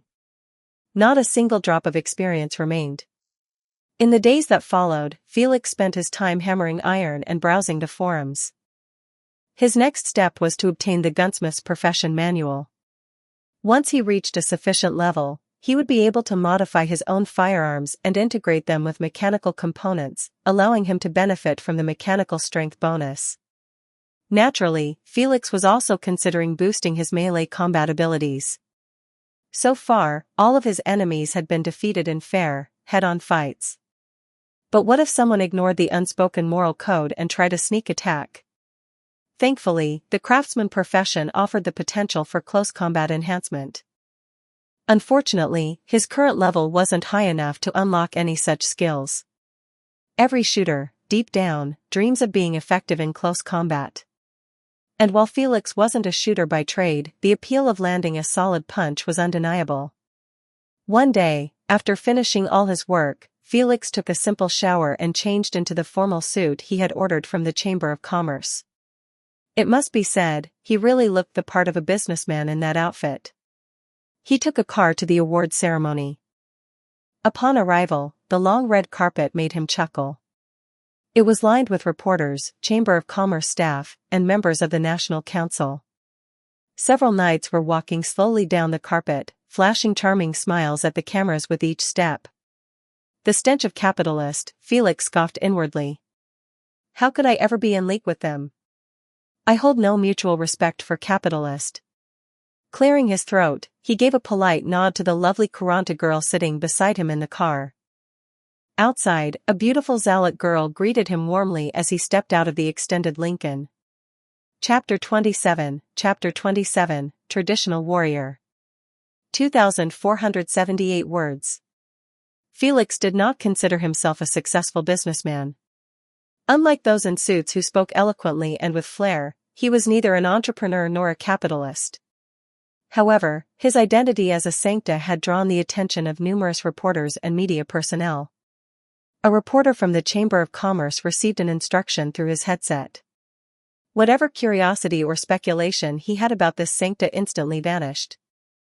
Their superiors had made it clear, this sancta was an important client of the Chamber of Commerce. Ordinary people can't win against capitalist. Sometimes, curiosity truly can be dangerous. The reporters averted their gazes and returned to their assigned tasks. With a faint, polite smile on his face, Felix walked down the red carpet and entered the grand golden hall. Modern Casimir's is a paradise for competitive knights. A renowned author once wrote that knight competitions are the fortune of this era, bringing immense trade and tourism revenue to Casimir's. Yet at the same time, they are the tragedy of this era, as the knightly class, once a symbol of honor, has lost its value. Their glory belongs to the annals of history. What Casimir's now demands are competitive knights. Though the author had expressed a fair perspective, he still drew criticism from the Chamber of Commerce. Under their oversight, he later published a book praising the profits that jockeying brought to Casimir's. The knights present had all either participated in knight competitions or were newly minted knights preparing for the 21st knight competition next year. Some already had the backing of major corporations and wore sponsored armor that looked sleek and impressive. Some knights sat with their sleeves rolled up, relaxed in their seats. Others were more animated, laughing and chatting with their comrades. A few stood beside their sponsors, appearing like steadfast guardians. Felix couldn't help but feel a twinge of envy at how well these sponsors were treated. Some of these knights possessed an old-fashioned warrior spirit. Once their loyalty was set, it was unshakable. If he could win over one or two of them, they could become his most devoted subordinates or kindred allies. The formal suit lent Felix an air of maturity and composure, but he still lacked the polish and experience of a seasoned executive. When it came to presence and charisma, he couldn't yet match the high-ranking corporate representatives and financiers in the room. It couldn't be helped. In his previous life, he had just been an ordinary office worker. He didn't possess the daring to turn a broken self into a blazing fire. Temperament isn't something that can be changed without the influence of one's environment. Still, a few competitive knights approached to strike up a conversation. Felix exchanged pleasantries but deliberately refrained from discussing his company or identity. The knights, not hearing the information they were hoping for, soon excused themselves and left. The awards ceremony was hosted by a Chamber of Commerce spokesperson, who both announced the winners and followed the directives of the business association. When it came to giving out awards, the priority was clear. They favored individuals who could bring value to the Chamber of Commerce and the knight competition industry. This year's most popular tournament knight. The nominated knights include the Light Knight, the Blue Knight, and the spokesperson drew out the announcement for dramatic effect, the Black Knight. Photos of the three nominees in full armor appeared on the large screen. The Light Knight wore light armor and had the youthful, handsome look of a rising star. The Blue Knight, a middle-aged woman, still retained a mature elegance and formidable presence. The Black Knight, recognizable by her long, golden hair and a pair of sharp golden eyes, wore sleek, jet-black armor. Her tall horns revealed her Caprini heritage, and her entire demeanor radiated quiet intensity. After a brief pause to build anticipation, the spokesperson declared loudly, "Congratulations to the natural warrior, the Black Knight, for winning this year's most popular competitive knight award." And, the spokesperson added, "The Black Knight will also participate in the upcoming 21st Night competition. She might just claim the third championship trophy of her career." The Black Knight stepped onto the stage with a calm, steady gait. Unlike many other female knights who leaned into glamour and presentation, she was dressed simply and strikingly, like a gallant man, which gave her a uniquely compelling presence. Felix's gaze lingered on her the entire time, even as she gave a brief, emotionless acceptance and stepped down from the stage. "Interested in the Black Knight?" asked a nearby company representative who had noticed Felix's stare. He let out a cold chuckle. "As a fellow in the industry, let me give you some advice: don't waste your time. That Black Knight has no interest in commercial ventures." She didn't even glance at the promotional materials we prepared for her as a potential brand ambassador. She completely ignored the Business Federation's invitations to attend public events. "So extreme?" Felix replied, mildly surprised. The representative shook his head in disapproval. "Absolutely. In this line of work, who dares reject the Business Federation? If she didn't have that much potential and popularity, they would have already buried her from the spotlight." The Federation's tactics weren't exactly a secret. Most competitive knights had, in some way or another, received offers, or pressure, from the Business Federation. Their influence was everywhere. Once the ceremony concluded, the crowd gradually moved into the banquet hall at the other end of the corridor. The atmosphere here was notably more relaxed. The spokesperson had already departed, claiming other obligations, and without the watchful eyes of the Chamber of Commerce, guests became more at ease. Company representatives began actively approaching knights, especially those who had won awards or even just nominations, hoping to secure partnerships or endorsements. It wasn't so much a banquet as it was a networking arena. Felix noticed that the Black Knight remained alone, distant from the buzz of negotiations. No one dared to approach her. She simply sipped her drink quietly, exuding a composed and indifferent aura. She didn't appear interested in socializing in the slightest. Calm, silent, and untouched by the commercialism that had tainted today's knights, she truly resembled a traditional warrior. Felix approached, drink in hand. The Black Knight's sharp gaze swept across him, and in that instant, a chill ran down his spine. Black Knight level? Danger level. In hundreds of millions of battle simulations, your chance of victory is 0%. Are you trying to be funny? I have no interest in you, nor in the company behind you, the Black Knight said calmly, withdrawing the pressure that had emanated from her moments earlier.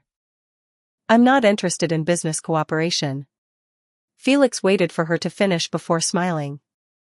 Have you ever seen a company agent this young? The Black Knight gave him a glance but remained silent. I don't have a company behind me, and I don't do business in Casimir's. As for the so-called business cooperation you mentioned, Miss Black Knight. Felix emphasized the phrase with a wry smile. I watch television too. Naturally, I believe you. I look forward to seeing you in the next competitive knight tournament. I hope you win your third consecutive championship and become one of Casimir's most legendary competitive knights. The Black Knight replied, I'm not particularly interested in fame. Sometimes, fame allows you to accomplish things that would otherwise seem impossible, just like a businessman walking across this land. Felix said no more. He bowed politely to the Black Knight, then turned and walked away. The Black Knight silently watched his departing figure. Judging by his age, race, and manner of speech, it wasn't hard to guess he was a messenger. But why would the Chamber of Commerce invite a messenger as an honored guest? She had no interest in the Federation's tactics. To her, martial arts were martial arts, and a knight was a knight. She didn't like seeing anything impure mixed into what should be a righteous duel. Yet, she wasn't unaware of her current situation. Today's award was more of a warning than a reward. The Federation could lift her up with one hand, or let her fall just as swiftly. Among the nominees, the Light Knight was entirely a creation of corporate backing. His actual performance rankings were mediocre, but he had amassed a large fanbase through advertisements and public events. He didn't deserve to be nominated, and yet he was. The Black Knight blinked slowly. The Chamber of Commerce was running out of patience with her. As for the reputation Felix had mentioned, perhaps that was just the idealistic thinking of the Sancta people. She hadn't given much thought to why a messenger had received a formal invitation from the Chamber of Commerce. After all, thinking about it wouldn't change anything. Based solely on profession, however, the Black Knight found him to be the most agreeable person she'd met that night. As for what the future held, she would face it when it came. The Black Knight closed her eyes briefly, and when she opened them again, they were filled with the unwavering determination of a warrior. Felix, in a good mood after meeting the famed future NPC of Jerrig, did not stay to mingle with the representatives of the night companies. After his encounter with the Black Knight, he quietly left the cocktail party. For him, the entire purpose of the evening had been to meet her. Indeed, the Black Knight was still immensely popular. She embodied the cool older sister archetype. Netizens often used the phrase handsome guy with breasts to describe such a captivating beauty. On top of that, she carried the perfect queen-like aura. When players first encountered her, they were completely stunned by her presence. And of course, she eventually made it into the collectible books as well. The competitive night tournament was scheduled for May of next year, so there was still plenty of time. Felix's next destination lay not too far away, Colombia. There, he had a bunch of leaks, gamer dads, that needed to be entertained. In addition, there were several forces in Colombia worth connecting with. One of them was Raytheon Industries, a broad-spectrum manufacturing company. Its main product lines included electrical equipment, mining machinery, protective gear, weapons, and other multi-industry goods. Another was Black Steel International, a major multinational firm specializing in private security consulting and military contracting. Among players, it was fondly nicknamed Black Silk International, thanks to its stunning female operators dressed in black stockings. The company provided a wide array of services to nations, from private bodyguards to military intervention. The last was Rhine Lab, a company that had only gone public 2 years prior. It held patents in life sciences, chemical manufacturing, and biological applications, an emerging tech giant with boundless potential. Felix had heard about the founder of Black Steel International, an elder from the Sancta tribe and a legendary mercenary. But since there was no immediate prospect of business with Black Steel, he didn't plan to make contact for the time being. Raytheon Industries, on the other hand, was of great value to him. It manufactured a wide range of equipment, which, for players, meant a treasure trove of blueprints. Felix intended to obtain some of those blueprints when the opportunity arose, unlocking them ahead of schedule. Then there was Rhine Lab. With the LMD he currently held, he could invest in this newly public company. Like the Mailander Foundation and several military-backed venture capital firms, he could become one of Rhine Lab's early shareholders. A company destined to play a major role in the future storyline, how could Felix afford to pass that up? Of course, such a move would deplete his personal treasury significantly, but that was exactly where players and the Colombian black market came in, wasn't it? As for the idea of founding his own power, that could wait. When the players became wealthy and grew strong enough, he could consider recruiting specialists. Felix jotted down this modest goal on the studio's blackboard. In the days that followed, he threw himself into weightlifting with renewed dedication. Such is the joy of being a production player. No girls, no romance, just the sound of hammers clanging and sparks flying. Their hearts hold no women, only the divine beauty of forging itself. At times, production players might begin to wonder, aren't the player girls attractive? Aren't the NPCs pretty? Isn't the old lady cold? Don't worry. In moments like these, another production player will surely pat your shoulder and reassure you. Unlike ordinary people, our group's X pleasure has evolved.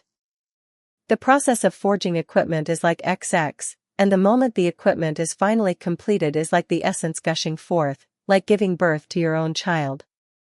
Felix had upgraded his gear, adding a new electric shock function to his coat. It could emit a brief jolt of current to paralyze an opponent, an extremely helpful addition for a gentleman who preferred bayonet combat. Before departing, Felix paid a visit to the trio at the bar, Bald Martin, the old knight, and the old craftsman. He told them his next delivery destination was Colombia. The old comrades all wished him a safe journey, free from natural disasters. The old craftsman was delighted and surprised to hear that Felix had finished reading one of his books. When Felix showed him a simple shoulder armor piece he'd made, the old craftsman was thoroughly impressed by his talent. He encouraged him to keep honing his skills and studying even while traveling. The next time he returned, they could chat all night, and fall asleep side by side. After bidding farewell to his friends, Felix stepped out, just in time to see the handsome, fair-skinned face of the lightly armed knight glowing on the big screen. As the old knight would say, that man is a pretty boy. He returned to Noel town and took a stroll. Just a few kilometers beyond its borders, he unexpectedly spotted a familiar ID on the roadside. Dandau Dantart was there, brushing dust off his face and checking a map. His belief had carried him here, toward the holy town of Noel, now regarded as sacred ground by the players.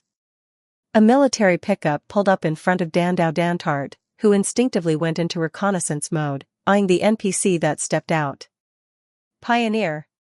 Dandau Dantart might not have recognized the ID, but he could never mistake that angelic halo. The golden glow warmed his heart, making him feel as though he might float away into the heavens at any moment. Felix was surprised too. It was Dandau Dantart. Syracuse was far from here, and it had already been nearly 2 months since Terra launched. Had this guy really been hitchhiking all this time? It's you, Felix said gently. The nearest town to Casimir's, Noel, is only a dozen kilometers away. We'll be there shortly. Dandau Dantart swallowed hard and said, voice trembling. I'm here to chase you. Felix, ? Chapter 28, Terra Times. 2,579 words. Dandau Dantart really were here to chase Felix. Heaven knows he had been trying to catch up to Felix ever since the open beta began. After learning that Felix had appeared in Noel town, he spared no effort to travel there from the distant region of Syracuse. Along the way, he completed missions and used the money he begged for to pay for travel expenses, managing to support himself just enough to get by. After spending a stretch of time wandering alone through no man's land, Dandau Dantart experienced what was likely the loneliest and most terrifying chapter of their gaming life. It was like piloting a spacecraft alone through a vast, empty universe, endless darkness surrounding him, without the faintest sign of life. But as he drew nearer to Casimir's, he finally began encountering signs of human civilization. Hitching rides along the way, he eventually reached the town of Noel. He hadn't expected to be this lucky on the road, to actually run into Felix. His guiding star. His god of destiny. Ahem, well, that might sound a little exaggerated. Dandau Dantart definitely liked girls, not guys. But still, the calm smile on the man standing before him, damn, it was heart-melting. Were you looking for me? Felix asked. Yes. Dandau Dantart paused to think for a moment. I think I'm a good worker. If I can be of help to you, please don't turn me away. Felix chuckled.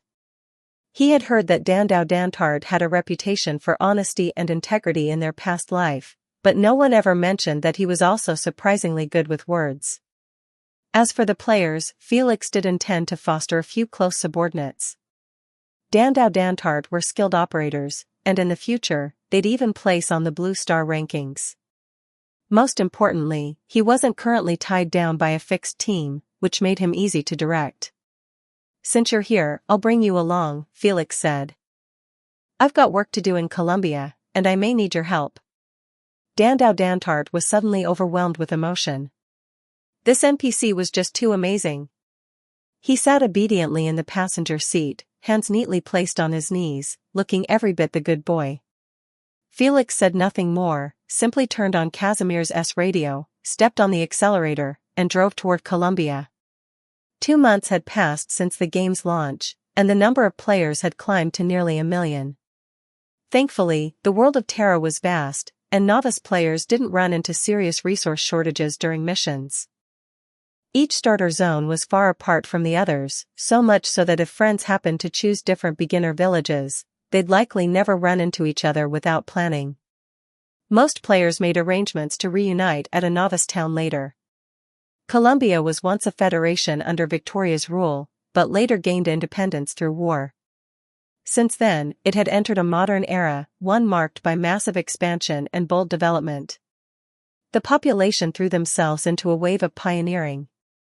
Although exposure to originium on the job was nearly unavoidable, that never slowed down the advance of the pioneer teams. Their motto was, "Terra blesses us." It reflected their identity as the most grounded and hardworking laborers on the face of Terra. In Columbia's outskirts, near the mobile city of Trimount, lay the town of Barikara, a gathering place for many pioneers. Compared to Noel Town, Barikara was busier and offered a greater variety of tasks. Columbia had a rich tradition of pioneering, and its people had truly earned the title of pioneers. Players in Barikara could accept quests directly from the pioneer NPCs, and some players even chose to take on the role of pioneers themselves. This made them the origin of Terra's first wave of gathering-focused players. There is a production system that turns materials into equipment, and naturally, there's also a gathering system designed for collecting those materials. The gathering system was modeled after the work of Columbia's pioneers. Trade between Casimir's and Columbia is frequent, and a portion of the goods exchanged between the Chamber of Commerce and Felix comes directly from these pioneers. Compared to Noel Town, Barikara has fewer players. That's because most of the players based in Casimir's tend to head toward Noel Town. As Felix drove into the outskirts of Barikara, he passed several players walking by with pickaxes and shovels in hand. His arrival naturally caught the attention of the local patrol guards. Felix stepped out of the car, and Dandau Dantart instinctively stood in front of him like a bodyguard, his expression stiff as he tried to appear composed. Columbia is a nation built by immigrants, home to people of all races. It's also quite popular among players. Unlike Casimir's, which exudes a strong commercial atmosphere, Columbia feels more grounded, more bourgeois. Some players have even speculated that Columbia represents the United States in real life, which has contributed to its popularity among American players. In the months following the game's launch, many players whose starting zones were elsewhere migrated here. Dandau Dantart was feeling a bit numb after sitting in the car like a statue for nearly a month. Still, life inside the vehicle hadn't been completely dull.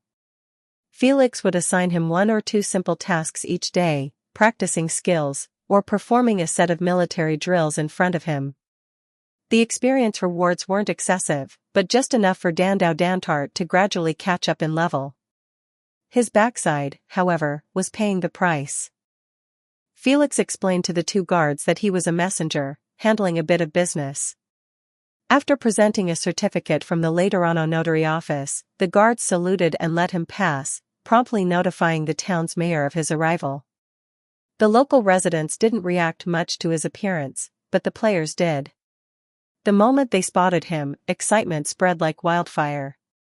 A month ago, forum chatter revealed that a high-level NPC had appeared in Noel Town and was giving out generous rewards. Players had been envious of those in Noel Town who could switch jobs early.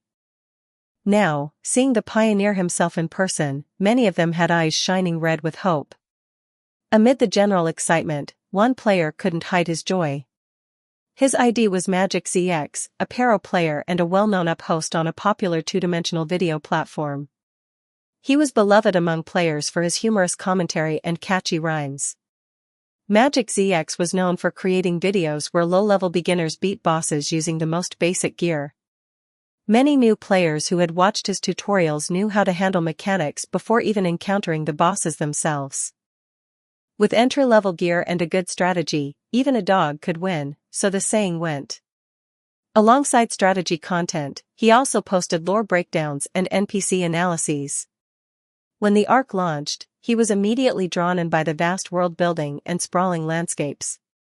As a creator with millions of fans, he had secured a spot in the beta test through the video platform and had already released several episodes focused on Columbia and Originium slug strategies.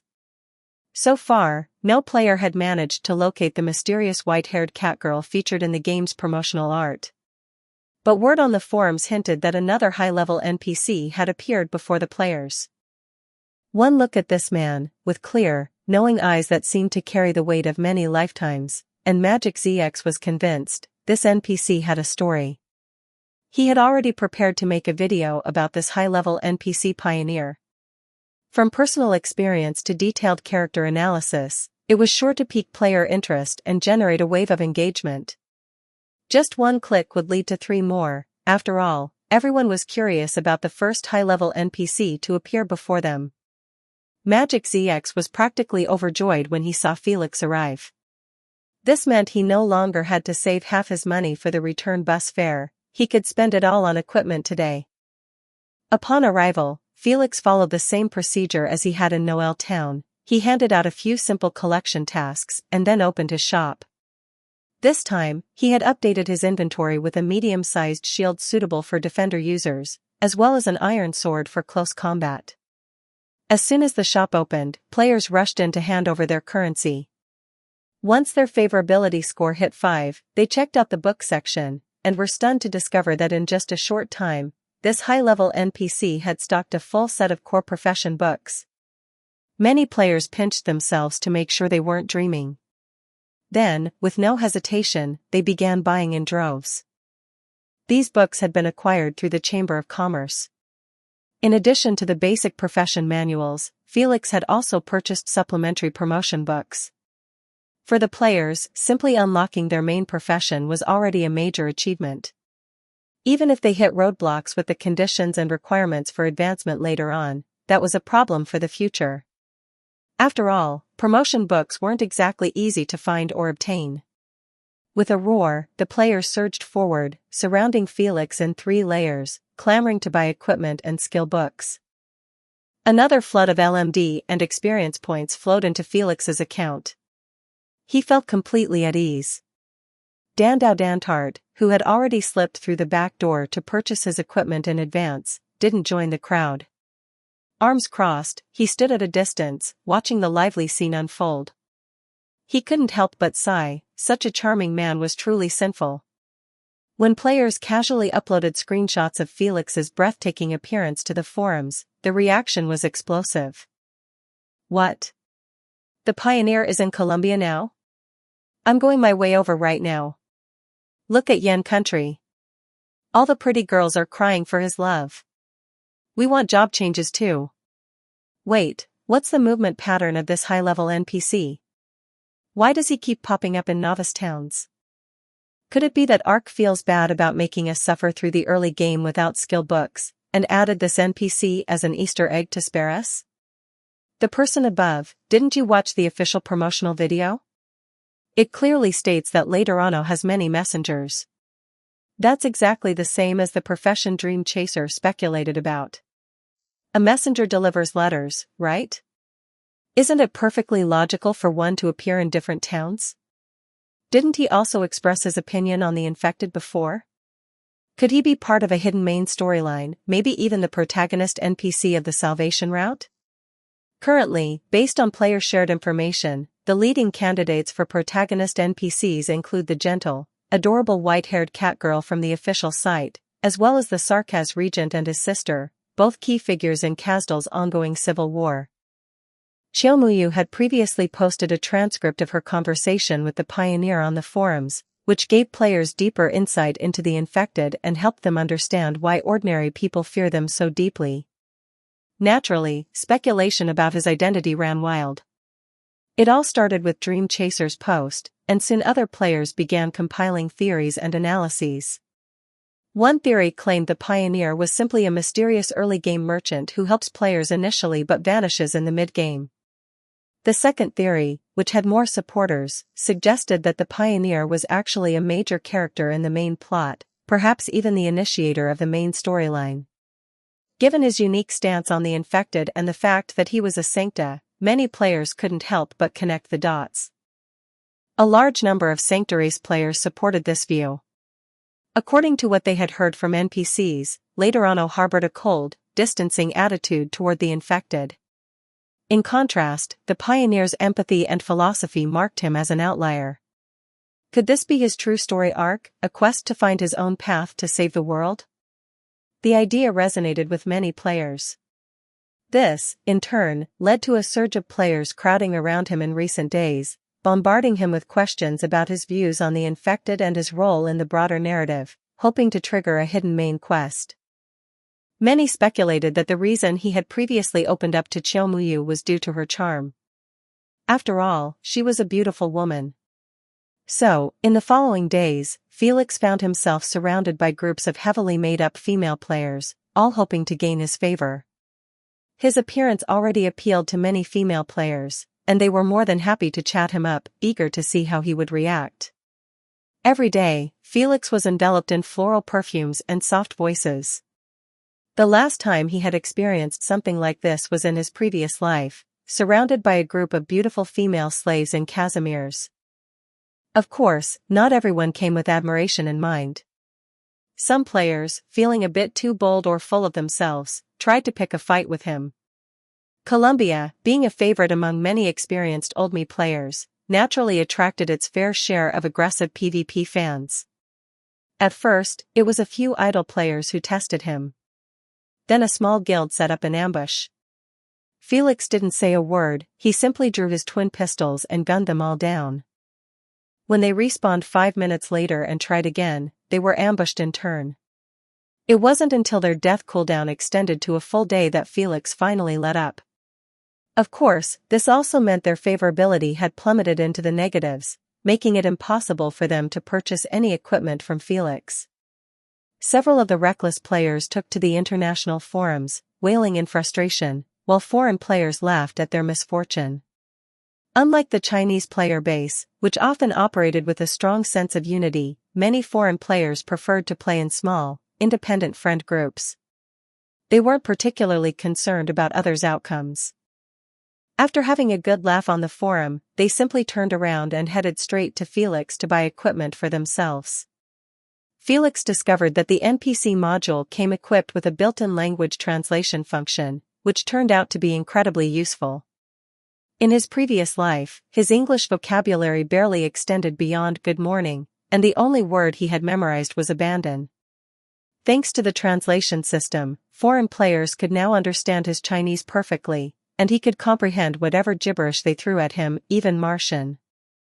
As for the foreigners themselves, Felix harbored no strong prejudice. In his previous life, he had actually found some amusement in watching them flee in panic after getting stomped by Chinese and Russian players. While browsing the forums, his eyes caught a pinned red thread post at the top. The bolded title read, Terra Times. This was a well-known series produced with input from various strategy teams and professional players. Its content was wide-ranging, covering official news updates about Ark, player-sourced intelligence, humorous in-game stories, updates on pro-player movements, plot analysis, and more. Terra Times had a large fanbase, and Felix was among its loyal followers. He always looked forward to new episodes with great anticipation. He clicked the link. In the video, 2 men and 1 woman sat in front of the camera like professional news anchors. Behind them, the scenery of Terra flickered and shifted dynamically. The female host greeted the viewers energetically, "Hello everyone, I'm Yu Yi." "I'm Xiaolong San," said one of the young male hosts, smiling. "And I'm Yang Yan XF," added the other. "Welcome, everyone, to the latest issue of Terra Times. Chapter 29, Appetite and Ambition. 2,417 words. Xiaoling began, "Welcome, everyone, to Terra Times, a program dedicated to sharing in-depth game information, uncovering plot developments, exploring strategies, and enriching your Ark experience." Yang Yan XF nodded in agreement. This marks our first in-depth exploration of Ark and the world of Terra. The newly launched game Ark has brought an overwhelming amount of content. From the countries we've come to know to the factions discovered by players, there's so much worth diving into. Yi smiled and chimed in, it's already been a month since the servers went live, and the player count has grown by over 1 million. Just a quick aside, your character designs look really cool. Xiaolang flicked his wolf ears playfully. True to his name, he had chosen to play as a Lupo. Meanwhile, Yang Yen XF sported a pair of horns, representing the Sarkaz race. The three hosts conducted the show within a VR space, giving them full freedom over their avatars' appearances and chosen races. As the debut episode of Terra Times, the content was packed. Over the next 15 minutes, the hosts introduced the unique traits of various races and the benefits players receive when born in different regions. They also summarized the intelligence currently available regarding major national powers. Naturally, they touched upon the state of warfare in the current era. At present, most players relied on clubs and cold weapons. Only a small number had access to advanced gear like crossbows, given their rarity and cost. Yes, firearms did exist in this world, but only players of the Sancta race and a handful of others with the appropriate secondary class attributes could equip them. For the majority, guns remained out of reach. The hosts explained that firearms were considered too technologically advanced for early-stage players. Everyone was still brawling with swords and sticks. The game wasn't designed to let players wield guns and dominate the battlefield right away. This isn't one of those cliché time travel novels where someone guards the city gate with a machine gun, they joked. They also delved into professions, which naturally took up a good portion of the episode. After all, a player's chosen class would shape their entire gameplay experience in Arkansas. While there were a variety of primary professions, many of their corresponding subclasses had yet to be fully explored. For players suffering from decision paralysis, the sheer volume of choices was overwhelming.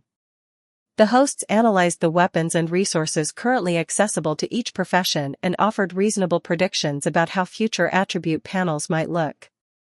In the end, they concluded that accurate, detailed data would have to wait until more strategy groups or dedicated players shared their findings.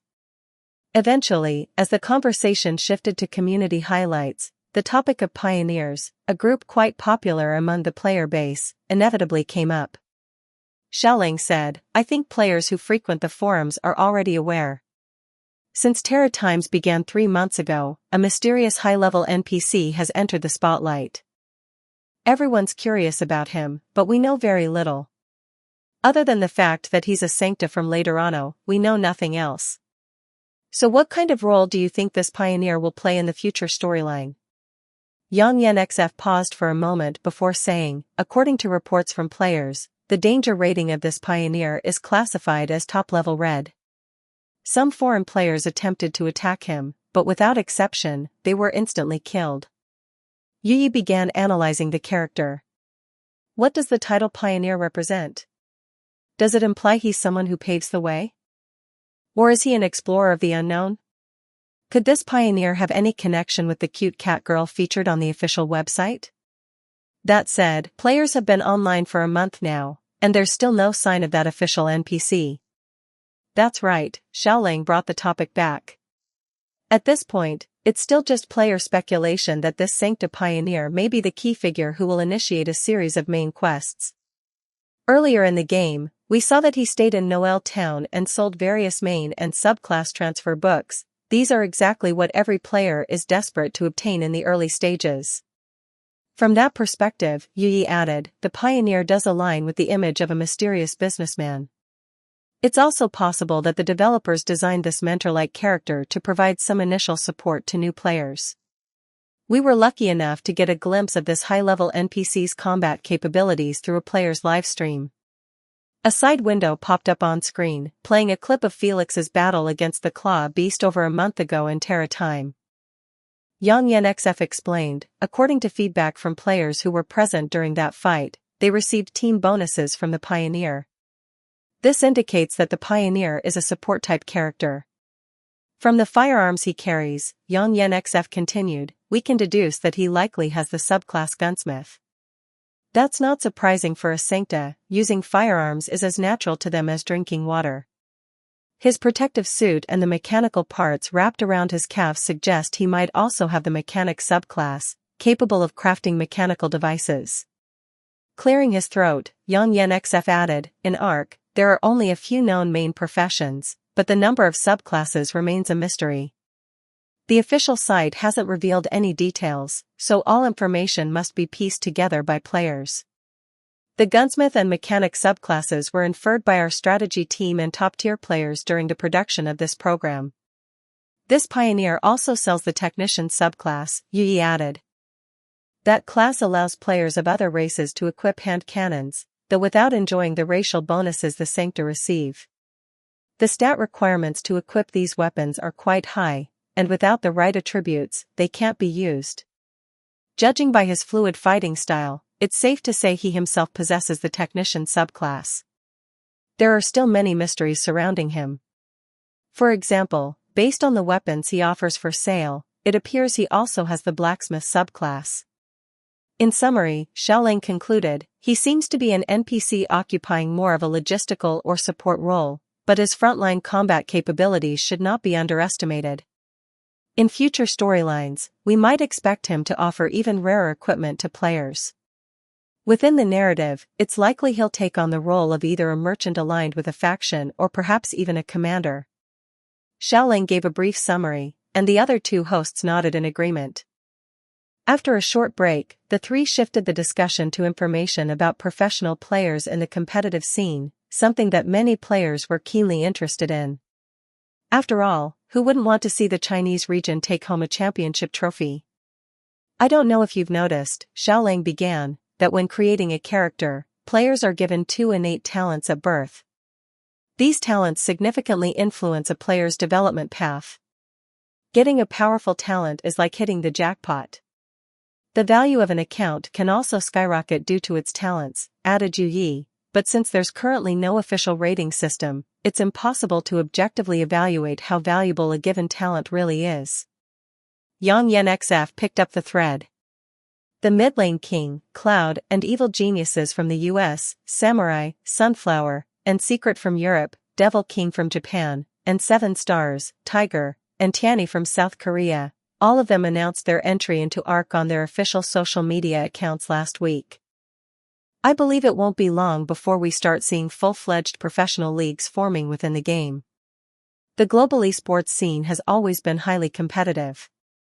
Each region has produced standout talent in various games. While China's esports capabilities are not to be underestimated, the country has seen fewer championship wins in recent international competitions. This has had some impact on the promotion of games within China, as well as on local players' morale. Naturally, as Chinese players themselves, the hosts hope to see their home teams rise to the top. During the closed beta, Yang Yen XF continued, our very own Liquid and Dynasty teams had already announced their participation in Ark. These two teams have carved out significant legacies in the history of esports. In addition to them, several other professional teams have also jumped into Arkansas. This concludes this episode of Terra Times, Xiaoling said as the program wrapped up. We look forward to seeing you next time. Leave a comment with your Ark ID below the video for a chance to win a small gift from us. The lottery results will be sent to you through a dynamic post. The episode ended, and Felix, watching from his end, was impressed by the sheer amount of information unearthed by the players. He hadn't expected the strategy teams to have progressed so quickly. Many promising sub-professions were already being discovered and discussed, making the early game landscape more exciting. As for the professions he had access to, it probably wouldn't be long before someone came knocking, begging him to sell the gunsmith and mechanic profession books. But for now, he had no plans to make a move. As for the other sub-profession books, he had quite a few of them on hand, all of which he had formally applied for through the Chamber of Commerce. Some of the specialized knowledge didn't come cheap. Meanwhile, Dandao Dantart quickly adapted to life in the Columbia community. He began doing pioneer work with great enthusiasm, happily chipping away at stones. With Felix remaining in the area for a few more days, Dantart saw no need to rush off. The following morning, Felix drove a pickup truck out of the camp and headed toward the nearest mobile city, Trymount. He had to move quickly. After all, the round trip between Casimir's and Columbia took 2 months. He still needed to allocate time to return to Casimir's as well. Upon entering Trymount, Felix felt an immediate sense of relief. The city's softly colored buildings were a refreshing change for his eyes, which had grown tired from watching gaudy TV commercials back in Casimir's. After checking into a hotel, he immediately began operating the system terminal in his room. Once connected to the stock market, Felix checked how many shares he could purchase with his 20 million Longmen coins. However, he was also aware that simply buying publicly available shares, those accessible to ordinary shareholders, would be meaningless. Doing so would make him just another regular investor, even if he held a large number of Rhine Labs shares.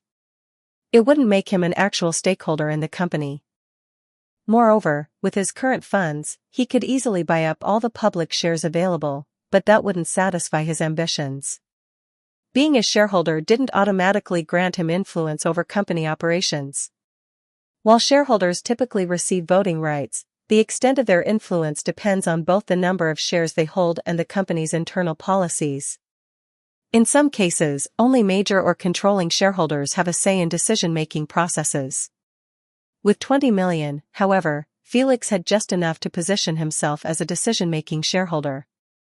This opportunity was only available because Rhine Lab had only been publicly listed for 3 years. A few more years of institutional investment and development, and his 20 million would barely be enough to cover equipment costs. With that thought, Felix put on his coat and headed out. After walking for 10 minutes, he arrived at the gates of Rhine Lab Science. Although the company had been listed for 3 years now, it was still relatively small in scale. Only in recent years had it transitioned from a lab-first structure into a more commercial organization. Even now, their funding was limited, there was no wild spending or burning through tens of millions without blinking. Rhine Lab hadn't formally established a department system yet. Its general operations were split into a few parallel divisions focused on research and administration. The hallways were filled with young researchers moving about in a hurry, their faces lit with excitement. The whole environment felt more like an academic institute than a commercial enterprise. After Felix explained his intentions to the receptionist, she quickly contacted someone in upper management who had the authority to handle such matters. He waited in the lounge for a short while before a mature woman walked toward him, dressed in a style that was distinctly Colombian. She had long silver hair and carried herself like a film actress, one who should have been gracing a stage rather than working in a lab. "Hello, my name is Yara Booker-Wilson. You can just call me Yara. Please, come with me." Business negotiations weren't something Rhine Lab could take lightly, especially given its current lack of public recognition. So when several senior executives heard that an investor was waiting downstairs, an investor with an astonishing amount of Longmen coins, they were all stunned. Up until now, only venture capital firms had been paying attention to them. Aside from those, only official agencies had taken interest. None of them had ever expected a private investor to show up. "The mech suit you're wearing looks very advanced. I wouldn't be surprised if you told me you were a doctor specializing in machinery." Felix chuckled. "There are no doctors that young." The two made their way to the office and took their seats. Felix knew that the next part of this conversation would determine the trajectory of his future with Rhine Lab. To be honest, as a scientist, it was thrilling to envision shaping the future alongside a group of people with ambition and dreams. I appreciate Rhine Lab's slogan, "Answer with wisdom, expand with thinking." I believe Rhine Lab and I share many values, and that brings me a great deal of satisfaction. Felix leaned back in his chair. Though young, his tone carried a mature calm, without the slightest hint of immaturity. "I see myself working with Rhine Lab in the future, perhaps even settling here to conduct research on mechanical weapons and engineering systems. My name is Felix Sean Lansham. Just call me by my name." Yara Booker-Wilson offered a polite smile. "May I interpret that as, you're here on behalf of Rutland officials?" "No, there's no later ono backing me." Felix returned the smile. I'm just one person. I don't represent any organization. So, are you interested in discussing what comes next? Yara Booker Wilson poured a cup of coffee for him, then gave a slight nod. I'm all ears, Mr. Felix. Chapter 30, Yahalo. 2,313 words.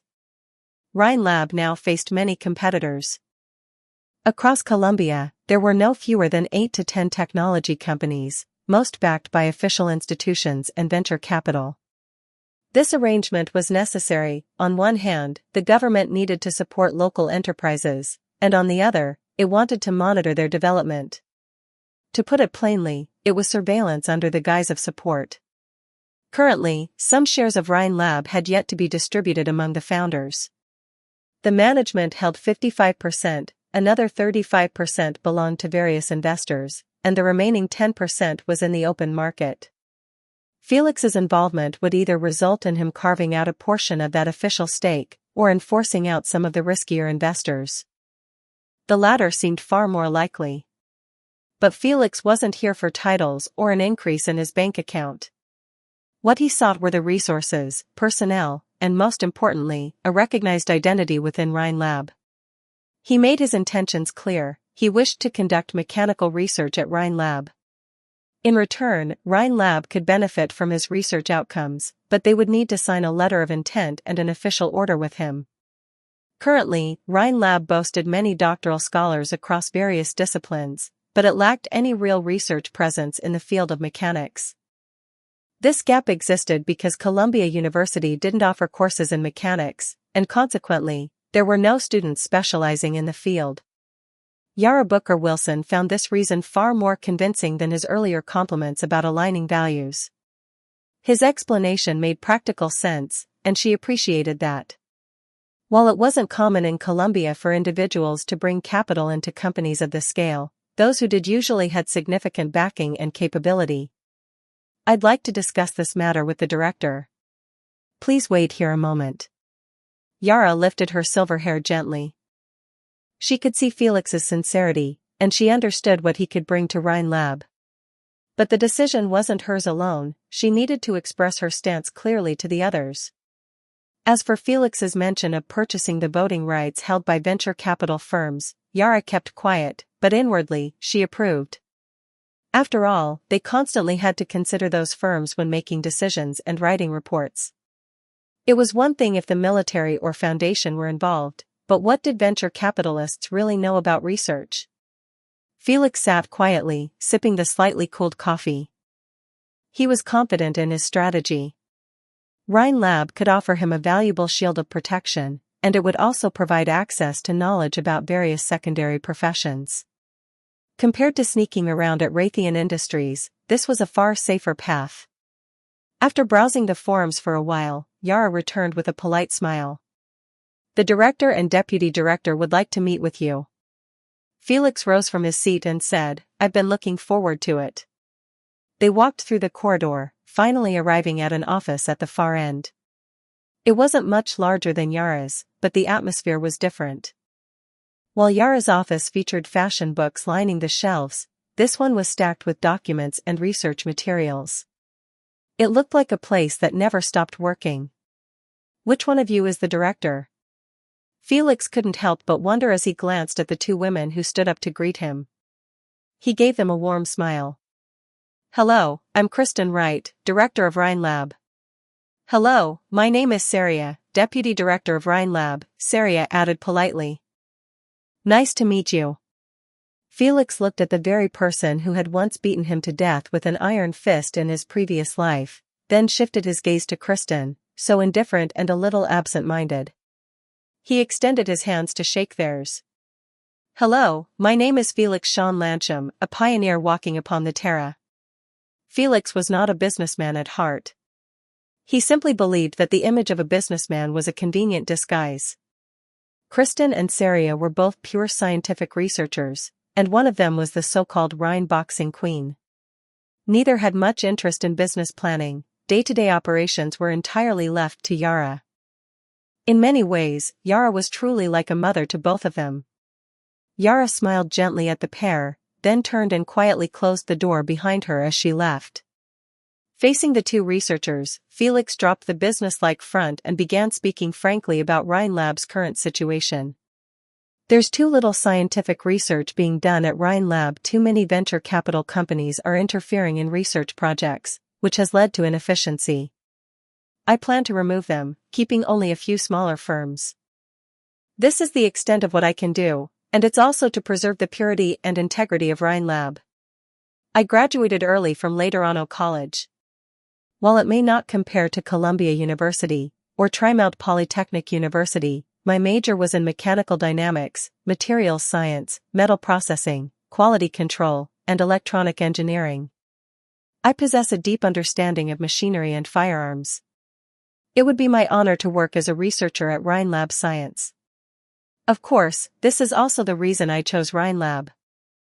Answer with wisdom, expand with thinking. This philosophy mirrors the spirit upon which Columbia was built. The road of exploration must never stop. He then demonstrated the mechanical equipment he wore. As he issued a series of commands, what once seemed like inert machinery suddenly came to life. Electric currents flickered faintly through his coat, and the mechanical-powered legs beneath him began to move rhythmically, as though breathing. The display was more than impressive, it was intimidating. Kristen and Saria, who had never come into direct contact with mechanical engineering before, had never seen anything like it. While Raytheon Industries did produce some large-scale machines, none were so compact, wearable, and mobile as this. The bigger issue is that Columbia's scientific community is now corrupt. Sycophants are everywhere. I only arrived in Columbia a few days ago and already heard that a professor from Lancashire University is under suspicion for academic fraud. If someone like that can become a professor, it reflects just how unstable the research community behind him really is. Felix continued, take 1 step ahead and you're a genius. Take 10 steps ahead and you become a monster. The scientific community in Columbia has come to a complete standstill. Felix spoke with sincerity. In his previous life, he had joined Rhinelab during its middle to later stages, mainly to access resources and research materials. Naturally, he had come to understand the mindsets of the key figures involved. He wore a faint smile as he spoke, his tone calm and composed. To be honest, I had high hopes for this investment trip. After all, Columbia is known for its undying spirit of pioneering and exploration. But what I smell here is the stench of rotting money. They laugh loudly and speak boldly, but they've stopped moving forward. They chase after fame and fortune, obsessed with forming cliques, and fight in the shadows for personal gain. They'll go to any lengths to silence anything that might tarnish their careers. Kristen's expression shifted slightly. For the first time, she looked at Felix with genuine seriousness. My lords, how can we pursue science with vermin like these? Felix shook his head with a cold laugh, his voice gradually sharpening. This land is riddled with problems, oripathy, natural disasters, and even the sky above us, and these parasites are busy staging court dramas. Isn't it absurd? The spirit of science demands the courage to boldly seek truth, and a rigorous process of argument and verification. Yet all I've seen in those so-called research firms are doctors fighting to the death over petty gains. I'm disappointed. Will Rhinelab disappoint me too? At that moment, the tone of the conversation shifted. If earlier Felix had been assessing Rhinelab and introducing himself, now it was Rhinelab's turn to present themselves to an investor carrying 20 million LMD. His gaze cooled as he intertwined his fingers, staring directly at Kristen. Kristen smiled, a radiant smile that softened her scholarly image, reminding one that she was, indeed, still a stunning woman. It's wonderful to have someone who shares our ideals, isn't it, Saria? Saria nodded toward Kristen, then turned to Felix with a gentle smile. Since you're interested in our project, Mr. Felix, I wonder if you'd be available to visit Rhinelab again sometime. Felix nearly had a heart attack from Saria's smile. For a moment, he thought he was hallucinating. Hadn't she just killed him with a punch in his previous life? But considering the close bond between Kristen and Saria, it wasn't so surprising that Saria occasionally showed emotion. Saria was the kind of person who didn't often reveal her feelings, but that didn't mean she was silent. Her emotional restraint was largely due to her father's influence. His stern upbringing had denied her the warmth of family more times than she could count. Crying solves nothing, her father had once told her. So, Saria had learned to hold back her tears, to train herself, to pursue science at university, and to grow stronger, strong enough that she would never have to cry again. After Saria led Felix away, Kristen stood by the window, gazing at the clear, cloudless sky with a faint smile on her lips. Well. Although the young Mr. Felix's words had been a bit sharp, every one of them had struck a chord in her heart. Still, looking ahead, she thought it might be wise for Mr. Felix to pursue a doctoral degree. It would make things much smoother. Many of the documents requiring approval from the Colombian authorities would be less prone to scrutiny or gossip if he held such a title. Hey, there's an extra cup of coffee. Did someone stop by earlier? Kristen turned around and smiled at the water elf who had suddenly appeared in the small office. What a pity. If you'd come a bit earlier, you would have met someone quite interesting, mule size. Hey, the girl in a lab coat, with teardrop-like markings at the corners of her eyes, blinked in surprise and pouted. What did I miss? Saria is giving him a tour of the project. If you head out now, you might still catch him. Is he a new researcher joining Rhinelab? Yes. Something like that. After all, being a researcher requires a license. Kristen believed in the knowledge he spoke of, but he wasn't officially a researcher, at least, not yet. With doctoral degrees becoming increasingly devalued in Colombia's academic circles, one had to wonder, how much weight did the title PhD still carry? She'd heard that in distant Lithuania, earning the title of doctor took years of rigorous study.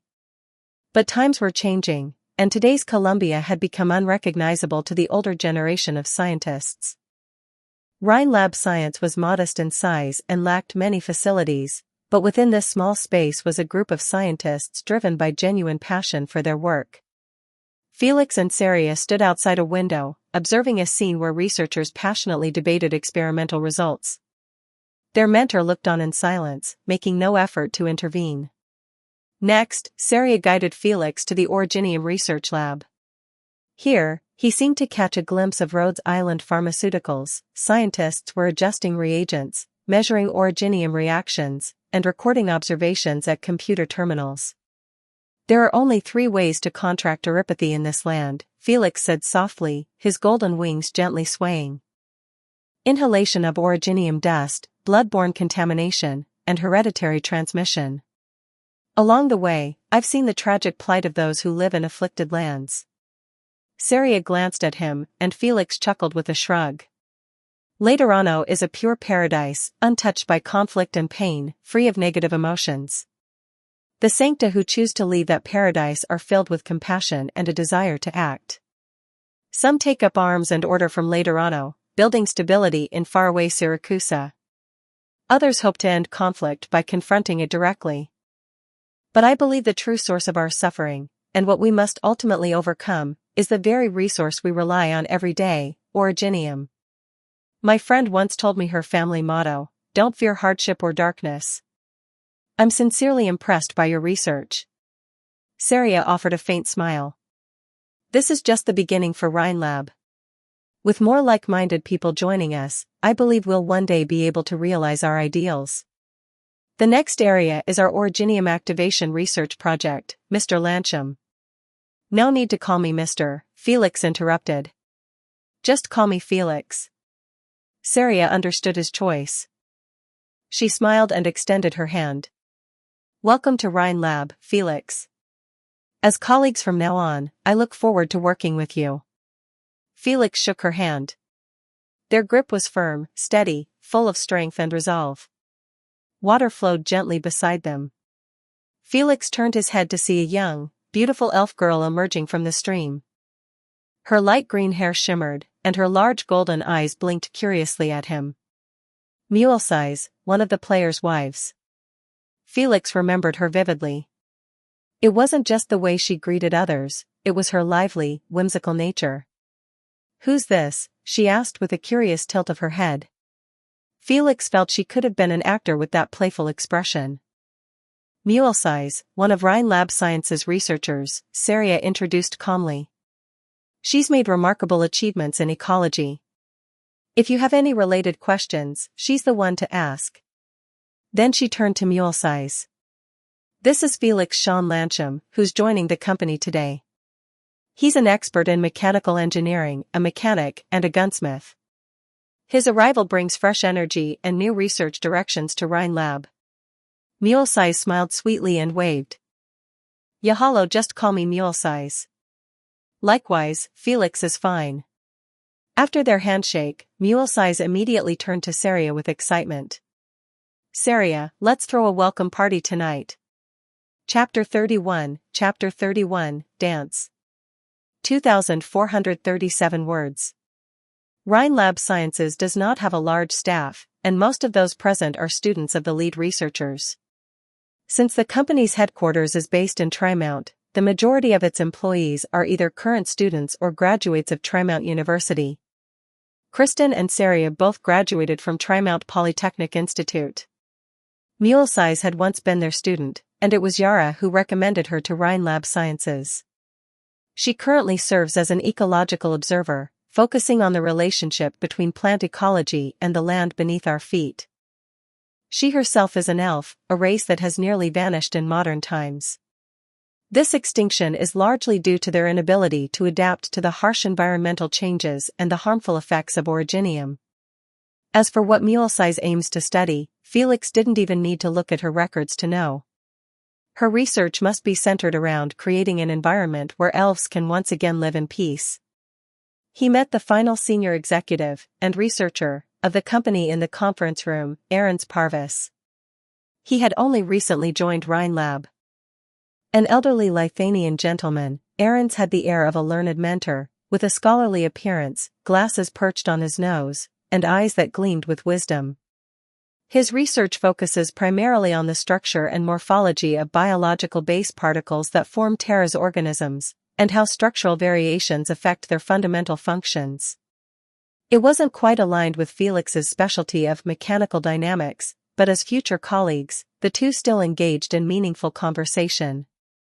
To put it in modern terms, Ahrens is a biologist. He has been active in the field for nearly 40 years. His areas of study also include the human body's adaptability to originium, the tolerance levels of the infected, and the extent of damage mineral diseases inflict on the human body. Well, I ordered pizza, Kristen said cheerfully, setting down her phone. She glanced over at Felix, who was in deep discussion with Ahrens and Mule Size about the principles of mechanical kinetic energy. Both were listening intently, thoughtful expressions on their faces. Saria stood nearby, her expression calm as always. As for Yara, she was currently away, acting as Rhine Lab's representative in negotiations with several venture companies over equity discussions. By tomorrow evening, Felix would officially become one of Rhine Lab's shareholders. That's wonderful, Saria, Kristen said warmly. Everything at Rhine Lab is gradually falling into place. Our dream is no longer far off. As she spoke, her eyes reflected the starlight from the far side of the sky, though she wasn't looking upward. Her gaze remained on the three people nearby, filled with gentleness and warmth. Saria remained silent. The current Kristen reminded her of the early days, when Kristen had first shared her dream with her. With boundless vision for the future and a heart full of love for science, Kristen would often glance at the sky from the corner of her eye. But more and more, she now turned her attention back to Earth, chatting and laughing with Saria and the others. That's really wonderful, Saria thought with a faint smile. All she could do was stand beside Kristen, shielding her from harm, always. When the pizza arrived, Felix was in the middle of disassembling his mechanical power leg for Ahrens and Mule Size. As a mechanic, breaking down a fully assembled mechanical limb into a pile of components, and then recombining them into a piece of mechanical chest armor, was second nature. The theories he shared were mostly drawn from books.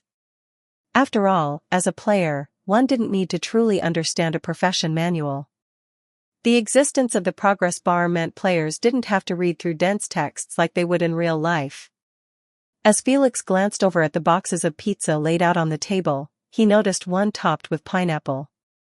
A tropical pizza. It seemed the tradition from Syracuse had made its way here. Music began playing, melancholic melodies from Lithuania. This was clearly Kristen's taste. The playlist seemed to be a recent blues compilation from Lithuania, carrying with it the charm of a bygone era. Young people often gather for fleeting moments drawn by mutual affinity, and over time, they come to truly know one another. Regardless of what lies ahead, there is always some sincerity in the act of meeting. It's inevitable. But who can say what the future will bring? Felix sipped a low-alcohol drink and stood by the window, watching the four of them laugh and talk in the small conference room. In his mind, Rhine Lab had always been cold, vast, and impersonal. The researchers wore white lab coats and walked briskly through the corridors, resembling 9-to-5 office workers more than scientists. That's the Rhine Lab of the future, inevitable and irreversible. The company will grow, researchers will multiply, and everything will fall into place. But will the hearts of its people still remain as they were in the beginning? Felix wasn't sure. But with his presence, the future of Rhine Lab might not follow that path. Look around more, Kristen, he thought. You'll find that you are not alone. If you need any equipment or materials, just let me know. Rhine Lab will handle it for you, Kristen said, approaching him. The two clinked their glasses before she downed her drink in one gulp.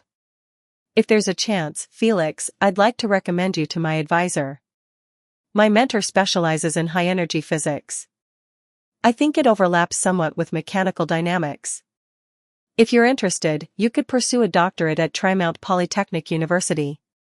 Kristen smiled and suggested, getting a PhD will open many doors. Although it may sound ironic, what you said earlier was true. Without a doctorate, it's incredibly difficult to survive in Columbia's